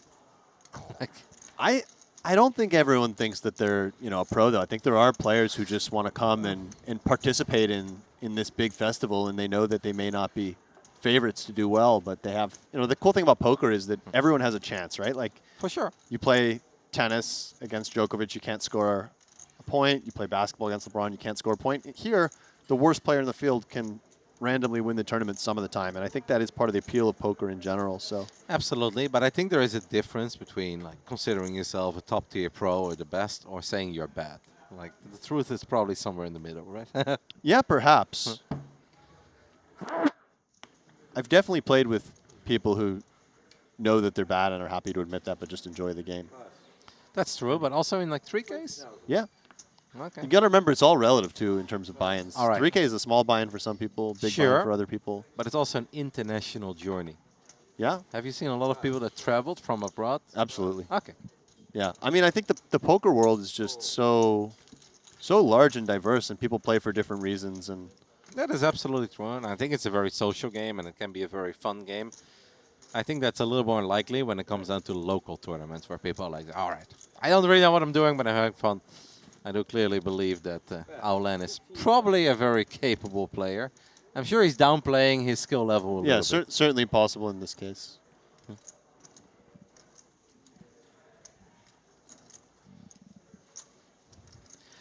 Peng Zhou with the 8-7. This man is not really capable of connecting with his suited hands. Earlier we had the ace-4 that completely whiffed. This 8-7 completely whiffs as well. And thematic from Yaroshevsky, second time we've seen him do something like this, where he takes a hand that has pretty good showdown value, and instead of playing it slow or making a small check raise, trying to induce, he just goes for a bit of an overshove, trying to deny equity. The first time he was very short, right, and he had middle pair. This time he's a little bit larger, and he's top pair. And I think Igor is indeed trying to get a proper stack as well, play some real poker.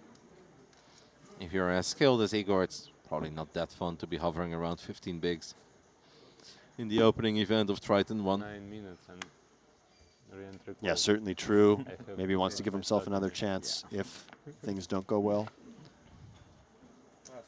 Anyway, Aulan has a lot of patches on his shirt as well. Maybe some sponsors. 22,000.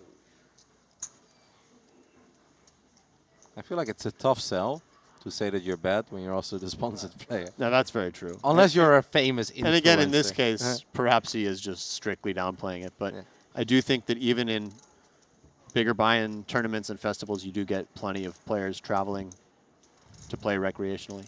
No, that's true. That is obviously true.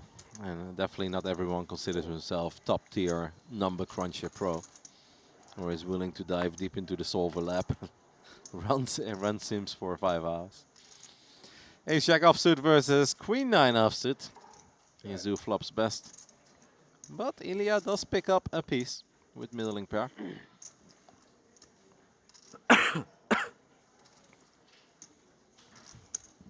That interaction earlier was so good there. You're good at Chinese? Yeah. You are Chinese? Yeah. Yeah, there's been a couple good interactions. The reaction to Hizu's bet with the ace-10 was also amusing.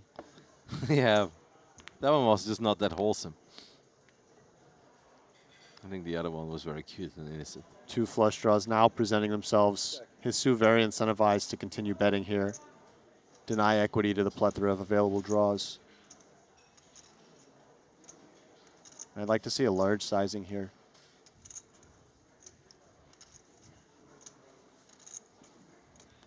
We saw him go for that earlier. And there's a good chance that he's going to do that now. 85,000. That is very large. Almost a pot-sized bet.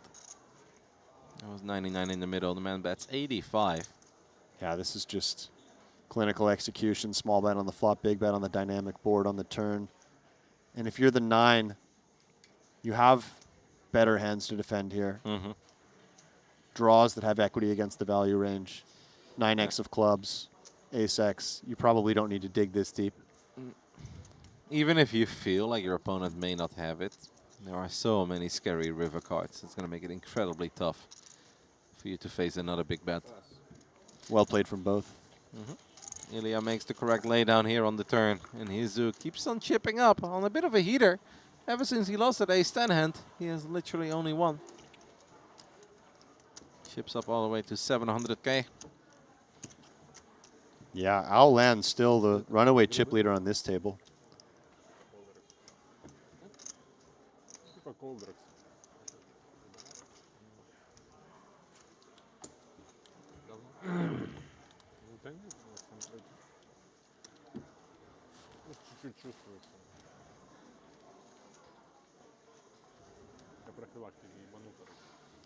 Taking a little look at some of the entries into flight 1D, but obviously 1C is still kind of the talk of the tail over here. There isn't really a whole lot to cover. Tiny bit of movement in some of the chip sizes, but mostly Chinese and a couple of Japanese players in 1D at this point. We'll keep an eye on it, and if anything stands out, we'll gladly share it with you guys. Hizu has picked up an astonishing amount of playable starting hands so far in this first half hour or so of coverage. And if you are Wen here, perhaps you feel like Hizu is maybe opening lighter than he is just because his card distribution's been so good. He does come in for flat.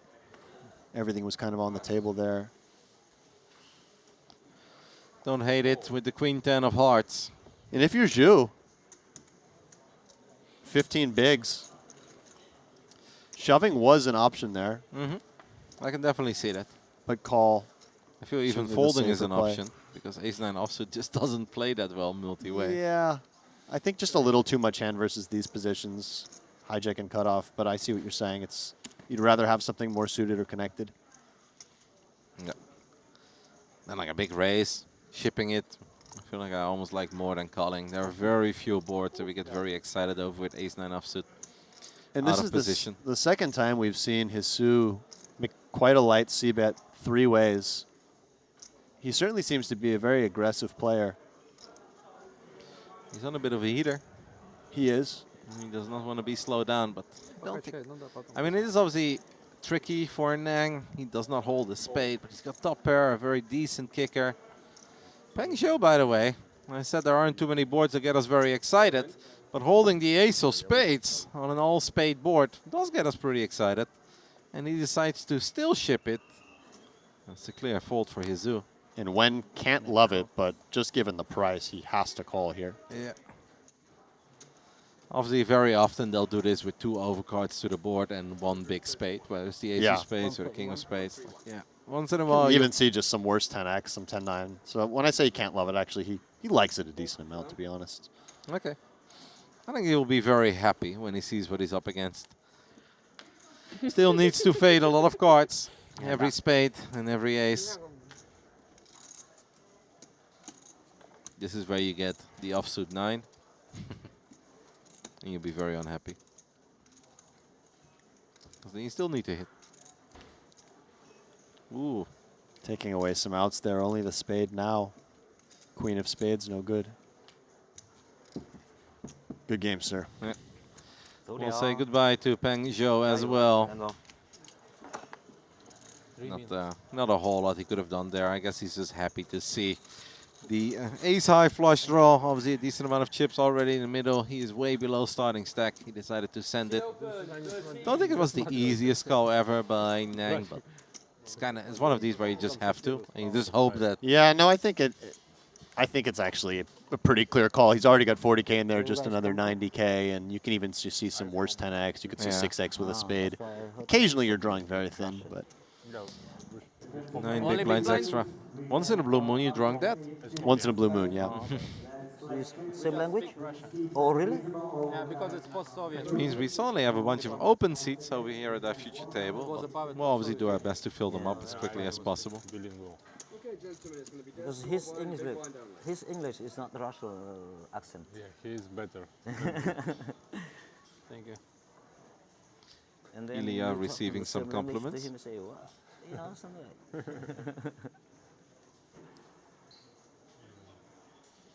Where are you from? Vietnam. Vietnam. Nice. I never been. But Whoa, suited. oh, Suited. Ah. Too early. What is exposed? Jack 8, okay. Just the play aces, kings. 2 cards exposed? Jack 8 suited, I believe. The rest of it is like, whoa, you're folding that? And he's like, yeah, early position. To no fault of the dealer, by the way, chat.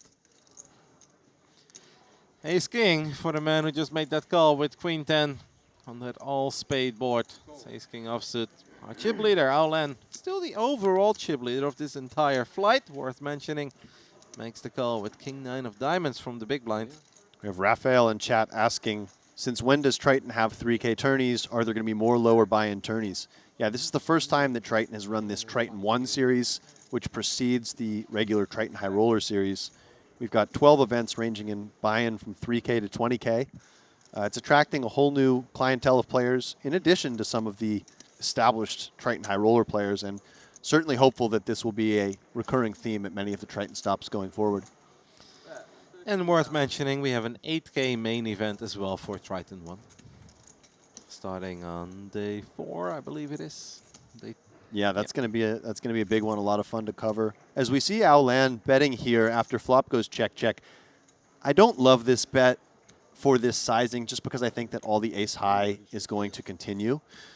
So unless he also has plans of firing big on a lot of rivers.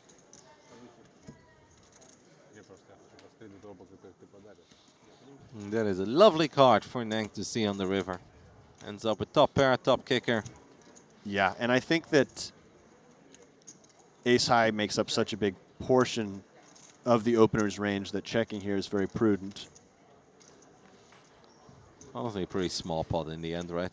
Less than 8 big blinds in the middle. I feel like Aulan is pretty good when it comes to damage limitation.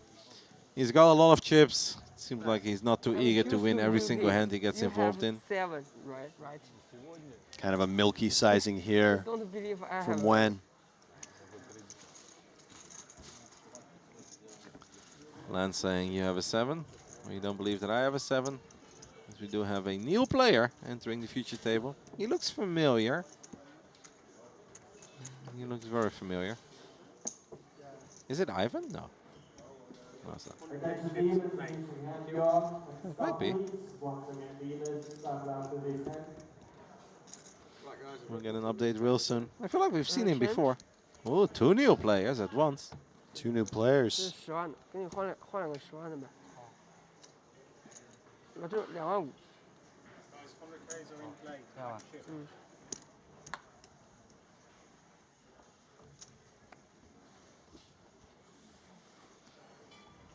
Jeju, let's go. And Nang, the man who's just won a few hands in a row. First with Queen 10, then with Ace King. Did not really get paid on his Ace King, though. As Igor, the 2-time Triton champ, is going to raise it up over a relatively short stack. Oh, okay. So the last one, right? Yeah. It should be take like 2-3 minutes. Minimum. 5 seconds. I think we can late reg in Flight 1C till the end of level 11. And we just wrapped up level 10. Yeah, end of level 10, I think. Oh, level 10. So I thought it said 11 in the app. That's why he was asking, am I going to have a little bit of time? They must take a small break. at the end of level 10 to sort of finish up the registration process. Oh yeah, till the start of level 11. So that makes a lot of sense. I read till the end, but it's still the start. So this is it, absolute last chance for a few of the guys to enter with the 250k starting stack. If they missed it by just a hand, or if they bust real soon, obviously Flight 1D will be running till deep into the night. Yesterday, Flight 1B started at 6 p.m. They played until 5 a.m. And Benedict Farkas here has picked up pocket aces and just made a huge 3-bet to 100k, effectively a committing 3-bet. Oh, you know what? I think the 3-bet's actually smaller and the graphic might be wrong. In any event, Farkas does take it down. He had a fresh starting stack, 250k. Maybe he was hoping that he wouldn't get a lot of credit for it, because he like ultimately late retched. Starting stack's 250 though, is it not? Yeah, and he had exactly 250, no? Oh, maybe he did. Yeah. Yeah, what a time to pick up aces. The last hand, it looks like you could just be trying to get it in, but... Yeah. He's like, all right, guys, I late retched. I'm just trying to spin it up. If it doesn't work out, it's all good. Just kidding, I got aces. Yeah, players on a small break now, perhaps just waiting to finalize the number of entries. Looks like we have 465 at this point. So a few more people sneaking in before the bell rings. Really nice turnout, and again, we still have 1D happening tonight. Yep. The last chance for Romance could go till 5 or 5:30 in the morning again. It'd be a quick turnaround time tomorrow. And there are quite a few people who have entered 1D that actually did not enter 1A, B, or C, just because they arrived in Jeju today or maybe late yesterday night and they were just recovering. Because there are a few names in there that we have absolutely not seen before. Worth mentioning, as we take a little look around the tournament floor, is that Steven Sung is now among the 4 biggest stacks in Flight 1C, up to 1.4 million. Dangerous man if you give him some chips. Thomas Boyven also into the top 10. I feel he's always dangerous. With Extremely. or without chips. Steven Song can bust on my right, and I'm still worried about him. Xuan Liu, 875k. Yeah, that's also very good.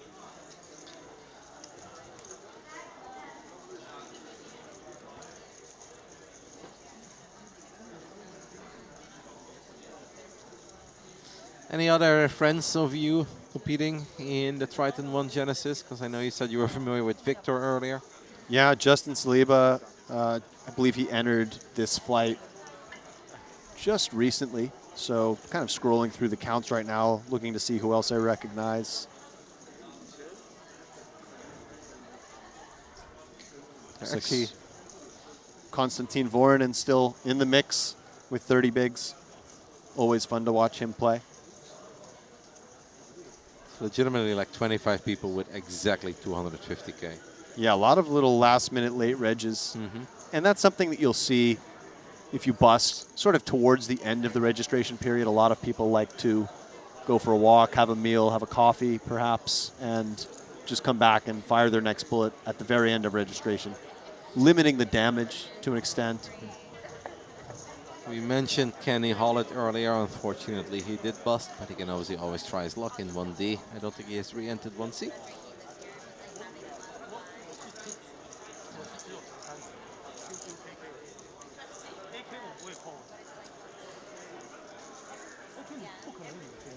And really a nice buzz in the room. It's pretty cool to be able to play a 3K event, which for high stakes standards is considered quite small, and then get that high stakes treatment that Triton does offer. Not a lot of 3K events around the world are going to give you this sort of experience.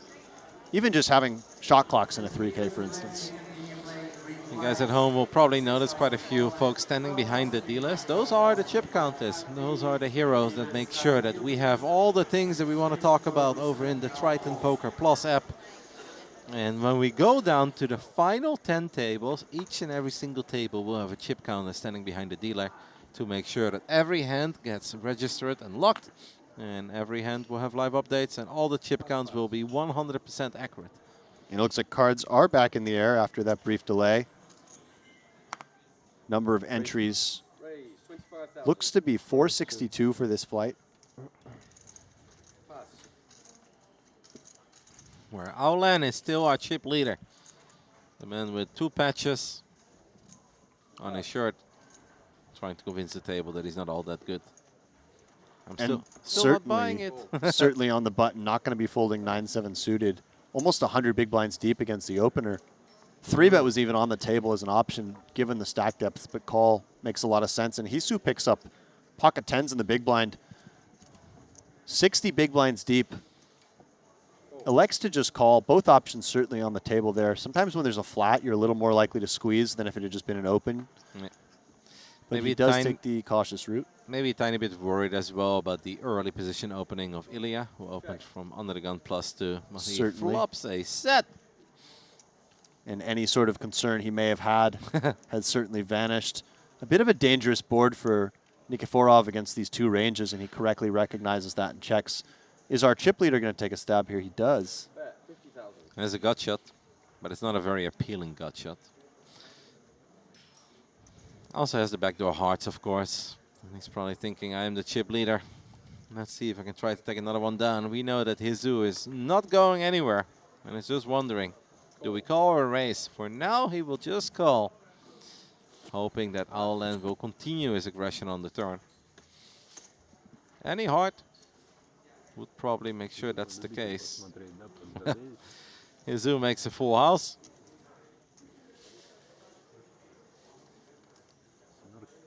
I feel like he's going to check now. Yeah. Certainly Hisu is going to check. As far as Aulan, looks like he's immediately reaching. Much bigger bet.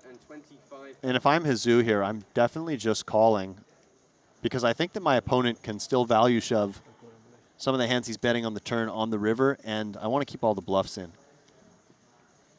Hisu is going to take his time. He doesn't want to appear any stronger than he actually is, even though he is very, very strong. Hard to imagine many hands he would rather have here. It's a very short list. Yeah. Let's see what the river brings. The river is a 6. It's a bit of a brick. Doesn't really change anything.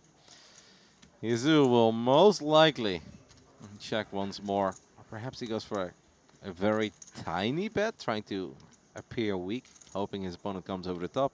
I think he's certainly just going to check here. I'm feeling small bet. Maybe I stand corrected.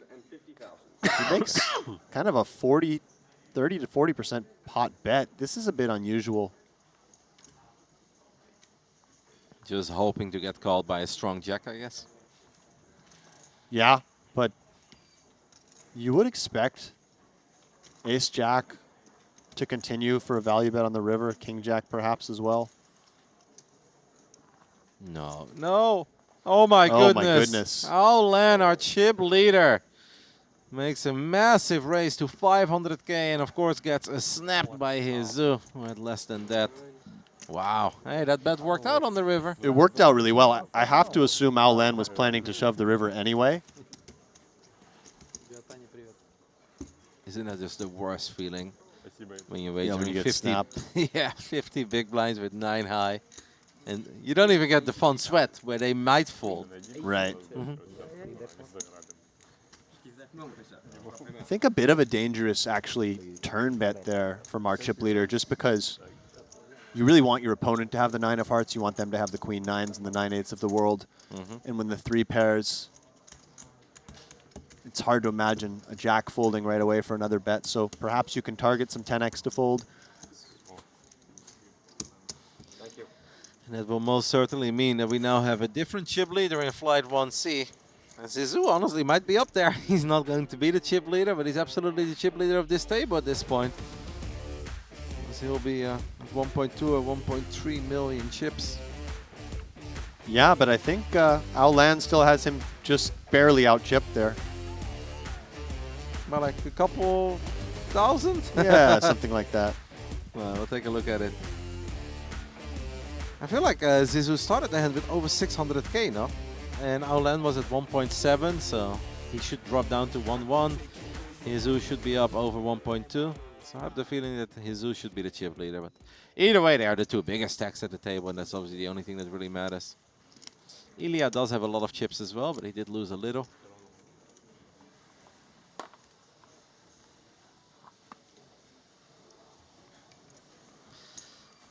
Big misstep for Aolan.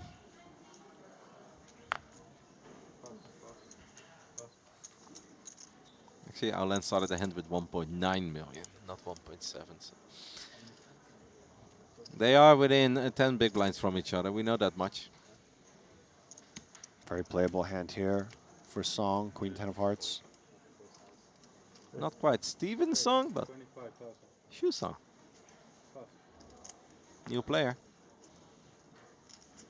Fresh stack, perhaps second bullet. You got starting stack? That is correct, sir. He has starting stack. Nang is wondering if it's worth tangling with a starting stack with 8-6 offsuit in the big blind. And he says no, not worth it. Yeah, slightly tight fold there, but very reasonable versus hijack.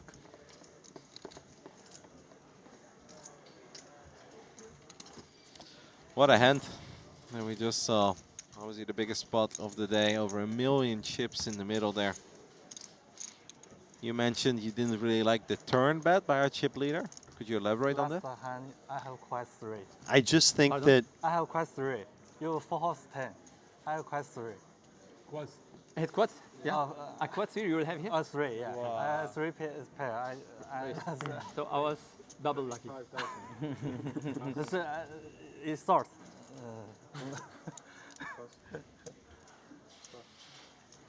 Thank you for telling me. Now I feel double lucky. Hearing the pocket threes folded there. Double lucky. And yeah, as for the turn bet, you know, it's reasonable, but you bet the flop 3 ways. You're already betting a fairly weak combo. You get called. You really want your opponent to have some queen 9, 9, 8, 9, 7 hands themselves. So you kind of interfere with the hands you want them to have, and then when the board pairs, I don't expect Jack X to fold very often. You don't have a club in your hand. Backdoor clubs have revealed themselves. I just think you need a little bit more equity generally to bet there. Unfortunately. Couple big hands here, but that makes a lot of sense, and I appreciate you explaining your thought process there. We've got Jacks, 8s, and Ace-10 offsuit. Ace-10 offsuit actually takes the lead here. Takes a pretty commanding lead, obviously. As Nang flops a top pair. A pretty decent kicker. Frustrating spot here, I feel like, for Ilya. Because Jack's obviously so good, and yes, overcard is obviously scary, but does not want to give up yet. It's betting red as small, goes for 2.5 big blinds. Only one overcard for the pocket 8s as well. Jeju has plenty of chips. And he's got some backdoor straight outs as well. A 7 or a 5 gives him a couple extra outs. So he'll make the call. Kind of assume that Ace-10 will just come along for the ride. No need to really raise here, right? I would agree, yeah.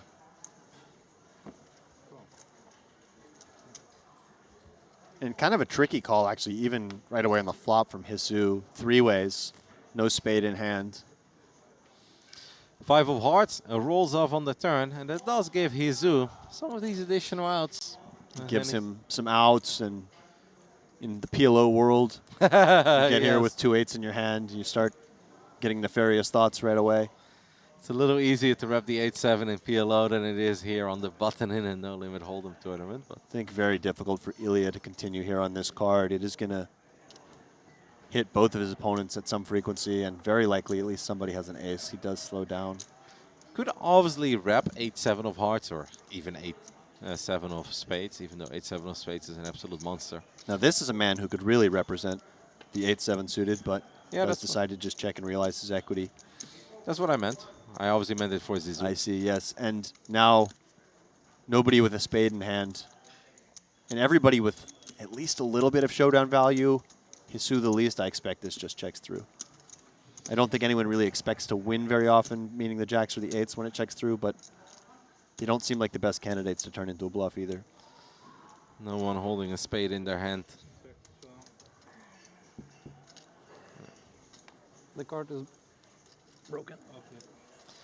Nang is going to be very relieved to know that his top pair 10 kicker is good. I think Jeju, if that river is not a spade, I feel like he could absolutely get creative there. Yeah. He was waiting. Tricky. Especially with the check actions on the turn and then checks. I don't know. You're saying that if the river was a brick, he could turn his eights into a bluff then? Even a 9 of diamonds? Like 9 of Yeah, diamonds, but 9 of clubs. At that point, what are you repping, right? Because a lot of the hands that were strong enough to value bet the river would have bet the turn. That is correct. Like, because obviously there's 2 flush draws on the board, so yeah. if he would have had 8-7, he's very likely to bet 8-7. You're never checking 8-7 on the turn, all the 2 pairs. You're basically only repping something that like a rivered set, maybe a rivered ace-9, so I don't think he'd be too incentivized to bluff there. I think the flop flat by Jeju is actually a little bit questionable. Okay. When facing a c-bet in a 3-way pot with just very marginal backdoor equity. Yeah, I guess in his mind it's what I said, right? Only 1 overcard, and he sees the backdoor outs, and then on the turn he does get, you know, at least the gutter ball. And he's got the chips as well. It was 30K, I believe, right? The bet, like 2.5 big blinds by Ilya. Yeah. Yeah. I can get behind it. Yeah. Benedek Farkas looks down at Jack-3 offsuit under the gun. Alan, the man who used to be the chip leader of Flight 1C before that little misstep with the 9-7.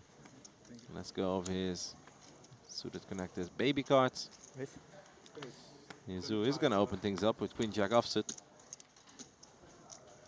Nang is getting hit by the deck here a little. It's been catching some cards. Yeah, very true.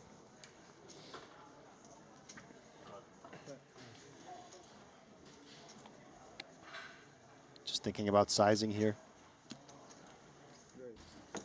75,000 plus. Igor and Ilya get out of the way quickly. Jeju has the chips, but knows that he's going to have to play out of position. Queen Jack is a hand that does flop well. Never full. Jeju certainly not showing a lot of fear I have to check every flop at this table.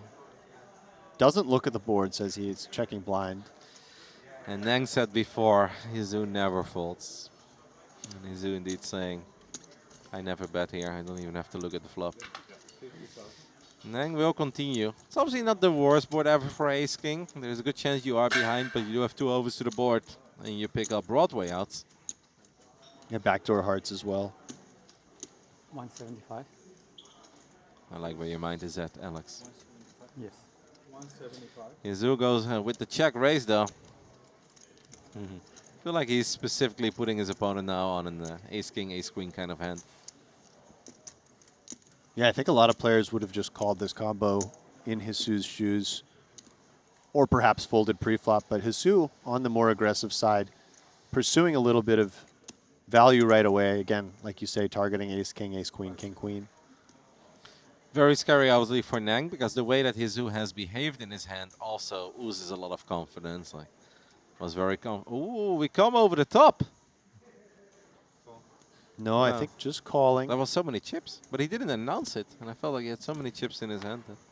Oh my goodness! Well, just a disaster card for Jesu, who turns top 2 into Wen's Broadway, and perhaps Jesu thinking, if my opponent just had ace-king, no backdoor flush draw, they might just bet fold the flop 2 to my 3.5x raise. So he's not going to completely discount that hand, but he does check it over. I feel like he is thinking of ace-king. I highly believe, or I highly doubt that we're putting the trap here. Because obviously if he'd be worried, or if he was thinking about his opponent having anything else. It's a scary board right now. Top 2 is amazing, but any king is an open-ender. And Nang will bet. The only question is how much? 225,000. This is a gross spot for Jesu. Yeah, the thing is here, though, if you're Jesu, yes, you, of course, lose to ace-king. But your opponent can also just be betting aces and kings here. It's not impossible. Oh, he does just move in, and I really don't fault him once he takes this line. Jesu immediately says nuts, and Nang says yep. And huge pot here. Sirzat Jesu is about to lose huge chunk of his stack if he can't find a queen or a jack on the river. Can we find a queen or a jack on the river? That is the big question. King of clubs. I do And a huge double up there for Nang Quang Wen. Yeah, Nang saw paint. And yeah, not what you want to see. No, that's bad news. There's only 2 safe paint cards there. But Paint club, you're going to lose 2/3 of the time. He found the right one. Oh, I guess the king, the queen and jack were on the board, actually. So paint club, you win every time. But paint, nonetheless, scary. yeah. Well, he said it gets the full double. It means that he is now potentially the chip leader. Right? He's going to go all the way up to like 1-point-something million. Massive pot. I was wondering, maybe there is a world where Jeju is worried about ace-king specifically, but was excited over his top 2. The moment he got snapped, though, he knew immediately. I do see a lot of interest in chat in these series in general, and somebody says they should make these in Montenegro. And I do encourage people to pass that feedback on to Triton if this is something you want to see more of. I think Triton is such a cool brand in the world of poker and has been for many years, and that it now becomes a little more accessible to a lot of poker players and poker enthusiasts out there. I think it's something that naturally will excite a lot of fans around the world. Yeah, I mean, agree. you've already said it as well, Alex. You're pretty eager to hop in. I hear you talking about moving flights around and playing some PLO. Yeah, there's been some consideration to it. There's been a little bit of FOMO even just watching this 3K event as we see our chip leader, table chip leader, no longer table chip leader, but Aolan raising to 25K. Once upon a time, table chip leader and flight chip leader. Still obviously has an incredibly healthy stack. There really is not too much for Aolan to get worried over. 1.3 million is way above average.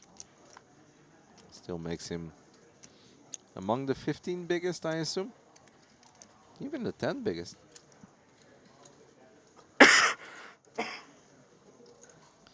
Nang now, by the way, second in chips overall of the entirety of Flight 1C, where we still have a 224 runners on the screen. The app says 219. I'm going to trust the app, because the app is that good.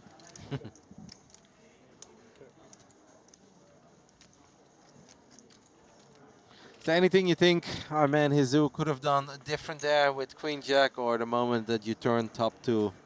I'm certainly not always check raising the flop, but once you do, it's just going to be a cooler. I mean, yes, you do lose to ace-king, but you're ahead of pretty much everything else. I actually would have folded pre-flop with the Queen Jack offsuit out of position to the 3x 3-bet, but once he took those moves earlier in the hand, it's just a cooler on the turn with SPR1. And the check raise is kind of cool if you think your opponent might check back, or sorry, might bet call with those aces and kings. I think just betting something himself would have also been reasonable. Yeah, fair enough. I didn't hate the check raise on the turn, actually, oh, excuse me, on the flop. I kind of like how he played the flop, where he's like, I'm not looking, I'm checking everything. And then his opponent bet, he looks at it, hits him with a check raise. I kind of liked it. I do think that queen is such a scary card when you know that ace-king is very possible. But I guess he really did. You mentioned it during the hand briefly, but I think he really put his opponent specifically on aces or kings. Perhaps kings even a bit more likely, because kings obviously turned the open-ender as well. Yeah, and I mean, as much as ace-king is a concern, I think that some of the ace-king combos that don't have a backdoor flush draw are folding flop, at least some non-0% of the time. And the problem is that if ace-king is the only hand that you're really that worried about, you know, you can't be so concerned, because what are you going to do, check fold? Probably not. So if you're not going to check fold, then you kind of want to deny equity to some of the other hands that his opponent can have with the double flush draw out there. Little surprised, though, that you say that. When you have, obviously, clean outs to the nuts with ace-king, and you have 2 overs to the board, and it's not for your entire stack. And you're in position, of course. You do, but against the value range, perhaps you're just drawing often to the queen, you know, against the 2 pairs and the sets. And the question becomes, if you get shoved into on a brick, what are you going to do? Yeah, no, that's true. That's absolutely correct. You know, I think the call was certainly very reasonable, particularly with the king of hearts in his hand, but... Raise. 25. Certainly there are other hands he can have. He can have king queen as well, taking that line. So I think queen jack trying to get all the money in on the turn does make a fair amount of sense to me. Preflop is really where I would prefer not to play the offsuit Broadway combos out of position. Yeah, no, I totally get it. As we see here, Farkas, interesting preflop decision, elects to just call. Versus button open, shoving maybe on the table there. A little above starting stack for Benedek. Shusong looks down at ace-8 offsuit. He is wondering if he can make a move here. And he is grabbing a lot of chips, and he's definitely making a move as he announces all in. Safe to say that that is music to the ears of Ilya Nikiforov. Ilya never going anywhere here.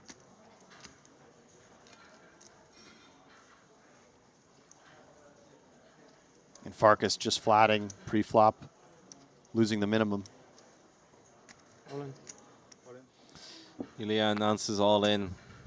Farkas will get out of the way. Ilya is going to be very happy when he sees the hand that he's going up against. Perhaps there is a world where Shusong is also very happy because he feels that an 8 is way luckier than a king.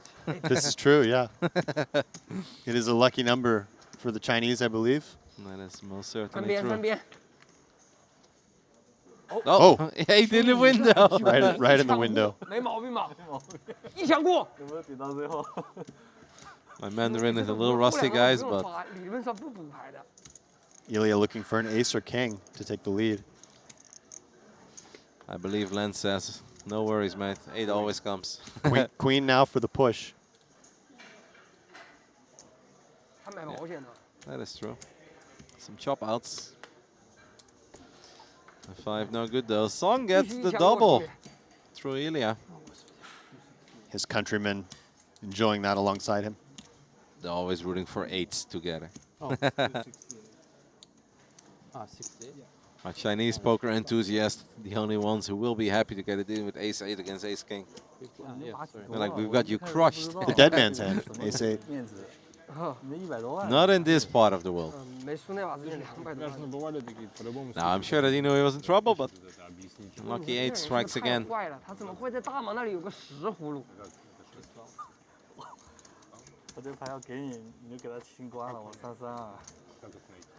Frustrating hour so far for Ilya Nikiforov. I feel like he's not doing anything wrong, and he has still lost half of his stack. Yeah, this is true. Still healthy, 585K. Yeah, that might be below average, though, at this point. It's obviously not, you're not in danger territory. You have plenty of big blinds to work with, but I'll scroll through the app. One more thing that is very cool about the app is that there is a bar somewhere splitting the active player pools in the middle, saying this is the average. And the average stack right now, 545K, 45 big blinds. So Ilya actually indeed a little bit above that.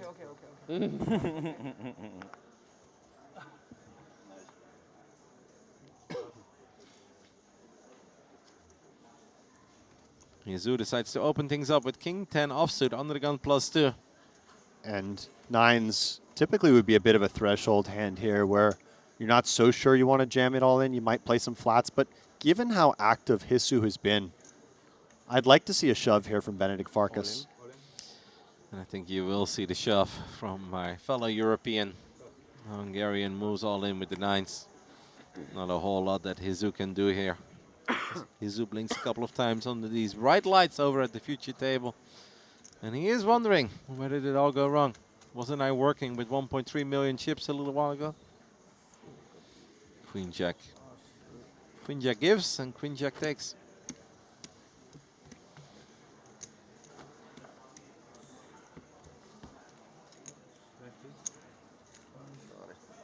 Is that a new player? Seems like Furu got a new member, or a new neighbor rather.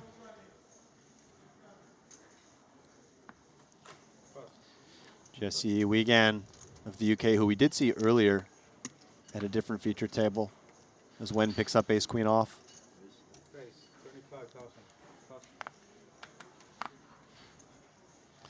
Makes it 25K. Benedikt looking at a suited king. He's like, my solvers did tell me this is a really good hand to raise. Yeah, it's actually a viable 3-bet contender, but facing such an early position open off of a slightly handcuffed stack just lets it go. Yeah, I know. Christian is looking down at King 6 offsuit. Suited the solvers like it as well, but it seems like Christian loves it even as an offsuit hand.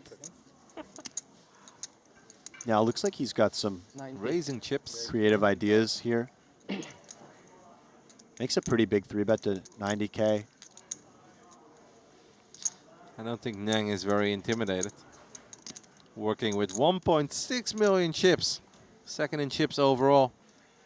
Does feel a little light for Wen to just want to shove it in, though. I wouldn't be surprised if he calls here, given that he's open from a relatively early position. It's easy to see looking at the hands. And Tuaruk hasn't been too out of line to this point. I still don't think he's going anywhere. Worst comes to worst, he loses 400K. He's still at 1.2 million.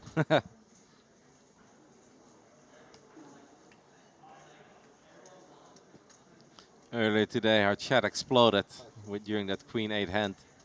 Oh, he does let it go. He does let it go, and it's not as crazy a fold as it might seem on the surface when you raise in such an early position. The big blind 3-betting range is going to be a lot more polarized than the small betting 3-bet range, which is a little more linear. And against those value hands the big blind has, ace-queen offsuit not doing great. Still, if you know your opponent's capable and has enough bluffs, probably need to proceed in some way, but not a completely shocking fold from ace-queen. No, I don't think Surati ever lets it go. Correct. I guess this was right on the cusp, but I'm still a little surprised with especially how hot he's been running. Obviously, even if he calls there and he's wrong.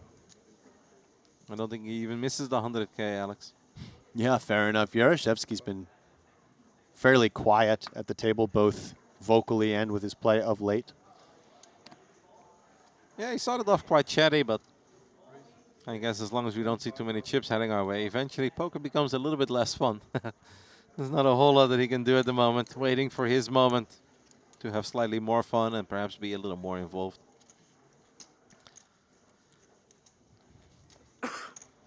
Ilya, the man who just lost the big one with ace-king against ace-8. Little unlucky, he's going to open things up with ace-3. Shusong is really targeting his neighbor, by the way. Well, his +1 neighbor. Takes it down with king 8 suited. You were talking about it. You said that these hands are excellent 3-betting candidates. Or perhaps a couple of the poker fans out there that are watching the stream, enjoying it, but don't run sims or don't know all the ins and outs. Why do we love king 6, king 7, king 8 suited?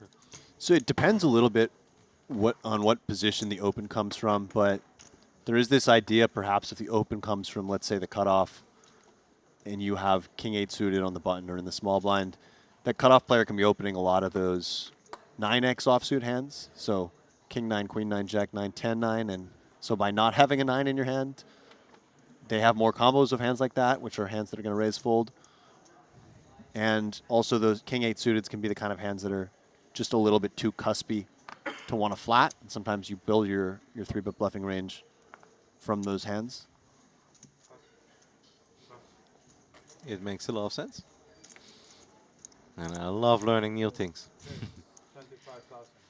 A7 suited. Shusong on a little bit of a heater. This man came in with a fresh starting stack, is now up to 600K. And Jesse Wiggin, our latest member to this TV table, looks down at the pocket jiggities. Pocket jacks definitely going to want to just non-all-in 3-bet here. Are we feeling 100? Looks like he goes with 100, yeah. Which should just clear the way. Should just take it down right here, I would imagine. I would normally agree, but I also felt that Shusong did not come here to fold. He just gives me that vibe. I agree with you that it is a fold, and most of the time we'll see folds here, but... I mean, nothing would be crazy here. It wouldn't be completely insane for him to call or even shove. But not knowing that much about his opponent, facing such a big sizing, I like the fold. And he does let it go. I feel like it hurt him, though. Shusong does not strike me as a folder. Yeah, very fair. This man wants to battle. I feel like if the 3-bet would have been a tiny bit smaller, I definitely think Song would have called. And Jesse picked the largest sizing there.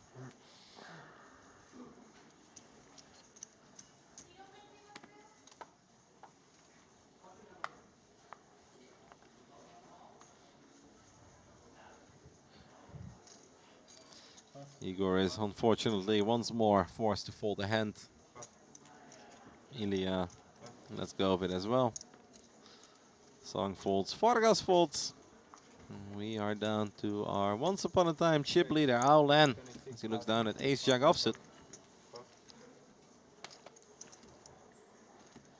Maybe he can tango once more with Nang. These two have history. Our Vietnamese player will make the call with, okay. Not the hand that I would have put him on, Alex, so I'm glad this was not the mystery hand.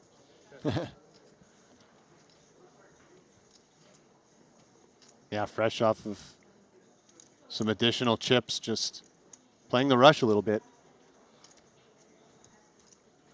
Maybe it's because they're both so deep and he is closing the action that he's like, well, if we do flop the world, there is a chance we get paid here in a very big way. Very reasonable check back from ace-jack. Not wanting to face check raise. 2 overs. Yeah, and especially with how deep they both are. I do indeed like that as well. Gets rewarded for it as he turns top pair, top kicker on the turn. And just the bad gut shot when resists the any temptation he may have had to try to take the pot down. I think this hand is pretty much over. I'm going to take a little look at the leaderboard. I am missing Steven Song from my top 5, my top 10. Yeah, I actually just looked at that myself. Looks like he lost a couple of medium-sized pots. Most recently, lost a flip with 8s against King-Queen. So he's back to around an average stack now. Yeah. Taking a look at it as well. Nothing too Still exciting. a little above average, actually, with over 60 bigs.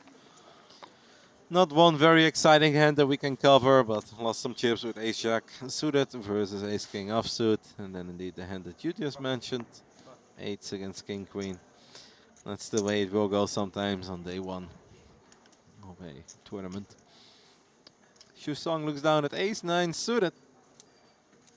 We saw him open the ace-7 suited. He got raised and he had to fold. 25,000. That is not going to discourage this man from opening ace-9 suited. Aulen, beautiful suited Broadway cards, king, queen of diamonds. Yeah, both calling and 3-betting on the table here for Aulen.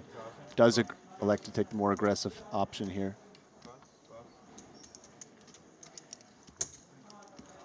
And if you're Zhu Shang against your countryman, perhaps you call.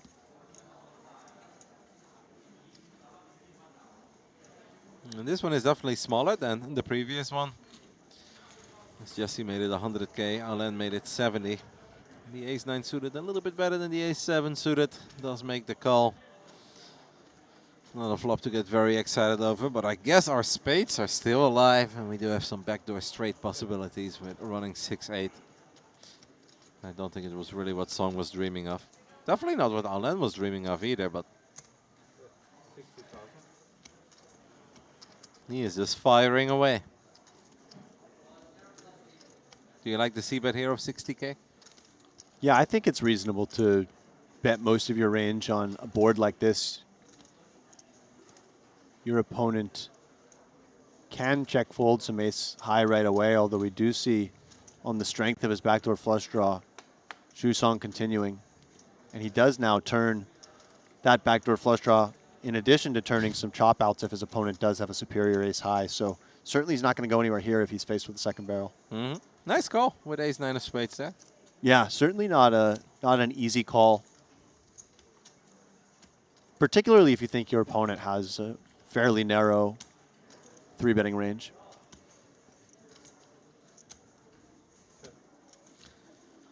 Song does go for the check. Aulan did have that misstep earlier, of course, when he was up with 1.8 million chips, and he fired, and he fired, and he kept on firing with 9-7, when he was drawing dead against the full house of Nang. Pocket tens back then. I'm sure that's flashing through his mind a little, and he's like, you know what? Let's not do that again. He does slow down. And now the flush does come in for Zhu Song. And this is why we keep mentioning those backdoor flush draws, because they do really come into play. Not quite the nuts, of course, on this paired board, but Zhu Song is going to be incredibly happy with his run out. Yeah, and this is something we've seen a lot of throughout the course of this tournament, where turn goes check, check, and then the backdoor flush comes in, and the question is, what do you want to do? Against Aulan's exact hand, this is the best play. If you think your opponent has a lot of king or queen highs, you want to give them as much rope as possible. Another play I think he could have considered was a block bet with the intention of perhaps inducing some bluff raises, and also maybe getting some light calls from ace high. I'm curious, what sizing would you go with that? Like 50, 60K, something like that? Yeah, something like that, and a good check back from Aulan. And he's patting himself on the chest. He's like, I learned so quickly. Yeah, earlier we did fire on the flop, turn, and river, and we lost 700K. And sometimes it's tough there, even though your line might not make a lot of sense, to go bet, check, bet. Sometimes it's tough to check back a hand like king, queen that you know has just no chance of winning. But good discipline there from Aulan, showing that he doesn't only have that one gear. Even though that's an exciting gear, but that's good to see. He was very pleased with himself. Quite certain he was thinking on the turn, should I fire? And he's like, nah, that went wrong earlier. Let's slow down once. Let's see what the river brings. And I'm certain he was thinking about going for it one more time. They got him once, they won't get him a second time. Jeju now one of the shortest stacks. If you guys stepped away for a little bit here during flight 1C of the 3K Genesis event, Triton ONE, Jeju lost a monster pot with top 2 pair versus a completed Broadway of his neighbor. Speaking of his neighbor, there's a good chance they'll bet once more.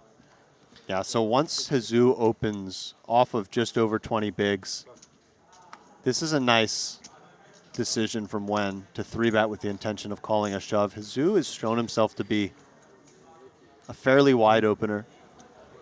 And he does just move in, and you see the snap call. He 3-bet the ace-jack with the intention of always calling the shove here. Yeah. When stacks get a little shallower and when your opponent is capable, you expand your value range, and a nice application of that here from Wen. How are they? Come back. You took too He's much from me. He's out to hurt his neighbor. Lucky. As Jeju says, give me some back. You've already taken too much from me. Not a good flop for Jeju, although he could chop on a 7. Yeah.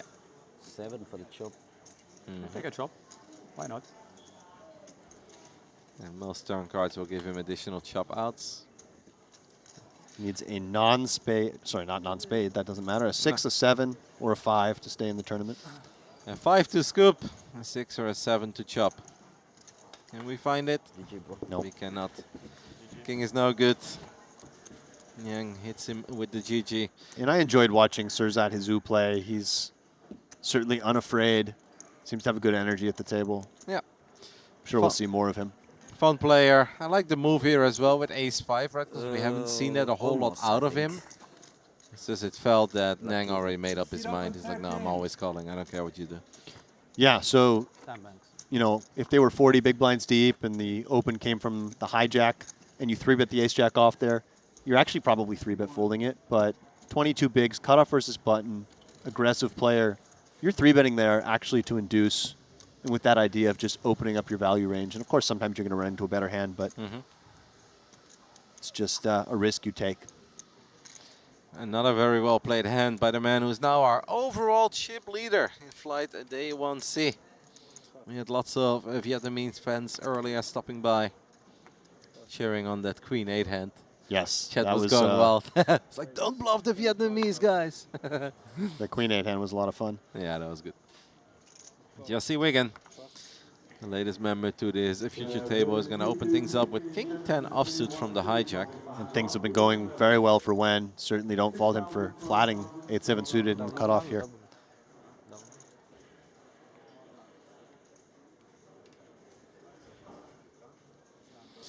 Benedek is also looking at 8-7, just not suited, but he is the one closing the action. So he will come along for the ride. And a lot of the time thinking your cards are going to be live here, even though in this case he does share cards with Wen, who outflops him by flopping this flush draw. Yeah. Big flop for our chip leader. Got shot in the 8-high flush draw. Everyone flops a gut shot. Yeah, and if you're Wigan here, I don't mind a small c-bet with your king high and your nut gutter. The jack of clubs would be a very gnarly turn. I know we're not supposed to say that, but to be fair, I don't think we have called for too many gnarly cards. We've called for the fun cards to give somebody some additional outs. And right, but not the no, not the pain disaster cards. When just calling in position with his combo draw. And the turn is the ace of hearts. And this could be a card that Jesse wants to represent. Yeah. Try to put some pressure on 9x, even queen x. There is a world where this goes check, bet, raise. And if you're king 10 here, also betting is kind of a two-way bet, because not only can you put some pressure on some pairs to fold right away, but you can also get called by a lot of worse draws, jack 10, and a hand like the one that Wen actually has. Once Jesse checks it over, very tempting to bet the combo draw, but also not wanting to get blown off your equity if you face a big shove. Exactly, that's the annoying part. You don't really mind getting a few chips in, but we don't really want to face an all-in race. And because of that, we are going to check this one back. And the river is a 10, which means that Win ends up with just 8 high. And a little thin to go for value here as Jesse. I think check makes the most sense. And then will Wen go ahead and bet this card as a bluff? It's hard to get to the river with anything worse than 8 high, and his combo strikes me as at least reasonable for it. Does seem like Jesse opts to check. Can't really blame him for it. Wen knows if he wants to take down this spot, he's going to have to fire, and he's most likely going to have to fire quite big. 163k in the middle, and he's probably wondering, what can I get my opponent to fold? Hijack open. It's been a bet, check line. We'll bet. And just goes 45, just trying to clear out something like pocket 8s, perhaps. Yeah. Though he does block that, of course. I don't think you're going to get queen x to fold for this size, or even 10x. How about jacks? Jacks blocking the straight. I don't see jacks folding for this size. Jacks might actually be tempted to just make a huge check raise. Another PLO move. Another PLO move, but you know, somewhat reasonable here. Yeah, I can see it. He played king 10 this way. He could definitely play king jack this way as well, but king Wow. 10 does fold. And the rich get richer. So props to Wen. I thought he could fold out some 9x and some pairs below the 9, but actually able to get the king 10 out of there just for 1/4 pot. This man can do no wrong. It seems that way, doesn't it? First player in Flight 1C to now be over 2 million chips. After taking that one down and stealing it with a tiny bet. That's a frustrating one, by the way, if you're Jesse and you look back at that one. But also so tough to call there with third pair. Like, yeah, it's a small bet, but 25% pot. You don't have any clubs in your hand.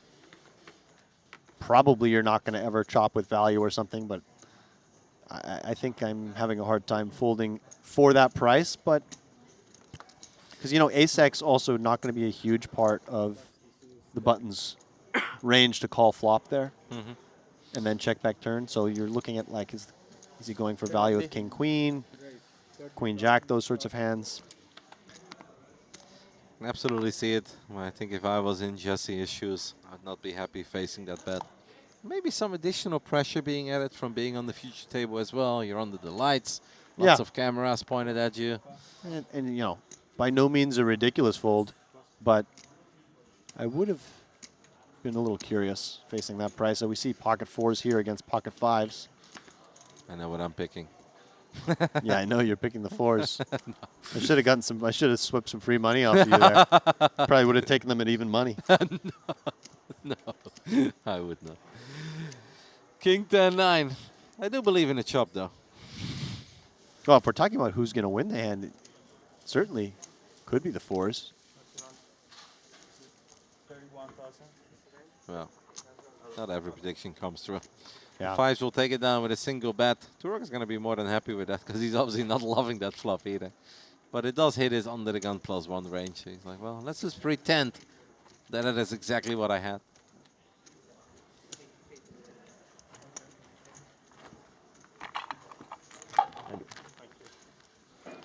Seems like we are moving someone, or we added a new player. I'm not quite certain. Well, still the same lineup. We do have two really big stacks on this table now with Aulan, 17 chips overall, and Win with 1.9, actually over 2 million, right? Over 2 mil. Maybe he lost a little bit after that force. Two of the 7 biggest stacks overall on the same table.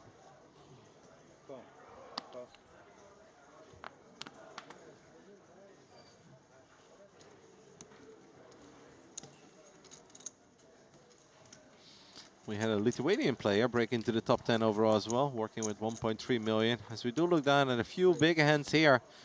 Yeah, Wen just picking up a lot of nice starting hands right now. Gets the ace-queen suited. Value squeeze here versus early position open, early position flat.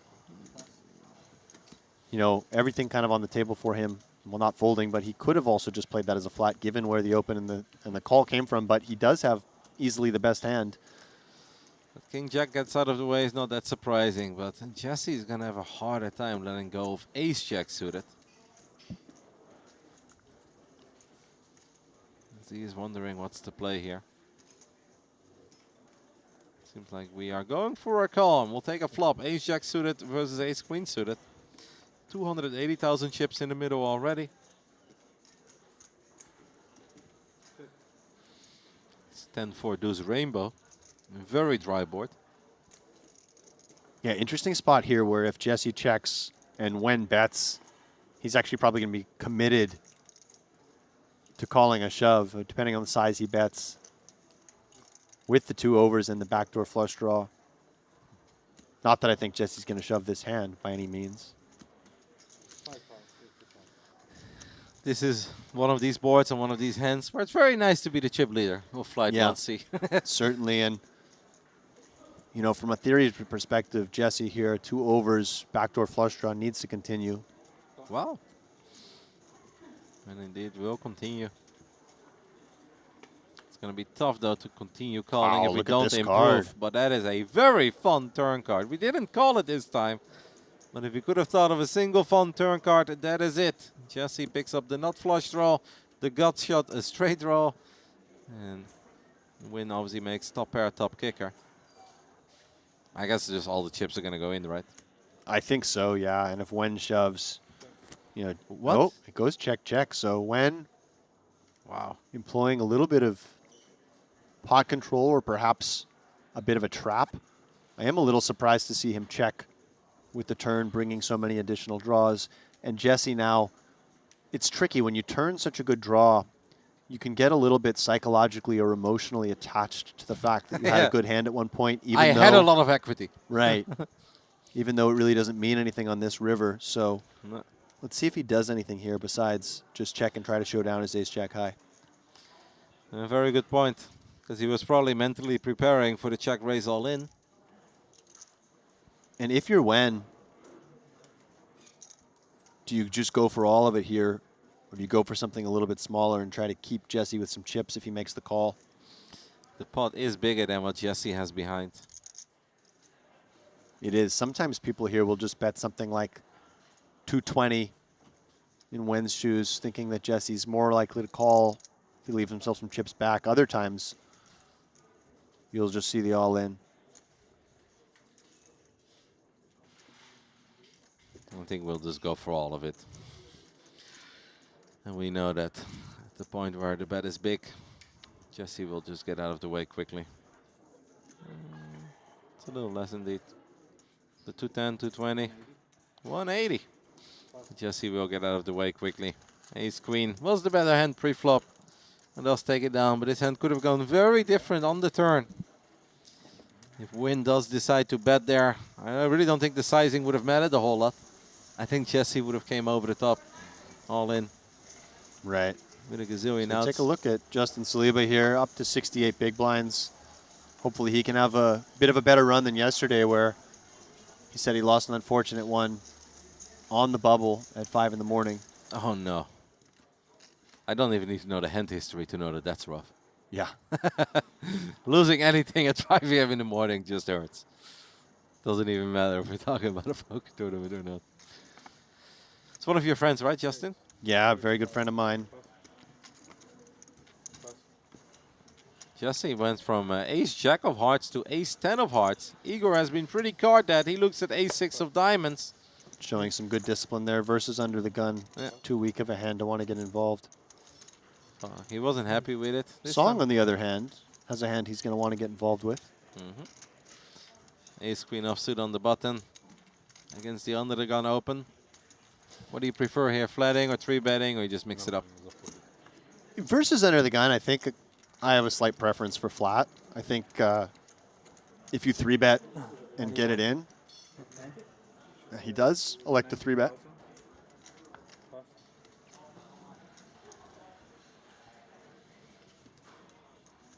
And Jesse here, you know, in slightly different positions, ace-10 of hearts can be a nice 4-bet all-in candidate. But when you raise under the gun, you have a lot of better hands than this. If you're up against a value hand, you're going to be in very bad shape. So I don't hate just folding this hand. You mentioned the psychological part, but having just ace-jack, having a million outs on the turn, having to fold it in the end because you don't connect. Now having ace-10 suited, it's a beautiful hand. Having to fold it, it really does become frustrating. But it's starting to look like Jesse Wiggin is not worried about keeping his emotions under control. Continues to make the right plays here. Yeah, he looks very relaxed, honestly. Yeah. If he is in any sort of emotional pain, it's not coming through in his face. No. And then I often feel like he's just not. You might just see this as another day at the office. And there's a good chance that he's mentally preparing for a very long series.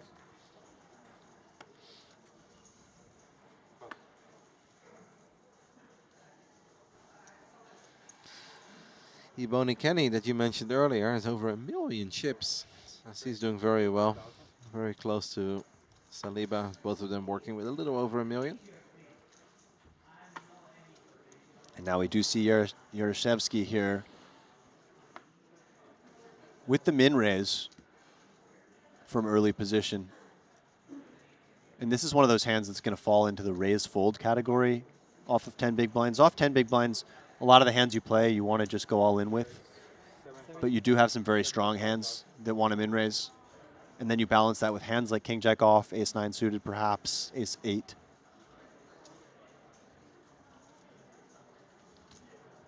King 9 suited, stuff like this. And Nikiforov with a bit of a light 3-bet with the pocket sixes. Given that polar opening range of Yaroshevsky, Benedict Farkas has a very clear all-in, in my opinion, and even versus this action. And I think he will go for it. It's just taking his time. And just a really unfortunate spot for Ilya when he does face this, because, of course, he will be flipping against those ace-king combos. Very bad shape against the pairs. Getting a reasonable price, but difficult to call with 2 sixes. Everyone's going to get out of the way. Igor will get out of the way as well with his King Jack offsuit. 200,000 extra for Nikiforov. It certainly is close and tempting.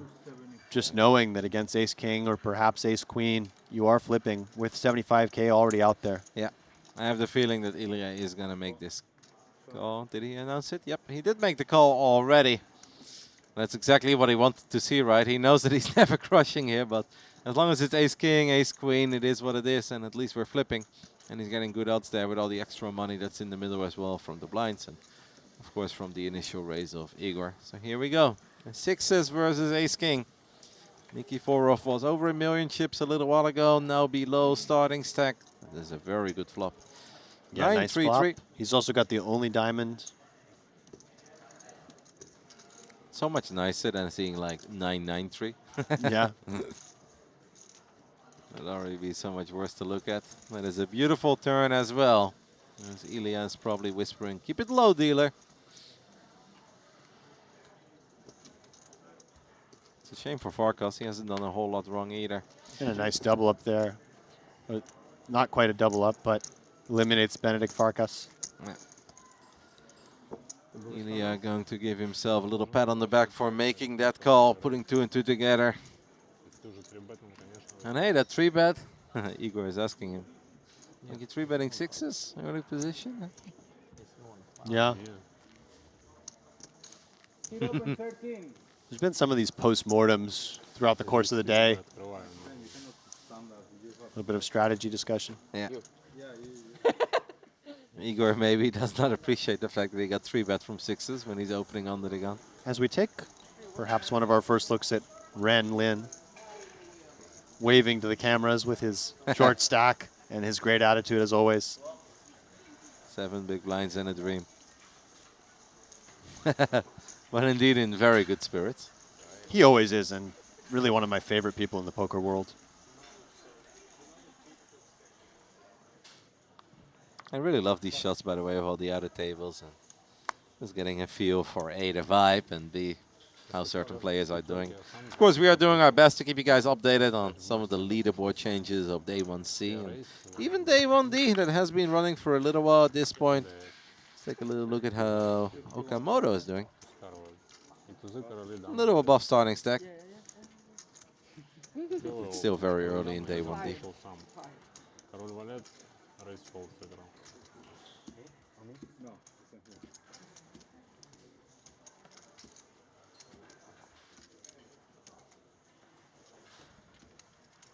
Large raise here from Ao Lan in the cutoff, 51,000. And Jesse had enough. Jesse Wigan had enough. The man could not win any chips with the ace-jack suited. He was forced to fold his ace-10 suited. He's had more than enough. And perhaps he was wondering why Ao Lan went for an over 3x opening size here. And wondering if that was a weaker portion of his cutoff opening range. Anyway, jams the ace-8 offsuit. Gets it in ahead if Lan calls. Man is now trying to put the numbers together. 200k extra to play for 530k in total. Ace-5 suited, obviously a hand that people love to bluff with. Not a hand that you love calling off with, but Lan feels he's priced in and he's just going to run it. And obviously hands like this do end up in chops quite often, but the 8 maybe a little higher than Lan would have loved to see there. Yeah, we do see 20% chance of a chop here. Let's see what the flop will bring. Oh, 5 in the window. So Lan takes the lead, and it's now Jesse who needs to find an 8. Maybe like a 6 or a 7 for some extra outs. Or 10. Queen. Oh, chop. Chop possibilities on a 9 or an ace. A 9 or an ace to chop, an 8 to win it. Take it. That is what the man from the UK is looking for. Jesse Wigan. Can we find it? And he finds the 8. Huge river card for Jesse. A little justice. Certainly. It's played well. It's just not been able to really close the deal in a lot of these hands, but not to any fault of his own. And he does get rewarded here, getting it in with the better hand. Winning ace-8 against ace-5 feels good, but when you feel like they're doing you dirty, but then you still get there on the river, it feels extra good.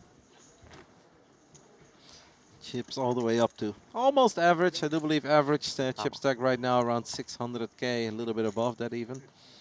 So Jesse's still a tiny bit below that, but he's going to be more than happy because this is more chips than he's been working with for quite some time. Yeah, always feels good. 1 foot out the door there and finding that 8 on the river.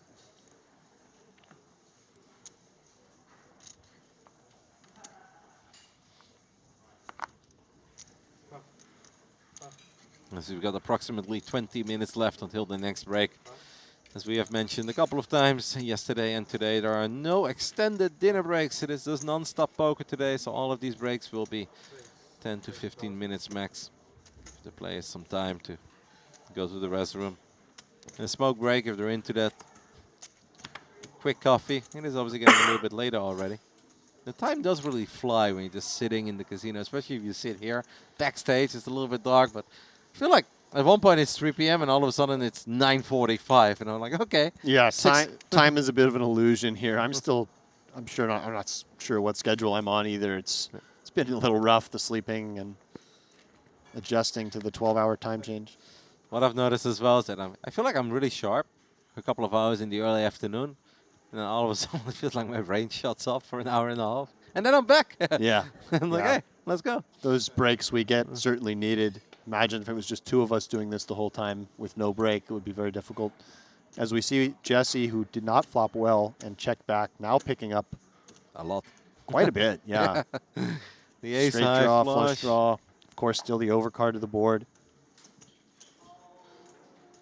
Wen does not actually have any sort of draw, but he does have a couple cards that kind of interact.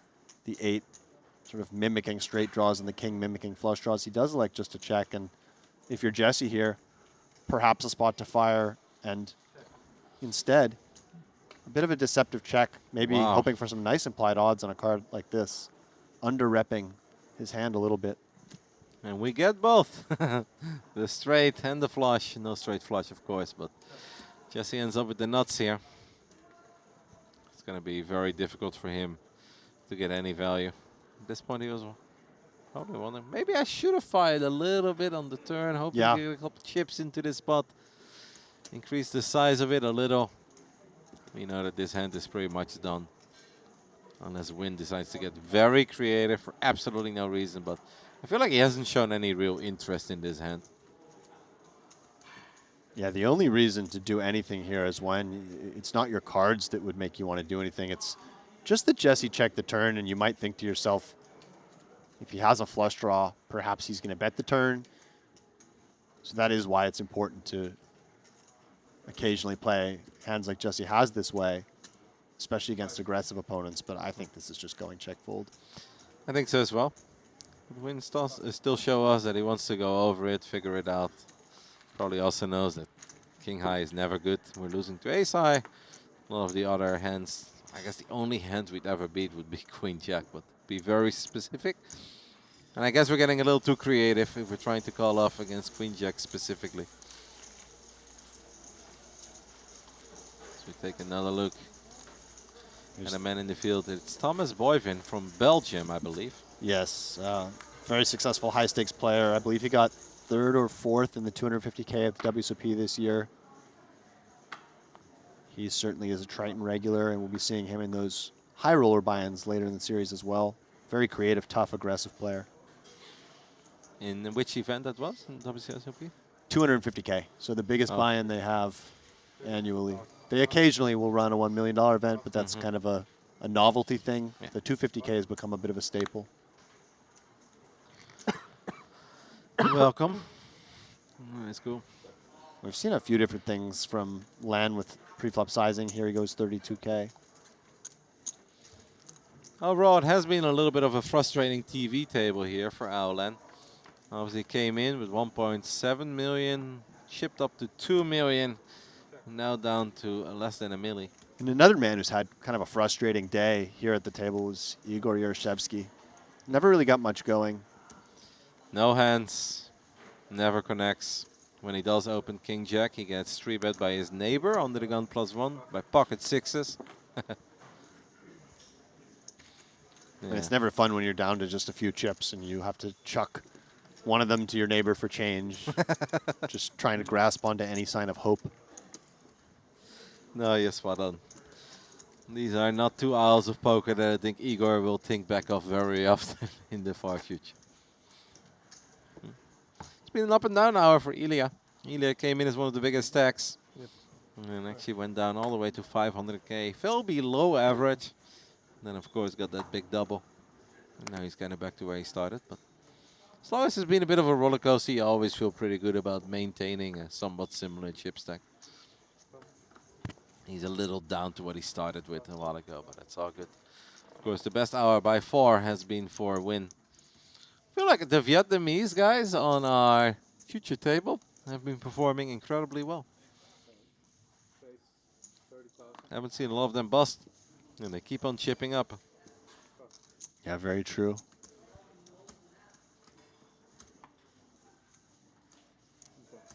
Have you ever gone to Vietnam? No, it's on my list. I want to go to Vietnam, Thailand, that whole area. Mm-hmm. Maybe do one big trip to that region. They announced a F1 race many years ago in F1 right before COVID. And the track looked really cool. I was so excited. And I've never been to Vietnam either, so I was already dreaming of potentially combining the two. Are you a fan of F1? Yeah, I'm a big fan. Okay. So I was like, man, and it looks like a cool street track as well. And I was like, man, I can finally go to Vietnam, a country that I've never gone to. But then COVID hit. And unfortunately, the track has never made it to the calendar. But I'll still try to visit Vietnam one day. Yeah. I hear the hiking is excellent there. I love Vietnamese food. I'm a little afraid, though, of everything that lives in the jungle. As we see another strong starting hand here from our chip leader. Tournament chip leader, by the way, not just table chip leader. And Yaroshevsky just decides enough is enough. Little over 4 big blinds on the button. And to be fair, very often he's going to be a little bit ahead, right, of what Win is opening here, because there's going to be a lot of Queen Jack, Jack 10, King 10. Like our chip leader is going to open quite wide.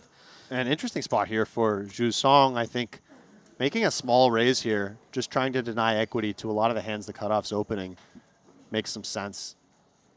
It is scary. Seems like he is just grabbing calling chips. No, but he announced the race. Yeah, and just the kind of click min raise here, which is a nice play because Wen's exact hand may feel compelled to continue, but he is going to be opening the cutoff with a lot of weaker ace-x, stuff like king 9 offsuit.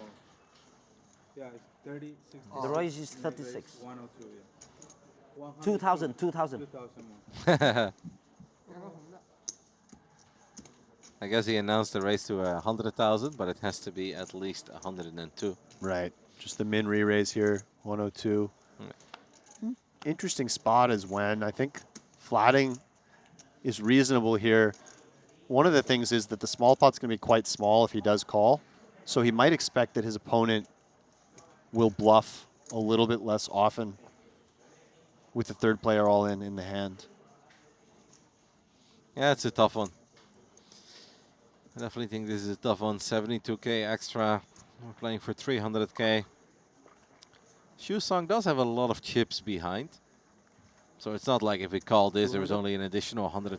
Wow. 200? Yeah, this was another option. If you think that Jusong can be isolating with some stuff like king 10 suited, king queen offsuit, pairs like this, you can put a lot of pressure on those.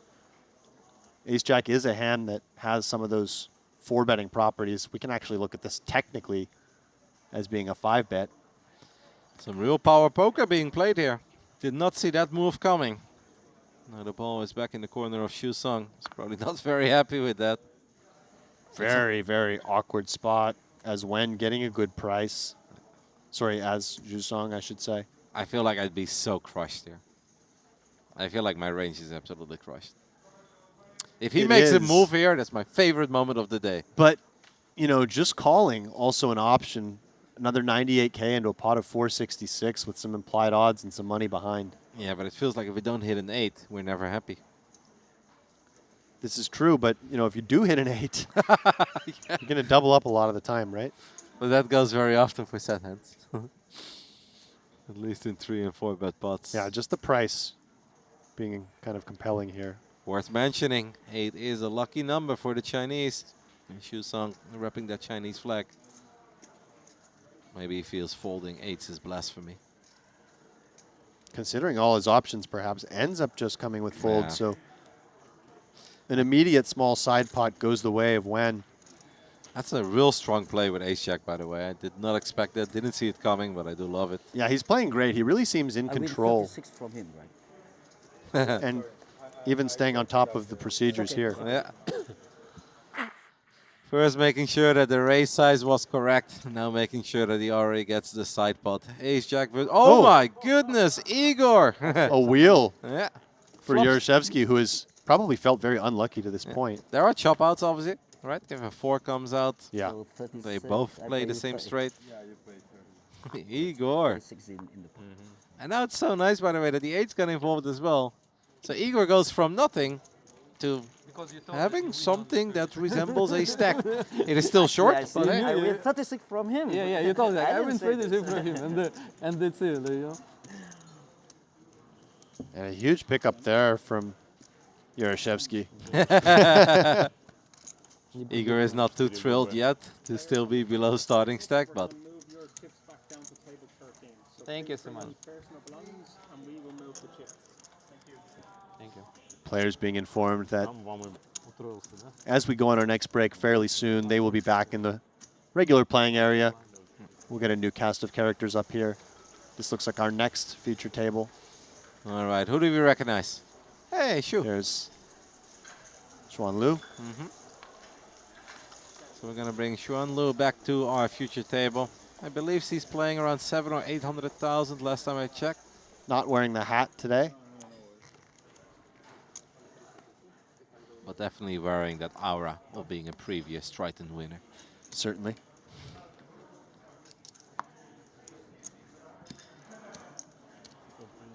Race 30. Ilya announces the race here, as we are getting a little closer to that break. Another 10 to 15 minutes. Of course, after that, Randy will be back as well. Not quite certain yet what I'm going to do. I'm going to try to find that world-class barista that you guys keep talking about. But Yeah, maybe closed at this hour, but certainly worth investigating. I know. Which weirdo would order a coffee at 10 p.m.? But that's me. Well, you've still got work to do. Yeah. I'll be finished after this next stint. Public announcements being made over here in the Laze Casino, Jeju Island. Some people were asking in the chat earlier, is this live? Absolutely, it is live. This is the second day of Triton ONE. If you guys have not subscribed to the YouTube channel yet or follow us on Twitch, you absolutely should do that. There will be 20 days of poker broadcasting from Jeju. 7 days of Triton ONE, some smaller buy-ins, but of course with the 8K main event coming up, and there's a 20K as well. It is going to be a lot of fun, and we'll see a very wide variety of players. And right after Triton ONE is done, regular Triton will kick off the High Roller Series. There will be so much poker to watch, Alex. Yeah, lots going on over the next few weeks here on the island of Jeju.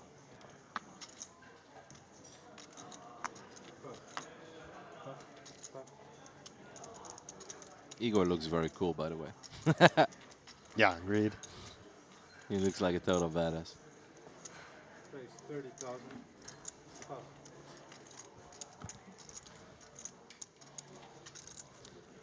That is a somewhat ambitious open from the cutoff, the Queen 3 of diamonds. Yeah, certainly a little on the light side.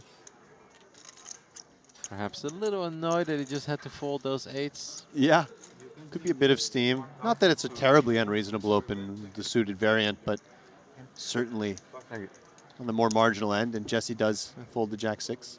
He would have won, by the way, right, against the ace-jack. I kind of forgot about that, because obviously we had 3 baby cards coming out first, and the runner was like Queen 10. Yeah, that sounds right. Yeah. Once I saw the flop, I almost didn't even sweat the rest of the round. And of course, the 4 would have brought chop outs, but it was pretty much decided at that point.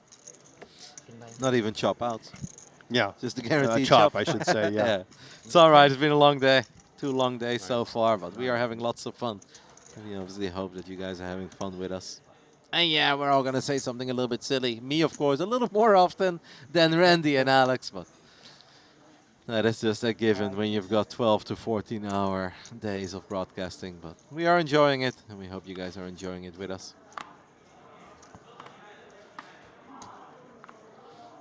We are getting ready for the final few hands of this level before it is time for that break that we've mentioned a few times. Probably the second to last break of the day, if I have to guess. So we'll be gone for 10-15 minutes. We'll come back. We'll do another hour 45 of poker. One last break, and then I think we'll be done with 1C. Of course, everyone will be playing till deep into the night here in Flight 1D, and we'd love to give you guys some updates of it throughout the day. But for now, full focus on Flight 1C. Steven Song, by the way, back healthy, 1.4 million. Looks like he played a hand where he defended 5-3 of spades from the big blind. Flop came king 9-4 with 2 spades. He check called against Ori Hassan.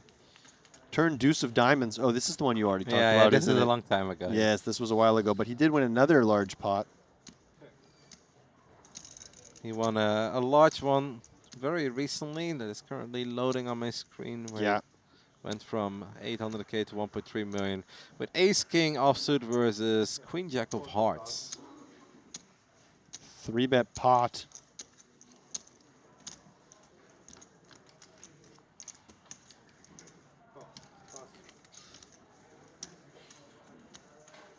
Back to our action here. And we see Aolan floating the flop with just ace high. Backdoor diamonds for both. Mm-hmm. They all had diamonds. There was a queen of diamonds in the hands of one of our other players as well. Unlikely that too many additional diamonds would roll off. The 5 of hearts doesn't really change a whole lot. Yeah, when you get called on this flop with King Jack of diamonds, really looking to turn some form of extra equity to continue barreling. And as Aolan, towards the bottom of your range to float the flop, perhaps you start betting now to try to get some better ace highs to fold. There were a few hands where Aolan just fired because he was meant to fire, like playing the hand in flow. I think this one made a lot more sense, right? Just kind of see what's happened, see how the hand develops, and identifying correctly some weakness here on the turn with that check. Yeah, nice pickup there from Aolan, who's been swinging a little bit, but right around 1 million in chips. I feel like Aolan is the kind of player that's absolutely worth keeping track of in the app, because he's going to go from 2 million back to 700K, back to probably chip leading Flight 1C, and then he might not even make it to day 2. Or he's going to be the chip leader. Certainly a lot of possibilities with a player like that. Aolan likes to get involved. I'm trying to find out. Igor recently tripled up with that ace 4. So you maybe bluffing. But Igor was, of course, so short that he's still a little short. As we are getting very close. The lights have been turned on here. This will either be our last hand or our second to last hand. Lots of fun hands, Alex. Lots of fun hands to think back of. Yeah. Seen some stuff. We've seen big stacks disappear. We've seen stacks grow. I mean, starting this weekend, this 2-hour block, didn't Win have like 200-something K? Yeah. Yeah, he really had quite the spin up on this feature table, and it's been a fun group, affable bunch. I enjoyed having Sirzat Hisu on the table. Yep. He went from small to massive to unfortunately eliminated. So the cold deck did take place. We've got Queen Jack here for Igor versus King 10 for a win. And Igor just kind of continuing to run bad here, getting a flop that he's just going to range bet and having his opponent flop kings and 4s. Yeah, under the gun versus big Oh, blind. and excuse me, I expected a range bet under the gun versus big blind, but he ends up just checking back. Maybe hoping to find something on the turn that he gets a little bit more excited over. Or Yeah, whether and it's a pair or if you're going to build a checking range on the flop on this texture, you build it around queens and jacks, which don't need a lot of protection, and then queen jack kind of mimicking those queens and jacks. Sometimes you use the cards that are closely associated with the value hands you have to form your kind of balance. And now here he can just clear out some equity if his opponent has 2 random cards, charge some draws, when wisely checking, keeping hands like this in. very small bet. 1.3 big blinds. Helps himself to his change. He's been helping out the dealers a lot. Yes, he has. And now Yaroshevsky picks up some showdown value. And does he even consider value betting here? As Wen has somewhat under-repped his hand by just check calling the turn. Yeah. What has he been calling with, though? Maybe a But 5? instead, just faces a lead from Wen. And quickly pays it off. And that is probably going to be the final hand of these 2 hours of poker. Lots of fun. What an amazing 2 hours has it been for this man. Vietnamese chip leader, not just of this table, but of the entire Flight 1C. 2 hours ago, came into this table with 200-something thousand chips. Walks away with 2.1 million. Yeah, what a run. One of the best runs we've seen on stream so far. And Kevin, as you're about to head to break, we take a look at the chip counts there. Igor Yaroshevsky at the bottom of this feature table count, and Quang Wen, as you mentioned, at the top and at the top of the entire tournament. Kevin, how do you plan to spend this break? You said you're going to go check out that coffee shop, see if you can maybe find one of those fancy 25,000 Korean currency. What's the name of the Korean currency? Won? Korean won? Yeah. Yes, if that is an option, I will absolutely go for it, but I really don't know if that is going to be an option. Other than that, I'm just going to watch you and Randy do your thing. Okay. I will obviously grab a coffee, despite the fact that it's 10 p.m., but I want to make sure that we stay wide awake and just walk around a little bit, see if I see some of my favorite poker players, see how everybody's doing. Sure. And refresh that Triton Poker Plus app nonstop. I think that's how I'm going to spend my break. Yeah, I mean, the app, as you've said many times, phenomenal, very user-friendly, and good way to stay engaged with what's going on. Alrighty, thank you so much, Alex. It was a lot of fun. Learned a lot in these last 2 hours. We hope you guys enjoy a little break. 10 to 15 minutes, and then we'll be back. Randy and Alex will be taking over, and we'll see who's making it to that table. We know that Chuan Lu is in there, at least, and a few other top players. We'll see you guys soon.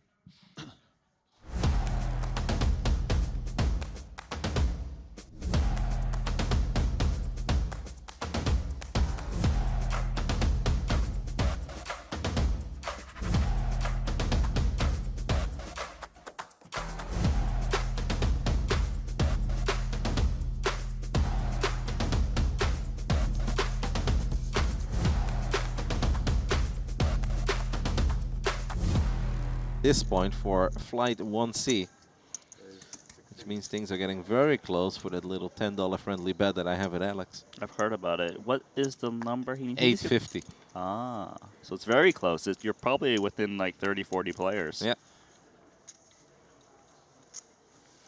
Yeah, I'm afraid that I'm not. I mean, then again, at this point, people can also register for day 1D, and we're not counting day 1D. So there is a chance that most people that bust now will just sign up for 1D, right? I like where your head's at to give yourself any possible chance, but I think you're a dog right now with the current line. That's all right. I will survive the 10 bucks, Randy. All right. Shin Tang, Jacks, 3 bets, 2 8s for Voronin. He's been very quiet. I know. And that's why he's coming in. He's like, I've had enough. I've watched all of you guys 3 bet every single hand. Wow, another pocket pair here. 5s.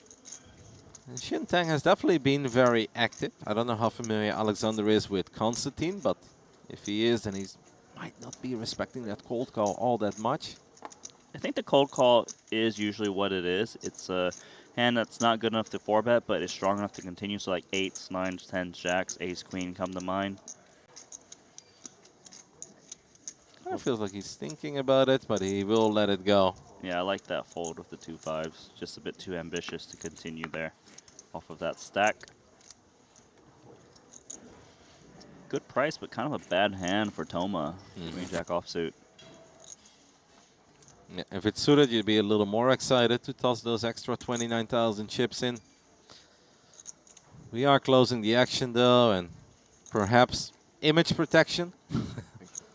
Since we are the one who opened the action from under the gun +2, but no, he will let it go. That means that we are heading towards a heads-up fight. I do like that comment you made, image protection. Yeah, true, I see it. For now, though, Jacks versus 8s. Oh, that board is so bad for Constantine. Yeah. At this point, Alexander also probably feels that he should have never folded. He's like, my 5s would have been the nuts here. The overpair? Yeah. You got to break down the range if you're Xintang's range, right? So his opponent probably has 10s and 9s a lot. Maybe he's got ace queen, bet small. Maybe invite your opponent to put in a raise with a pocket pair. With Voronin his first bullet, he did not shy away from really big bets, and that is a horrible turn card for Voronin, who probably thought he was good and will now really feel like he's good, as they both make full houses. Obviously, Jax is still ahead of the 8s. How do you not go broke here, Randy? Yeah, especially the way he's played his hand. Jax is loving this development. Wow, a check. This is playing the player, maybe? Sneaky, sneaky. I don't know how much Xingtan really knows about Constantine, since I don't think they've played too many hands with each other. Oh man, he's walking right into it. Can you fault him though? Like No, his of course opponent not. has c-bet the flop, check this. You're up against ace king, ace queen a lot. Yeah, no, I can absolutely not fold him. It would legitimately feel like I have the nuts here, working with pocket 8s. Xintang should probably just call here, right? Because I feel coming over the top looks really strong, and then there is a chance that Constantine gets away from it. But if we just call, maybe a min click, I don't know. Or maybe just call and lead out very small on the river. I think the call is the right play here. Yeah, You I don't like want your it. opponent to hero fold 8s. Nope. And the river is 7. I mean, come on. This is a gross run out for Constantine Voronin. Oh, is there a world where he checks back? I'd be so proud of him. I feel like it's almost impossible. You'd probably feel like he leaves so much EV on the table.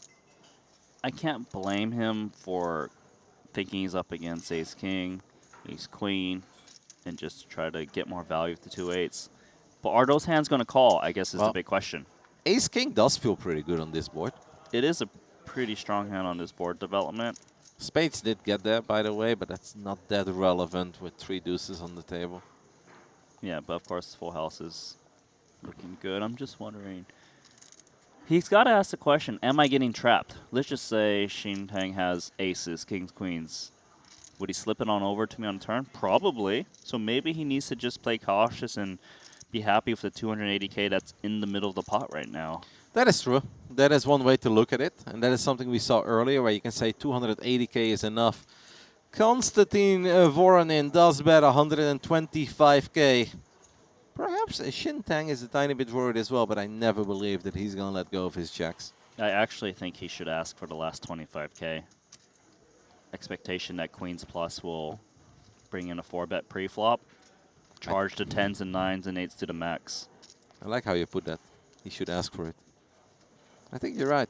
It's like, sir, shall we make it 150 and review our hands? Yeah, Jax is... It's a nutted pair right now. Unless you think you're getting slow played by aces and kings. Or queens. Yeah, or queens. And I do think that he is a tiny bit concerned, but I don't see how you fold. Yeah, I believe he's between just call or ask for the last 25k behind, never folding. Yeah. But what's the difference? 3 blinds. He's just going to call.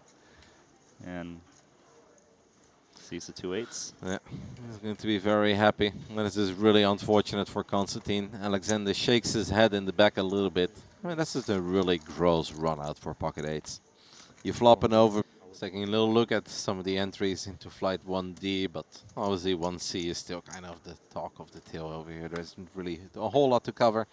Tiny bit of movement in some of the chip sizes, but mostly Chinese and a couple of Japanese players in 1D at this point. We'll keep an eye on it, and if anything stands out, we'll gladly share it with you guys. Jeju has picked up an astonishing amount of playable starting hands so far in this first half hour or so of coverage.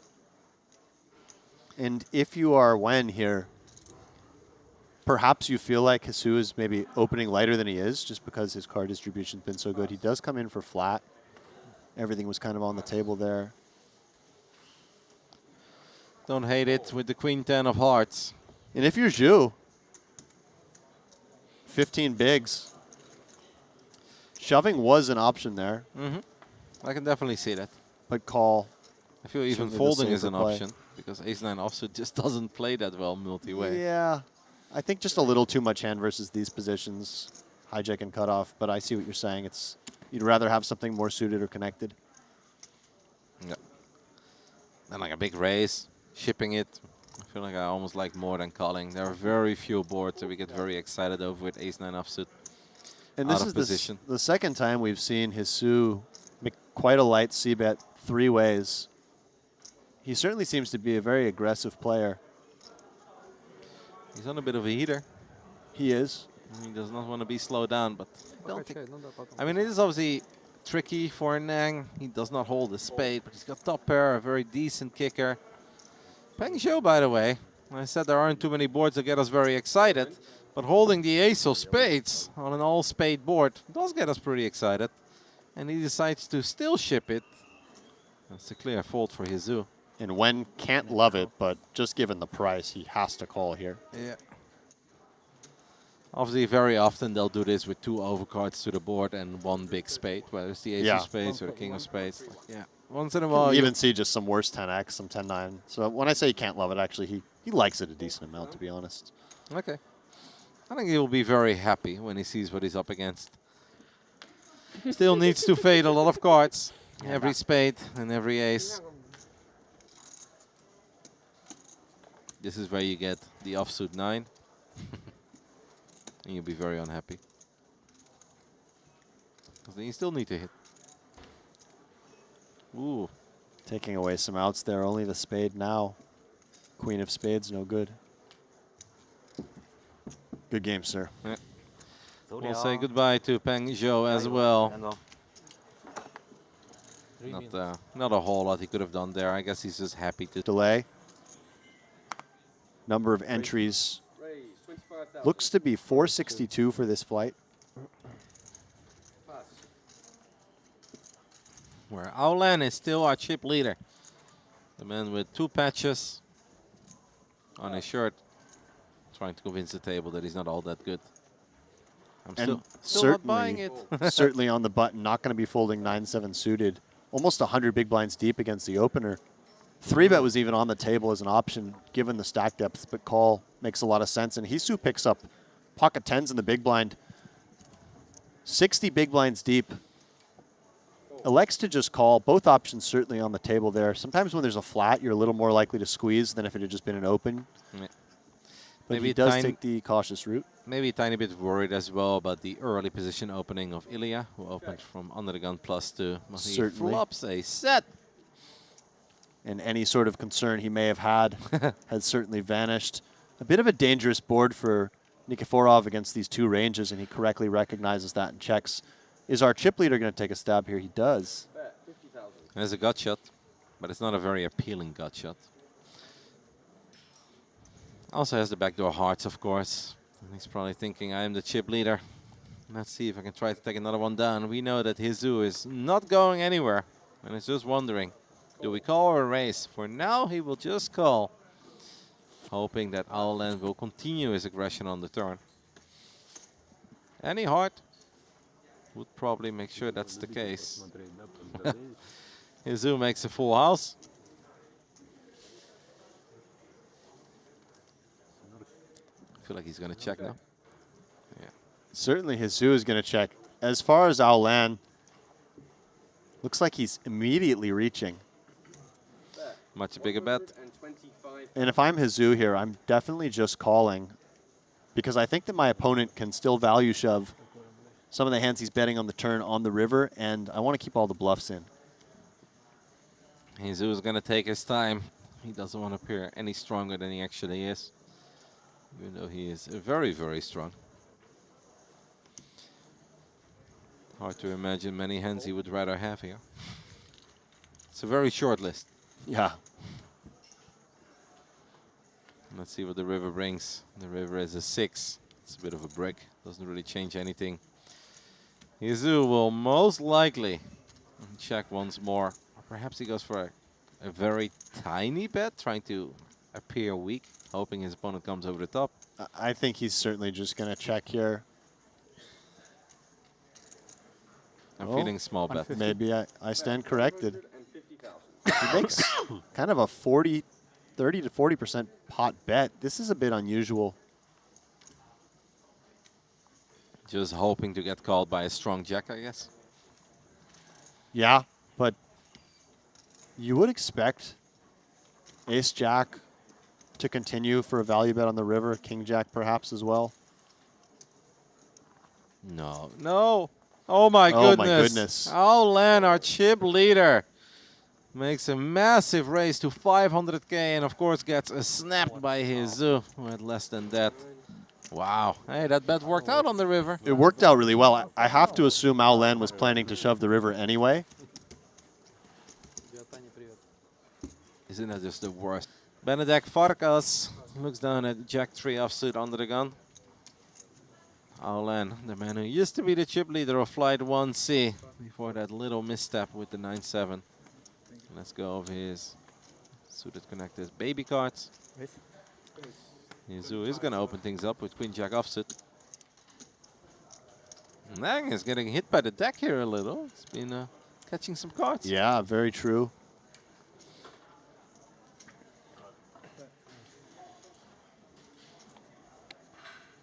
Just thinking about sizing here. 75,000 plus.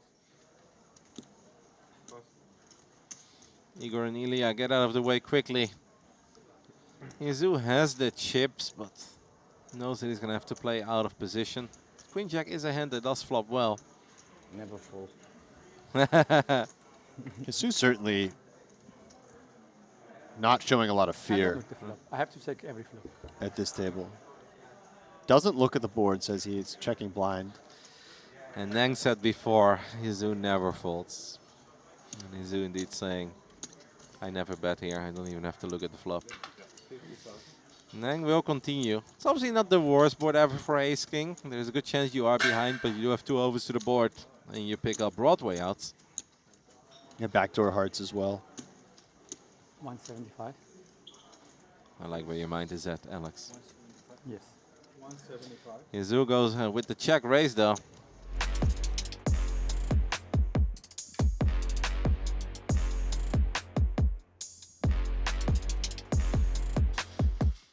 Welcome back to the opening event. It's day 1C of the 3K Genesis event here in the Shinhwa world in Jeju. Randy Liu alongside Alex Livingston. And, you know, let's take a quick look at the leaderboard because I see the chip leader is Nangkwang Nguyen with 2.1 million chips. I believe you just witnessed him play, Alex? Yeah, and he played really well. Made a lot of nice little moves. Got in a little light 5-bet with the Ace-Jack offsuit. And he just chipped up. He started with maybe 300K at that feature table, and now he's our overall chip leader. Yeah, currently the blinds are 10,000, 15,000, so 140 big blinds as a chip lead is certainly a lot to work with. And, you know, just scrolling down the leaderboard a little bit, names I recognize. Xuan Liu, of course, who actually is going to be at our feature table.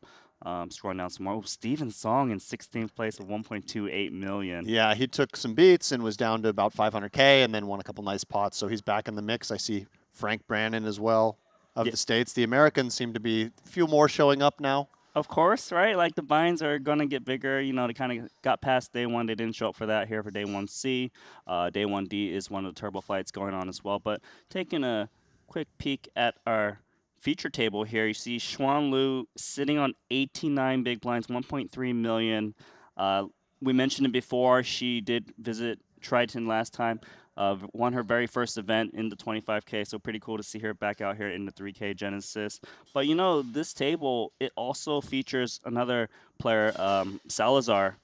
He is a player that has frequented before at the Super High Roller Series, 2 different stops. So, you know, obviously it's not like, oh, it's a bunch of unknowns for Xuan. Does have to deal with Mauricio as well. Yeah, and there's been quite a few, I'd say, Triton High Roller regulars that have been seen in this 3K event.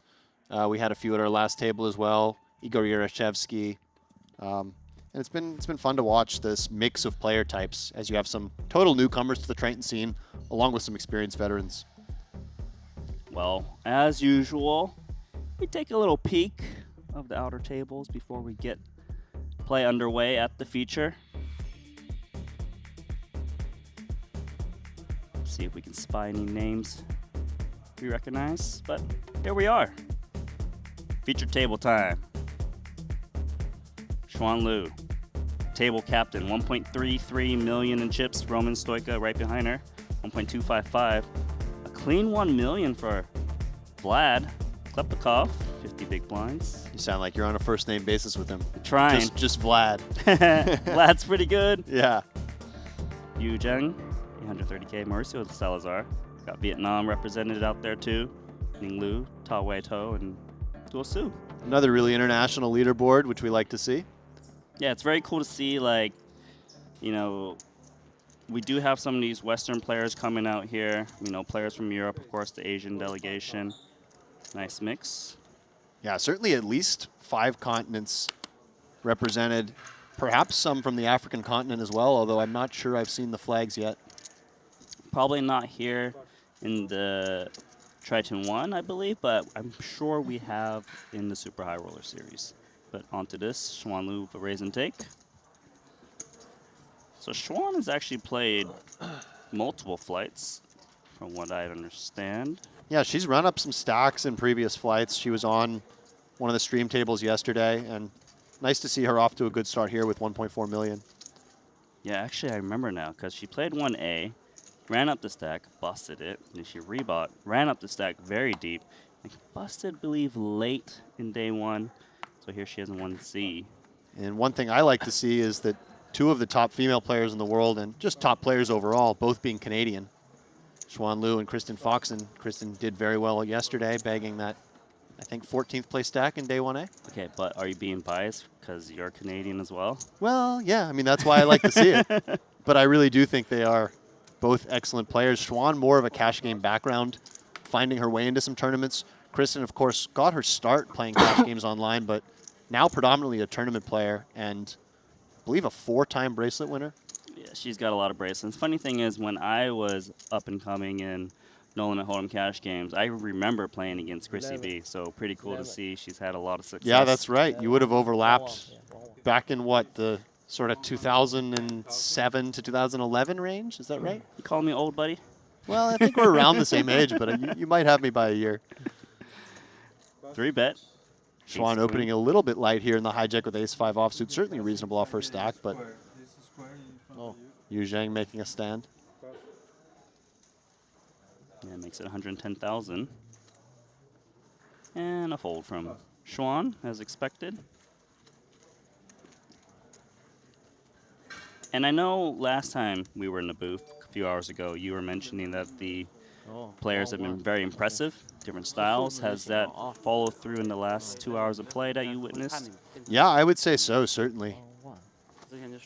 Not as many maybe wild spots as I've seen in some of the other sessions, but very solid play for the most part.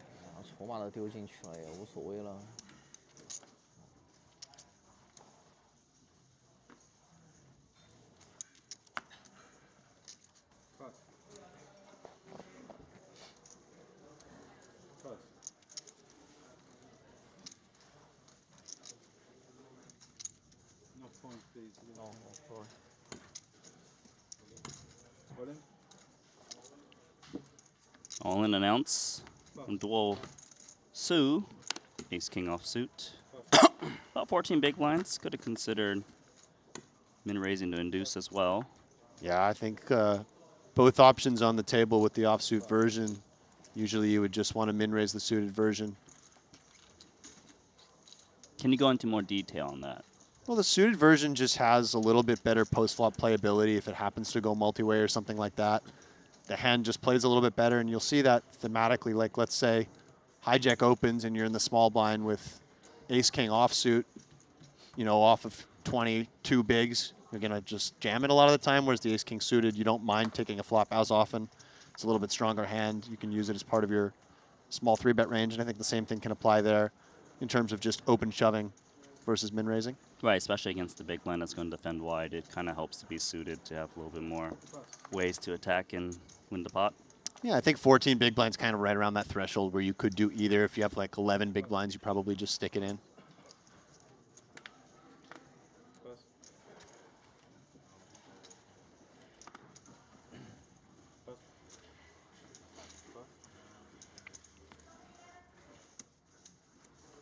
Vladislav Klepikov.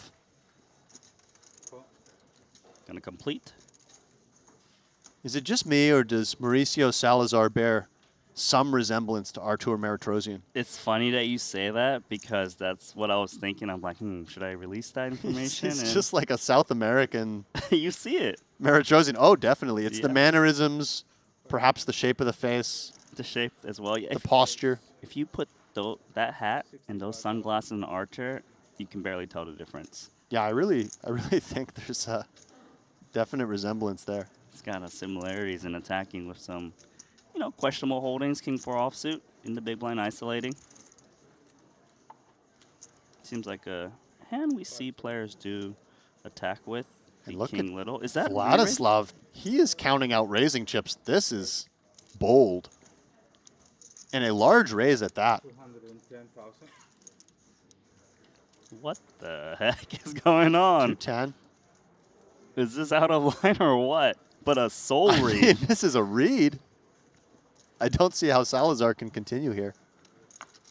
Oh, yeah. I love this. This makes me think we're going to enjoy this table. Just when you see something like that early in the stream, it's a good sign that there's going to be some action. You always like to see the sort of field player moves like that.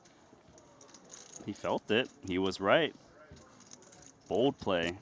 Sometimes it's not about what card you're dealt. It's just reading the situation, expected to get attacked by Salazar. And, yeah, ideally you want a card in your hand that blocks some of the value, but not the hand choice. You don't really need to have that if you think it's going to work. That's very true. Now, of course, these players were just moved onto the feature table, but that doesn't mean they haven't been playing together. They were just playing together on one of the outer tables, so familiar with each other, even if we're not familiar with all of them. That's right. Yu Zheng, ace-9 of diamonds. So we're not privy to all the sort of metagame that might exist already between some of these players. Klepikov seems interested. You just never know. Not this time. Meritrosian now in the small blind. Is that what you said, Meritrosian? I like it. Couple fives. Mr. Salazar. Seems a little too deep to reshove against the early position, right? It seems, yeah, versus this position open, I think you are right. Versus a hijack or cutoff open, perhaps we just rip it in. Sure, I agree. So hence why he goes on flat instead. And one of those kind of awkward hands there in the big blind with the king 7 off where you can be dominated quite often, but getting a good price, he does elect to just lay it down. I like it against an early position raise, a little bit more likely to be dominated. Of course, the hand plays better heads up rather than three ways, but completely that agree. Flop, a little annoying because you would have had top pair. But not so annoying is that Salazar has the best hand, 2 5s.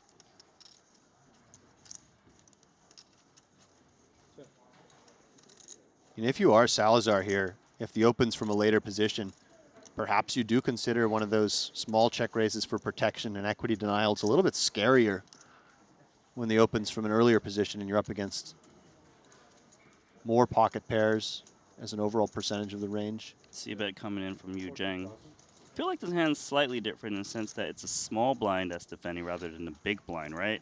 Small blind has a lot more, some medium pocket pairs, some broadways.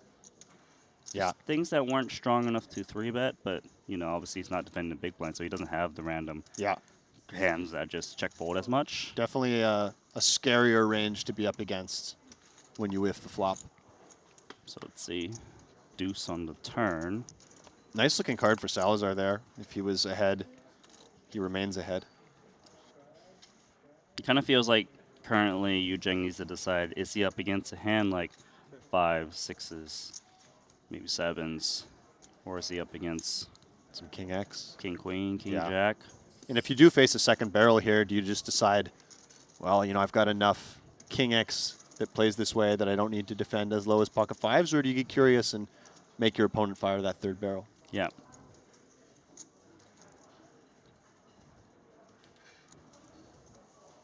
Trying to figure out the range he's up against. Decides there's enough of these 5s, 6s, 7s that are probably going to have to check fold. We'll see. Yeah, and, I kind of like this. Easy to say when we can see the cards, but another hand that occasionally Salazar will have is something like an ace-10 offsuit, even Right. ace-jack offsuit that didn't want to get all in pre-flop. That makes sense. You can target those hands to fold. You can put a lot of pressure on a hand like Salazar has. Very difficult to continue here as Salazar. Love that double barrel. Nice execution there from Yu Zheng, who's played very confidently so far in a short period of time on this table. Yeah, I feel like he knew precisely where Mauricio was at. I mean, sure, occasionally he runs into a king-queen offsuit or king-jack, but there's so many more ace-10, ace-jacks, like you mentioned, that didn't want to 3-bet pre, or these pocket pairs, and he just knows they're going to fold. Well played.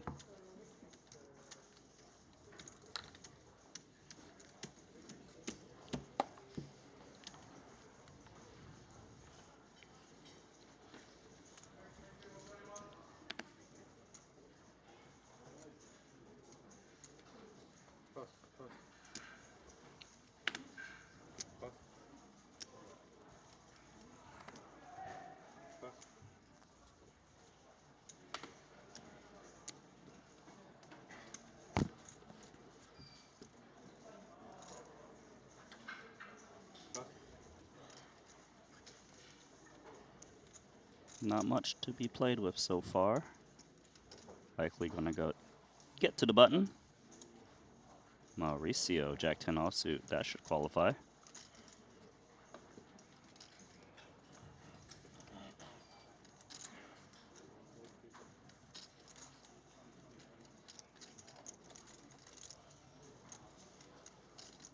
Looks like he's checking out the stack sizes of the blinds. Oh, and he just moves in. Wow, so this about is 19 surprising. bigs. Small blind playing a covering stack. Big blind played 15 Big blind did play 15 blinds, which might weigh into that decision. Not sure if he does that if everyone has 19 big blinds, but a little bit light nonetheless, Randy, with the offsuit version of that hand. I could see it suited. I think it's high variance. I think the logic probably is if he min raises, he allows his opponents to reshove on him. True. Whereas if he just open jams, he can stop the reshove from hands that we'll never call it queen jack, king jack, things like this. But you know, obviously, with those benefits comes, you know, the cons, which is he may be risking too much potentially. 19 big blinds on the button there. Yeah.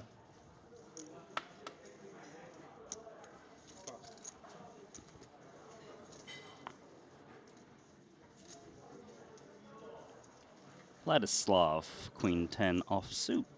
Doesn't look like a man who's going to fold the queen 10 off in the hijack. I mean, I saw him put 210K in pre-3 bet with the 7-5 off. And I think this hand is much better. He's looked annoyed at having to fold some very marginal hands after that. Nice hand there for Schwan. Likely just plays this as a call. Yeah, I like the call, especially against a hijack open. You still can retain some dominated hands that open. No need to inflate. Queen Jack 7 is trouble, though, as she flops middle pair king kicker against the top pair 10 kicker. And again, we don't know what history these players did have on the outer table, but just given what we've seen from Klepikov with that 7-5, he may have a bit of an aggressive reputation, which means that Schwan might feel compelled to call down over 2 or 3 streets here, where she might not against some other players. Turn card is a 5, brings a flush draw, quite the blank, and I think we're going to find out here on the turn on what she thinks of Klepikov, because Queen 10 has a lot of reasons to continue betting. Yeah, and if you're Klepikov, I do like sizing up here, the presence of the flush draw on the turn. Does come with, looks like a smaller bet. It's about a third pot, 60K into 170. With this sizing, kind of feels like King Jack can never go away. I completely agree. But really nice size in the sense that should guarantee a King Jack to stay in there with just 11% equity. There's the call. 290 now in the middle. 2 pair. And now, depending on the sizing, perhaps Schwan can get away. I think the 10 gives her more reason to get away. Some semi-bluff hands are ace-king. They Yeah. make Broadway. Even 8-9. Even Two-way 8-9 straight draw or on a turn, king-9 right, gets there. suited, yeah. And of course, the queen that's out there, right? Ace-queen, aces, kings. Small bet, just 90K. Versus this size, is there ever a reason for Schwan to consider turning her hand into a bluff? It's hard to turn your hand into a bluff on a board where you never have the nuts. I agree, yeah. The Like- best hand she could get here with is something like king-9 of clubs, and that's just one combo. Yeah. Most king-9 would just fold the turn, although the price was good. And imagine if your opponent is holding the king of clubs and they block that. They're like, well, you never have anything. Right. Yeah, very difficult. So really between call and fold here, and she looks a little frustrated facing this size. The price is good, but you're probably never going to beat a value bet, so just trying to come up with what are the possible bluffs here, and would he choose this size with them? You could see some ace-x of clubs maybe take this line. Could see it. I think the key question is the sizing. Right. It does look a little milky. It looks very milky. And he's actually picked a really good sizing despite making 2 pair against the hand he's up against. Both on turn and river, he picked the right size against her exact hand, because I think she would have had a hard time calling turn versus a very big bet. And Schwan does end up making the call. I actually feel like he got max value in that hand. Well done, Mr. Klepikov. Mm-hmm. Nice start for him. Getting the limp re-raise through, getting 3 streets of value there with queen 10. Yeah, and the thing is, some players, they have, you know, like, maybe some you can read into their bet sizings, but here you can see small sizing doesn't necessarily mean small hand. Like, he showed up with 2 pair, bet small, top pair, he bet small on the turn as well. So it's going to be quite tricky to play against. Notice the mathematical progression of his bets going 30, 60, 90. You think that's what it was? Perhaps he's playing some hybrid form of limit, no limit. Escalator poker. It's just the small bet. There's no big bet. Yeah. Small bet, medium bet, big bet street. Yeah. Gotcha. My You crave mixed some limit- mixed you game crave brain some is limit going, hold'em. going crazy You're here. the one guy in this room that likes limit hold'em, isn't it? Yeah. Not my favorite of the mixed games, let's be clear. But you do like it, right? But I play. You know, the thing about limit hold'em that has grown on me is that it's a very fast game. Sure, of course. So if you're just trying to get hands in, it's a great game. As we see Salazar picking up the very playable 8-7 of spades here in the hijack. But he does elect to just fold, Randy, perhaps a function of his stack size. He started the hand with 22 big blinds. Do you feel like that's a mandatory fold, or maybe you can get away with it occasionally? I would definitely open at some tables Okay. with some images, but I can understand the fold certainly off of 20 bigs. You typically want to be more weighted towards those big card blocker type hands. Hands like this King 8 of clubs that we see. Fam opening in the cutoff, I would prefer to have that than the 8-7 suited off that stack size. Yep. I 100% agree with you there. Queen 9 offsuit for Yu Zhang. 45. 5 more. Gonna make the call.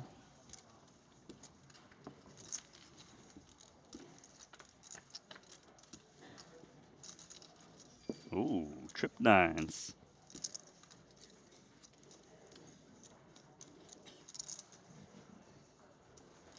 Pre-flop raiser. Let's have King 8 of clubs. A little bit of black backdoors. Paired board. Kind of interesting that he double-checked his cards and leading, which is a bit unorthodox, I think. Yeah, especially because this seems like the type of board where you do invite a lot of C-bets. I guess the logic here is, if you had trip 9s, would you really lead like this? Maybe I can induce a bluff raise, and it doesn't get the King 8. That's in. very you get frustrated there when you just get the not to say that there's anything wrong with the lead, because you could balance that with leading some straight draws and stuff, but when you do take that slightly unorthodox lead line and your opponent just quickly folds, it's always a bit annoying. Yeah, that was very interesting, especially with a hand that strong. It does make sense if you're going to build a leading range, you're going to have to throw trip 9s in there some of the time. I'll say this. If I am building this leading range, I think I prefer to do it against someone with more chips, someone who can splash around a little bit more, but Tinton Fam had, what, 20 big blinds? Yeah. He might not mess around as much. You know, I mean, imagine he raises the flop and he's wrong. He loses. He's down to what, 15 bigs or something? I think I agree with you, yeah. Ta-Wei To. King 9 of diamonds. Taking a quick look over it. Day 1D as well. Daniel Reze of Austria leading that field. 155 entries so far. He's out here? He's out here, yeah. Nice. I think there are 2 Rezes, aren't there? He does have a brother. He does have a brother. Yeah. I don't know his name, but... Daniel, the more prominent one in the poker world, perhaps, as Schwan flats the button with King Jack suited. And I like this from Schwan. Yeah, you feel like it's if you 3-bet it, you might be wasting your suitedness. 3-bet call feels a bit spewy, and 3-bet fold feels like exactly you're wasting the value of the hand. Slots in nicely into a call range. And look, she's retained the dominated king in there. That would have folded to a 3-bet. King on the flop is... And this is going to work out real well for Schwan. Amazing. Barring an ugly run out. Look at the trap from the King 9, but problem is it's not trapping. This is true. He's trapping himself. In this case, trapping himself. And nice small size here from Schwan. Kind of suggesting she could just be betting a lot of hands, trying to get her opponent off of something like ace-10. Well, if I do play King 9 in this manner for check on the flop, I do like check call. Try to pretend you got some kind of ace high. Maybe your opponent blows you off of it or attempts to. And Ta-Wei too agrees with you. I think he's in trouble, though. Oh, or he's not, because he's just going to turn 2-pair. Sick, right? Yeah, and if you're a Schwan, I mean, you're not really that scared of the 9 of spades. If you've run into pocket 9s or 7-8 suited, so be it. Or in this case, of course, the King 9. I kind of like betting again if I'm in Schwan shoes, just because of the presence of the flush draw and the gut shots that exist. You want to charge those 7s and 8s. Yeah, so we've got 190 in the middle, 265 back. I suppose just turning it into 2 more streets. Yeah, this is just unfortunate. 80,000, and if you're Ta-Wei too, at this point, with the presence of the flush draw, perhaps some action-killing river cards, do you just stick it in and hope your opponent has a king, or do you continue with the plan of calling? I think I like jamming at this point, given what stack he has remaining. Like you said, just charge. Your opponent has a king, they're probably not going to bet fold. If they have spades, they're perhaps committed, and yes. She's in. Just a very unlucky turn card for Schwan Liu. Can she find a jack on the river? 3 jacks in the deck.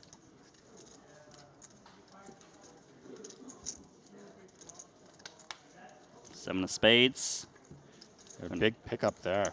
And you know, that 7 of spades kind of demonstrates if Ta-Wei To kind of just check called again, probably doesn't get the rest of Schwan's chips. Exactly right. Yeah, I like the check shove there on the dynamic turn. I think well played from both players, just a bit unlucky for Schwan Liu.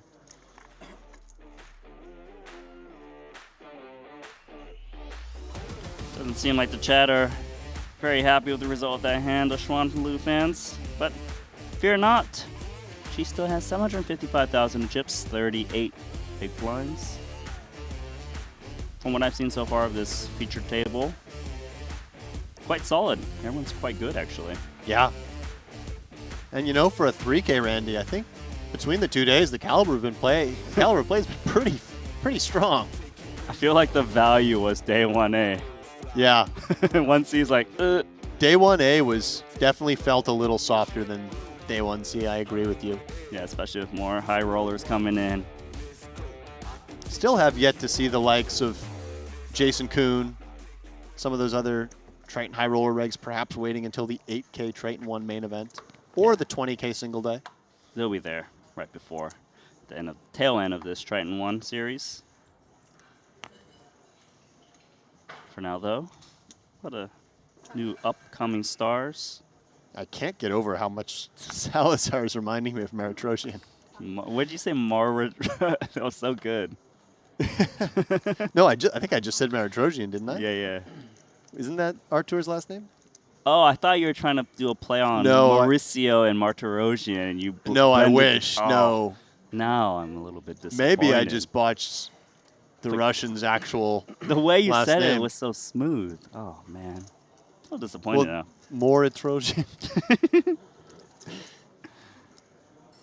No, that wasn't by design. Kinda As we wanted- see the suited ace in the small blind here, and it's at least a little bit tempting to just rip in 17.5 bigs facing this cutoff open, but does just come with call. Yeah, interesting. I think it's not very clear what's the best route to face 6 of clubs in this spot. You can get some, maybe ace 7 off and ace 8 off to fold, maybe even ace 9 off, but calling seems reasonable as well. Call also comes in from our big blind. King Queen perhaps also had squeezing options, but elects just to call, the safer of the routes. And this route leads to an open and a straight draw for King Queen. Pretty much the best of it in terms of playability. Yeah. But out of the big blind, probably not going to play any leads on this board. Not a very exciting flop for either of the ace highs, despite having backdoor flush draws. Quick check. Flush draw acquired for Xuan Lu. And if you face check here as Taowei too, with the 2 overcards, Queen of Hearts in hand, do you like coming with a bet? Yeah, I think he should, but doesn't seem like he's going to get that option. This is the hand I expected to bet the least of the 3. Yeah, I agree. I wonder what his intentions are. Very interesting bet. And I think it's just going to go call very often. Yeah, Xuan shouldn't be looking to bluff raise too often on the turn in case she is up against a 10. That's never folding. Getting good price in position. Occasionally the best hand in case she's up against draws. As she has here, but certainly hard to know it. Yeah, usually you would think someone's got at least a jack, one of the 2. Her card is the 6. So really, he was just value betting the turn because he knew he was going to bank the 6 on the river. Foresee the future. Now, ace 6 has picked up a modest amount of showdown value and probably just wants to check and hope to get to showdown. Yeah, I think he's a bit confused because he was intending to bluff off and rep that 10. Now that he's picked up the 6, I like a slowdown. Not unreasonable to be ahead in the spot. And just a frustrating couple hands for Xuan Lu when she almost certainly checks this back and sees the hand she loses to here after losing to the King 9 in the previous hand. Well, she hasn't checked it back. She hasn't. Perhaps getting some devious ideas. No, she does check. This is going to be...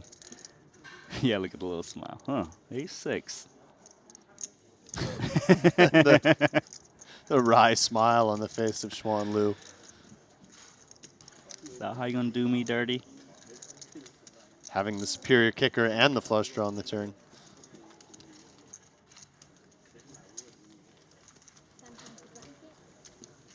Steven Song, by the way, up to 3rd in chips.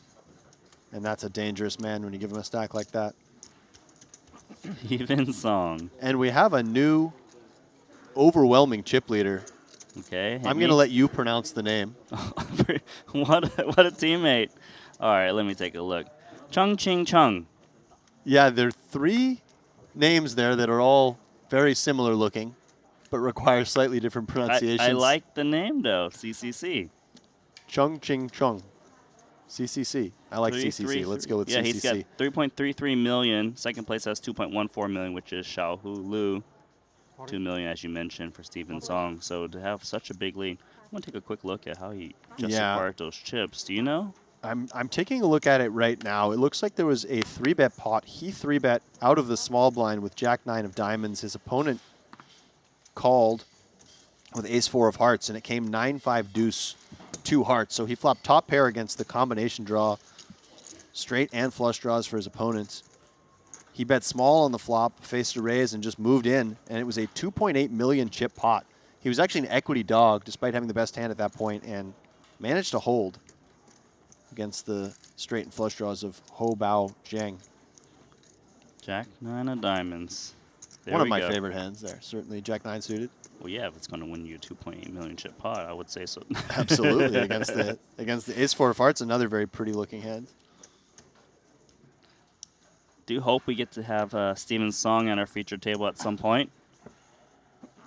Very satisfied with this table.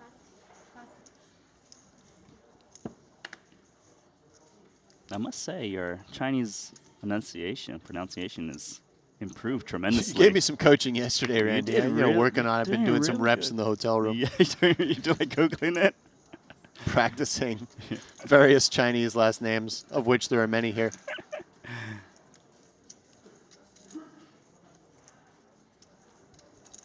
Klepikov, never a man who enjoys folding. Always considering the other options. Mm-hmm. You guys speak the same language. 3-bet. Ace-8 offsuit. Buck 25.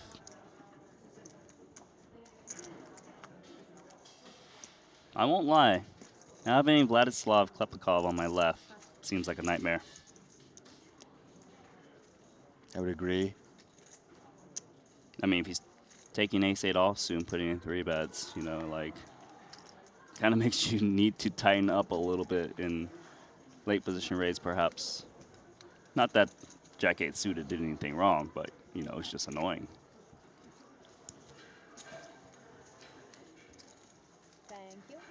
Kind of a nice sizing from Klepikov there, downsizing a bit out of position given the shallower stack depths. Big fan of his shirt as well. Yeah? You gonna rock that later? I may. I'll have to ask him where he got it. The Triton shirt in the middle, okay. Just thinking about a 3K event here, and then like let's say a 3K event in, say, Oklahoma.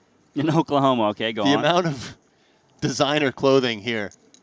Basically the total cost of clothes at the table on average compared to the one in Oklahoma, I'm going to go with at least a 10x multiplier. What kind of clothing do we rock in Oklahoma?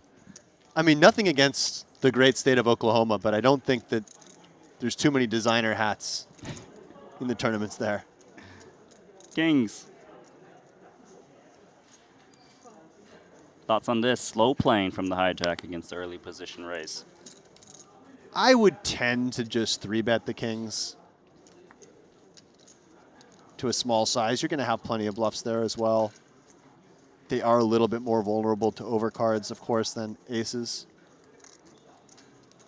I think it's reasonable if you have aggressive players behind, though, to sometimes, and we do have the ever-aggressive Klepikov in the mix. He might have found a way to... This might work really well. Yeah. Because imagine he 3-bet to 100K, maybe the 8s just I think the 8s just say no, and I think that Salazar now has a very tempting hand to just shove. Of course, he does have to be a little bit worried that Ninglu could have flatted some pocket 9s, pocket 10s in particular, but... Can we fault the 8s? No, I don't think so. I would make the same play in his shoes. And requesting a count now is Yu Zhang, just posturing. Yeah, don't read too much into that. Kind of laughs Snap after call. requesting it and the snap call here, and this worked out really nicely for the Kings for now. I mean, that trap is amazing. Really paid off. Perhaps he felt like he was being a little more snug and went to try to induce some action behind him, which he did. Is there an 8? No, but there's 3 hearts, and that is awful. Also not helpful for Salazar. Always one of those spots where you do a double check and see if your opponent has the heart. One more chance. 2 outs. Nope. Good game, Mr. Salazar. GG. Perhaps he still has a bit of time to hop into day 1D. I mean, you got the app. Let me know. Is this still open? It looks like it is, yes. Okay. Yeah, they're just on break now. Still a couple more levels of reg open. So field size, do you got a rough number? We're at 160 now. So in terms of total field, do you mean? All 4 flights. Okay, let's think. We had 300 and 160 is 460. Another 160 in 1D right now is 620, and we're about 4 something in this one. So about 1,100 with reg still open in 1D. That's amazing. Over 1,000 entries in. Yeah, I think that is exceeding our expectations, and I have very high aspirations for the field size for the 8K Triton ONE main event as well. I think it could be around the same size, over 1,000 players. Yeah, that would be sick. Yeah. Because remember, it will bring in a whole new class of players who skipped this one and are coming for the high roller series. And the 8K buy-in range, you know, is in range for players willing to fire multiple bullets in the 3K, right? Yeah. So we could definitely see that carry over. I don't know if they're running any satellites here, Randy, but I believe they are. Are they? Okay. I actually believe they are. I was looking at the schedule at some point. I'm pretty sure I saw a satellite for something.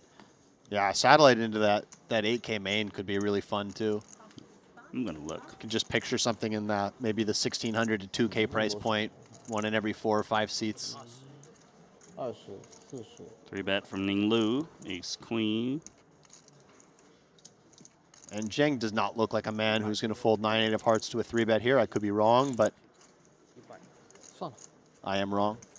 Yeah, but you know, 9-8 suited is actually one of those hands where I feel like a lot of people do defend it, but it's actually one of the hands that is supposed to fold a little more. Yeah. Because of when you make a straight with Jack-10 Queen, your opponent has a lot of ace-king in their range. You know, that's obviously a disaster. So perhaps you'd rather have the 7-8 suited. Yes, especially from a deep stack cash game point of view. Yeah. It's very important.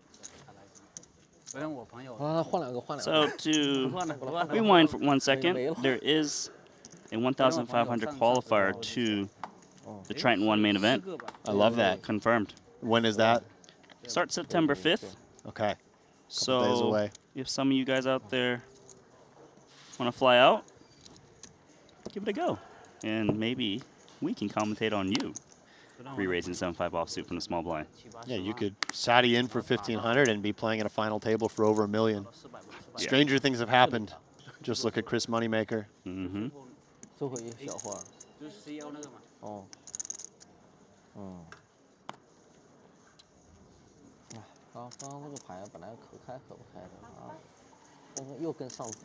Ta Wei To. Oh, and Xuan Lu picking up the ace-king of diamonds. And this is what we were talking about earlier where, well, at this stack, perhaps even the offsuit version would 3-bet non-all-in, but certainly I like a non-all-in 3-bet here from Xuan. Something that can induce a light 4-bet shove. Maybe like 140? Yeah. Too small, too big? What? I think anything between maybe 125 and 145. I like 135 is going to be the number I'm going to settle on. Just to be slightly different from you, Randy. Well, she's grabbed whites and blues. I think she went 140. Oh, yeah.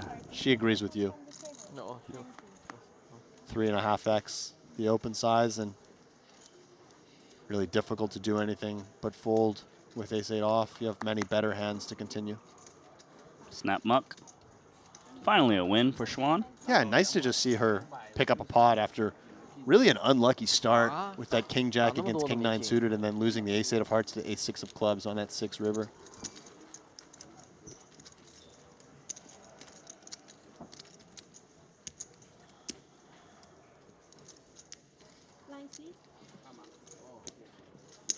And that satellite I did mention is a live satellite for the person named Chat Pro over on YouTube. Leo Carlson asking if they're running any Omaha at Triton ONE. Not for this edition of the series. I'm going to be lobbying for some PLO events in future editions of Triton ONE. This is the second day of coverage. I've had Alex lobby for the PLO in Triton ONE 7 times, maybe. Yeah, we're getting double digits soon. Yeah. But the day's not over. As we see Klepikov picking up a very playable 10-8 suited, especially off of his stack size. Like it. Little one gapper. Medium one gappers. Queen deuce of clubs for you, Zheng. One more BB. If you want to see a flop. There we go. Clubs against spades. a 10, a king, and an ace. Klepikov loved that 10 in the door, didn't really like what he saw behind it.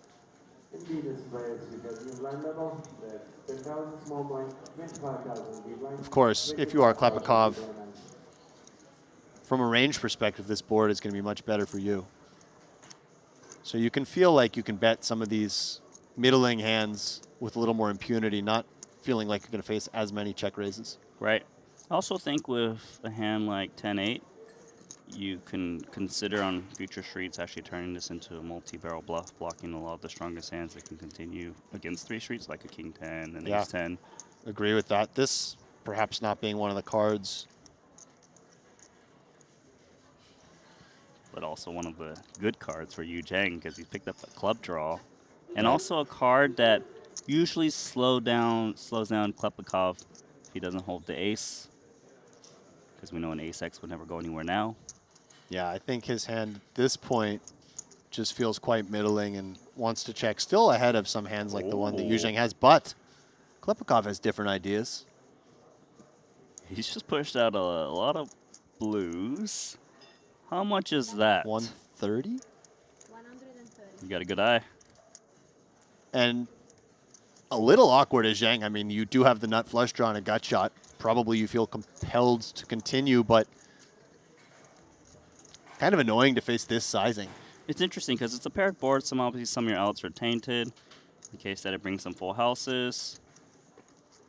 You could even be drawing dead, hypothetically, if you're up against a boat. No, very true. Just always a little bit weird when you call the flop to want to now fold the turn when you pick up additional outs, but certainly the sizing is scary, and calling out of position with a draw to a big bet on the turn is never a very fun thing to do. I think one of the things that crosses my mind too is when I hit a straight, the jack, it brings a 4-liner, so it's less likely I can gain chips when I hit that straight. Less implied odds. Do you think you would have just folded that queen deuce of clubs on the turn? I think it's reasonable. Yeah, I think it is as well. Especially with ace king 10, Feels pre-flop close. raiser has boats, right? Right. Any other club we're continuing, of course. The ace of clubs. A little bit uncomfortable. Some reverse implied odds. Very cool move though from the 10-8 suited. Like he had that game plan of, yeah, I'm gonna just kind of push a lot of pressure on king X, other 10Xs. He seems like a guy where if it's ever close between bet and check, he's going to take the bet option. Yeah, he doesn't randomize. He's just like, Yeah. yeah, close enough. Let's go.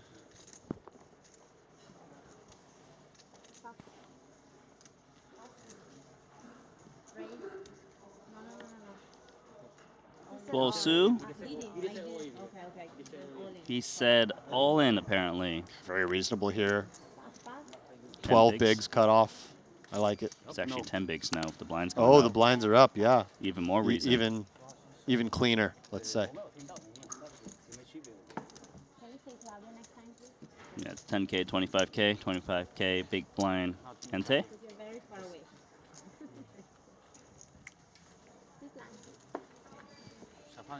小胖一进去就赢了30啊3万。 3万呢3万 U。 3万那就21分。300个嘛，100嘛，他们打的。 JG asking in the chat 100嘛，300个。 if the website is ahead of the live stream. No, they are synced.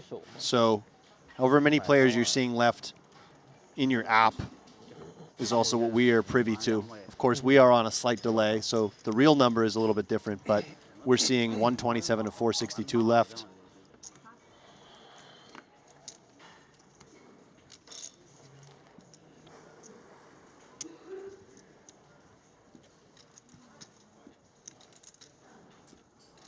Yu Zhang, bit of a deliberate player, likes to take his time before making his decisions. One click north. And a pretty ugly hand here in the big blind. Take those blinds and antes. Hulk asking what time it is in Jeju. It is just past 11 p.m.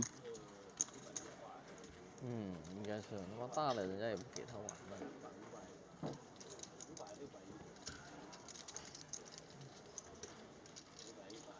But we are going to play down to 16% of the field. Do we have a number what that actually is? How good is your math?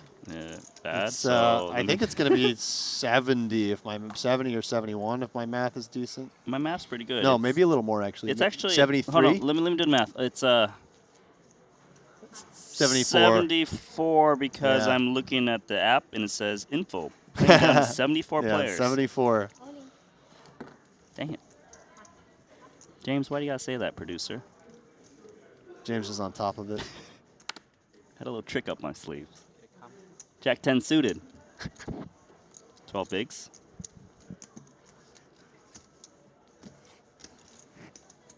In a much earlier position than the previous Jack 10 shove, but the suited variant, this feels certainly reasonable. Trying to pick up some more blinds. Can he get through? No, he cannot. Mr. Klepikov is not going to be He folding doesn't the ask for ace-queen. counts, you No, know? I like that. He doesn't care. Send me a million chips, he's still in there. So ace queen versus Jack 10 suited, but Jack 10 suited not in the worst of shape with 41% equity. Yeah, when you get snapped, you're actually pretty happy to see ace queen off. 2 live cards. Guess you'd rather see nines, but beggars can't be choosers. Oh, that's not a great window card. Likely an exit. Needing running straight cards, running 2-pair, running trips. Not that one. Not a lot of running on the 4 of clubs. Running out of here. And Sue looks to make a hasty exit in the waning hours of the evening. Still some time to jump into 1D, Randy. Yeah, I would be running into 1D right now. Let's be honest. Would you run right into 1D, or would you go walk, maybe give yourself a little pep talk, listen to your favorite song, grab a coffee? Grab a coffee at this hour. Think Well, that shop is closed. You gotta, maybe that shop's closed. You might be somewhere to get a coffee. You got to be able to stay awake till 5 in the morning if you want to make it through on day 1D, as we learned yesterday. I know a place. Shanghai Boon. Shanghai Boon. You can always rely on the Shanghai Boon. You'd have to learn to love that place. We have a couple other places we can use those comps. It's not the Shanghai But Boon. So where are they actually, Randy? Because I haven't discovered them yet. I'm not going to tell you. Okay. because I'm You wanna see me I'm loyal to the Shanghai drowning Boon. in misery at Shanghai Bund. It's somewhere out there. Look, it's not really my job to tell you. There's plenty of other people you can ask. This is true. My job here is to call to action, and it's ace-9 Well, offsuit. Why don't you call it that? You're a little late. A little slow, but ace-queen suited, contemplating. Reaching for more than 2 whites. Second time he's had exactly ace-queen of spades facing a Schwan Lu Open. And both times he's executed the 3-bet, and both times she's had a weak offsuit ace. Bit of Groundhog Day here. A little interesting for me is that I saw Schwan fold ace-9 offsuit UTG, but now she's opting to open it +1. Maybe just feels like it'll work this time. It will not. Kind of a threshold hand, probably. Free look. From early position. Early to mid.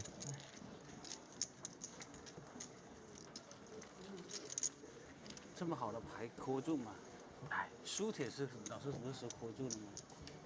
我们这种不会打的，你还跟我说拖住，直接拖住不中你就打不来了。 They're discussing strategy. I just can't tell you what the strategy is. Your Chinese is not very good, I take it. I got the part when he said suited in English. Yeah, I heard that too. 阴风在我后面。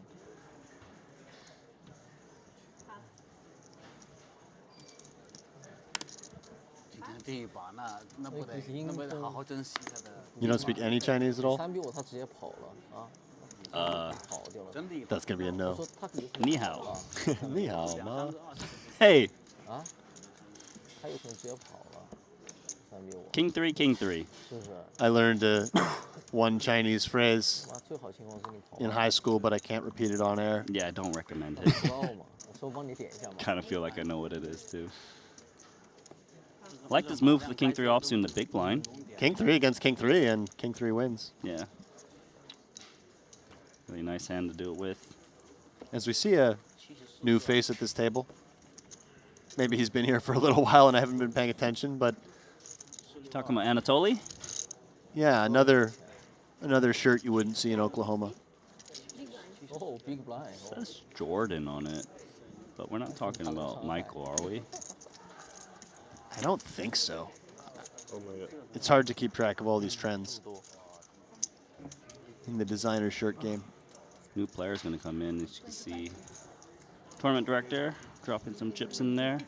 It's like a fair number of chips. Just I know a couple this barrels guy. of white. It's Loon Loon. Loon Loon frequents the Super High Roller Series. Okay. Showing support. Love to see Triton it. ONE. Yep. Healthy stock.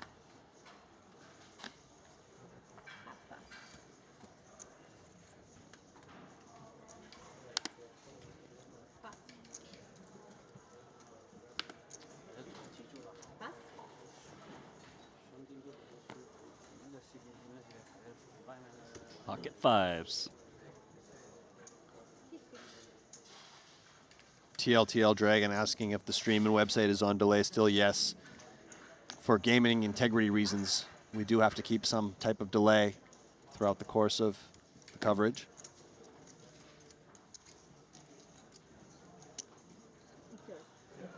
But it is close to live, within an hour certainly. Oh, it's mine? Yeah, that's what I was telling you. It's yours. Okay. So it's a call, yeah? You want Yeah, to I call. Yeah.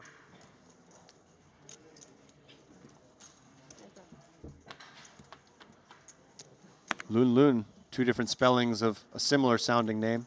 Mm-hmm. Great name, actually, Loon Loon. Easy to remember. Pocket fives. Quick Loon check is back. a popular bird in Nova Scotia. Don't know that. Thank you for the Little useless information. random, unnecessary tidbit in the waning hours. Do you expect me to go to trivia night someday soon? Who knows when you could use that information to your advantage. As we see a check down pot so far, Klepikov just trying to get to showdown with his fives. Does Loon Loon want to maybe turn this hand into a bluff, targeting hands like fives and the ace highs of the world? There's actually a lot of ace highs as played that probably just have to fold. 55? And he does have a number of value hands he can represent that take this line. Straights, 10x can bet like this. I like the sizing, yeah. It kind of widens the hands he's trying to represent, like Jack X, 10x's as well. If you gone near pot, then it's more so just Jack X or straights. Yeah, maybe you can even bet 9x for this size. Mm-hmm. This would actually be an impressive call from Klepikov, and he does make the fold. I don't blame him. It's one of those spots where you can find a lot of value hands from your opponent. You don't expect to see a ton of bluffs. So, nice pickup there from Loon Loon. Mm-hmm. He's played so many Super High Roller Series. Actually has 3.2 million in Triton earnings. 21 cashes. No title just yet.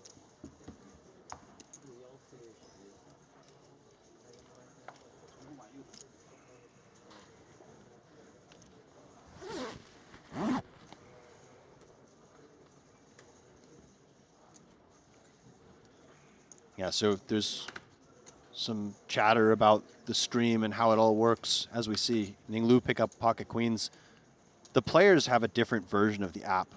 So they have access to real-time info, but we here in the booth, we're on the same delay that you are as viewers. Yeah, so pretty much what we see for the first time is also what you see for the first time. Yeah, we don't have the information of, oh, this is happening before it happens. 110 117哪里？哦，离光明不远了。现在剩117嘛。117嘛。快到那儿的时候，他们会慢。哦，晚一点哦。狗着狗就进圈了，别让了。哼，我好紧，我不开 open， 结构排不完了。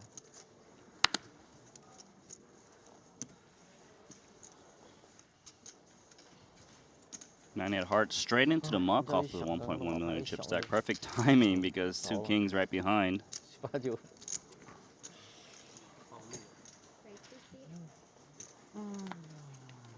Min race.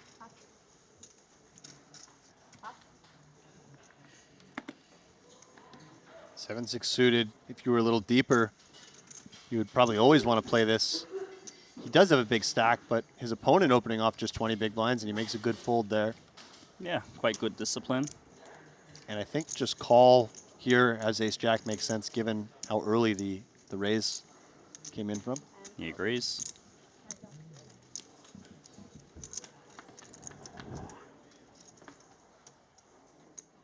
Oh, and that's a dangerous flop for the big blind here. It's supposed to be the practical nuts. Top pair, top kicker against the overpair. Yeah. One of the best hands you can get here with against an opponent who's going to be probably just range betting this dry flop. Check raising and playing for stacks seems compelling. Calling would also be fine, of course, but it's going to get ugly for him on most runouts. Yeah, I feel like you're more likely to check raise ace-jack on jack-6 deuce rather than like ace-queen on the queen-6 deuce, just because there's more overcards that kind of ruin things for you. That's a good point, and I like the sizing here. Trying to make it look like it could just be a cheap bluff. And if you're Tawei too, you have a few options here, right? You could just call, you could click it back. Moving in feels like maybe overkill. I like call with position. If your opponent's bluffing, give them the chance to just hang themselves. Yeah, I like that as well. He agrees, especially on the dry rainbow board. Pot now 325,000. Ace-jack is still loving this run out. Yeah, and does ace-jack want to just bet small again and shove the river? It feels like on this rainbow board, you want to allow your opponent to continue with some wider hands. Even checking is on the table. I think small bet makes a lot of sense, though, and he agrees, 125. Yeah, never jam there, because let's say your opponent's holding 10s, 9s, 7s. You don't want those hands to fold because they have just 2 outs. Yeah, and by betting small, it also looks more credible. You could be running a multi-street bluff. Suppose you could have some semi-bluffs that want to just jam the turn, but... All in. Should get snapped off, given it's a little more. Well played from both players. Just a cooler here, actually. I like the sizing on both streets from Yu Zhang. It's a 1,000,000 chip pot. A quarter on top. That pot's going to go over to pocket kings. Tawei toe. Girdle. Played it perfectly fine.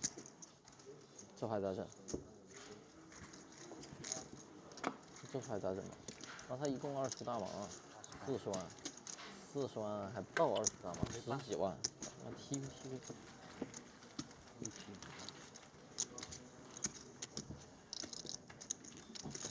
这个牌搞人呢，这个牌搞人呢。所以这个后期的就也是1把2把牌的。Well, after that hand, we can see Tawei Toe is now actually 5th at this table with 1,000,000 chips. Yu Zhang down to 22 big blinds, 550K. Lulundo brought in that huge stack, 1.79 million. Schwann's been struggling. 24 big blinds, 590K. Chips remaining at the 10K, 25K level. As we are down to 115 players remaining in this flight, playing down to 74. Another tournament is underway, by the way, a one-day 5K Turbo. 11 entries so far. A nice one for the players who bagged up yesterday. They can just play this if they want a little extra action on their off day. Something to do. Something to do. Biggest buy-in yet of this Triton ONE, $5,000. And still registration open as well in day 1D, which is nearing 200 entrants. Aram Moganian making a move into second position in that one. Alexander Zubov in 6th. Sounds like a hockey player. Zubov, he's well-known reg in our high roller series. And fresh off of losing that pot, what do you like here for Yu Zhang with the King 9 of spades? I like the fold because he's up against a +1 open. If it was more so like a hijack, probably lean towards a little more flatting.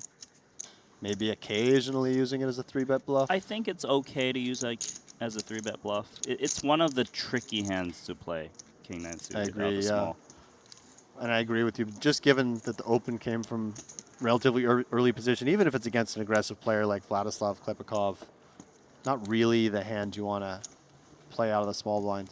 Yeah, I think the small blind's one of the tougher spots to kind of play very well, right? Because you also have to worry about the big blind, and the big blind also obviously has the option to kind of squeeze you out of your hands. It's just very tricky because you also kind of play this very more narrow range where your opponent can define you a bit more and maneuver accordingly. Obviously, the very best players have spent a lot of time kind of studying those spots. Yeah.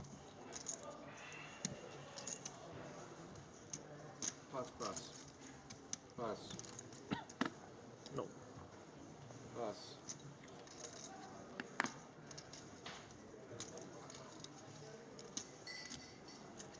KQ.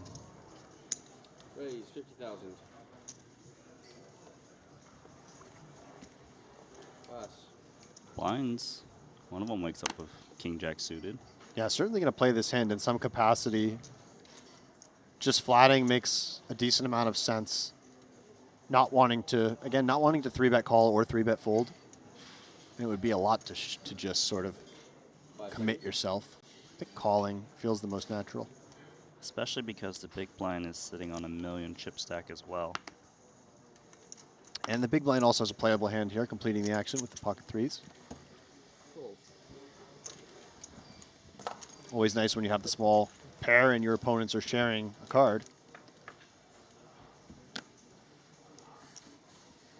Oh, and there's a set of threes. Fortunately, not going to get much action, I don't think.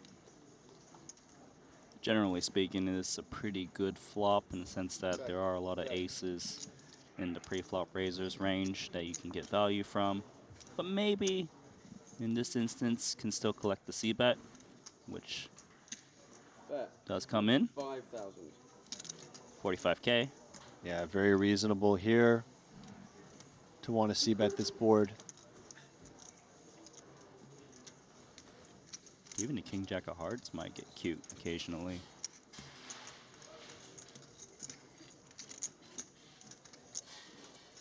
Yeah, but multi-way just deciding to let it go. Yeah, I feel like you'll see more check calls if there wasn't a big blind involved in that hand.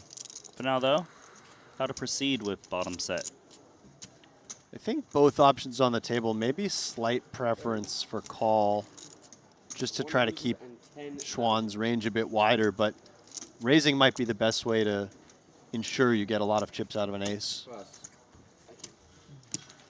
And just a frustrating day, or at least a frustrating couple of levels for Xuan Liu so far. Hasn't really done anything wrong. Timing has just been unfortunate for her. And the runouts have been poor in a couple of instances.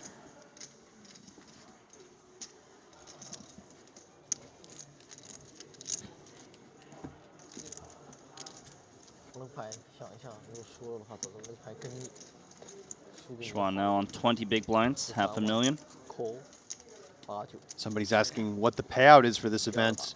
We won't know that until registration closes, and probably sometime tomorrow we'll get the answer to that question. But if we figure there's about 1,100 players, $3,000 tournament, you know, over $3 million in the prize pool, or right around there, you know, maybe 500K, somewhere in that neighborhood for first place, Randy?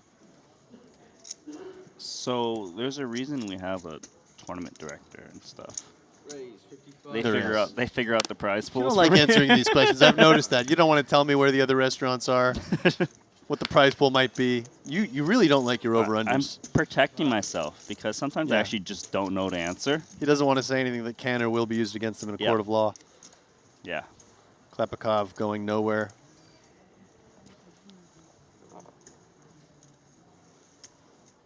What a wonderful spot for Schwan.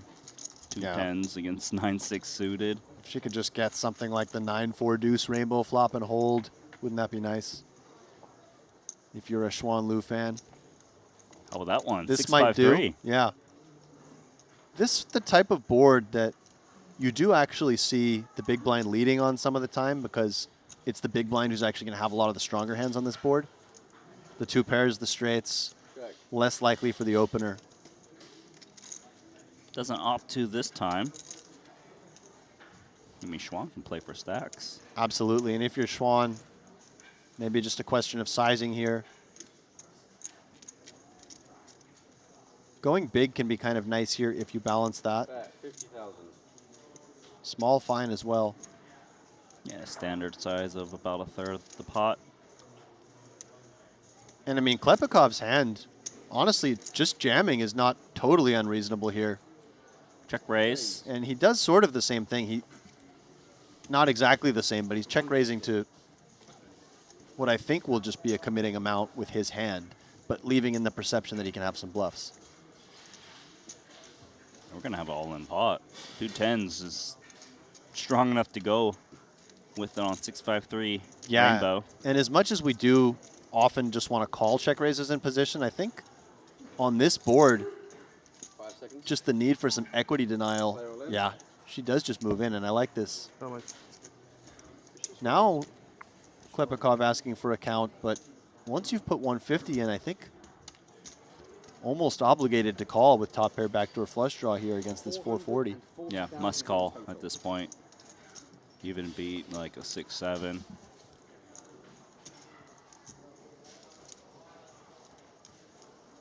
Yeah, Pot just is inflated. Can't really fold once you raise here. It's 12 more big blinds to make this call. I think part of him just knows he's beat. He's like, man, really didn't want to see the check and re-raise all in. And he is giving it some consideration.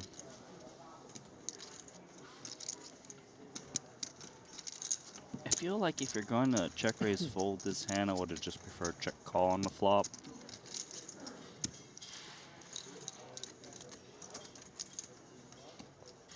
Intuition is right that he is behind. 5 seconds.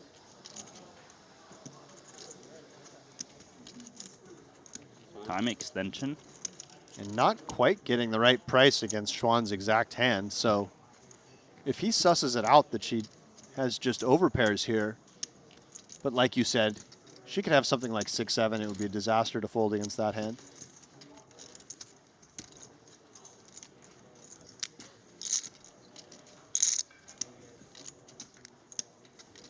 Maybe the odd ace-4 suited. And he does fold. So actually a nice laydown against Schwan's hand. Not one that we really thought was in the cards. Yeah. Very interesting. Yeah, I feel like I said earlier, if I'm going to check raise fold there, I think I'd rather go with check call before I do that.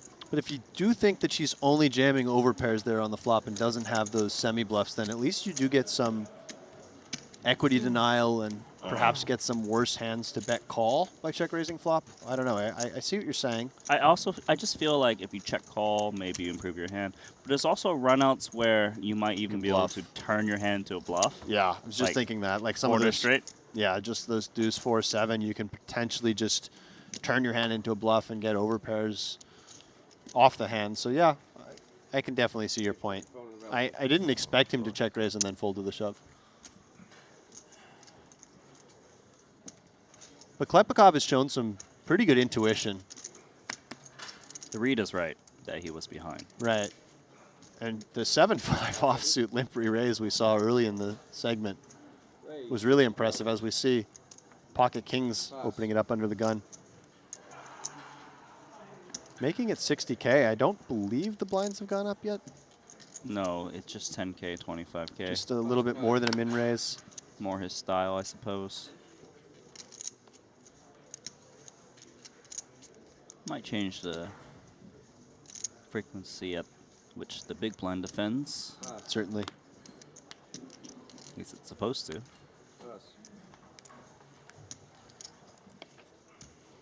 Sorry? How much? And as pretty as 5-4 suited is, this shallow out of the small blind, can't see wanting to get involved. Yeah, I wanted to take a look at the stack, realize it's very shallow. Throws in the 5-4 clubs. Ace Queen. Is he re-raising? He's just calling? Or no, Looks like he did small re-raise. re-raise, which is a bit unusual off of these stacks, I think. Yeah, just north of 2x. Well, obviously great news for Fam, because he's like, well, yeah, an opportunity to get in pre now. I think if you're Fam, you just rip it in. I don't think you expect to see too many 3-bet folds here. 5 seconds. Yeah, I'm not slow playing this. My opponent has like queens or jacks. I want to make sure I stack them pre-flop in case like an ace. Wow, he calls? Okay. Very interesting from both players in terms of pre-flop strategies, but we are going to play a 3-bet pot, 300,000 middle. One of the problems with calling, well, if you're going to flop king 7-4, yeah, well, might as well just call. But one of the problems with calling also is that the bluffs that the big blind have, a lot of them are going to be ace-x, and I don't mind just denying that equity when you're this short, kind of starting to get close to the money. Yeah, and also one of the problems is, yeah, obviously he flops amazing here with top set, but it's not unreasonable that he doesn't get a full double up against a hand like this.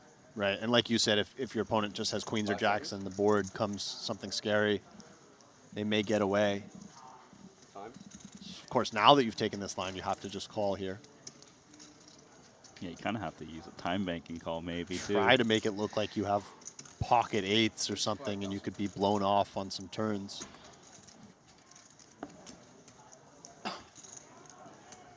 And if the turn is a 10 or a jack, if you're Anatoly, it's certainly tempting to try to put the pressure on.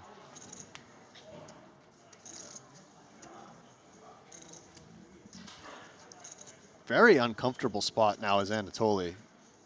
Check. Doesn't feel like you have much fold equity. Honestly, 2 kings right here. I'm checking it back. It's a 3-bet pot with very shallow stacks. I'm not really worried that my opponent was 3-bet bluffing with hands that connect with the straightiness of the board. Yeah, that's a great point, Randy. And also, if somehow they were, a lot of the time those hands are just going to shove the turn, right? If you had some random hearts or spades. Yes. So I like your idea of checking back and just perhaps letting your opponent hit an ace even. Mm-hmm. But look at this 60K bet. This is a very, very unusual pot, kind of from both players. They are everywhere. They're just turning this very shallow stacked affair into something. They're turning to deep stack magnanimous. Check. And now Anatoly is going to be in a very unusual spot, but just ace-queen high. Hard to imagine he calls the inevitable shove.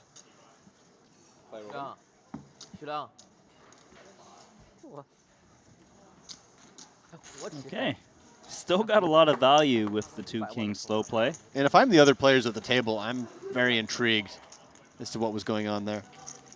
Yeah, I would think I'm more intrigued about the player in the big blind who 3-bet, bet flop, check call turn. Check call turn and check fold. Yeah, I agree. Check fold what, 160? Which I do think he has to fold the river, but the whole hand was interesting. Fun. Unique. 这打的看不懂啊。A P 蛋，A P 蛋硬哥。Chat's enjoying that hand. 55. Raise 55,000. 55. What do we got? Pocket fives is my guess. Bet size tell. Yeah, the unintentional bet size tell. What does he have? Ace-7 of clubs? Ace-7 of clubs, way off. Pass. Ooh, an ace-king here for Klepikov, who has been quite active at this table. Always nice when you're an active player and you pick up one of those premium hands, but just flats. Against the under-the-gun raise, just flatting. And this is something actually that you do see ace-king suited perhaps a more viable flat candidate than ace-king offsuit, just because, again, it does play well multi-way. Holy. Wow. Do you see this? I see this, and 5 seconds. Oh, and Klepikov feels like he just baited Anatoly. 90,000. But in reality, and I love just the a size. classic. Yeah, this is nice sizing here from Anatoly. And it's Pass. gonna be a classic flip here, Randy. Back raise all in, incoming. Yeah, I don't think any other play really makes a ton of sense here.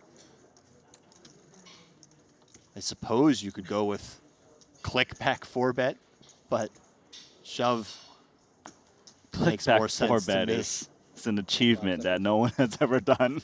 The back raise click back 4-bet. Yeah. Min too, you know, yeah. Yeah. That'll be very fun to see, but I don't think that's happening. Personally, I like jamming. You do have fold equity against squeeze bluffs.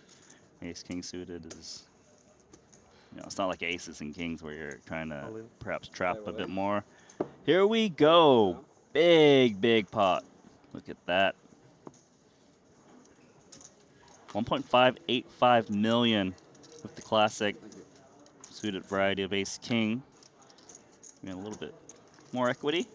Yeah, this is a big one here. Klepikov will still be in the tournament if he loses the pot, but it is for half of his chips. Flop time. 10-3 deuce. Clean No for hearts. Anatoly. Looks like he can't even bear to watch the run out. Got to be happy with the 8 of clubs on the turn.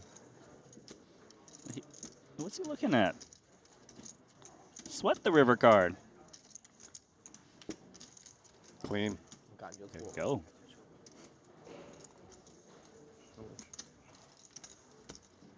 It was a fine slow play pre. Just ran into the 2 queens. Yeah, and you're feeling really nice when you see that squeeze after flatting the ace-king. You're saying to yourself, I got exactly what I wanted. Maybe I got him to squeeze light. So a bit disappointing for Klepikov, who loses half of his stack. He was on quite the run at this table, Randy. Yeah, he's actually played very well. You know, of course, key flips are kind of important to make deep runs in a tournament of this magnitude. But then again, he still has 760K. It is 30 big blinds, plenty to work with. Anatoly, a nice recovery. 1.6 million now.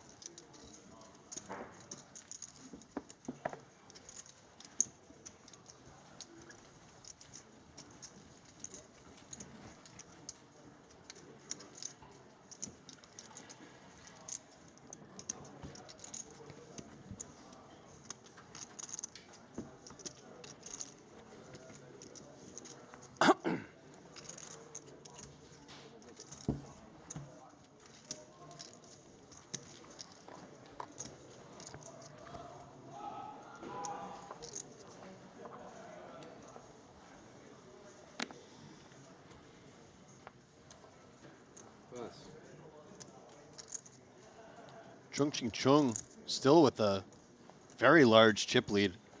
About 1 million more than second place in chips.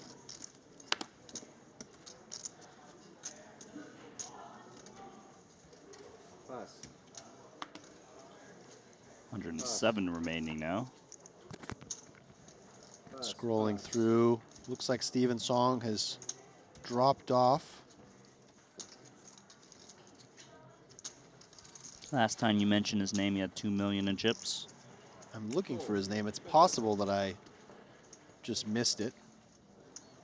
Let me know if you find it. Okay, there he is. He's still doing okay, 1.5 million. Blind versus blind, 2 solid hands. It is a limp pot. King Jack offsuit versus King 6 suited. This board texture giving Loon Loon a flush draw. King Jack is doing okay too. I like the check back from Loon Loon pre. I think it's the kind of hand that some players would just raise, but really doesn't do well in the face of limp re-raise. Yeah, I feel like if you're going to raise, you probably raise the King 6 offsuit variety. Right. Just try not to get blown off of strong suited kings. And note that he checks back the flop for a bit of deception. 35,000. It is nice to sometimes check back flush draws. 35K bet, seeking clearance from 2 random cards. Of course, going to get called by King 6 of diamonds.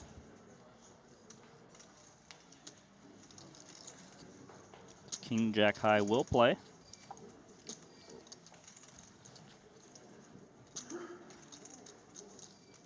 Actually quite happy checking it. Yeah, still some showdown value there for King Jack high, and King 6 can check it down too, right? I think so, yeah. Fam could have been one and doneing some random 5-6 or Jack high some of the time. You've got a little bit of showdown value here with King 6. Maybe can get Fam's exact hand to fold though. 5 seconds. Okay, he's going to try. We're going to find out if it's going to work. 90K is quite a healthy bet. This is kind of interesting because, again, you do expect a lot of those flush and straight draws to bet the flop, right? So when you check back and call the turn, it looks a little more like you have some form of showdown value. But if you're Fam, you're thinking if he's got ace high, Loon Loon would just check that back. Deuce X might get greedier somewhere. 5 seconds. Does he have a weak queen? Oh man, he's going to call. That's a nice call. Wonderful. Wow. That's a difficult call there, and well done. Sniffing it out. We tried to get that type of hand to fold, and he couldn't. Yeah, That's that was cool. It's funny how sometimes it feels like the small pots that some players might find a little uninteresting can be some of the more nuanced spots. They're not glamorous, but there's a lot in those little details. Yeah, and it seems like he correctly deduced that Loon Loon is not the type of player to auto bet any draw when checked to on that flop. Very cool. And like you said, ace high probably just checks it back rather than bet 90K, so doesn't need to worry about, you know, some bluff that beats him. One of the better calls we've seen today, I'd say. Even though, again, it was just a 3.5 big blind bet, still, given the situation. 要 IGM 了 74 down to 74 yeah.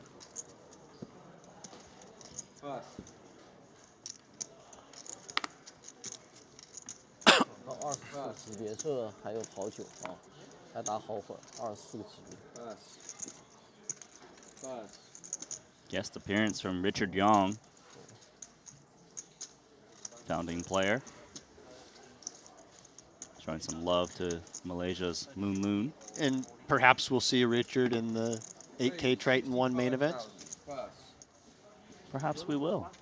He doesn't like to grind every single tournament out there, but he definitely shows the support in the main featured events.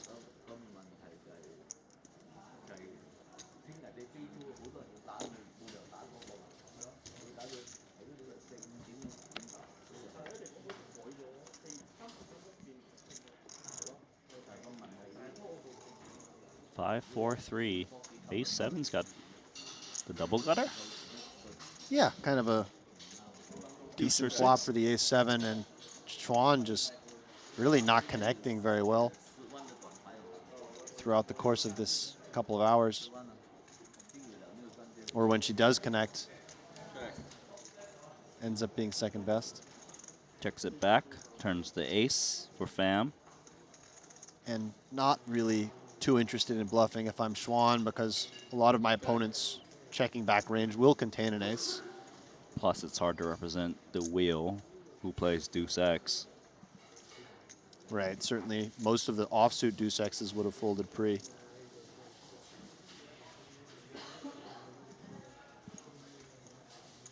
Pham looking to get some value. There's some straight draws out there, flush draws, pair gut shots. King high. And Schwan going is nowhere. A non-believer. Okay. Very interesting call. Felt like it was a delayed c-bet. 6 of diamonds brings the straight. And I kind of feel like she's going to consider a lead. I was just thinking that, Randy, because when you check call king 8, sure, you can beat some queen jack, queen 10 that check back flop, but no, she just checks. Yeah, even though a lead wouldn't have worked in this spot, I kind of like it. It's the type of card that should be a lot better for her range than her opponent's range, even though, as we can see, Pham making a straight on this card. Right, because imagine Pham has like an ace 8, ace 9. It's pretty tough to actually call bet if there was a lead from Schwan on this river card. But, you know, wisely checked it over, saved herself some chips rather than getting creative.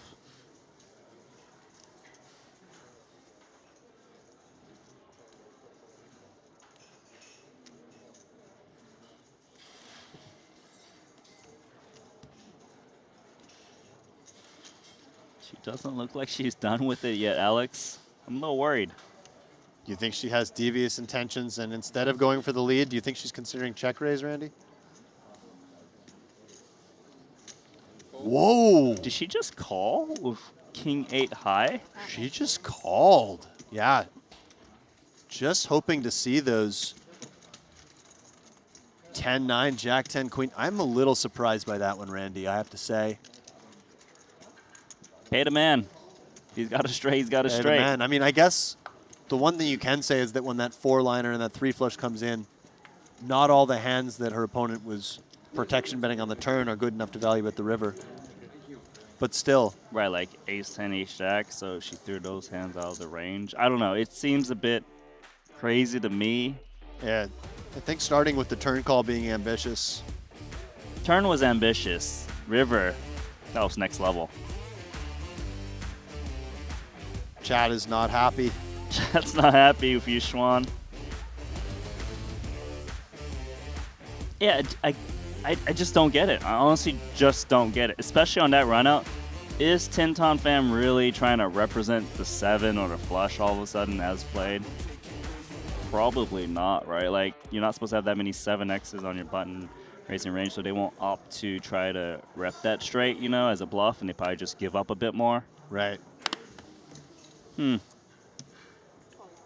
Can't play perfectly every time. Yeah, perhaps the first misstep from Xuan Liu, who otherwise has really just been on the wrong end of variance at this final table. As we see, Vladislav Klepikov folding the queen 9 suited. Not to say it's a bad fold by any means, but perhaps recognizing he has to tighten up a little bit now with his shorter stack size after losing that big flip. Yeah, actually very happy with how Klepikov's been playing. Klepikov is playing great, I agree. Fours into the muck. Yeah. The Roddies. Thematic with those small pairs. Xuan with king jack offsuit in the small blind versus hijack. Blinds are up to 30K. A little awkward here, Randy. I think if she had king jack suited, that would be enough hand off 15 bigs to just reshove versus hijack. And she does do it here too with king jack off, and it's going to work. And perhaps also recognizing that Anatoly, with his 1.5 million chips, is going to be opening a little bit wider than some of the other players at the table. So after that misstep with the king 8 offsuit, she gets a nice 3-bet shove through to gain back some of those chips and perhaps give her a little bit of momentum. Not slowing down, that's for sure.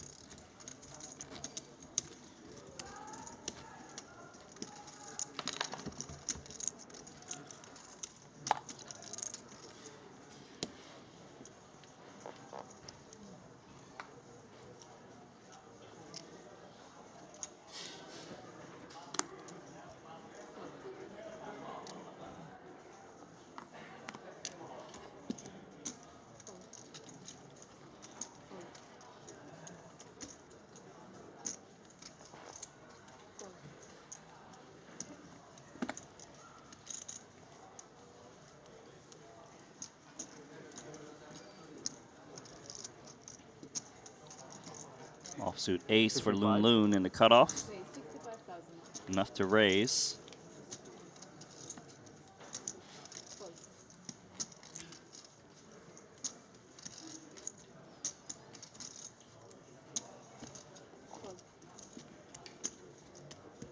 A King-9 offsuit for Ning Lu in the big. I like the way Loon Loon has been playing, despite that King-6 bluff not getting through. I feel like he's been playing very solid in the small pots. He's been fighting for every chip. And playing in a fashion that's very balanced, as evidenced by checking back that king-high flush draw in that limped pot.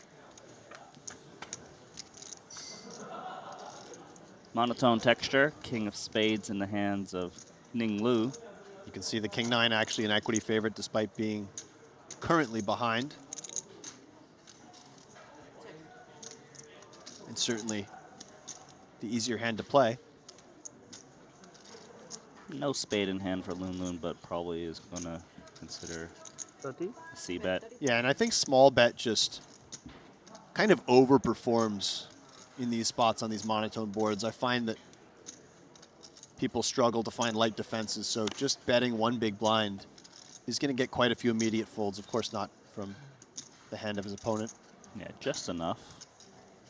Might even see a check raise with King-9 of spades. Going to be check call, allowing some worse spades to maybe get there sometimes, and he can flush over flush, win a decent pot. Turns a gut shot to go along with King-9. Ace-3 playing Ace-3 still. Now, when you do bet so small on the flop, one thing you want to think about is the fact that your opponent should be calling fairly wide, and that allows you some more double and triple barrel opportunities. But the ace of clubs, 3 of diamonds doesn't feel like the type of combo that, it's certainly not a natural barrel, but I think it helps to have at least like the 3 of spades, just to have a little bit of backup against Jack X. But I know where you're coming from, right? Like you bet small, so you're basically inviting any spade to come along, which is a lot of the big blind's range. Any spade, any pair, and really versus that size, potentially even some wider hands than that. But it looks like he's following your advice in the sense that there is a wide range that check calls flop and will be check folding, especially when an overcard comes to the board. And versus this healthy sized bet, a bit awkward for Ning Lu. This is a little bit similar to that spot where the queen deuce of clubs was facing a big bet with the combination draw. Feels a little cleaner here in some senses, but yeah, cleaner in the sense that it's not a paired board, but his outs are sometimes questionable, right? Like sometimes he hits the spade, this one has the ace of spades, sometimes he hits the straight, he's already up against the flush. Yeah, basically he doesn't really have any cards that he can river where he can comfortably check shove, for instance. So, and he does just let it go, and nice play there by Loon Loon. I really like this idea of betting very small on flops, keeping your opponent's range wide, and then being able to go for it a little more often on the turn. And I like the control with which Loon Loon is playing, and just his overall table presence. Very impressed. I haven't seen him in, I know you said he's a Triton high roller regular. Yeah, so Loon Loon is one of those players who showed up around 2022. Played in our invitationals as one of the VIPs. Okay. And he's improved so much over the years after each stop. Been a real threat as of late. Right. You know, he surrounds himself among some of the well-known Malaysian players, you know, like Michael Soiza, Webster Lim, you know, Danny Tang. So he absorbs the advice that's given to him, you know, and it's really shown in the last stop and already here in the presence of this Triton ONE Genesis event. Yeah, it makes sense. And a lot of the time, these quote-unquote VIPs at the beginning, people forget. These are very smart people. These are people who are successful in other avenues of life. It's not like they're incapable of quickly getting a lot better at poker. And when you surround yourself with very talented players and you're already a very smart person to begin with, it makes sense that you would see quick improvements. Getting aggressive ace-8 offsuit, bad timing. And Schwann's look at got this. queens. We're going to see another one of these classic flips between the queens and the ace-king. Ladies for the lady.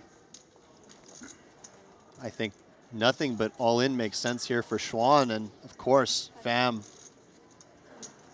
will be going with it with the suited ace-king. Actually, going to be quite nice for both Pham and Lou to get that overlay of 180K from Loon Loon, as well as the big blind and big blind ante as well, likely. Yeah, so some poor timing here from Loon Loon. Trying to apply pressure with the covering stack as we get a little bit closer to the money.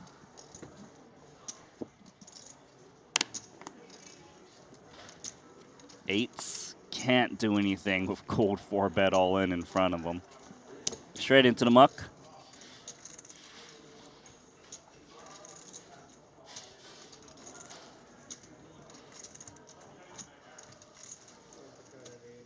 Tien Tan Pham. What you gonna do? Up against a 19 big blind reshove. Did he fold? fold? Just fold ace-king suited? Wow, I did not expect that with Xuan Liu only having 20 big blinds, Randy. I mean, sure, sometimes you will be up against aces or kings, but she's going to have some ace-queen suited. She's going to have some worse pairs. Certainly all the combos of ace-king offsuit that you have that small equity edge against. That's a crime. And Xuan looked quite happy there to just pick it up. Well, Maybe she not just thought expecting she two had folds. the best hand, right? Right. What? Wow, that is very surprising when Xuan only had 20 big blinds. I do understand that facing 3-bet, 4-bet, your hand shrivels up a bit, but ace-king suited is still a lot of hand there. When I saw the fold, I thought maybe we were just looking at the wrong player for a second. I was actually thinking the same so thing. I didn't That's say why anything. Neither of us reacted right away. We were still processing it, and now Xuan picks up ace-queen. After that, very nice result for her there. Yeah, that was crazy, to say the least. Especially because just a juicy like 200K extra on the side because it's not unreasonable. Loon Loon is just 3-bet folding. The reshove was just 20 big blinds, not even. It was like 19. That was something. Yeah, that was definitely a highlight reel hand of sorts, even though there was no showdown. Kind of the opposite of the Samuel Mueller, Alex Foxen hand, which was confirmed to me today. It was confirmed? Yeah. Someone was at the table and saw it? Saliba just texted me that it was a real hand, so I don't know where he got the information, but I mean, I think we thought it was a real hand, but I always it was believed. just a absolutely wild one. 3K Genesis, where players make insane plays. Chat is really harping on that ace-king suited fold. Chat already tends to be a bit results-oriented. Yeah, they're very good at that. Yeah, but in this case, I tend to agree. I mean, that was a huge benefit for Xuan Liu. Doesn't even have to go to a coin flip and pick up plenty of chips dead. And we see Tova Swu in chat saying that Alex's hand was so brutal. And yes, the aces against Jack 4. If you didn't see it yesterday, go ahead and look for it in the updates. Jack 4 offsuit. Jack 4 offsuit, the Robbie. Same suits as the Robbie. Yeah, that's right. Slightly adventurous open here, I think, from Jack 10 offsuit in the hijack, just given the stack size. Certainly reasonable, but not mandatory. I do believe Yu Zhang feels like his image has been quite tight as of late, hoping to get the one through. That's a good point, Randy, and I do believe in not having your ranges be so strict and taking advantage of recent game flow. Problem here is Anatoly's defended King 6 offsuit, which turns into top pair on a board where Jack 10 is going to want to c-bet. We're being told also Jack 4 known as the flat tire, the original nickname prior to the Robbie Jade Liu. The flat tire's gone now. The flat tire has been exterminated. Yep. Obliterated. Anatoly here just calling top pair. And does Zhang decide to do something here on this 9 of clubs, picking up both straight and flush draws? I like double barreling this hand on this board right now. Can garner a lot of folds. You have plenty of potential outs to save yourself. Even all in is reasonable here, I think. If you think you can get something like 5x or 3x to fold. Gonna check it, which... Check and realize. Yeah, I think the check is okay only because he's playing a 355k stack. I prefer betting for sure if I'm like on 500k just because I'm less likely to get check jammed on. Right. Where it hurts to fold potentially a club that's clean or a queen. But And certainly a bet is okay on the turn. thoughts on Anatoly's decision to check the river? Certainly going for value also an option. I think I prefer betting myself. But if he feels like there's bet, check, bet lines from this board run out, then King 6. Yeah, I think that's one of those really opponent-dependent things, right, Randy? I think there's some players who really very infrequently bluff in that bet, check, bet line. They just think it looks weak. I mean, to be fair, the way Anatoly's played his hand kind of looks like 5-3x or ace high. Yeah. Bet, check, bet is incoming, and bye-bye chips. Yeah, this is just going to get looked up. Top pair. Your hand is too strong, sir. Under-repped. Played it perfectly, as long as he doesn't move those cards without putting in chips first. Shuffling them dangerously close. I'm nervous. No, stop spinning it. Yes, yes, here he yes, comes. yes, Yeah. please. Well done, Anatoly. Thank you. And against this hand, he chose the correct river line for sure.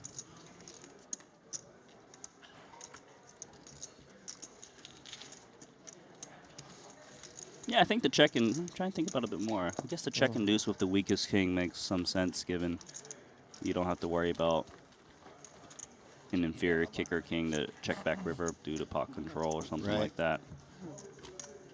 But I believe, let's just say he had king 10, I definitely would bet because I don't want to let king 9 and lower, that's one pair, just crying check back. Yeah, that makes sense. And just checking in on the count for day 1D, up to 236 there.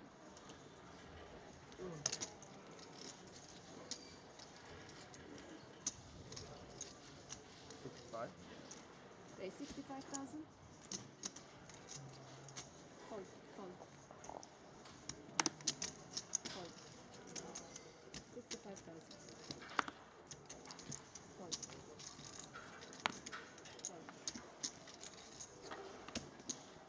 Loon picking up king queen offsuit under the gun. Action folds around to Anatoly with jack of clubs mystery. Okay. When he rotates his cards just enough, he usually continues, but he does fold that one. 7-5 offsuit now in the big. One gapper offsuit. Yeah, and I don't like defending here. Close, getting close to the money, facing such an early position open. Type of hand that would defend the big blind earlier in the tournament versus a later position open for sure, but kind of shrivels up in this spot. Into the muck, as you like it.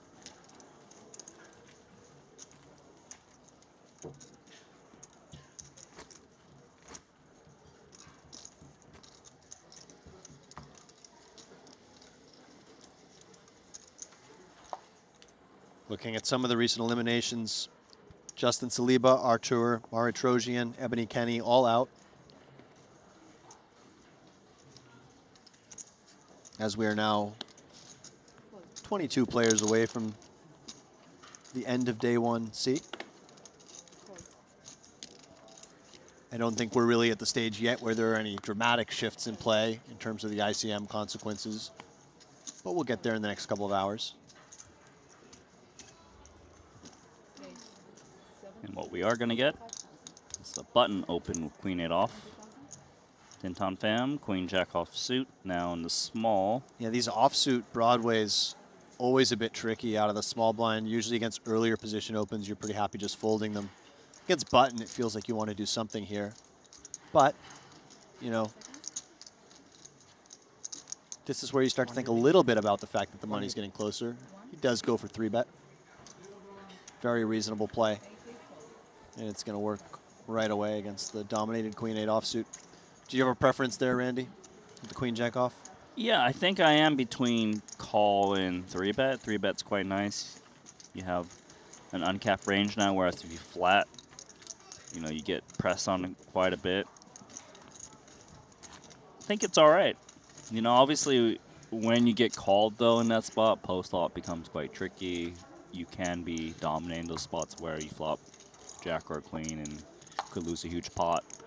But it mainly also depends on how wide is the button opening.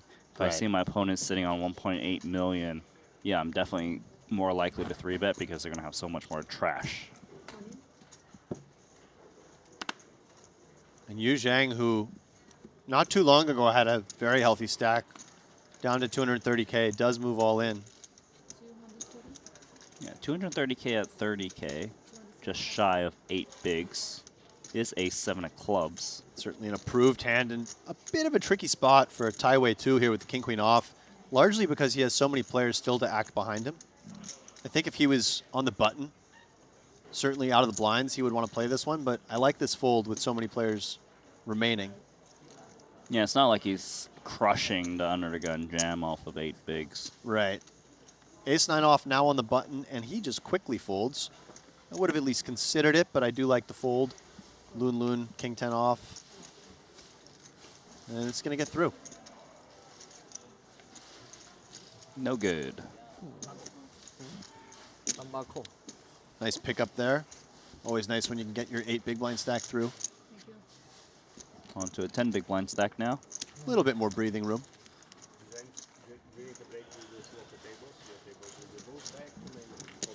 Okay.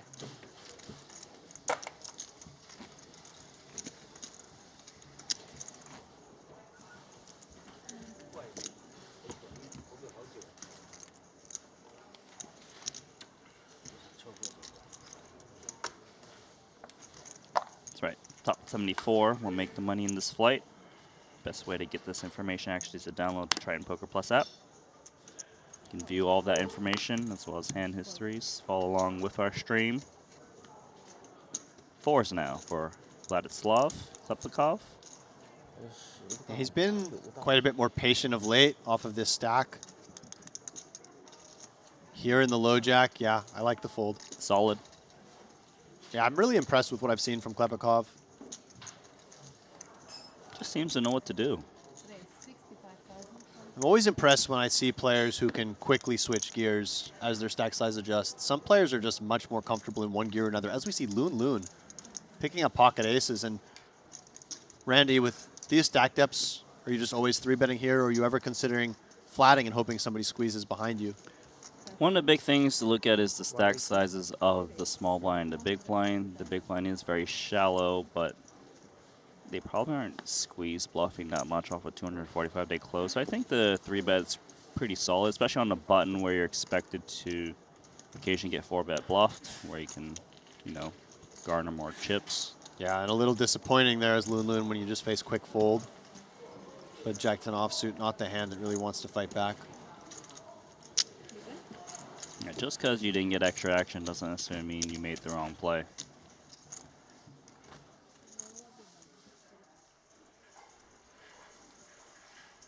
Day 1D is being led by a player who goes simply by Ronaldo, but no, it is not The footballer. This is a Ronaldo from Indonesia. This is our next featured table on screen. Incoming.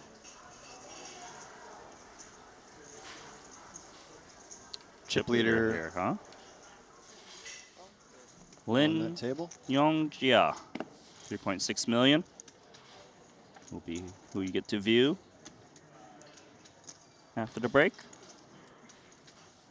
Xuan Lu picks up a very pretty looking Queen Jack of Hearts. On the button.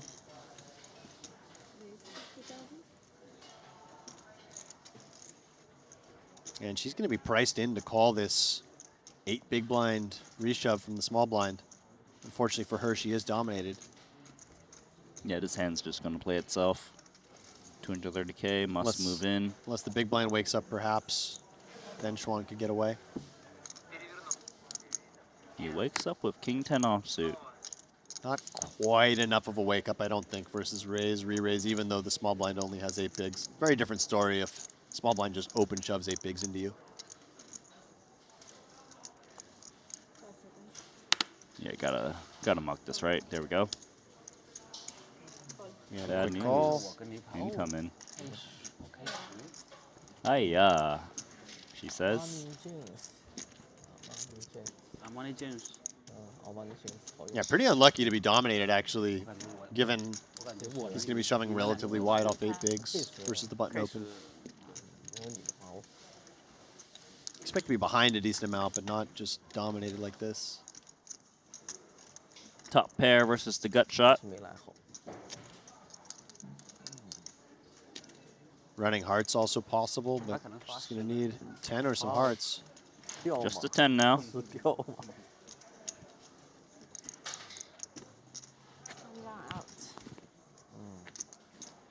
Somebody out. Flush. It's not a flush. Xuan on a roller coaster down to 660,000 in chips with that loss.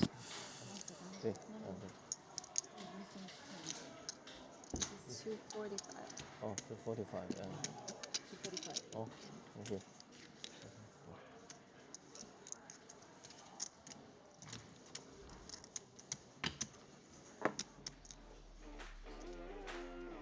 Yu Zhang's gonna move up to 18 bigs with that pot. Take a look at the leaderboard for me. Anything stand out to you? Let's have a little look here. We have a new chip leader, Lin Yongjia. Chung Ching Chung still in second place.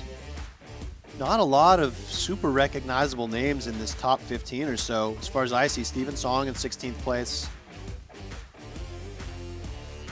Yeah, top 6 actually from Asia. I do see a Brazilian flag. Maybe one of the first I've seen. Where? Alisson Piekowski.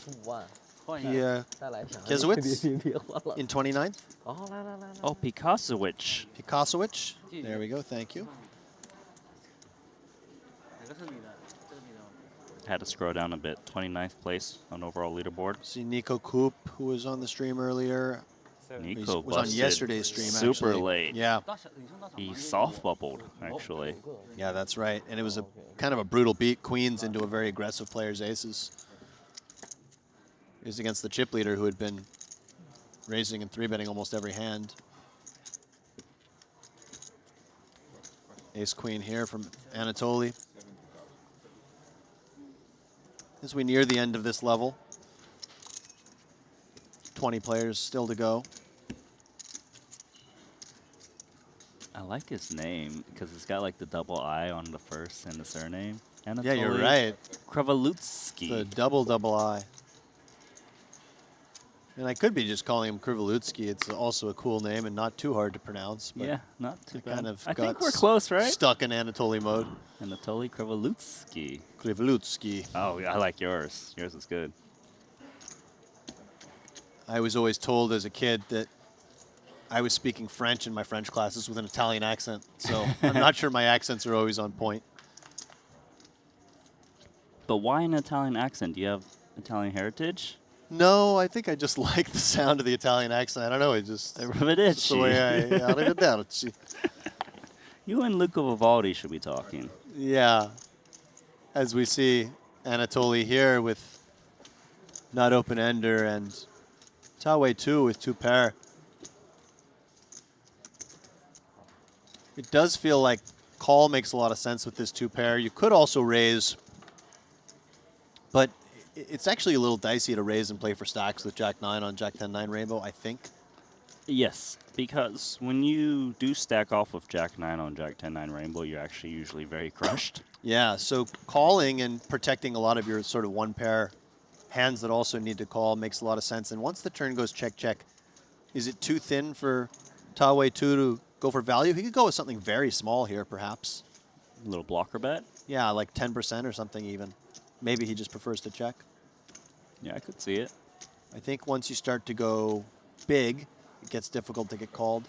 Oh, the 10%er, 30K. Let's go for it. You called it.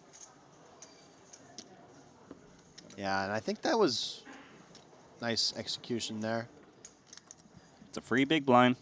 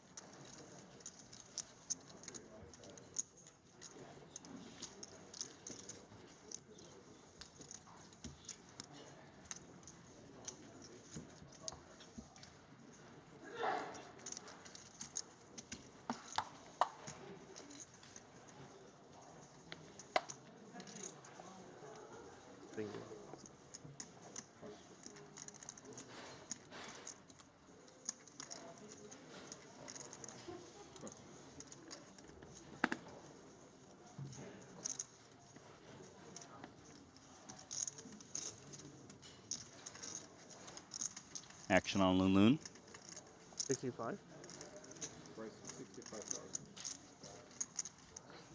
Just an A7 offsuit. Yeah, a bit of a light open from this position. Low jack. But he does have the biggest stack of the remaining players in the hand.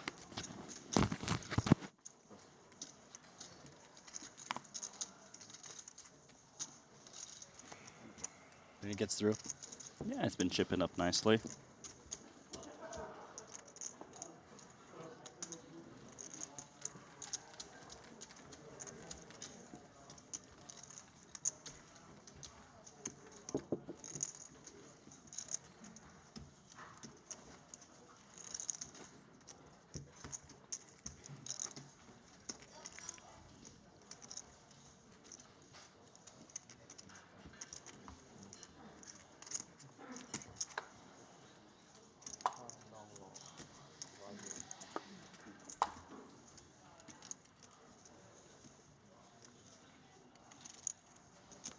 I see Ran Lin, who was short in this edition in 1C, now one of the top stacks in the 1D flight.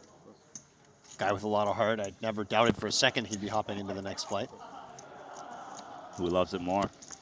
King 10 suited got folded up early there, position. isn't Yeah, he certainly is.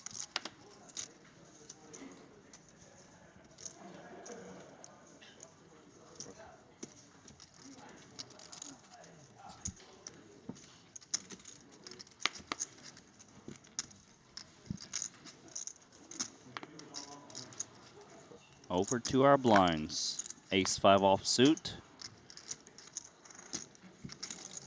20 big blind stack. Yeah, what do you like here, Randy? I've seen players just outright rip it. You So know, have I, yeah. It's high variance, of course, but it's a kind of a tricky hand to play. He just went for open raise. Yeah, it's one of those spots where open ripping does win chips.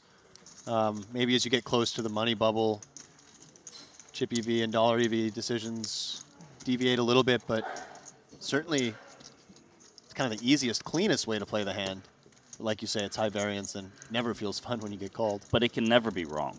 It can never be a mistake, right? Yeah. It's just, is there Is other there alternatives that might be better? Right. For instance, if you're up against an extremely tight passive player, raising to 3 big blinds feels like it's always going to be better because you're just going to get so many folds right away anyway. Like if you're not getting played back at. Yeah. You can just use the raw power of the ace that blocks hands that can reshove on And then you. when you do get shoved, it's just an easy fold. Yeah, I hear you. Maybe against a very aggressive player, you could also consider limp shoving. Right, to try to induce the random ISO raises. Yep. Look at the 6-4 clubs. It's like, all right, everyone's kind of yeah. going to break, so let me steal a pot. One of my favorite moves, just hoping that nobody cares enough to stick around, but he cares. Klepikov 65. off 23 bigs.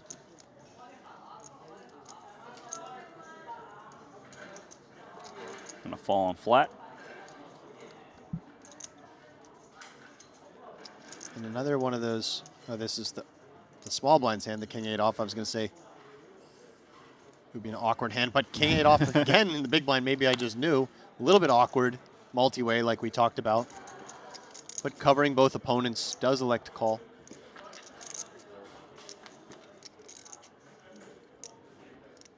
A nice flop there for Ning Lu if you're going to raise the 6-4 of clubs.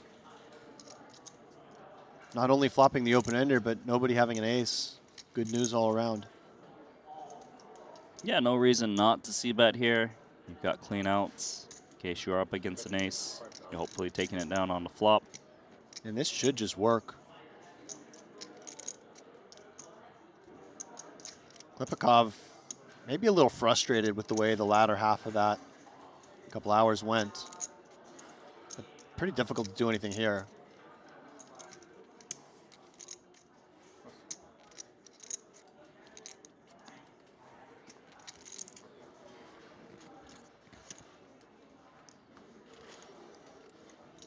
There we go. Collect that pot. Which table gonna move to which table? Did you know? And it seems like all of the players are leaving, besides one. Okay, there he goes. So Loon Loon. Just lagging a little behind. 1.72 million chips for Loon Loon, who we both felt played quite solid.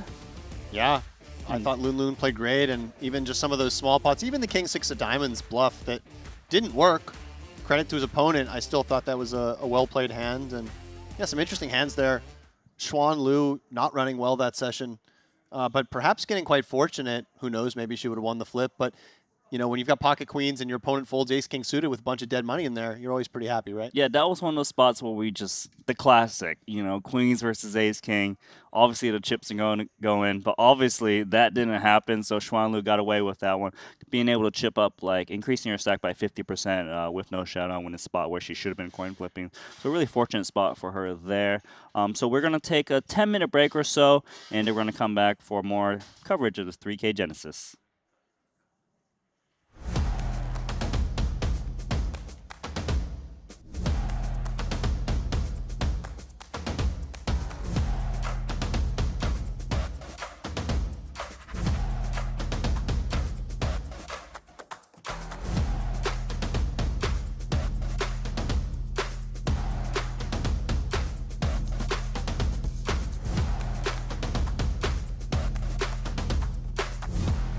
Broadway combo's out of position. Yeah, no, I totally get it. As we see here, Farkas, interesting pre-flop decision, elects to just call. Versus button open, shoving maybe on the table there. A little above starting stack for Benedek. Shusong looks down at ace-8 offsuit. He is wondering if he can make a move here. And he is grabbing a lot of chips, and he's definitely making a move as he announces all in. Safe to say that that is music to the ears of Ilya Nikiforov. Ilya never going anywhere here.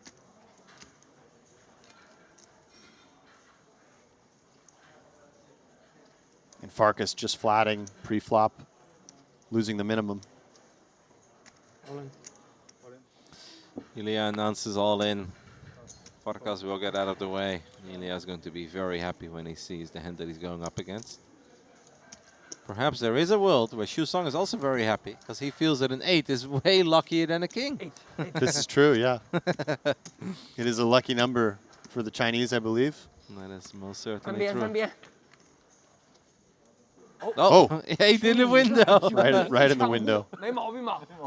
一抢过。有没有顶到最后？ My Mandarin is a little rusty, guys, but 理论上不补牌的。 Ilya looking for an ace or king to take the lead. I believe Len says, no worries, mate. 8 always comes. Queen now for the push. 他买保险的。 That is true. Some chop outs. A 5 no good though. Song gets the double through Ilya. His countrymen enjoying that alongside him. He's never made it to the calendar. But I'll still try to visit Vietnam one day. Yeah. I hear the hiking is excellent there. I love Vietnamese food. I'm a little afraid, though, of everything that lives in the jungle. As we see another strong starting hand here from our chip leader. Tournament chip leader, by the way, not just table chip leader. And Yaroshevsky just decides enough is enough. Little over 4 big blinds on the button.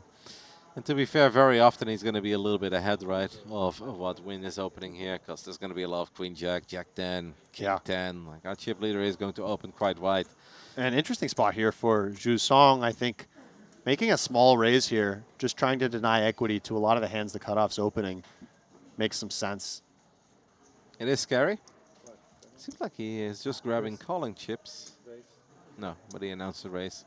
Yeah, and just the kind of click min raise here, which is a nice play because Wen's exact hand may feel compelled to continue, but he is going to be opening the cutoff with a lot of weaker ace-x, stuff like king 9 offsuit. Yeah, it's 30, 60. The raise is 36. 102, yeah. 2,000, 2,000. I guess he announced the raise to 100,000, but it has to be at least 102. Right, just the min re-raise here, 102. Interesting spot is when I think flatting is reasonable here. One of the things is that the small pot's going to be quite small if he does call. So he might expect that his opponent will bluff a little bit less often with the third player all in the hand. Yeah, it's a tough one. I definitely think this is a tough one. 72K extra. We're playing for 300K. Xu Song does have a lot of chips behind. So it's not like if we call this, there was only an additional 100. Wow. 200? Yeah, this was another option. If you think that Zhu Song can be isolating with some stuff like king 10 suited, king queen offsuit, pairs like this, you can put a lot of pressure on those. Ace Jack is a hand that has some of those 4-betting properties. We can actually look at this technically as being a 5-bet. Some real power poker being played here. Did not see that move coming. Now the ball is back in the corner of Xu Song. He's probably not very happy with that. Very, very awkward spot as Wen getting a good price. Sorry, as Zhu Song, I should say. I feel like I'd be so crushed here. I feel like my range is absolutely crushed. If he makes a move here, that's my favorite moment of the day. But, you know, just calling also an option.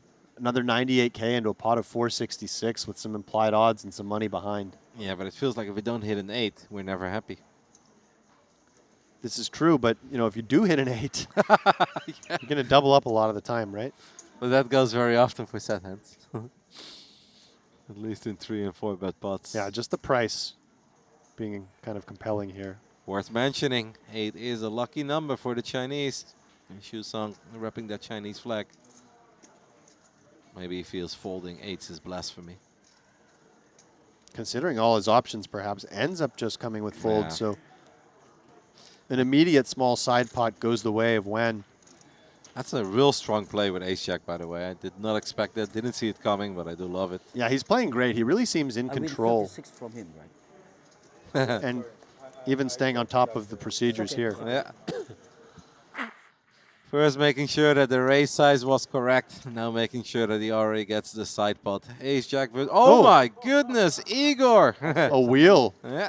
for Yaroshevsky, who has probably felt very unlucky to this point. There are chop outs, obviously. Right, if a 4 comes out, Yeah. So they 36, both I play the play same 30. straight. Yeah, you play 30. Igor. 36 in the pot. And now it's so nice, by the way, that the 8's got involved as well. So Igor goes from nothing to having something that resembles a stack. It is still short, Yeah, I see. but hey. I win 36 from him. Yeah, yeah, you told me. I didn't win say 36 this. from him, and that's it. You know. Flash around a little bit more, but Tinton fam had what, 20 big blinds. Yeah. He might not mess around as much.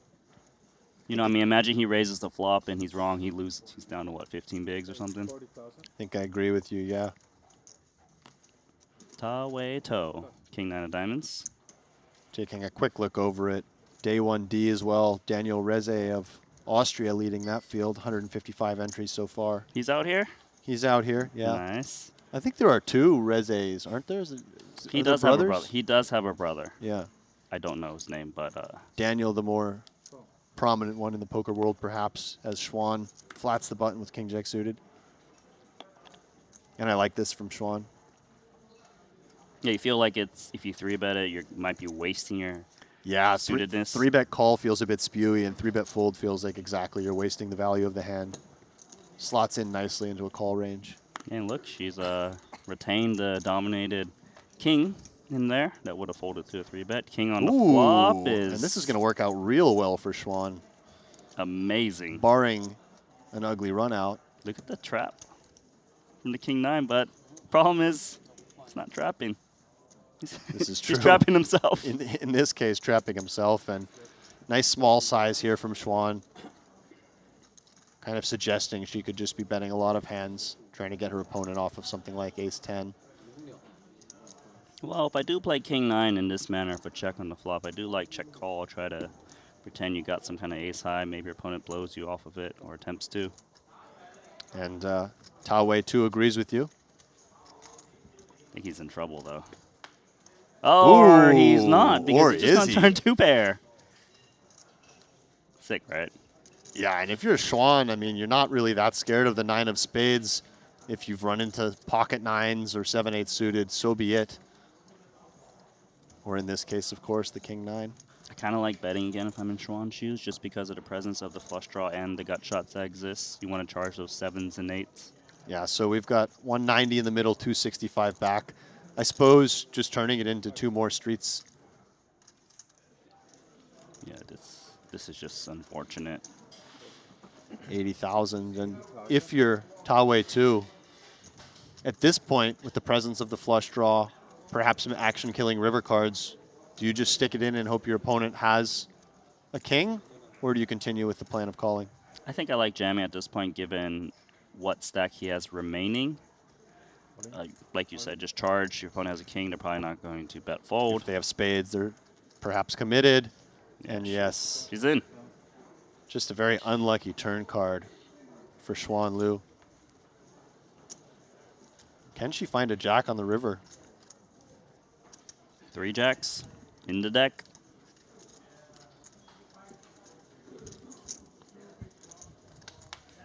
Seven of spades. Big pickup.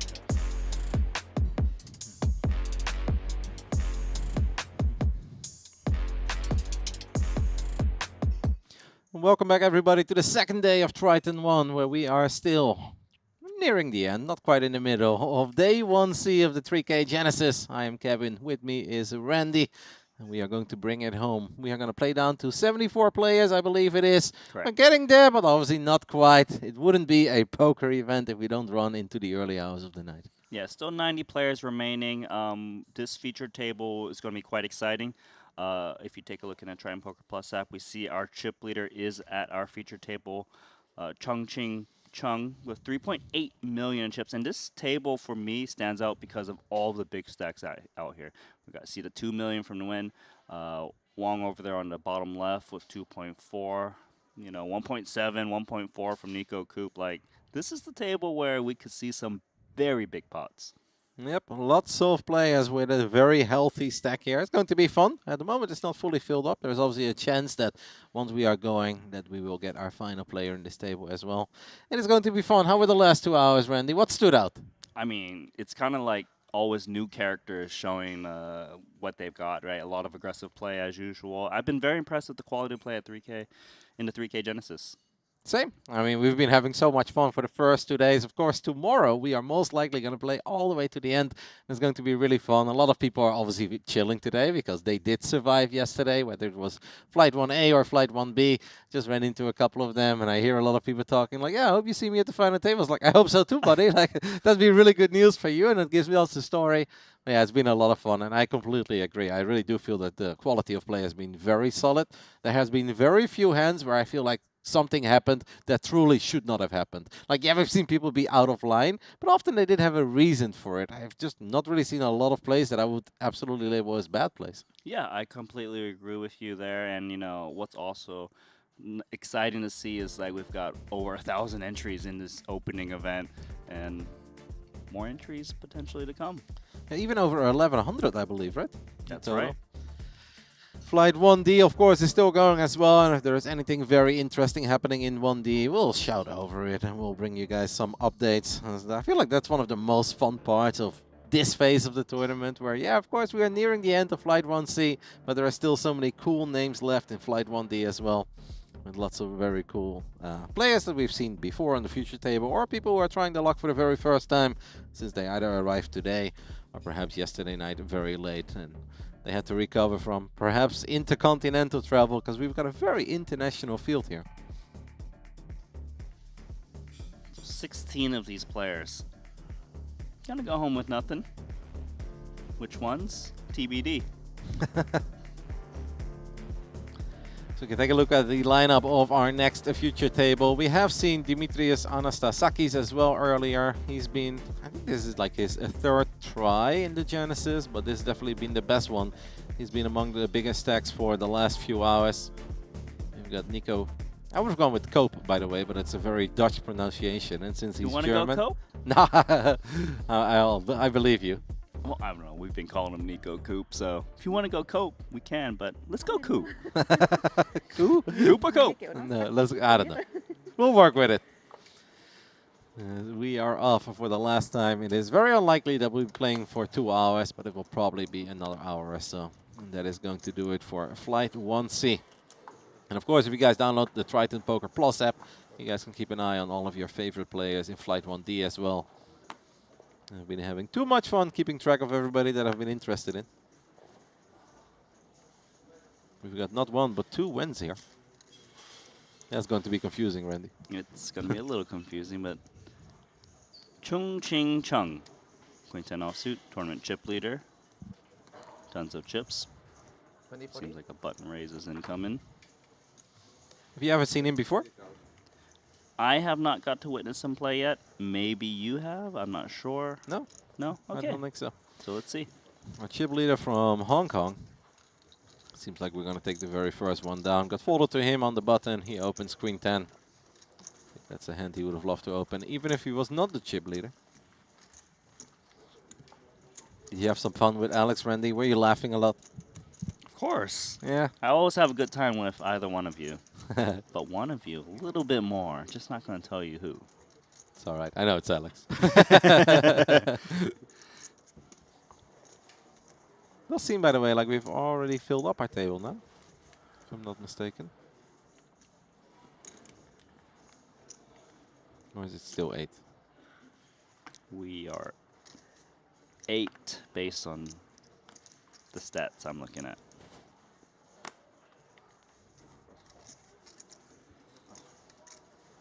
I guess it is scary for a lot of these guys to open when you've got the chip leader of the entire flight waiting to act behind you. We don't know how much of a bully he has been in the previous hours, but I can't imagine he's been passive.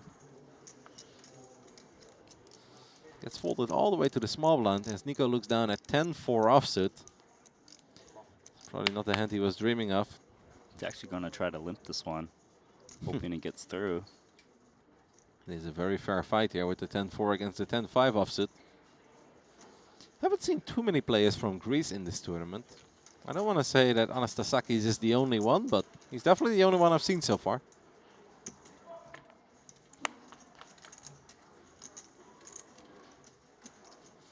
Flop comes Queen, Queen 9 with 2 hearts. Both players do have a heart in their hand, but very low.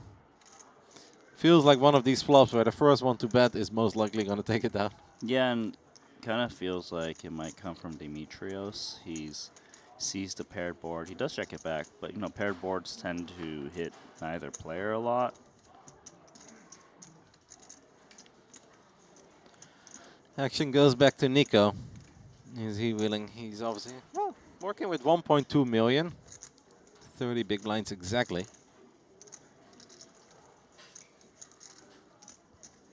Who wants it, guys?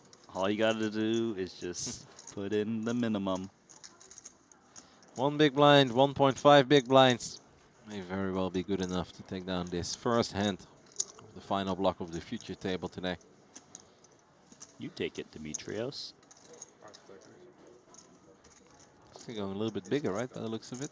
Yep, about 2 big blinds or so. 85k. That is not what Nico wanted to see with his 10-4 offsuit. It will be Anastasaki's who's going to take the first one down. Definitely fired a few bullets, but it's good to see him here. Very deep into flight 1C with a very healthy stack. Can't imagine he's one of the unlucky 16 you were referring to earlier. Has to go horribly wrong for him. Usually when I'm talking about the 16 that won't be making the money, I'm looking at the bottom of the leaderboard. You know, I am going to take a peek down there. Some players who are struggling a bit. Rishi has only got 2 big blinds, who we saw the other day. There are some plenty of 10 big blind stacks out there. We did lose Dylan Wayne Foster in 90th. He won't be making the money here. We are at that point, though, where the middle and smaller stacks probably are adjusting their ranges a little bit. You know, it is important to try and squeeze into the money. Also, just to give yourself some momentum for the rest of the series. Of course. Plenty of events to look forward to here for everyone. I believe tomorrow we're going to have the 10k mystery bounty start as well. Okay. That's a fun one. Yeah. Mystery bounty, big buy-in. So that's not a 3-bet, just a flat. Excuse the wording there for Nico Coop. Wong looks down at King 9 offsuit in the big blind. He's wondering if it's worth the 1 big blind.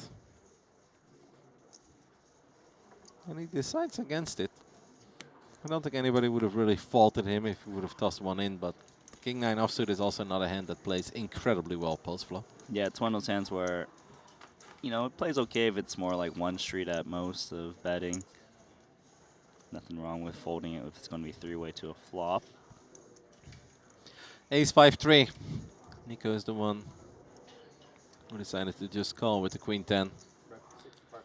Action is on our chip leader with King Queen.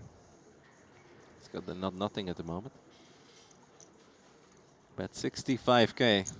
It's a tough bet for Nico to face. There is 1 spade. I believe Nico has put in some calling chips. Yeah, floating. It's a small bet, so he's allowed to float a bit more. He's got 2 overs, 2 mid.